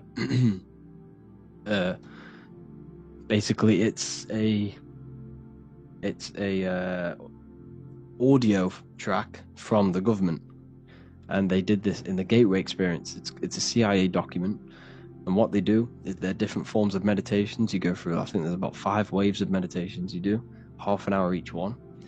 And it will teach you, it will sync your hemisphere, because what does it do? They understood that playing one frequency into one ear and another frequency into the other, they understood that the right ear is connected to the left hemisphere, the left ear is connected to the right hemisphere. So when you play 2 different frequencies into both ears, what happens? The brain picks this up, the 2 hemispheres of the brain picks this up, and it syncs it. It syncs these 2 hemispheres, these 2 frequencies together. So now the brain is working as one to sync this frequency. So this is how you can sync your hemispheres, through listening to these frequencies. Okay, you can get them for free and do the meditations yourself. This will definitely help you. This is an easy way to astral project. So it's all about syncing the hemisphere and seeing reality from a unified perception. We should all aim to get out of that left hemisphere. I'm not saying don't use it, but we should now start to read between the lines of the Bible, read between the lines of the symbolism they're showing. Study symbolism, study allegories and myths. What are they trying to tell us through these allegories? And this is how we start seeing things in a better way. Once we understand that we are all microcosms of an infinite consciousness, we can all come to one, because love is the unifying force of this infinite consciousness. We are all divided. We are all disconnected from our hearts. Once we all connect with our hearts and see that everything is one, we can all start to love and come together as one, because love is the unifying force of consciousness. So if you haven't already seen, I now have launched the Ethereal University. I will be doing lectures like this one, but even better, deeper, and even releasing knowledge that I can't talk about online, as they are censored. I'll be doing lectures every single week. I'll be doing live calls every single week. You also gain access to my library, which is filled with over 45 occult books, filled with knowledge. Okay, I'll show you now. Plus, you get my book, The Book of Wisdom, PDF form, and the Human Health Guide, PDF form. You also get all of this stuff, the health section, Q&As, ethereal meditations. We've got some celestial studies, cosmology, numerology coming soon. You also get the brand new Manifestation Mastery course, plus the library. And there'll be new books, new lectures, new live calls every single week. Or you can get the Book of Wisdom, use the code WISDOM in all capital letters to gain 40% off. This sale will be ending very, very soon, so if you're watching this, be very quick to get yourself a physical version or a PDF of my book. You can get it in all these languages. Hope you enjoyed this video, people. I'll see you inside the Ethereal University, the real university. Have an amazing day.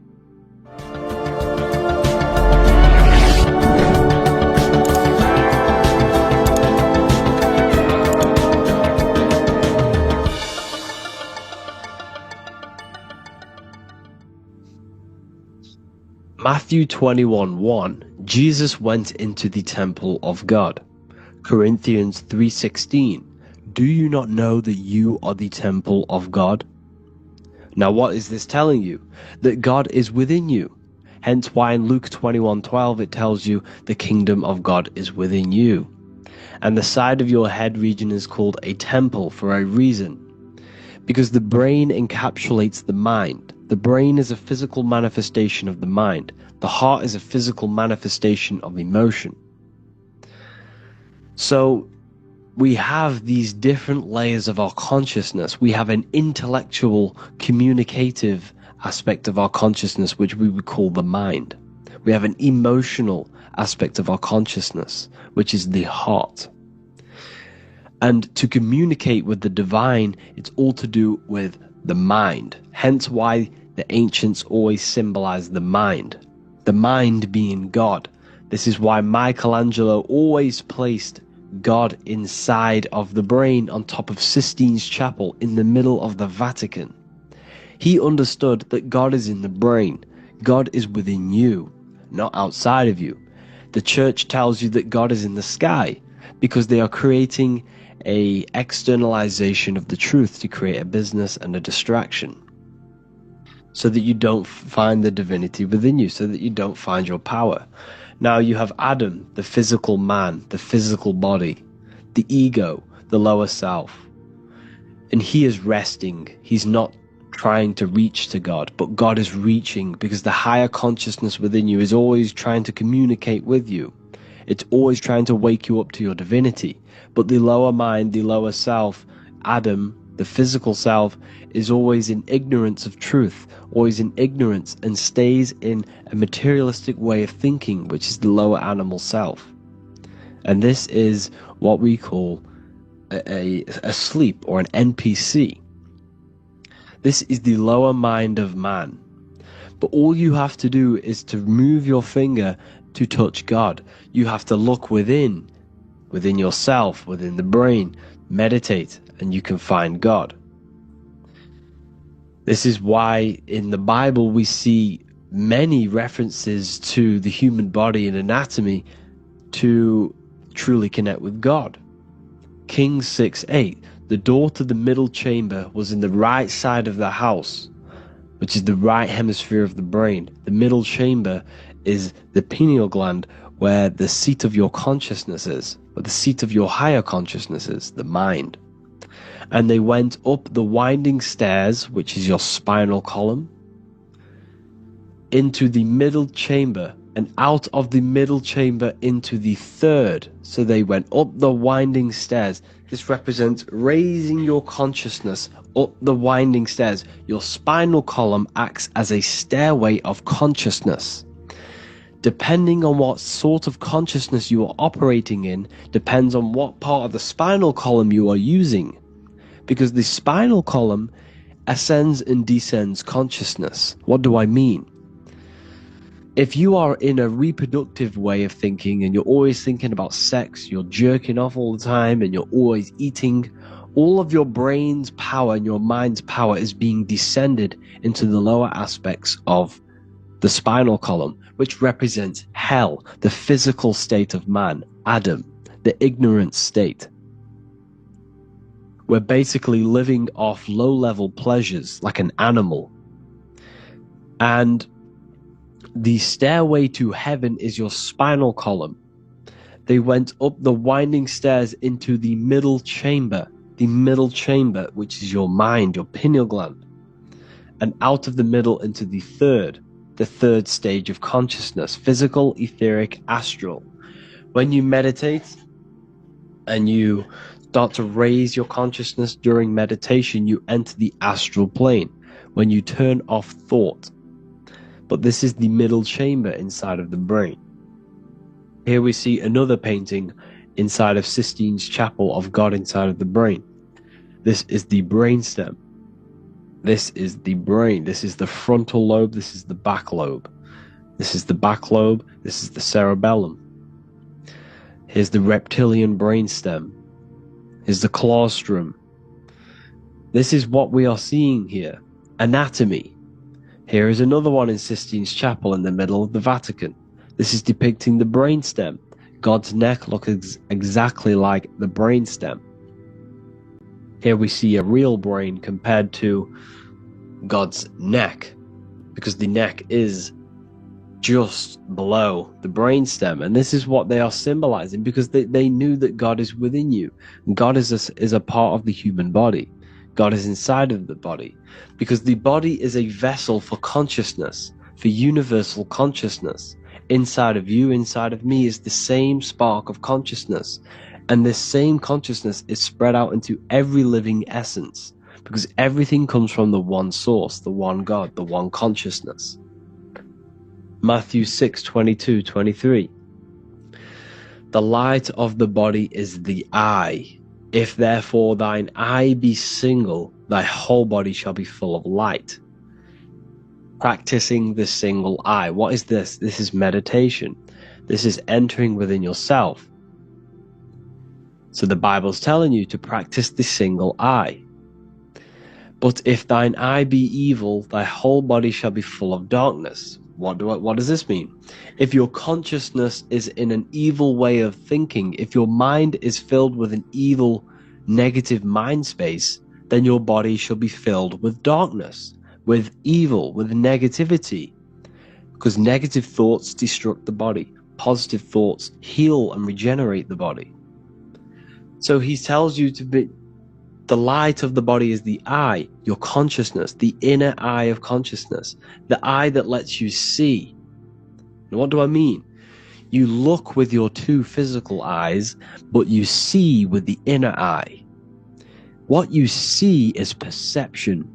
You look with the two eyes, and what you see is perception. You are seeing, you are understanding, and that's what consciousness, the mind, gives you. Consciousness, or the mind, is the force that allows you to be a human being, that allows you to understand things and interact with things and make decisions. It's an infinite intelligence. See, the mind is not the brain. This is a big confusion with people. Hence why the eye on top of the pyramid is separate from the bottom half of the pyramid, because the consciousness is separate from the body, the eye, the all-seeing eye.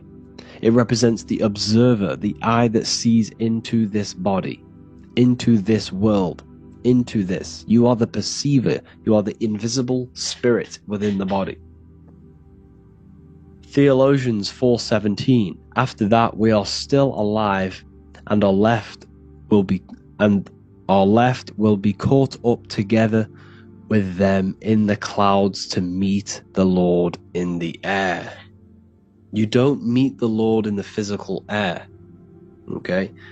This symbolism of the ancient Christian artwork is showing you this is symbolic. These things never happened. There's no man in the sky. Moses didn't go on a mountain to meet with God. The air represents the mind. This is why you say you're an airhead when someone's very stupid. Earth is your body. Water is your emotions. Fire is your spirit. Air is your mind, the invisible mind. So Anton Mengs, an ancient Christian art worker, is showing you anatomy of God in the clouds. But this is the anatomy of the human body. Raising yourself to the mind and turning the mind inwards on itself during meditation.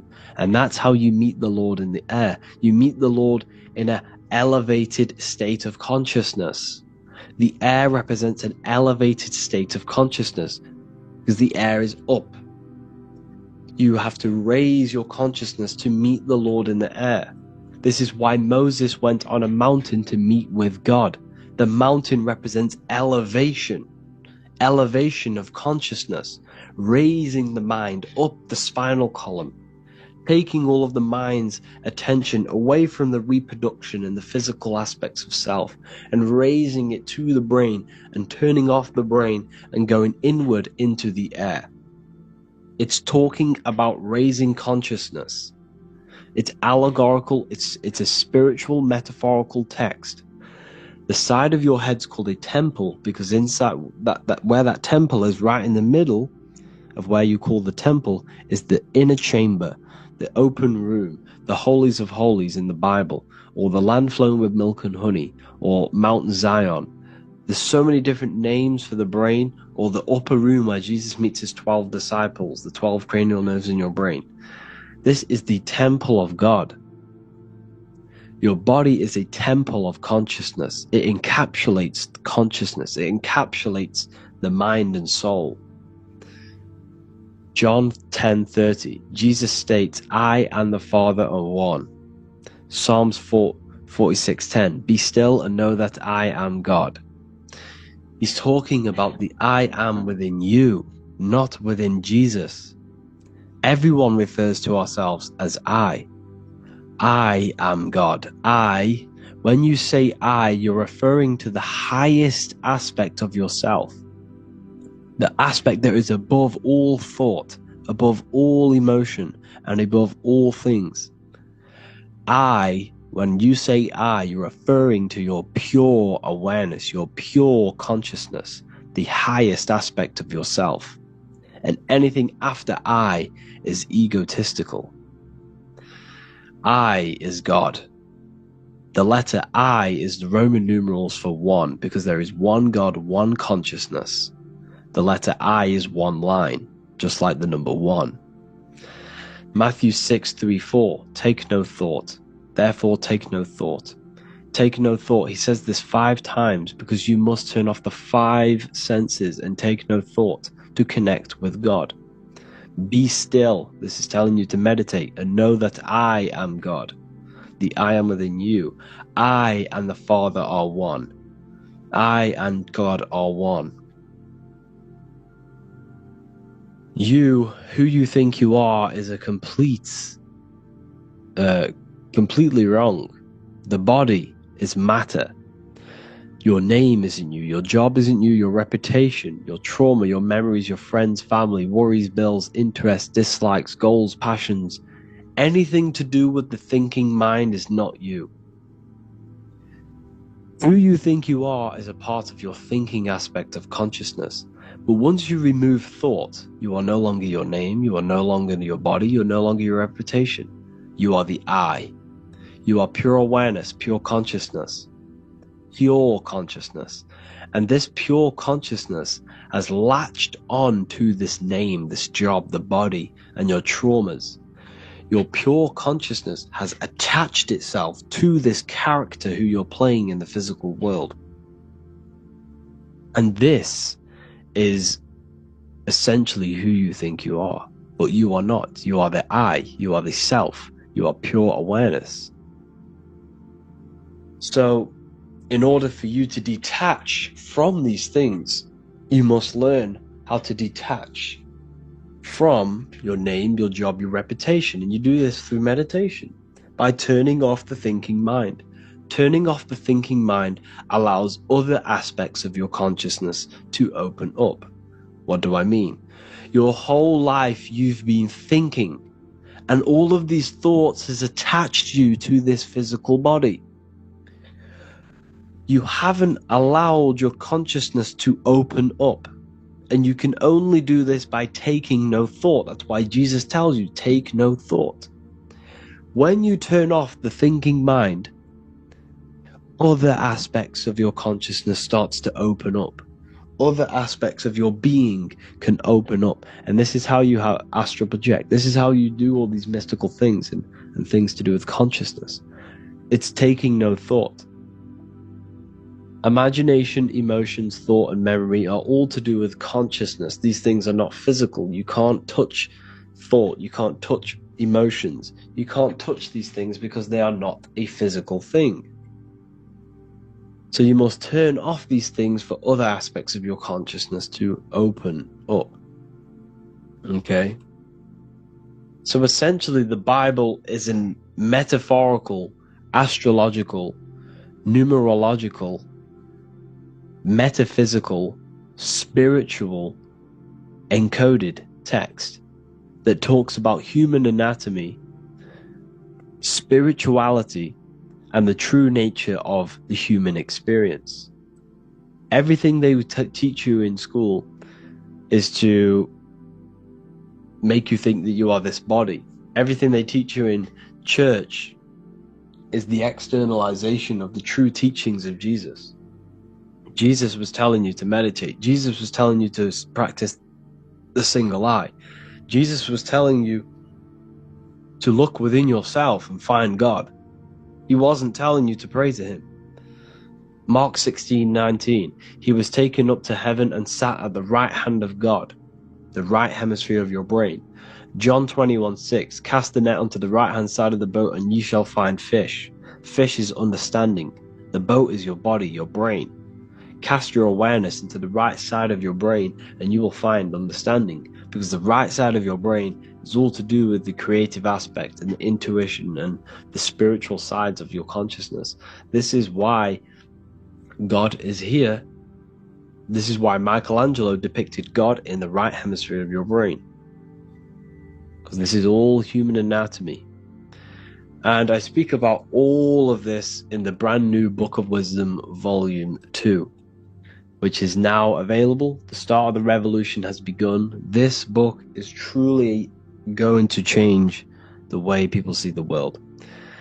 It's got so many more topics than the last one. It's truly a revolution. It's written in so much detail. It's very practical. I cannot wait to share this one with you. I just want to say thank you for the opportunity for me to create this book, because without you, I couldn't have created this. And I just love sharing my work with you. And I thank every single one of you for the support, the watch, like the views and the likes, everything. Especially the people who have joined the university and stuff like that. And for people who have joined the university, you do get a free Book of Wisdom paperback if you just go to the general chat and follow the description, follow what the instructions that I gave you in the chat, and you'll be able to order a free Book of Wisdom if you are inside of the university. Plus you get all of my other books, 2 books, and over 45 occult books on occult and esoteric things. You get lectures, live calls, a community, a manifestation mastery course, and a whole library and reoccurring updates every month, every week. So yeah, I hope you all enjoyed this video. Thank you all. Please leave a comment to help the algorithm, and leave a comment on what videos I should make. And yeah, I'll get to uploading on the YouTube a lot more now the second book is now released. I have a lot more time on my hands. No longer using my energy to create the book. I am now going to redirect this mental energy into the YouTube. So there will be a lot more content coming. So I need some content ideas. So feel free to comment some ideas, some YouTube videos that I can create. Thank you all, people. Have an amazing day.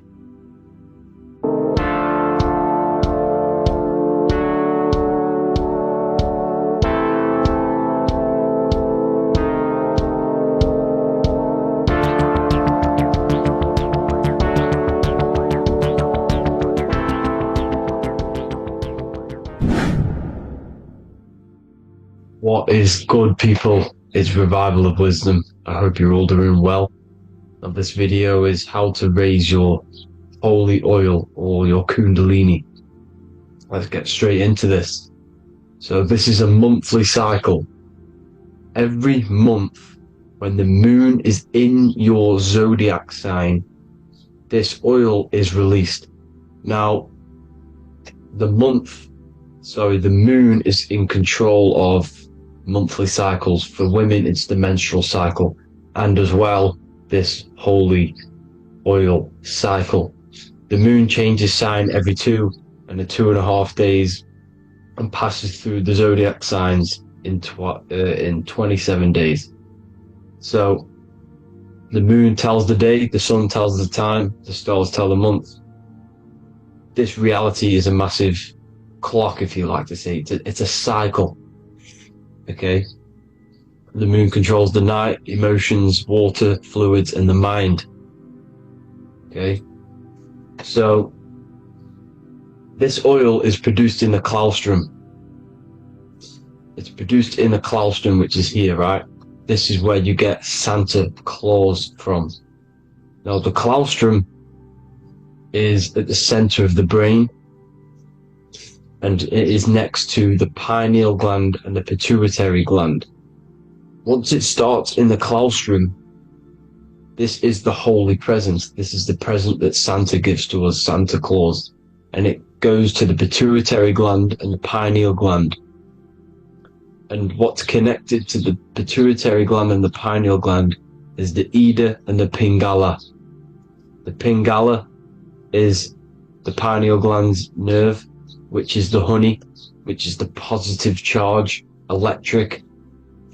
And the pituitary is the Ida nerve, which is the magnetic charge. This is the milk, the land flowing with milk and honey. This is the brain, the heaven, heaven, okay? And it travels down the spine using these two nerves, these electromagnetic charge. And this is what the ancients symbolized with the two serpents wrapped around the spinal cord, the Ida and the Pingala. And this travels down to the sacrum or the solar plexus, okay? Okay, so once it's here, okay, the spine is an elongation of the brain. So the spine is pretty much the brain. It's an extension of it. And it's kind of a microcosm of how we descended from heaven to physical reality, to physical matter, which is our consciousness has done. Our consciousness has descended from heaven into physical matter, and this is a microcosm of it.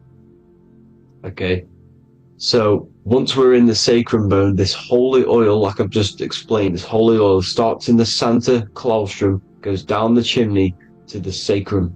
This is the sacrum, the solar plexus, and drops the present off at the sacrum. Now, once we're at the sacrum, we need to raise our vibration to take this oil back up the spine. Okay, and the River Jordan symbolizes this in the Bible. King Herod wants to kill Jesus in Nazareth, which is here, this is the River Jordan, is Nazareth. He goes to be born in Bethlehem and then goes back up to Nazareth to Joseph and Mary. Joseph and Mary, the pineal gland and the pituitary gland. The Bible is huge symbolism. It's all metaphors for this sacred process which goes on inside of your body. You are the Temple of Solomon. You are the Holy Land. The Holy Land is your brain. Once this oil is at the sacrum, you need to raise your vibration in order to take it back up. Once this oil has gone back up to the pineal gland, it activates the crystals which are wrapped around your pineal gland. Your pineal gland is this tiny little beam here. This is the claustrum. This is the pineal gland. And it's wrapped in crystals. And when this oil travels back up the spine by raising your vibration, back to the upper room where Jesus met the 12 disciples, or the 12 cranial nerves in the brain, and it activates and it turns on this pineal gland. And once it's turned on, it illuminates all the cells and the nerves in your brain and turns them all on and activates the higher God man, the God consciousness, Christ consciousness. And it regenerates the whole body. This is the secret to regeneration. It regenerates all the cells in the body. And this is how the ancients lived for thousands and thousands of years. As talked about in ancient texts. They lived for hundreds and thousands of years because they knew this secret. And this fluid, this brain fluid, the secretion, or the Christos in Greek, which means gold, because this is the alchemical process from turning lead to gold. Your body is the alchemical furnace. Now the ancients knew about this center of the brain because they symboled it. This is the Eye of Ra, and it's the brain, and this is what's wrapped around our consciousness. Our consciousness isn't wrapped around the brain. The brain is built around the consciousness. We are the consciousness. You don't have a soul, you are the soul. Okay? Now, the head, heaven, hell, heel at the bottom of your foot, that's hell. Head is heaven and hell. Simple. Now, the pineal gland produces DMT, which is dimethyltryptamine, which is known as the spirit molecule So, let's move on. Now, when this oil travels up, back, the spine, the chimney, it crucifies at the top, which is called the vagus nerve. So when it reaches here, the optic thalamus, it crosses and crucifies once it's raised back up. And this is why Jesus dies at 33. He was crucified at 33. Because you have 33 vertebrae on the back of the spine. And then it's crucified by the cross of the vagus nerve. When this oil crosses the vagus nerve. This is the crucifixion at 33. And it symbolizes the death of the physical consciousness. You then become spirit. You then become God consciousness. Activating the Kundalini. Regenerating the body and the mind. Okay. The Garden of Eden. You are the Garden of Eden. The land of milk and honey is upstairs. The pituitary, which is the milk, the pineal gland, which is the honey, which is DMT. It even says this in the Bible. As he brought us into a place, and he has given us this land, a land flowing with milk and honey, which is also symbolized as the sun and the moon. The Bible also says, the light of the body is the eye, not the eyes, the eye. If therefore thine eye be single, thy whole body shall be full of light. This is the activation of the pineal gland by raising this oil back up to the pineal gland, to the center of the brain. Neither shall they say, see that here, or see there, for behold, the kingdom of God is within you. So he's saying, don't look out there. Nothing is out there. It's all inside of you. Everything's inside of you. You're the universe. Now, how to raise this oil back up to the pineal gland? Every month, like I said. The moon controls the cycle. The moon controls monthly cycles. When the moon is going into your zodiac sign every month, this oil goes down the spine, and you must raise your frequency to get it back up. You must retain your seed. This is the most important. Your fluid, your secret, your holy fluid, your life force. You can't let that go. That life force is the reason you're alive. This holy oil is the reason you're alive, because it feeds all of the systems in your body. It feeds all the systems in your body. You have to retain your seed. Alkaline diet, positive thinking and meditation. Okay? When you retain your seed, you will live longer. The moment you release it, you're killing yourself. You're killing a piece of yourself every time you release your seed. Every single time. You're killing a part of yourself. Okay? Now, this could be why this could be the illumination, the single eye on the Illuminati's symbol, the Freemasonic symbol, the illuminated eye, the triangle, which could symbolize the body, mind, and spirit, but the eye illuminated. Now, in the Bible, it talks about the two trees, the tree of knowledge and the tree of life. The tree of knowledge is the tree of good and evil, which is the most important system in your body, which is the nervous system. The nervous system, the most important. The tree of good and evil. And the tree of life, which is the cardiovascular system. Now, this oil, when it's released every month, feeds these two systems, and these two systems feed everything. Now, it's important you understand that. Okay? The ancients knew all of this knowledge. The Bible's telling you this knowledge. But it's in a metaphorical way. You have to understand the context behind it so you can read it properly. Now, eating of the tree of life, which is when it talks about in the Bible, eating from the tree of life is actually symbolizing a bad diet, ejaculation. Because you're eating from these two systems, you're killing yourself with a bad diet. You're killing yourself with an ejaculation. Okay? So, that's important to understand. Now, this is Jacob's ladder in the Freemasons. Jacob's ladder, which is the spinal cord, it's the stairway to heaven.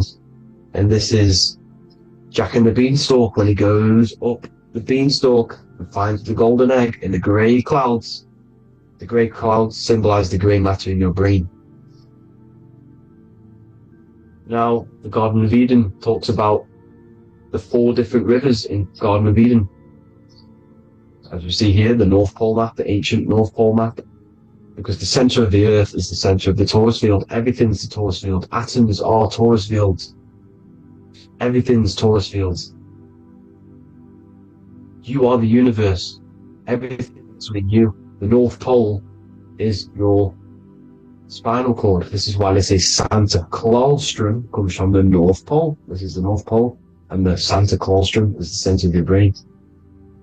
Now, there's 4 rivers which come from the Garden of Eden. There's the blood, the Christ oil, which is the oil we're talking about, urine, and saliva. These are the 4 sacred oil, 4 sacred fluids in your body. And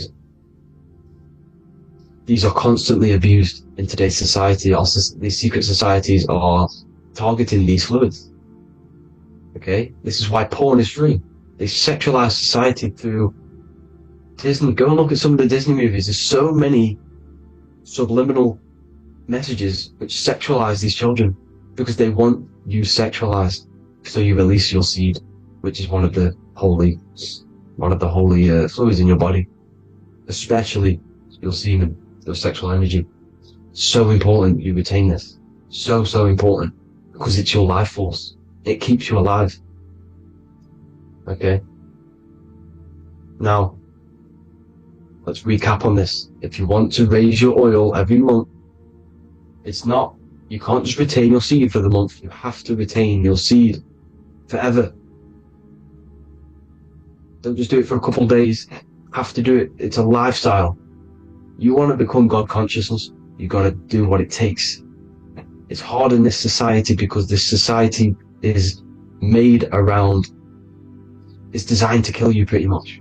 It's designed to keep you in these lower states of consciousness with all the bad food, the chemicals in the food, the chemicals in the water, the sexualized TV programs, sexualized adverts, sexualized TikTok and apps, videos, subliminally stimulating you.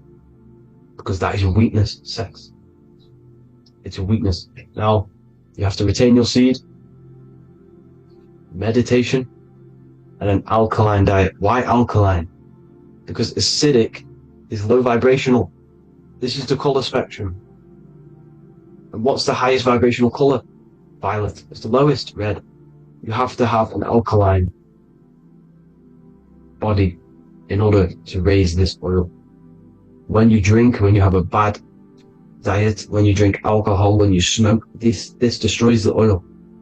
It destroys the oil in your sacrum, and it can't be raised again, can't be raised up. This is why it's so important. Without that oil, you don't live. That oil makes you live. It feeds everything in your body. It's crazy how we're not taught this.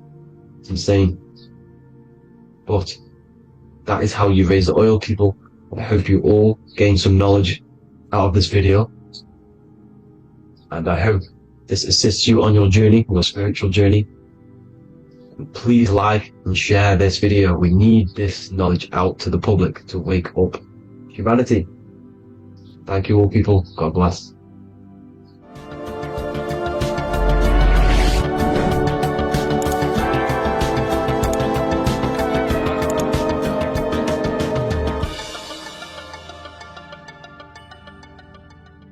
Geometry. This is the study of nature, of the codes, the mathematical codes behind physical reality. So today we're going to be going deep into geometry and the true esoteric internal geometry, the geometry that no one really talks about, and how geometry relates to human consciousness. So essentially, what we must understand when it comes to geometry, the basics of geometry is everything is vibration. And this vibration is vibrating on a certain frequency. And this certain frequency creates a geometric shape, which is why in nature we see all of these different geometric shapes. All matter takes form in shapes. So if we put sand on a plate and we vibrate the plate on a specific frequency, we see that the sand goes into specific geometric shapes and patterns. So essentially, matter is energy condensed. It's energy vibrating on a low frequency, vibrating at a certain frequency. So matter is condensed energy. And each geometric shape is manifesting and showing a specific energy. Some shapes carry more energies than others. For example, the cube is what traps energy. A square is what traps energy. So geometry and the flowers are basically how energy manifests itself into physical matter. We are in a world made out of energy or light. Light is energy. So everything is vibration, everything is frequency, and everything is energy. Even the words, each atom in our body, everything. So everything in nature has these mathematical, energetic codes. So geometry is basically the study of nature and the shapes that are in nature and their energetic principles. Because like I said, matter is energy. So this is what we call cymatics, when we place water in a petri dish and we shine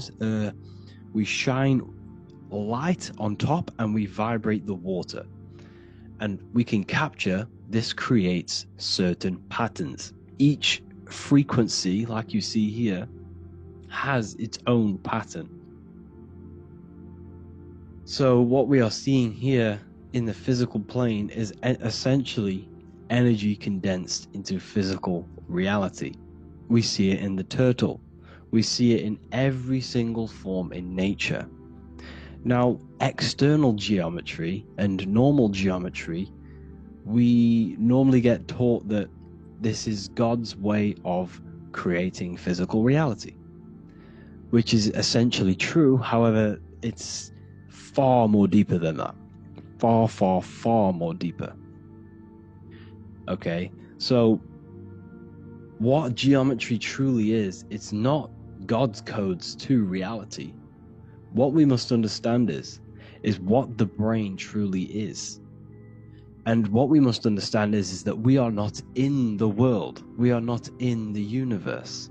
The universe is us ourselves, and the world is produced by our brain itself. Okay?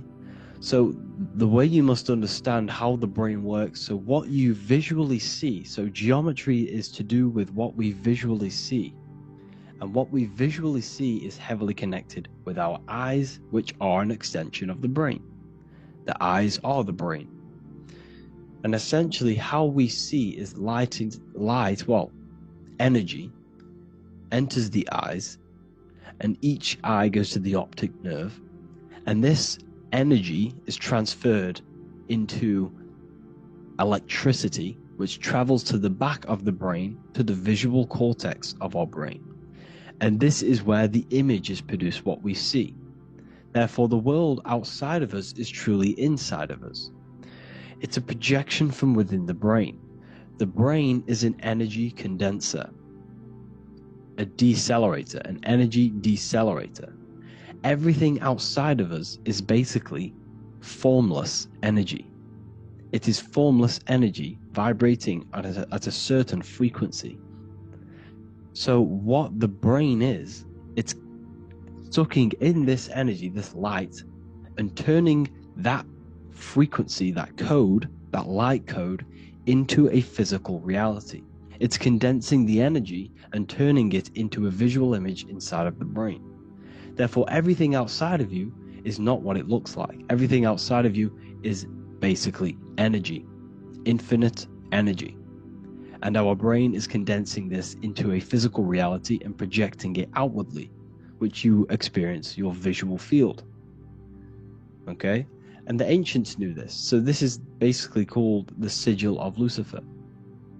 Lucifer is known as the light bringer. Lucifer in Latin means to bring the light. This is the sigil of Lucifer, which shows the visual field and the brain. We also see this in the Google Play symbol. It's a powerful symbol showing you the visual field, which is basically a symbol that tells you that reality is inside of the brain. The brain is what produces reality, but consciousness is not produced in the brain. The brain is essentially a consciousness downloader. It's a computer, and it's a reality simulator. The body is a simulation of physical reality. You are inside of the body experiencing the body simulation. The body produces this reality. It's a piece of technology. So Lucifer is to bring the light. Lucifer is the light being produced in our brains. Okay? So this is why they say Lucifer can tempt you. Lucifer can be the devil, because it represents physicality. It represents the false light. Lucifer can trick you because it represents the physical world can trick who you truly are. So now that you understand how the brain is basically an energy decelerator and it creates and simulates a reality to your consciousness, you are no longer a person in a universe, you are the universe itself experiencing itself. Therefore, geometry is heavily linked in with the brain. Geometry is essentially how your brain and how your eyes decode energy.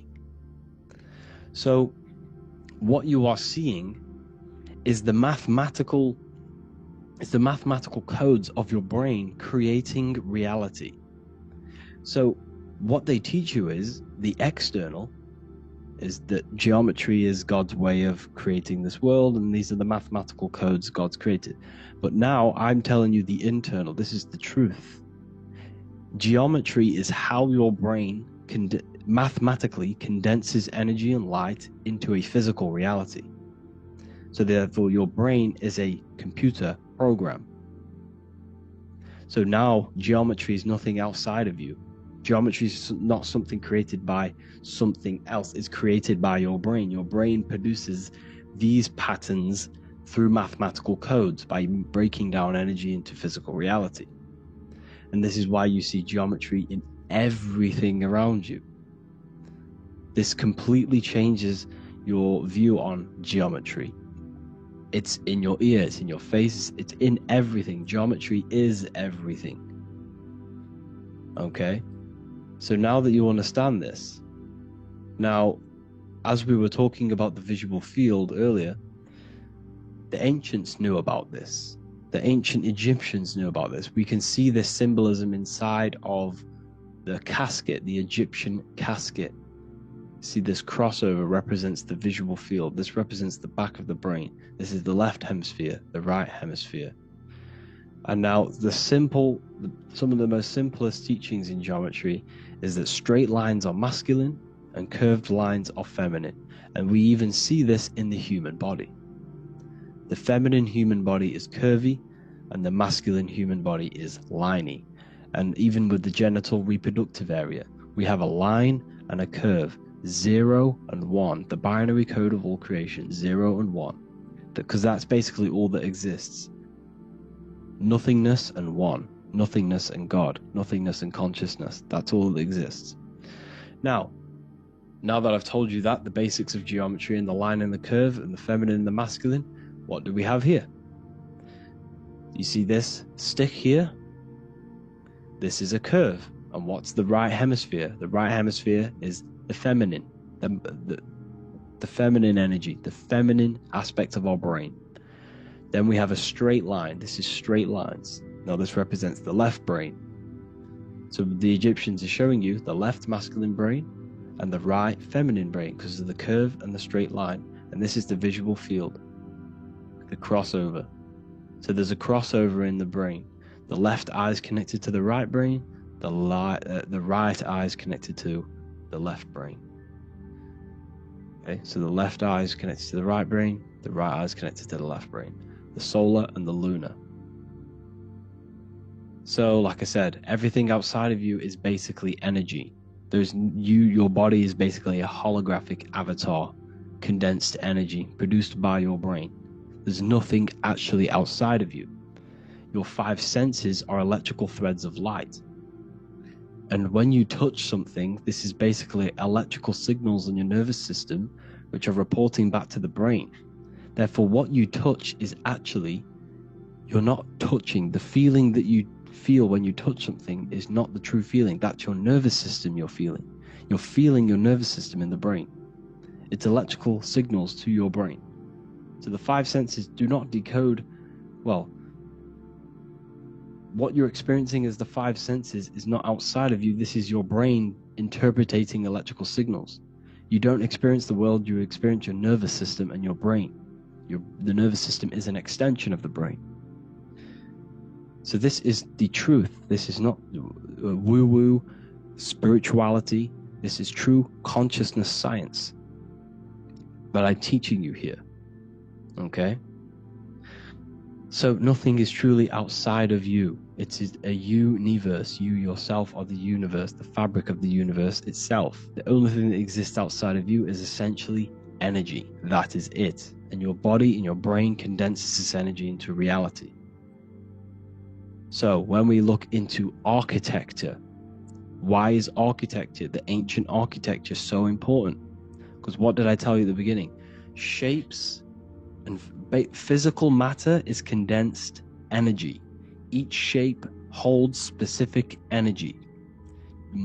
Some shapes hold more energy, emit more energy. Some shapes condense energy. Some shapes transfer energy. Each shape, each geometric shape has an energetic principle, because matter is essentially energy. So when we look into cathedrals and the ancient buildings, they were filled with geometric patterns, geometric shapes, because they understood the energy principle. Architecture is basically solid energy. It's physical energy. If we create this pattern here is an energy code, and if you stand next to it, you're going to gain that energy. It's going to be imprinted on your body. So essentially, they filled their buildings with high energy geometric shapes, points, triangles, pyramids are very, very energetic. This is why you have crystal pyramids made, organite pyramids. They're always in pyramid shapes. That's why the Egyptians built in pyramids, because pyramids hold high energy. They emit high energy. So this is why you see all these different geometric patterns. Okay? So in the real reality, in the energetic plane, this building would basically look like this: lines and grids of energy. Okay, this is what it would look like in the energetic plane, a blueprint of the energy body. So, as you see here, these are the different frequencies in a petri dish, of water in a petri dish. And you can see they are specifically aligned up with these specific patterns. You can see geometry even within geometry. It's fractal. So essentially, when you would stand inside of these buildings, they would imprint the energy of the building in your body, because your body is healed through energy. You have an electromagnetic field around your body. So by creating buildings with geometric patterns, we are essentially increasing the energy of the building, because the building itself is energy. Okay? So when we fill it with geometric patterns, we're increasing the energy. We're giving it a certain energetic imprint. So when you stand inside of that building, you're being imprinted with that energy. Okay? So especially with these windows, these stained glass windows. Well, why are they stained glass? Well, color is frequency. So when you have all of these different colors, and not only were they just painted, some of these colors are specific gemstones, crystals, natural stones, which all hold energetic principles. Each crystal is vibrating on a certain frequency. Wood has its own frequency. Metal has its own frequency. What you must understand is that everything in nature is not just a piece of matter. It's vibrating. The atoms of wood are vibrating on a certain level, which give it a certain energetic principle. Each crystal is vibrating. The atoms of the crystal are vibrating on a certain frequency, which give it a certain energetic principle, quality. So each thing, this is why the ancients were obsessed with natural stones, natural things, crystals, natural metals, and they wore different metals, different things like copper on their bodies, because they understood the atoms of these natural things are vibrating, which give certain qualities to you if you wear them. So you're not wearing it, you're basically putting that frequency onto your body, because they understood this is energy. If I put copper on my body, I'm not putting copper on the body, I'm putting the frequency and the energy of the atoms onto my skin, and that frequency of them atoms are going to vibrate my skin with that frequency and heal my body. So this is why this is so important. So each building is an energetic code. Okay, so when you stand in these buildings, it can heal your body. This is why when people walk into these ancient churches, they feel like they've met God. They feel a certain way. They feel so amazing when they enter these churches. They feel holy, for example. It's not because God's there. It's not because these man in the sky dwells in these holy places. It's because the energy of these buildings affect our consciousness. They increase your energy. They raise your vibration. They heal your body, they heal your cells, they imprint the water in your body, especially with these stained glass windows. Like I went a bit on a tangent there, but these stained glass windows were encoded, well, they use different gemstones, different lights, different colors. And when the sun would shine through this window, well, what's the sun? The sun is light. Light is energy. The sun's light would go through this filter of the window, of the crystals and the different gemstones and the different colors, and the sun's light would be encoded, imprinted with these crystals, with these colors and these natural glasses which have healing energetic principles. And when you are inside that building, the sun's encoded energy of the window would be imprinted into your body, into your energy field, and it will heal your energy field. And it would heal your body, your cells on a cellular level. Because your body is what? 60 to 70 to 80, some people say 80% water. And water is encoded with vibration. If you say certain things into water, it gives it a specific geometric pattern. Like I broke down in the beginning. If you say love to a water and then freeze it, it will go to this. If you say hate, it will go to a distorted pattern.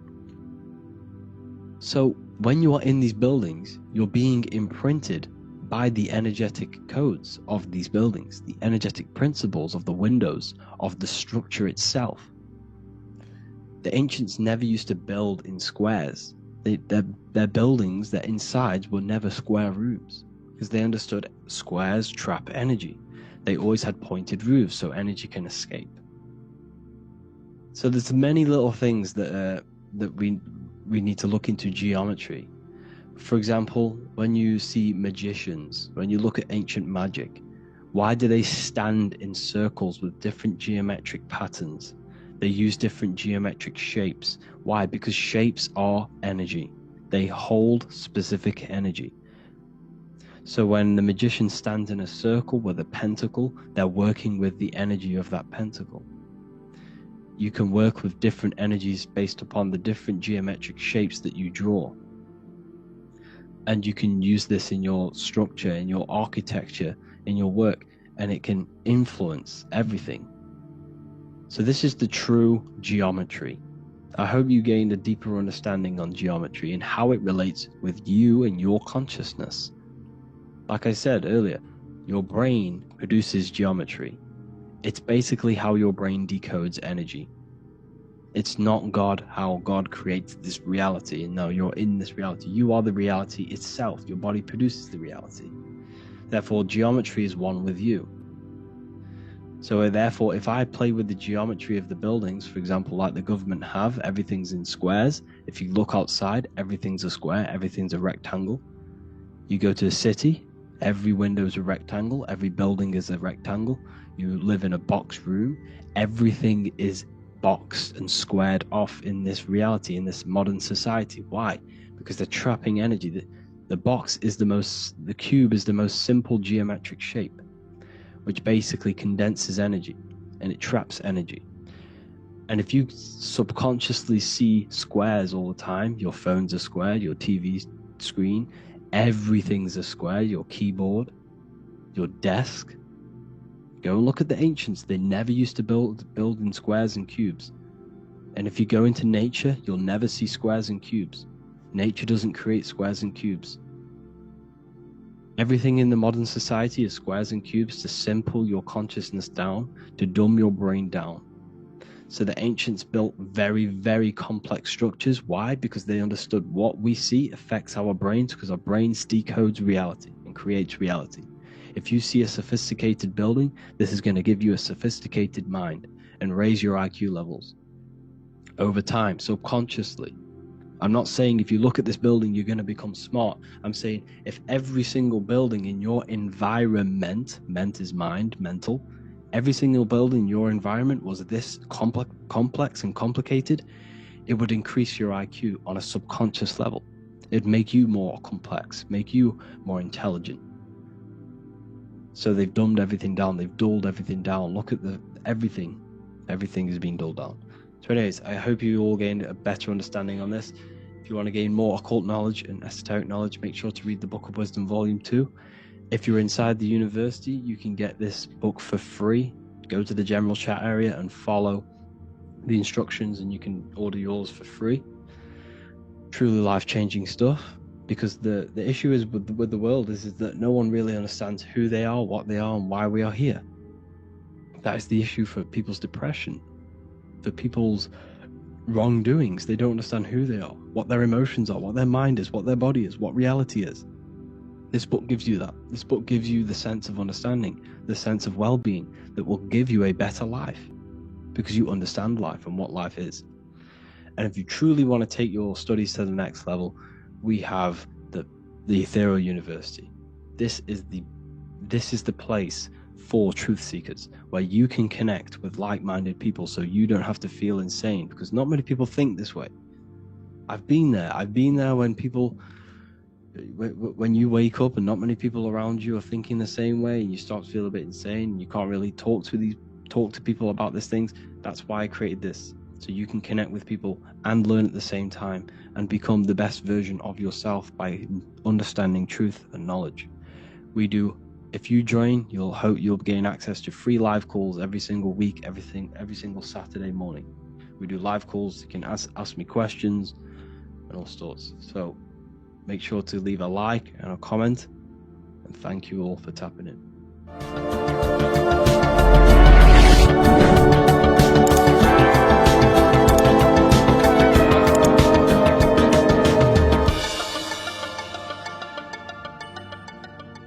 Welcome to Revival of Wisdom. Today we're going to be breaking down Saturn worship and how the occult are linked in with Saturn. Okay, so first of all, let's start with the celebrities. All these celebrities are doing 666. Okay, covering the one eye, which also symbolizes the all-seeing eye, which is another occult symbol. But we're focusing on the 666, the 6 with the 3 fingers. Also, we have CERN with the 666 within their logo. Also Disney, okay, as you can see here, 666 within their logo. Pepsi, Coca-Cola, and even Cadbury's. Monster Energy with the 666 in Hebrew numerals. Unleash the beast. So what is 666 to do with Saturn? Because on Saturn, on their north pole of Saturn, there is a 6-sided hexagon, okay? So Saturday is named after Saturn Day, the 6th planet. It is also the 6th day of the week, and has a 6-sided polygon on its north pole, 666. And not only that, when you create a star out of the hexagon, you will create a 6-pointed star. okay, with 6 triangles within the star and a 6-sided hexagon, which all adds up to 666. Okay, so this is why all these symbols contain 666. So why do they worship 666? Saturn. Because Saturn is the god of time and death, okay, and order and lessons. Okay, Saturn is a very cold and dry being. That is the 6th planet from the sun. Okay, Saturn represents the winter, which symbolizes death. Okay, because all nature dies within winter because the sun's not there. So it represents darkness and death. It rules the zodiac sign of Capricorn. Okay, so in the celestial cycle, Saturn is always opposite the sun.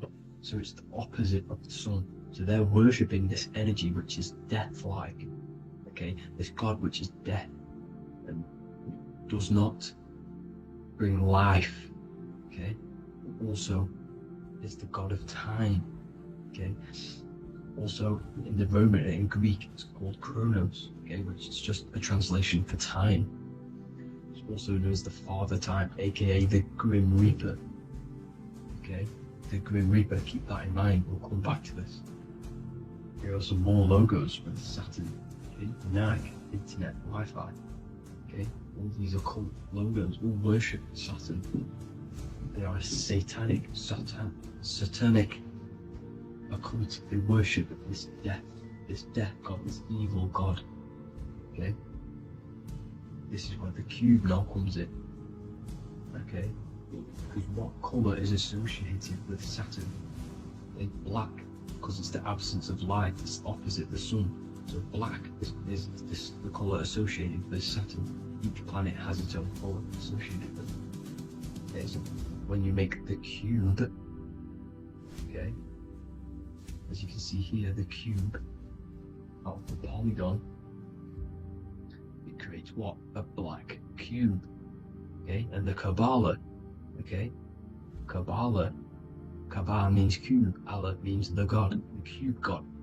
These religions are secretly worshipping this cube god, the god of death, Saturn, Satan. It's the same entity behind it all. Okay, so also we have these black cubes in Australia, Denmark, all around the world, these black cubes, because this occult is worldwide. Saturn, Satan taking over this realm. Okay, also with this black cube, they walk around it like the rings of Saturn. Around the black cube of Saturn with the rings, they walk around in circles. What are circles? Cycles. What is a cycle? Time. The time god. This is why it has a ring around it, because it represents time, cycles. Okay, and this is another depiction of Saturn, always depicted with this Reaper staff. Okay, keep in mind this staff, just like we associated with, aka the Grim Reaper. The Grim Reaper also wears a black robe, representing Saturn with the same staff. You see it? This is where it comes in. Okay?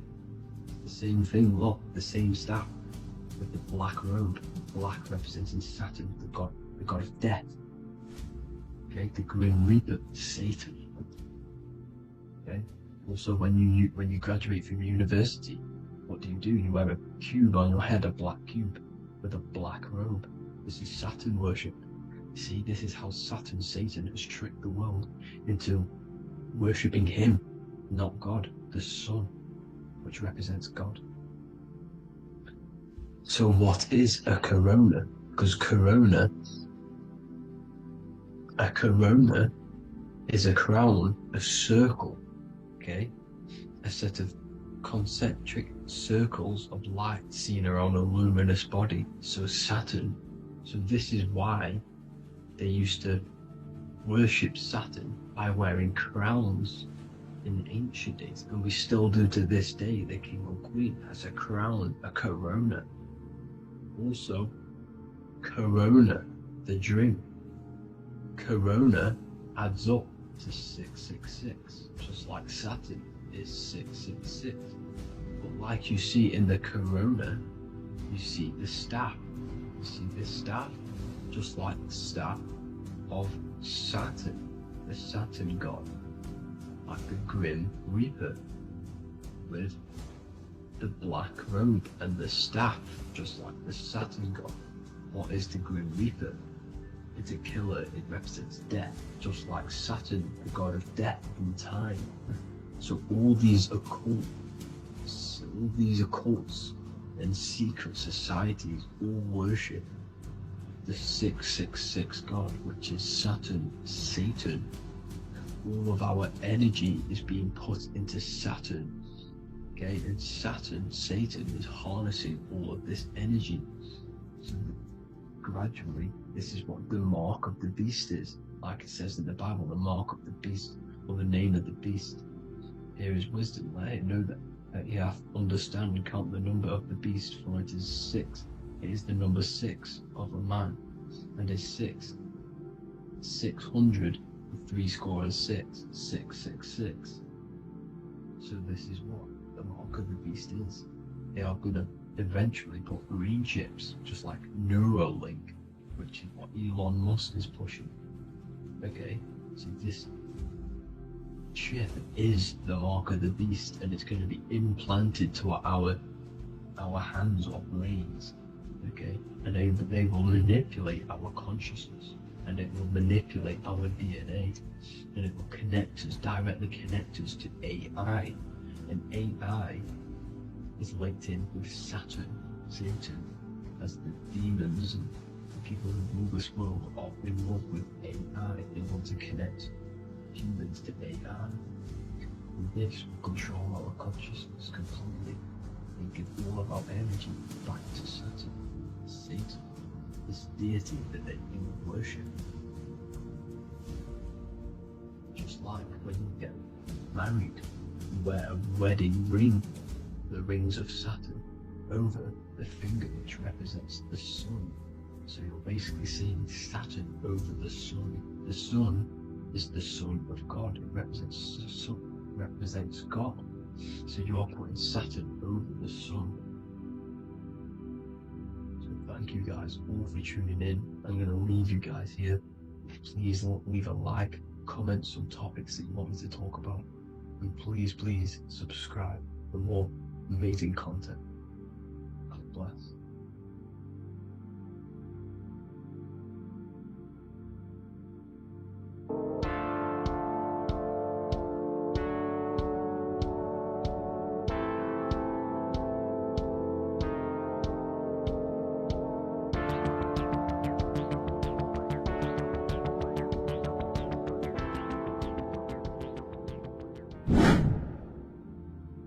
What is good, YouTube? Today we're going to be talking about the astral plane and how the cosmology fits into the astral plane. Okay, so first let's go over the astral plane and go over the different layers of reality so that you can understand reality more. You are a multi-dimensional being. You are not in these, you are in all of these realities at the same time. They all interweave into one big reality. But there are different planes, they are different vibrational dimensions, there are different dimensions of reality. The mind is the root cause of reality. We're living in the mind of God. Everything is being thought into existence from the root cause, from the universal mind. This is why the ancient Egyptians said, all is mind. We're living in the mind of God. And we are a microcosm of this mind. This is why we all have the same mind. This mind is the world of thoughts. Now, this world of thoughts is just the thought alone. For example, it is the thought of a chair. But then when you start to imagine this chair and you start to mentally see the chair, you're now manifesting the thought, the singular thought, into some sort of form. So now you're imagining the chair. You're imagining the form of this chair, which is then manifesting into the astral plane. The astral plane is the world of thought forms manifesting. So when you are imagining something, you are seeing into the astral plane. Okay? Your third eye, it is an eye because it sees the astral plane. It is seeing the other side through imagination, through dreaming. Well, we'll go over dreaming later. So, the thought of a chair is a singular thought. The imagination of the chair is the manifestation of the chair. And in the astral plane, it's basically the world of all the chairs that could ever exist. So you're thinking of the chair as a singular thought, which is the mental plane. The astral plane is the imagination of that chair, is the thought, the manifestation of it. Depending on the vibrational state of the thought will depend what level of the astral plane it will go to. For example, if you're thinking about a chair to torture someone on it, it's going to go on the lower astral plane. Or if you're thinking and imagining happy things, it's going to go to the higher astral plane. So wherever your mindset is, that we call it a mindset because your mind is setting frequencies to certain things. Thoughts are frequencies. And a mindset is setting your frequency, setting your mind to a certain frequency. So when you set your mind to a certain frequency and you imagine something in that frequency, you're going to match everything in the astral plane that are on that similar frequency, just like you would in the physical world. Because we're all in these worlds right now as we speak, but we can't see them with the two physical eyes. We can feel it though. When you're around someone and you've just met a new person, for example, you can feel their vibration, and if you're not on a similar vibrational match, you will not get along with that person, or you just won't not get along, but you won't connect with that person because you're on two opposing frequencies, not matching. And this is something you can't see, you can only feel, because it's the astral plane. It exists within the astral plane. Everything in the astral plane is made out of vibrations. So if you do astral project, and if you already know how to astral project, you will see beings and people and things that are on the same frequency as you. This is why before you astral project, you need to sort your vibration out before you astral project, because you are projecting your consciousness into this. It's the mind. The mind is the bridge. It can move between realities. You are a observer. You are a observing soul which observes different realities. And the mind is the bridge between all of these different realities. The mind can choose. If you want to project into the astral, you set your mind to it, you can. Okay? So, let's not get off track. The lower astral plane is where demons are. The higher astral plane is where heavenly beings are. Heaven and hell are kind of a real thing. The etheric plane is a powerful substance. The ether. The fifth element that they don't tell us about. If you type in on Google the 5 elements, they will try to remove it with wood or metal, because they don't want you knowing about the ether. Ether is the energy double behind all physical objects. So the ether is very important. It is the 5th element. It is part of the physical world, but it's also part of the astral world. It is on either side. You see how they're showing you the truth in the language? Ether and either are the same word. The ether has 1 foot in the astral and 1 foot in the physical world. It's a substance that connects the physical to the astral world. It is the either. It's on either side of reality. It's on the other side. Other, either, same word. Ether is connecting the physical to the astral plane. It's the world of frequency.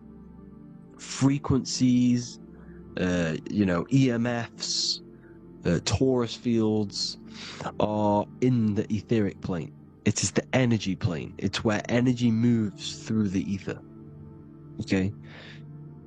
So then you have the physical world, the world of effect. Everything you see in the physical world is the effect of the higher planes. Each plane is a product of the plane above. So, and it melts into each plane. The physical plane is the lowest plane, it's the most densest, and the highest is the most fluid. This is the most fluid, this is the most dense. This is where we get the saying, as above, so below from. As above, so below comes from the different planes of reality. And magicians understand this. This is why magicians always say as above, so below.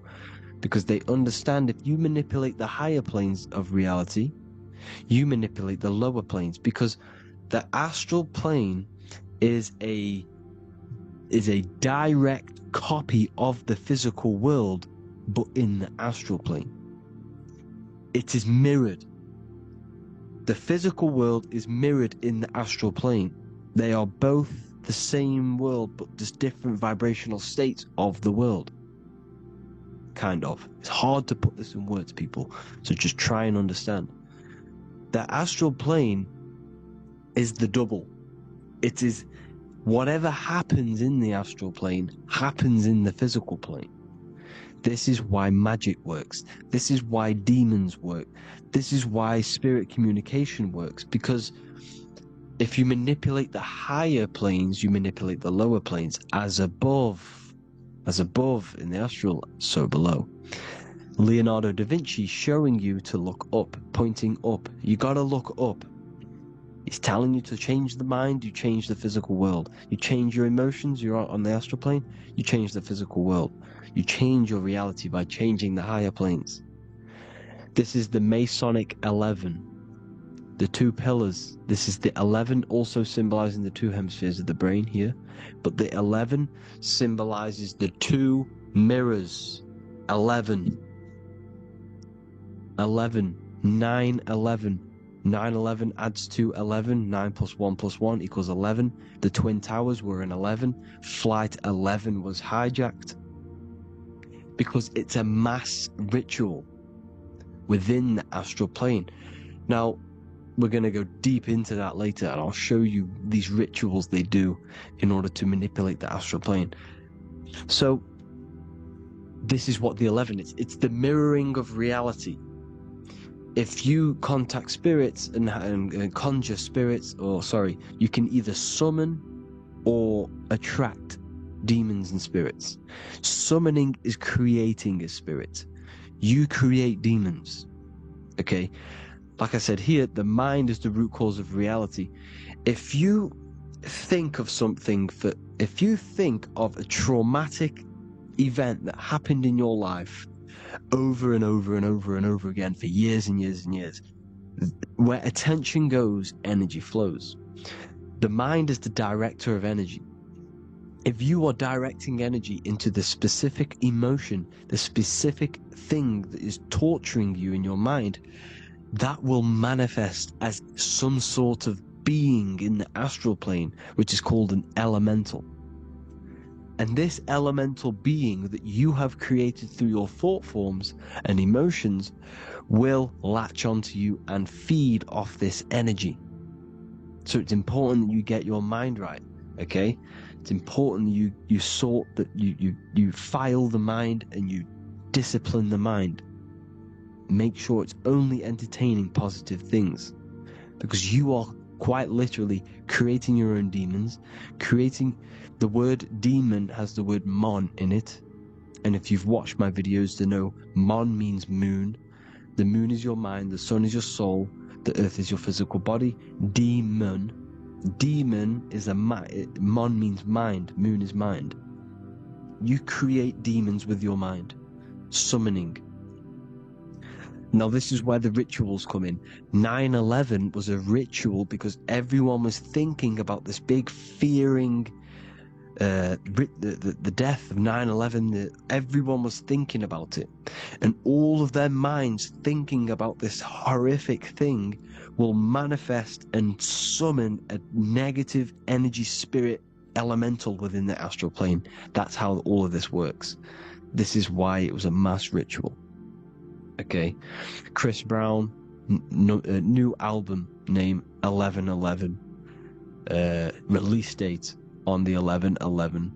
This will be my 11th album and contain 11 songs. All of these people know the occult. This is Hermes Trismegistus with the star of Saturn, the six-pointed star, as above, so below. The mirroring of reality, physical and astral, the two Masonic pillars. So as above, so below. What's above us? The stars. The stars are connected to the astral plane. This is why we call them stargates. When we dream, we are experiencing these different realities. And what are stars? They tell in the Bible, it says Genesis 1:14. And God said, "Let there be lights in the firmament of the heaven to divide the day from the night, and let them be for signs." Signs translates to things to come. Why things to come? The stars tell the future. Why? And why do we say as above, so below? As above us is the astral plane and the etheric plane. As above, so below. Whatever happens in the stars happens on Earth. The stars are connected to the astral plane. Above us is the astral plane. We are a star in a physical body. This is why we say Mr., Sister, stir equals star. The E and the A are interchangeable. We are stars, and the stars are the start of our incarnation. We start in the stars, same root word, and we descend through the seven energies, which are our seven chakras. Then we enter the heart of the soul system. The heart rearranged spells Earth. And this is the true cosmology. Here's the Masonic cosmology. This is Masonic now. Here's the firmament. Let there be a firmament in the midst of the waters to divide the waters from above from the waters that below. Genesis 1:6. The firmament, firmament comes from the word firma, Latin, I'm pretty sure, which means firm. When something is firm, meaning it's stable, it does not move, it is firm. The firmament is firm. So, is the firmament Genesis 1:6. What does it say? Genesis 1:3, sorry. Let there be light. This is before the sun and the moon was created. Let there be light. Before the sun and the moon was created, light was appeared. So what's that tell you? This is a holographic projection from some sort of light being, some sort of projector. And that projector is the all-seeing eye you see in the Masonic cosmology. This is the all-seeing eye projecting the light beams. Let there be light. Everything is made out of light. The universe is created out of light waves. The torus field is one unit of light. The light projecting this reality is Polaris. Okay, the famous all-seeing eye. Now, what else? Then we have after let there be light in Genesis 1:16, and God made the two great lights. This is the sun and the moon, electric, magnetic, male and female. Then we have the Masonic checkerboard, the black and white symbolizing dualities within the dualistic reality we are in, spirit and matter, light and matter, rest and motion, positive and negative, good and evil. Everything's dualistic here. Okay? And it's a dance. The universe is a dance between flickering of white and black light, which is the torus field. We're not going to go over that, but this is all connected to the astral plane. This is the true cosmology. The astral plane cannot work on a spinning monkey ball in the middle of space. Does not work. Cannot work. It's impossible. Okay? Impossible. So, even in the Quran, it says, Allah has made the earth for you as a carpet, flat. Quran 15:19. And the earth we have spread out like a carpet, set there on mountains, firm and immovable. It is immovable. In the Quran, it also says 65:12, it is Allah who has created the 7 heavens of the earth. The 7 heavens meaning the 7 layers of heaven, the 7 planets. And Psalms 104:5, he set the earth on its foundations and it can never be moved. Never. So here you see in Isaiah 40:22, he sits enthroned above the circle of the earth, and its people are like grasshoppers. He stretches out the heavens like a canopy and spreads them out like a tent to live in. We live in a tent. This is the tent. The projection of light. Here you see an ancient picture here. Here you see the ethereal barrier, meaning the firmament, the etheric barrier, and here you see his head popping out. Why is his head popping out? Because your head is heaven, your heel is hell. Your head has access to the astral plane. This is why your head is heaven. The pineal gland, when stimulated, has access to project itself, project consciousness into the astral plane. Here you see another ancient picture here with the Masonic Royal Arch, with the zodiac here, the zodiac on the top, arching, because there's a firmament above us. Here's God in the brain. Consciousness is God. Here you see the Masonic Royal Arch, symbolizing the firmament. George Washington above the Masonic Royal Arch. These are the stars. This is Polaris projecting reality. Here's ancient churches with the dome. Polaris projecting reality with Jesus. Disney World is under the dome. The 7 layers of heaven, ancient paintings, all depict if you go and look at the ancient paintings, they'll all depict the firmament, the arch above us. This is where we get interesting. The Masonic Royal Arch has the 6-9, which is Cancer. The constellation Cancer, which is 6-9 is associated with portals, because CERN is the 6-9. Okay, CERN is opening portals. They're trying to create a portal to the other side. Cancer has the word CERN within it, so there is a link between Cancer and the opening, the firmament opening above us, to ascension. Here you see the Masonic Arch with the Royal Arch and the light and the opening. Here you see the light and the opening. This is the opening of the firmament. Here's the Hebrew cosmology with Sheol, the underworld, and the opening. So Cancer is definitely some sort of portal in and out of this reality. I'm just connecting dots here. Now, we're going to go change a bit now. These celebrities that you are seeing they have not sold their soul to Satan, okay? They have not sold their soul to Satan. Satan is a demonic, low vibrational energy that has been summoned over the thousands and thousands and thousands of years of evil occult arts. So since Babylon was summoning this demonic energy, and this demonic energy in the astral plane will grow and grow and grow. It has no form. It has no physical form. Okay? But you can see it in the rappers. If your third eye is open, you can see clearly that these people are demonic. You can sense the energy that they're manifesting. Selling your soul is not what you've been told. It is gaining, because your soul is pure love, okay? Your soul does not want to do anything bad. So when you sell your soul, you're gaining physical gain, you're gaining physical wealth, for example. Like for these rappers, they will be given millions of pounds because the people in control of the music industry, which is the dark occultists trying to brainwash the masses, the people in charge, they're dark occultists. They understand Satan and the energy. They are satanic energy, which has been summoned in the astral plane.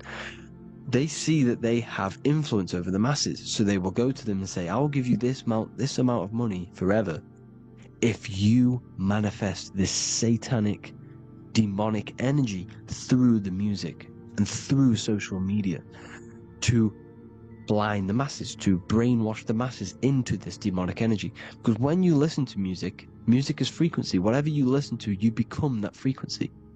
So if you're listening to these people, they're throwing energy, this demonic, satanic energy that they sold out to. Soul, same word. When you sold something, you've got your soul involved. They have exchanged money, physical gain, so that they manifest this satanic energy within the astral plane and through the music, through the videos, through social media, to keep us in this vibrational frequency, in this low state of consciousness. This is what it actually is. It's not, you're not selling your soul to some sort of devil. This satanic energy has no physical form in the it is formless in the astral plane. It's a summoned energy. Now, the root chakra is red. This is why the devil is red, because it symbolizes the animal nature of man. When you are operating off your root chakra, you will kill, you will fight, you will do anything to survive, because it's all about survival mode in the root chakra. They want you keeping in that fighting mode, that surviving mode, so that you are manifesting this low vibrational frequency, this satanic energy, this demonic red energy.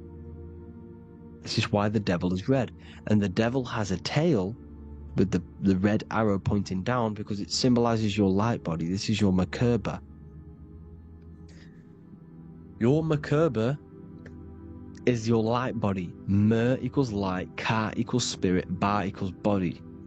Merkaba, this is the devil's tail pointing down, the descension, your heel, up to your heel, hell. Ascension to heaven, head. You see? This is the all-seeing eye with the illumination coming off it, your head, when you're illuminated. The Merkaba is your celestial sphere to portray different planes of reality. It is the vehicle of ascension. It's your light body. It's in the word Kabbalah, Kabbalah, Ka, spirit, Ba, body, La, light. Same thing, Kabbalah, Merkaba. Same thing, it's all about the light body. This light body sees different realities. So when you see the goat in the music industry, it's this satanic summoned energy that's been summoning for thousands of years within the astral plane. When it becomes to the physical plane, it will manifest through different things. A goat, an owl, Satan, Moloch, Baal, same deity, same demonic energy that's been summoning in the astral plane. And this is why the Baphomet has a goat head. Drake's new album is the goat. The Polo G, the Masonic G, with the goat. And here's Ryla Rodriguez in the mirror, with the goat in the mirror and him in his physical body. It symbolizes, the mirror symbolizes the astral plane, because he's manifesting the goat, the demonic energy. He's sold out to the demonic energy, and in the physical plane, he's his physical body. The mirroring, the Masonic 11, the mirroring of reality, the astral and the physical. And what do you call them when they're an amazing rapper, the best rapper? You call them the goat, because the goat, you're the goat because you're manifesting the goat energy, the satanic, demonic energy within the astral plane. So Baal, Moloch, all the same thing. Because in the astral plane, if you want to gain spirits to come to you and communicate you, in the physical world, if you want to communicate with spirits, you have to gain their attention. You can either gain their attention or come together and agree to create some sort of being, which is Satan. Okay? You can, like I said earlier, you can create these beings, you can summon them or attract them. One way to attract them is sacrificing. In order for you to become God, man, to turn to God, you have to sacrifice your life. You have to sacrifice, not drinking, not doing things, not doing anything demonic, not doing anything bad, not eating meat. You have to sacrifice yourself to become the light. However, if you want quick, instant gains in the physical world, you can sacrifice something else to communicate with these spirits, because these demonic energies feed off demonic energy, your demonic energy. So these dark occultists will give away babies, they'll sacrifice, torture babies so that they gain, so that they can communicate with these spirits for physical exchange. Yes, you can do this. These powerful spirits, these powerful demons can give you powers. They can give you certain things. And this is what they are doing. They're summoning and attracting these demonic energy. This is why, trafficking is one of the most, Balenciaga.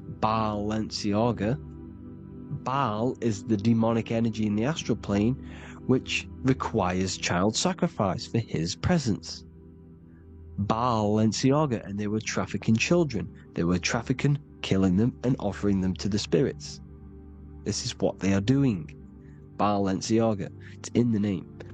Here you see, you can see here a stick man with two horns.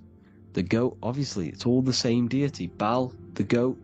Moloch, is Moloch the owl, the Egyptian owl, because it comes from the owl of Moloch, which is Baal, which is Satan, all the same demonic energy. And it's on the dollar bill, a tiny dollar bill, on the $1 bill. All the same thing. Bohemian Grove, they worship the big owl, Moloch.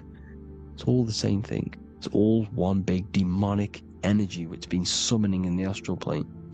And it's trying to take over Earth, the physical plane. That's what it's doing.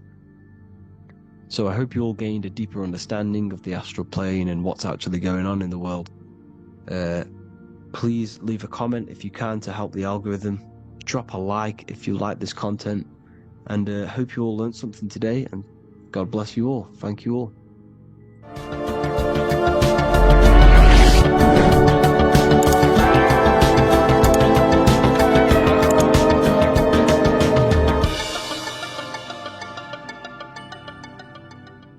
In this video, we're going to be talking about the evolution of consciousness. You are born human, however you possess consciousness, which is the awareness behind your being, the awareness behind your thoughts, the experiencer behind your five senses, the experiencer, the observer behind your thought, emotions, and senses. You are an eye, an invisible consciousness looking through a lens, which is your body. Your body produces this physical world that you experience. Your brain produces this world. Your brain and body is a technological computer. However, you are an infinite, ever-expanding consciousness behind this physical body. And there is an evolution of consciousness, a cosmic journey of expansion. And this is why we see so much pyramid symbolism in the occult and esoteric world, and especially within Freemasonry. Because the pyramid represents climbing, an evolution, a raising state of consciousness, a journey. Steps symbolize a journey upwards. This is the raising and the evolution of consciousness, our inner world. The transmutation of our inner selves, of our souls and consciousness and our minds.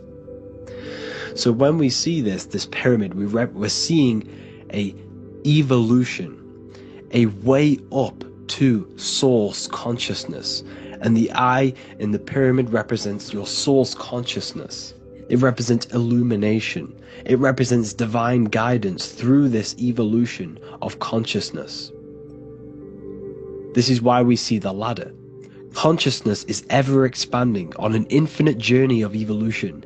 Each individual is a part of this cosmic process, contributing towards the ongoing expansion of both mind and awareness. As we evolve, we collectively explore deeper levels of existence, expanding the boundaries of thought and consciousness. The mind has the ability to expand infinitely into new realms of thought, into new dimensions of mind. The mind cannot be filled up. It is not a physical substance. The body can be filled up because it is a physical thing, but you cannot fill the mind. Therefore, the mind is constantly expanding, ever expanding into new fields of thought. So what we see in Freemasonry, the ladder, is again a journey, an elevation of consciousness. When we are born with an infant consciousness, and as we gain older, we gain an adult consciousness. Our inner world, our inner mind, and our emotional intellect changes and evolves. We are significantly different from when we were very young as an infant. It's because our consciousness evolutes, it changes, it alters like water. So, just like this evolution of your own consciousness as growing up, there is consciousness of beings existing in cycles beyond our own. And their consciousness is unimaginably different from ours. They operate on a higher level of understanding and knowing, experiencing reality in ways that transcend our current comprehension. Our minds right now cannot comprehend the highest states of consciousness. There are entities, there are beings beyond our own, existing in higher dimensions of consciousness that we cannot comprehend because they have expanded. They are on a further way up the ladder of consciousness. However, we are all on the same journey. None of us can take the same journey. There is one ultimate goal, reaching source consciousness. However, this is always ever expanding. However, we are all on a different journey. There is one truth, one source, one goal. However, there are billions in different ways of reaching it, and we are all on these different paths to source consciousness, to this ladder, this evolution of universal evolution. Okay? Their awareness is attuned to new dimensions of existence, reflecting a more advanced stage in the cosmic journey of consciousness evolution. So when you take DMT, you are shot into these higher realms of consciousness where you meet these beings who look similar to these images. They are not speaking to you physically. They don't speak to you three-dimensionally through vibration and words. They speak to you mentally. If you have done DMT, then you know this. And if you have met these beings, then you know this. You might have even met some of these types of beings on mushrooms or any psychedelic drugs. Because ultimately, when you take these mind-altering substances, it's altering your consciousness. It's merging your consciousness with the spirit of that substance.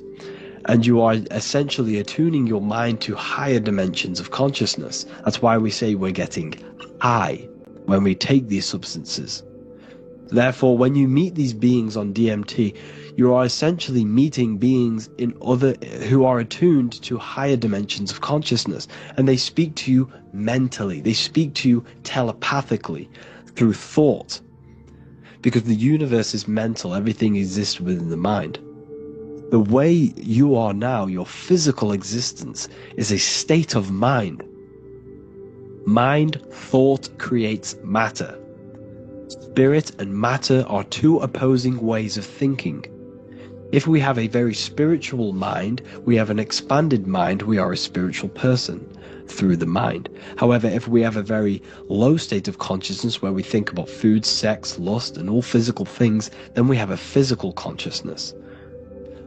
Matter and spirit are two opposing forces, two ways of thinking.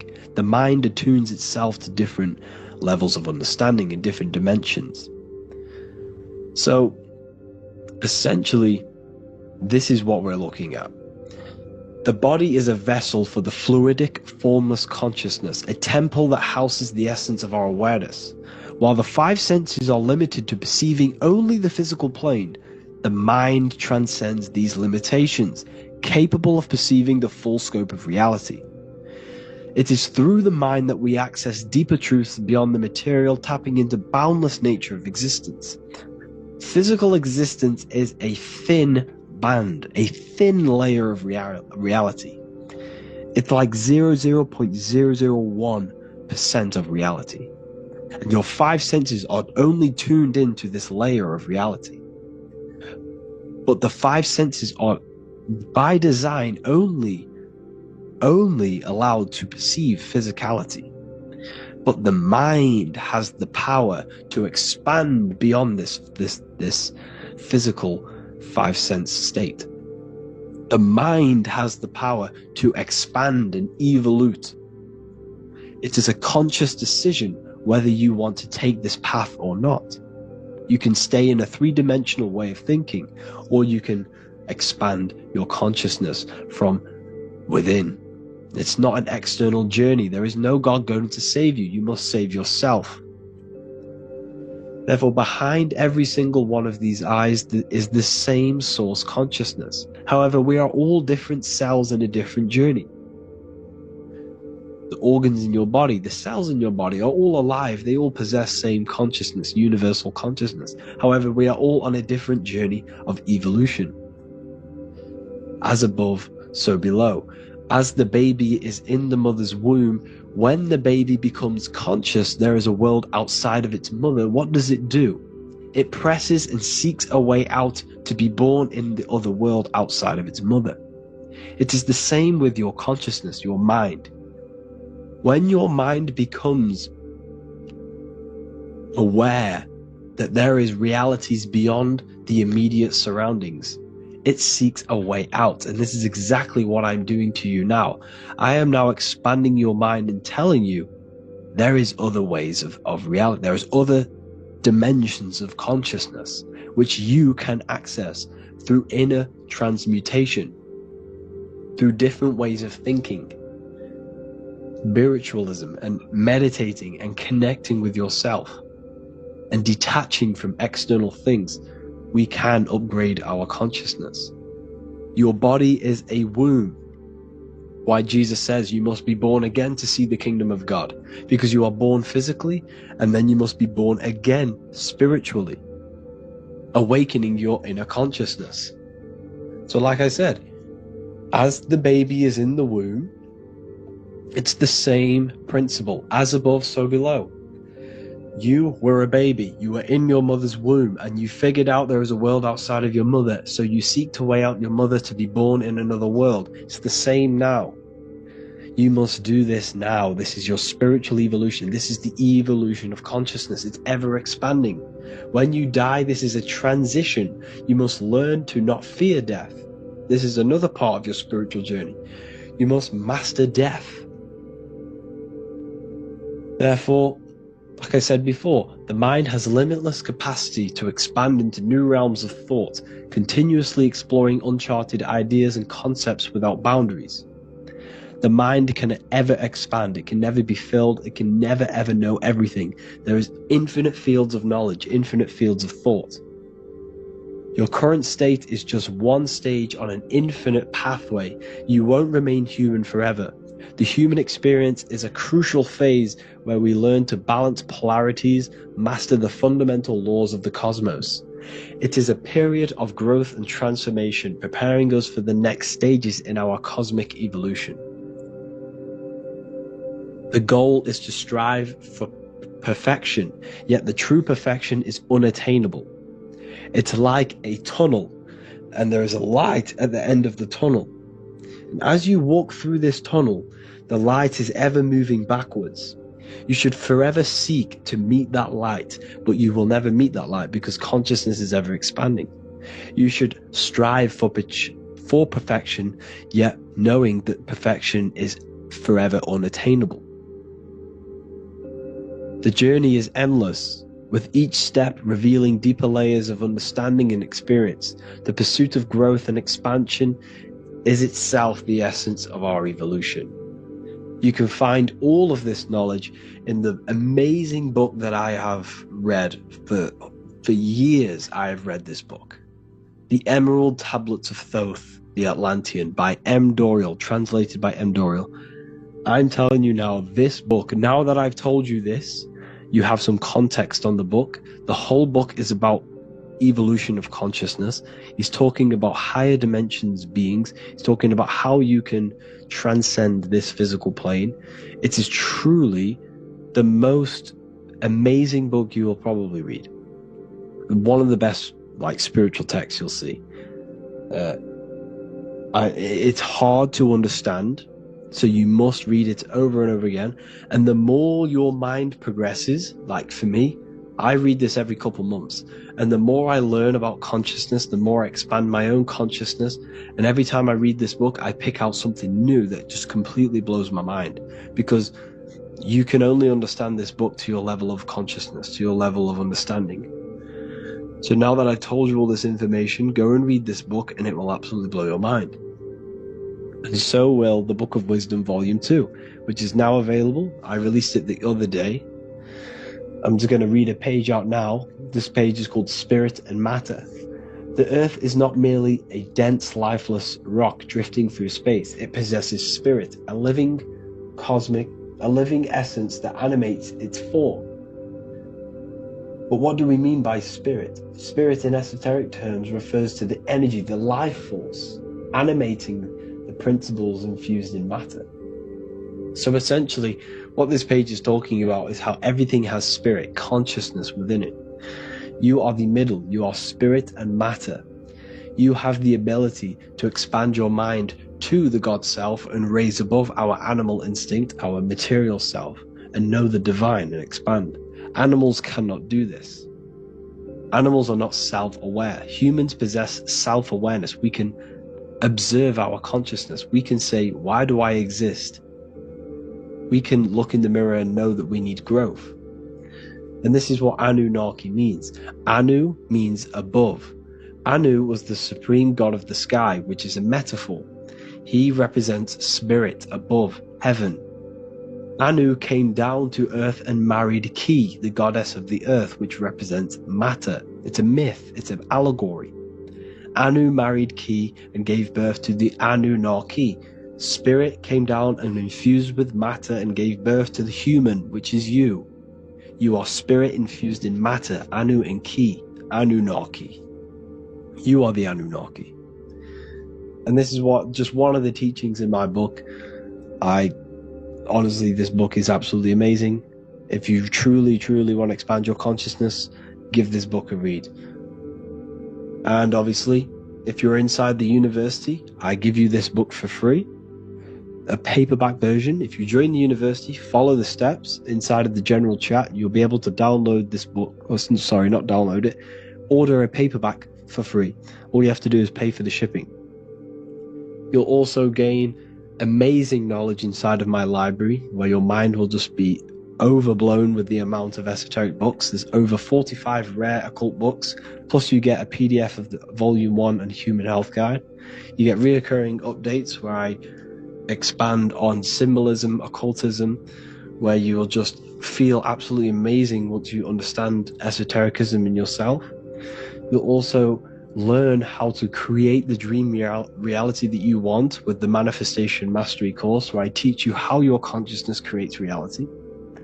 You'll have a real lectures where I post lectures on symbolism, occultism, esotericism. There's a conscious community and live calls and Q&A where you can ask me questions and I'll answer your questions. I just want to say thank you to everyone who has joined the university. Thank you for even liking and watching this video. Any support I just appreciate every single one of you.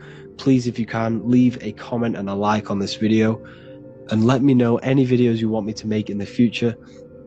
And I will start uploading a lot more to the YouTube. So yeah, thank you all for tuning in today. Have an amazing day.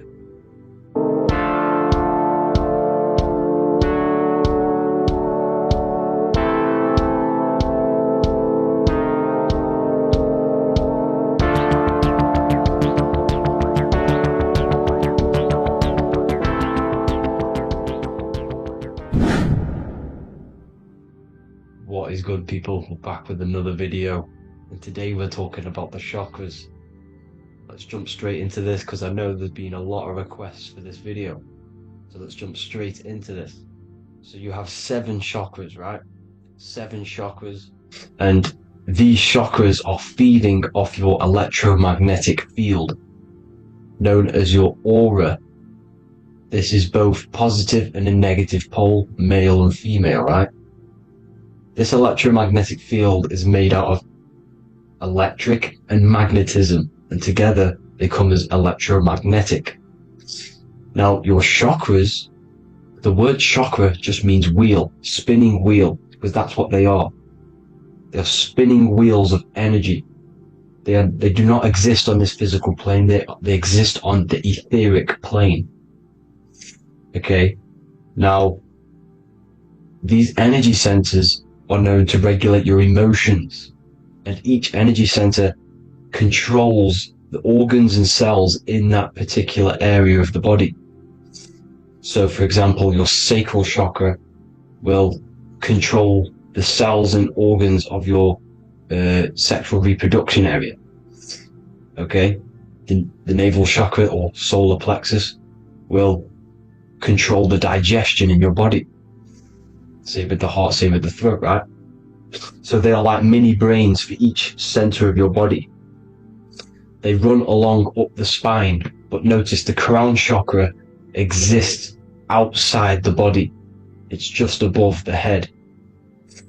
Now, this process of the chakras is obviously the 7 colors of the rainbow, starting from red, which is the lowest vibrational color, all the way to violet, which is the highest vibrational color. This, like I said, these energy centers are feeding off your electromagnetic field. So if these chakras are unbalanced, they are taking too much energy from your electromagnetic field, making it weaker. Now, this is the North Pole. As you all know, the Earth is flat, and we live inside of a giant torus field, and the North Pole is the Earth's heart chakra. And this is why the aurora borealis, or the northern lights, whatever you want to call them, that's why they are green, and they are being emitted from this center point of the Earth, because it's symbolizing the heart chakra, which is green, right? Now, you do work your way up to these. However, this is a torus field. You are a torus field. You have different layers of this torus field, right? And you need to balance all of these chakras, but you can't move up these chakras until you open the one below it. So it's like a stairway. You can't go to your solar plexus without going through your sacral. You see? So you have to work up these. However, you have to work up these and then live from the heart, because the heart is the center of the torus field. It's the balance between male and female poles, positive and negative poles. So you have to balance all of these chakras and then bring them all into one, which is the heart chakra. Now, they exist on the etheric plane. They exist on the etheric plane, and the etheric plane is a layer of the material plane. It's the one higher than the material plane, and then after the etheric plane, it melts into the astral plane. So they exist just between the physical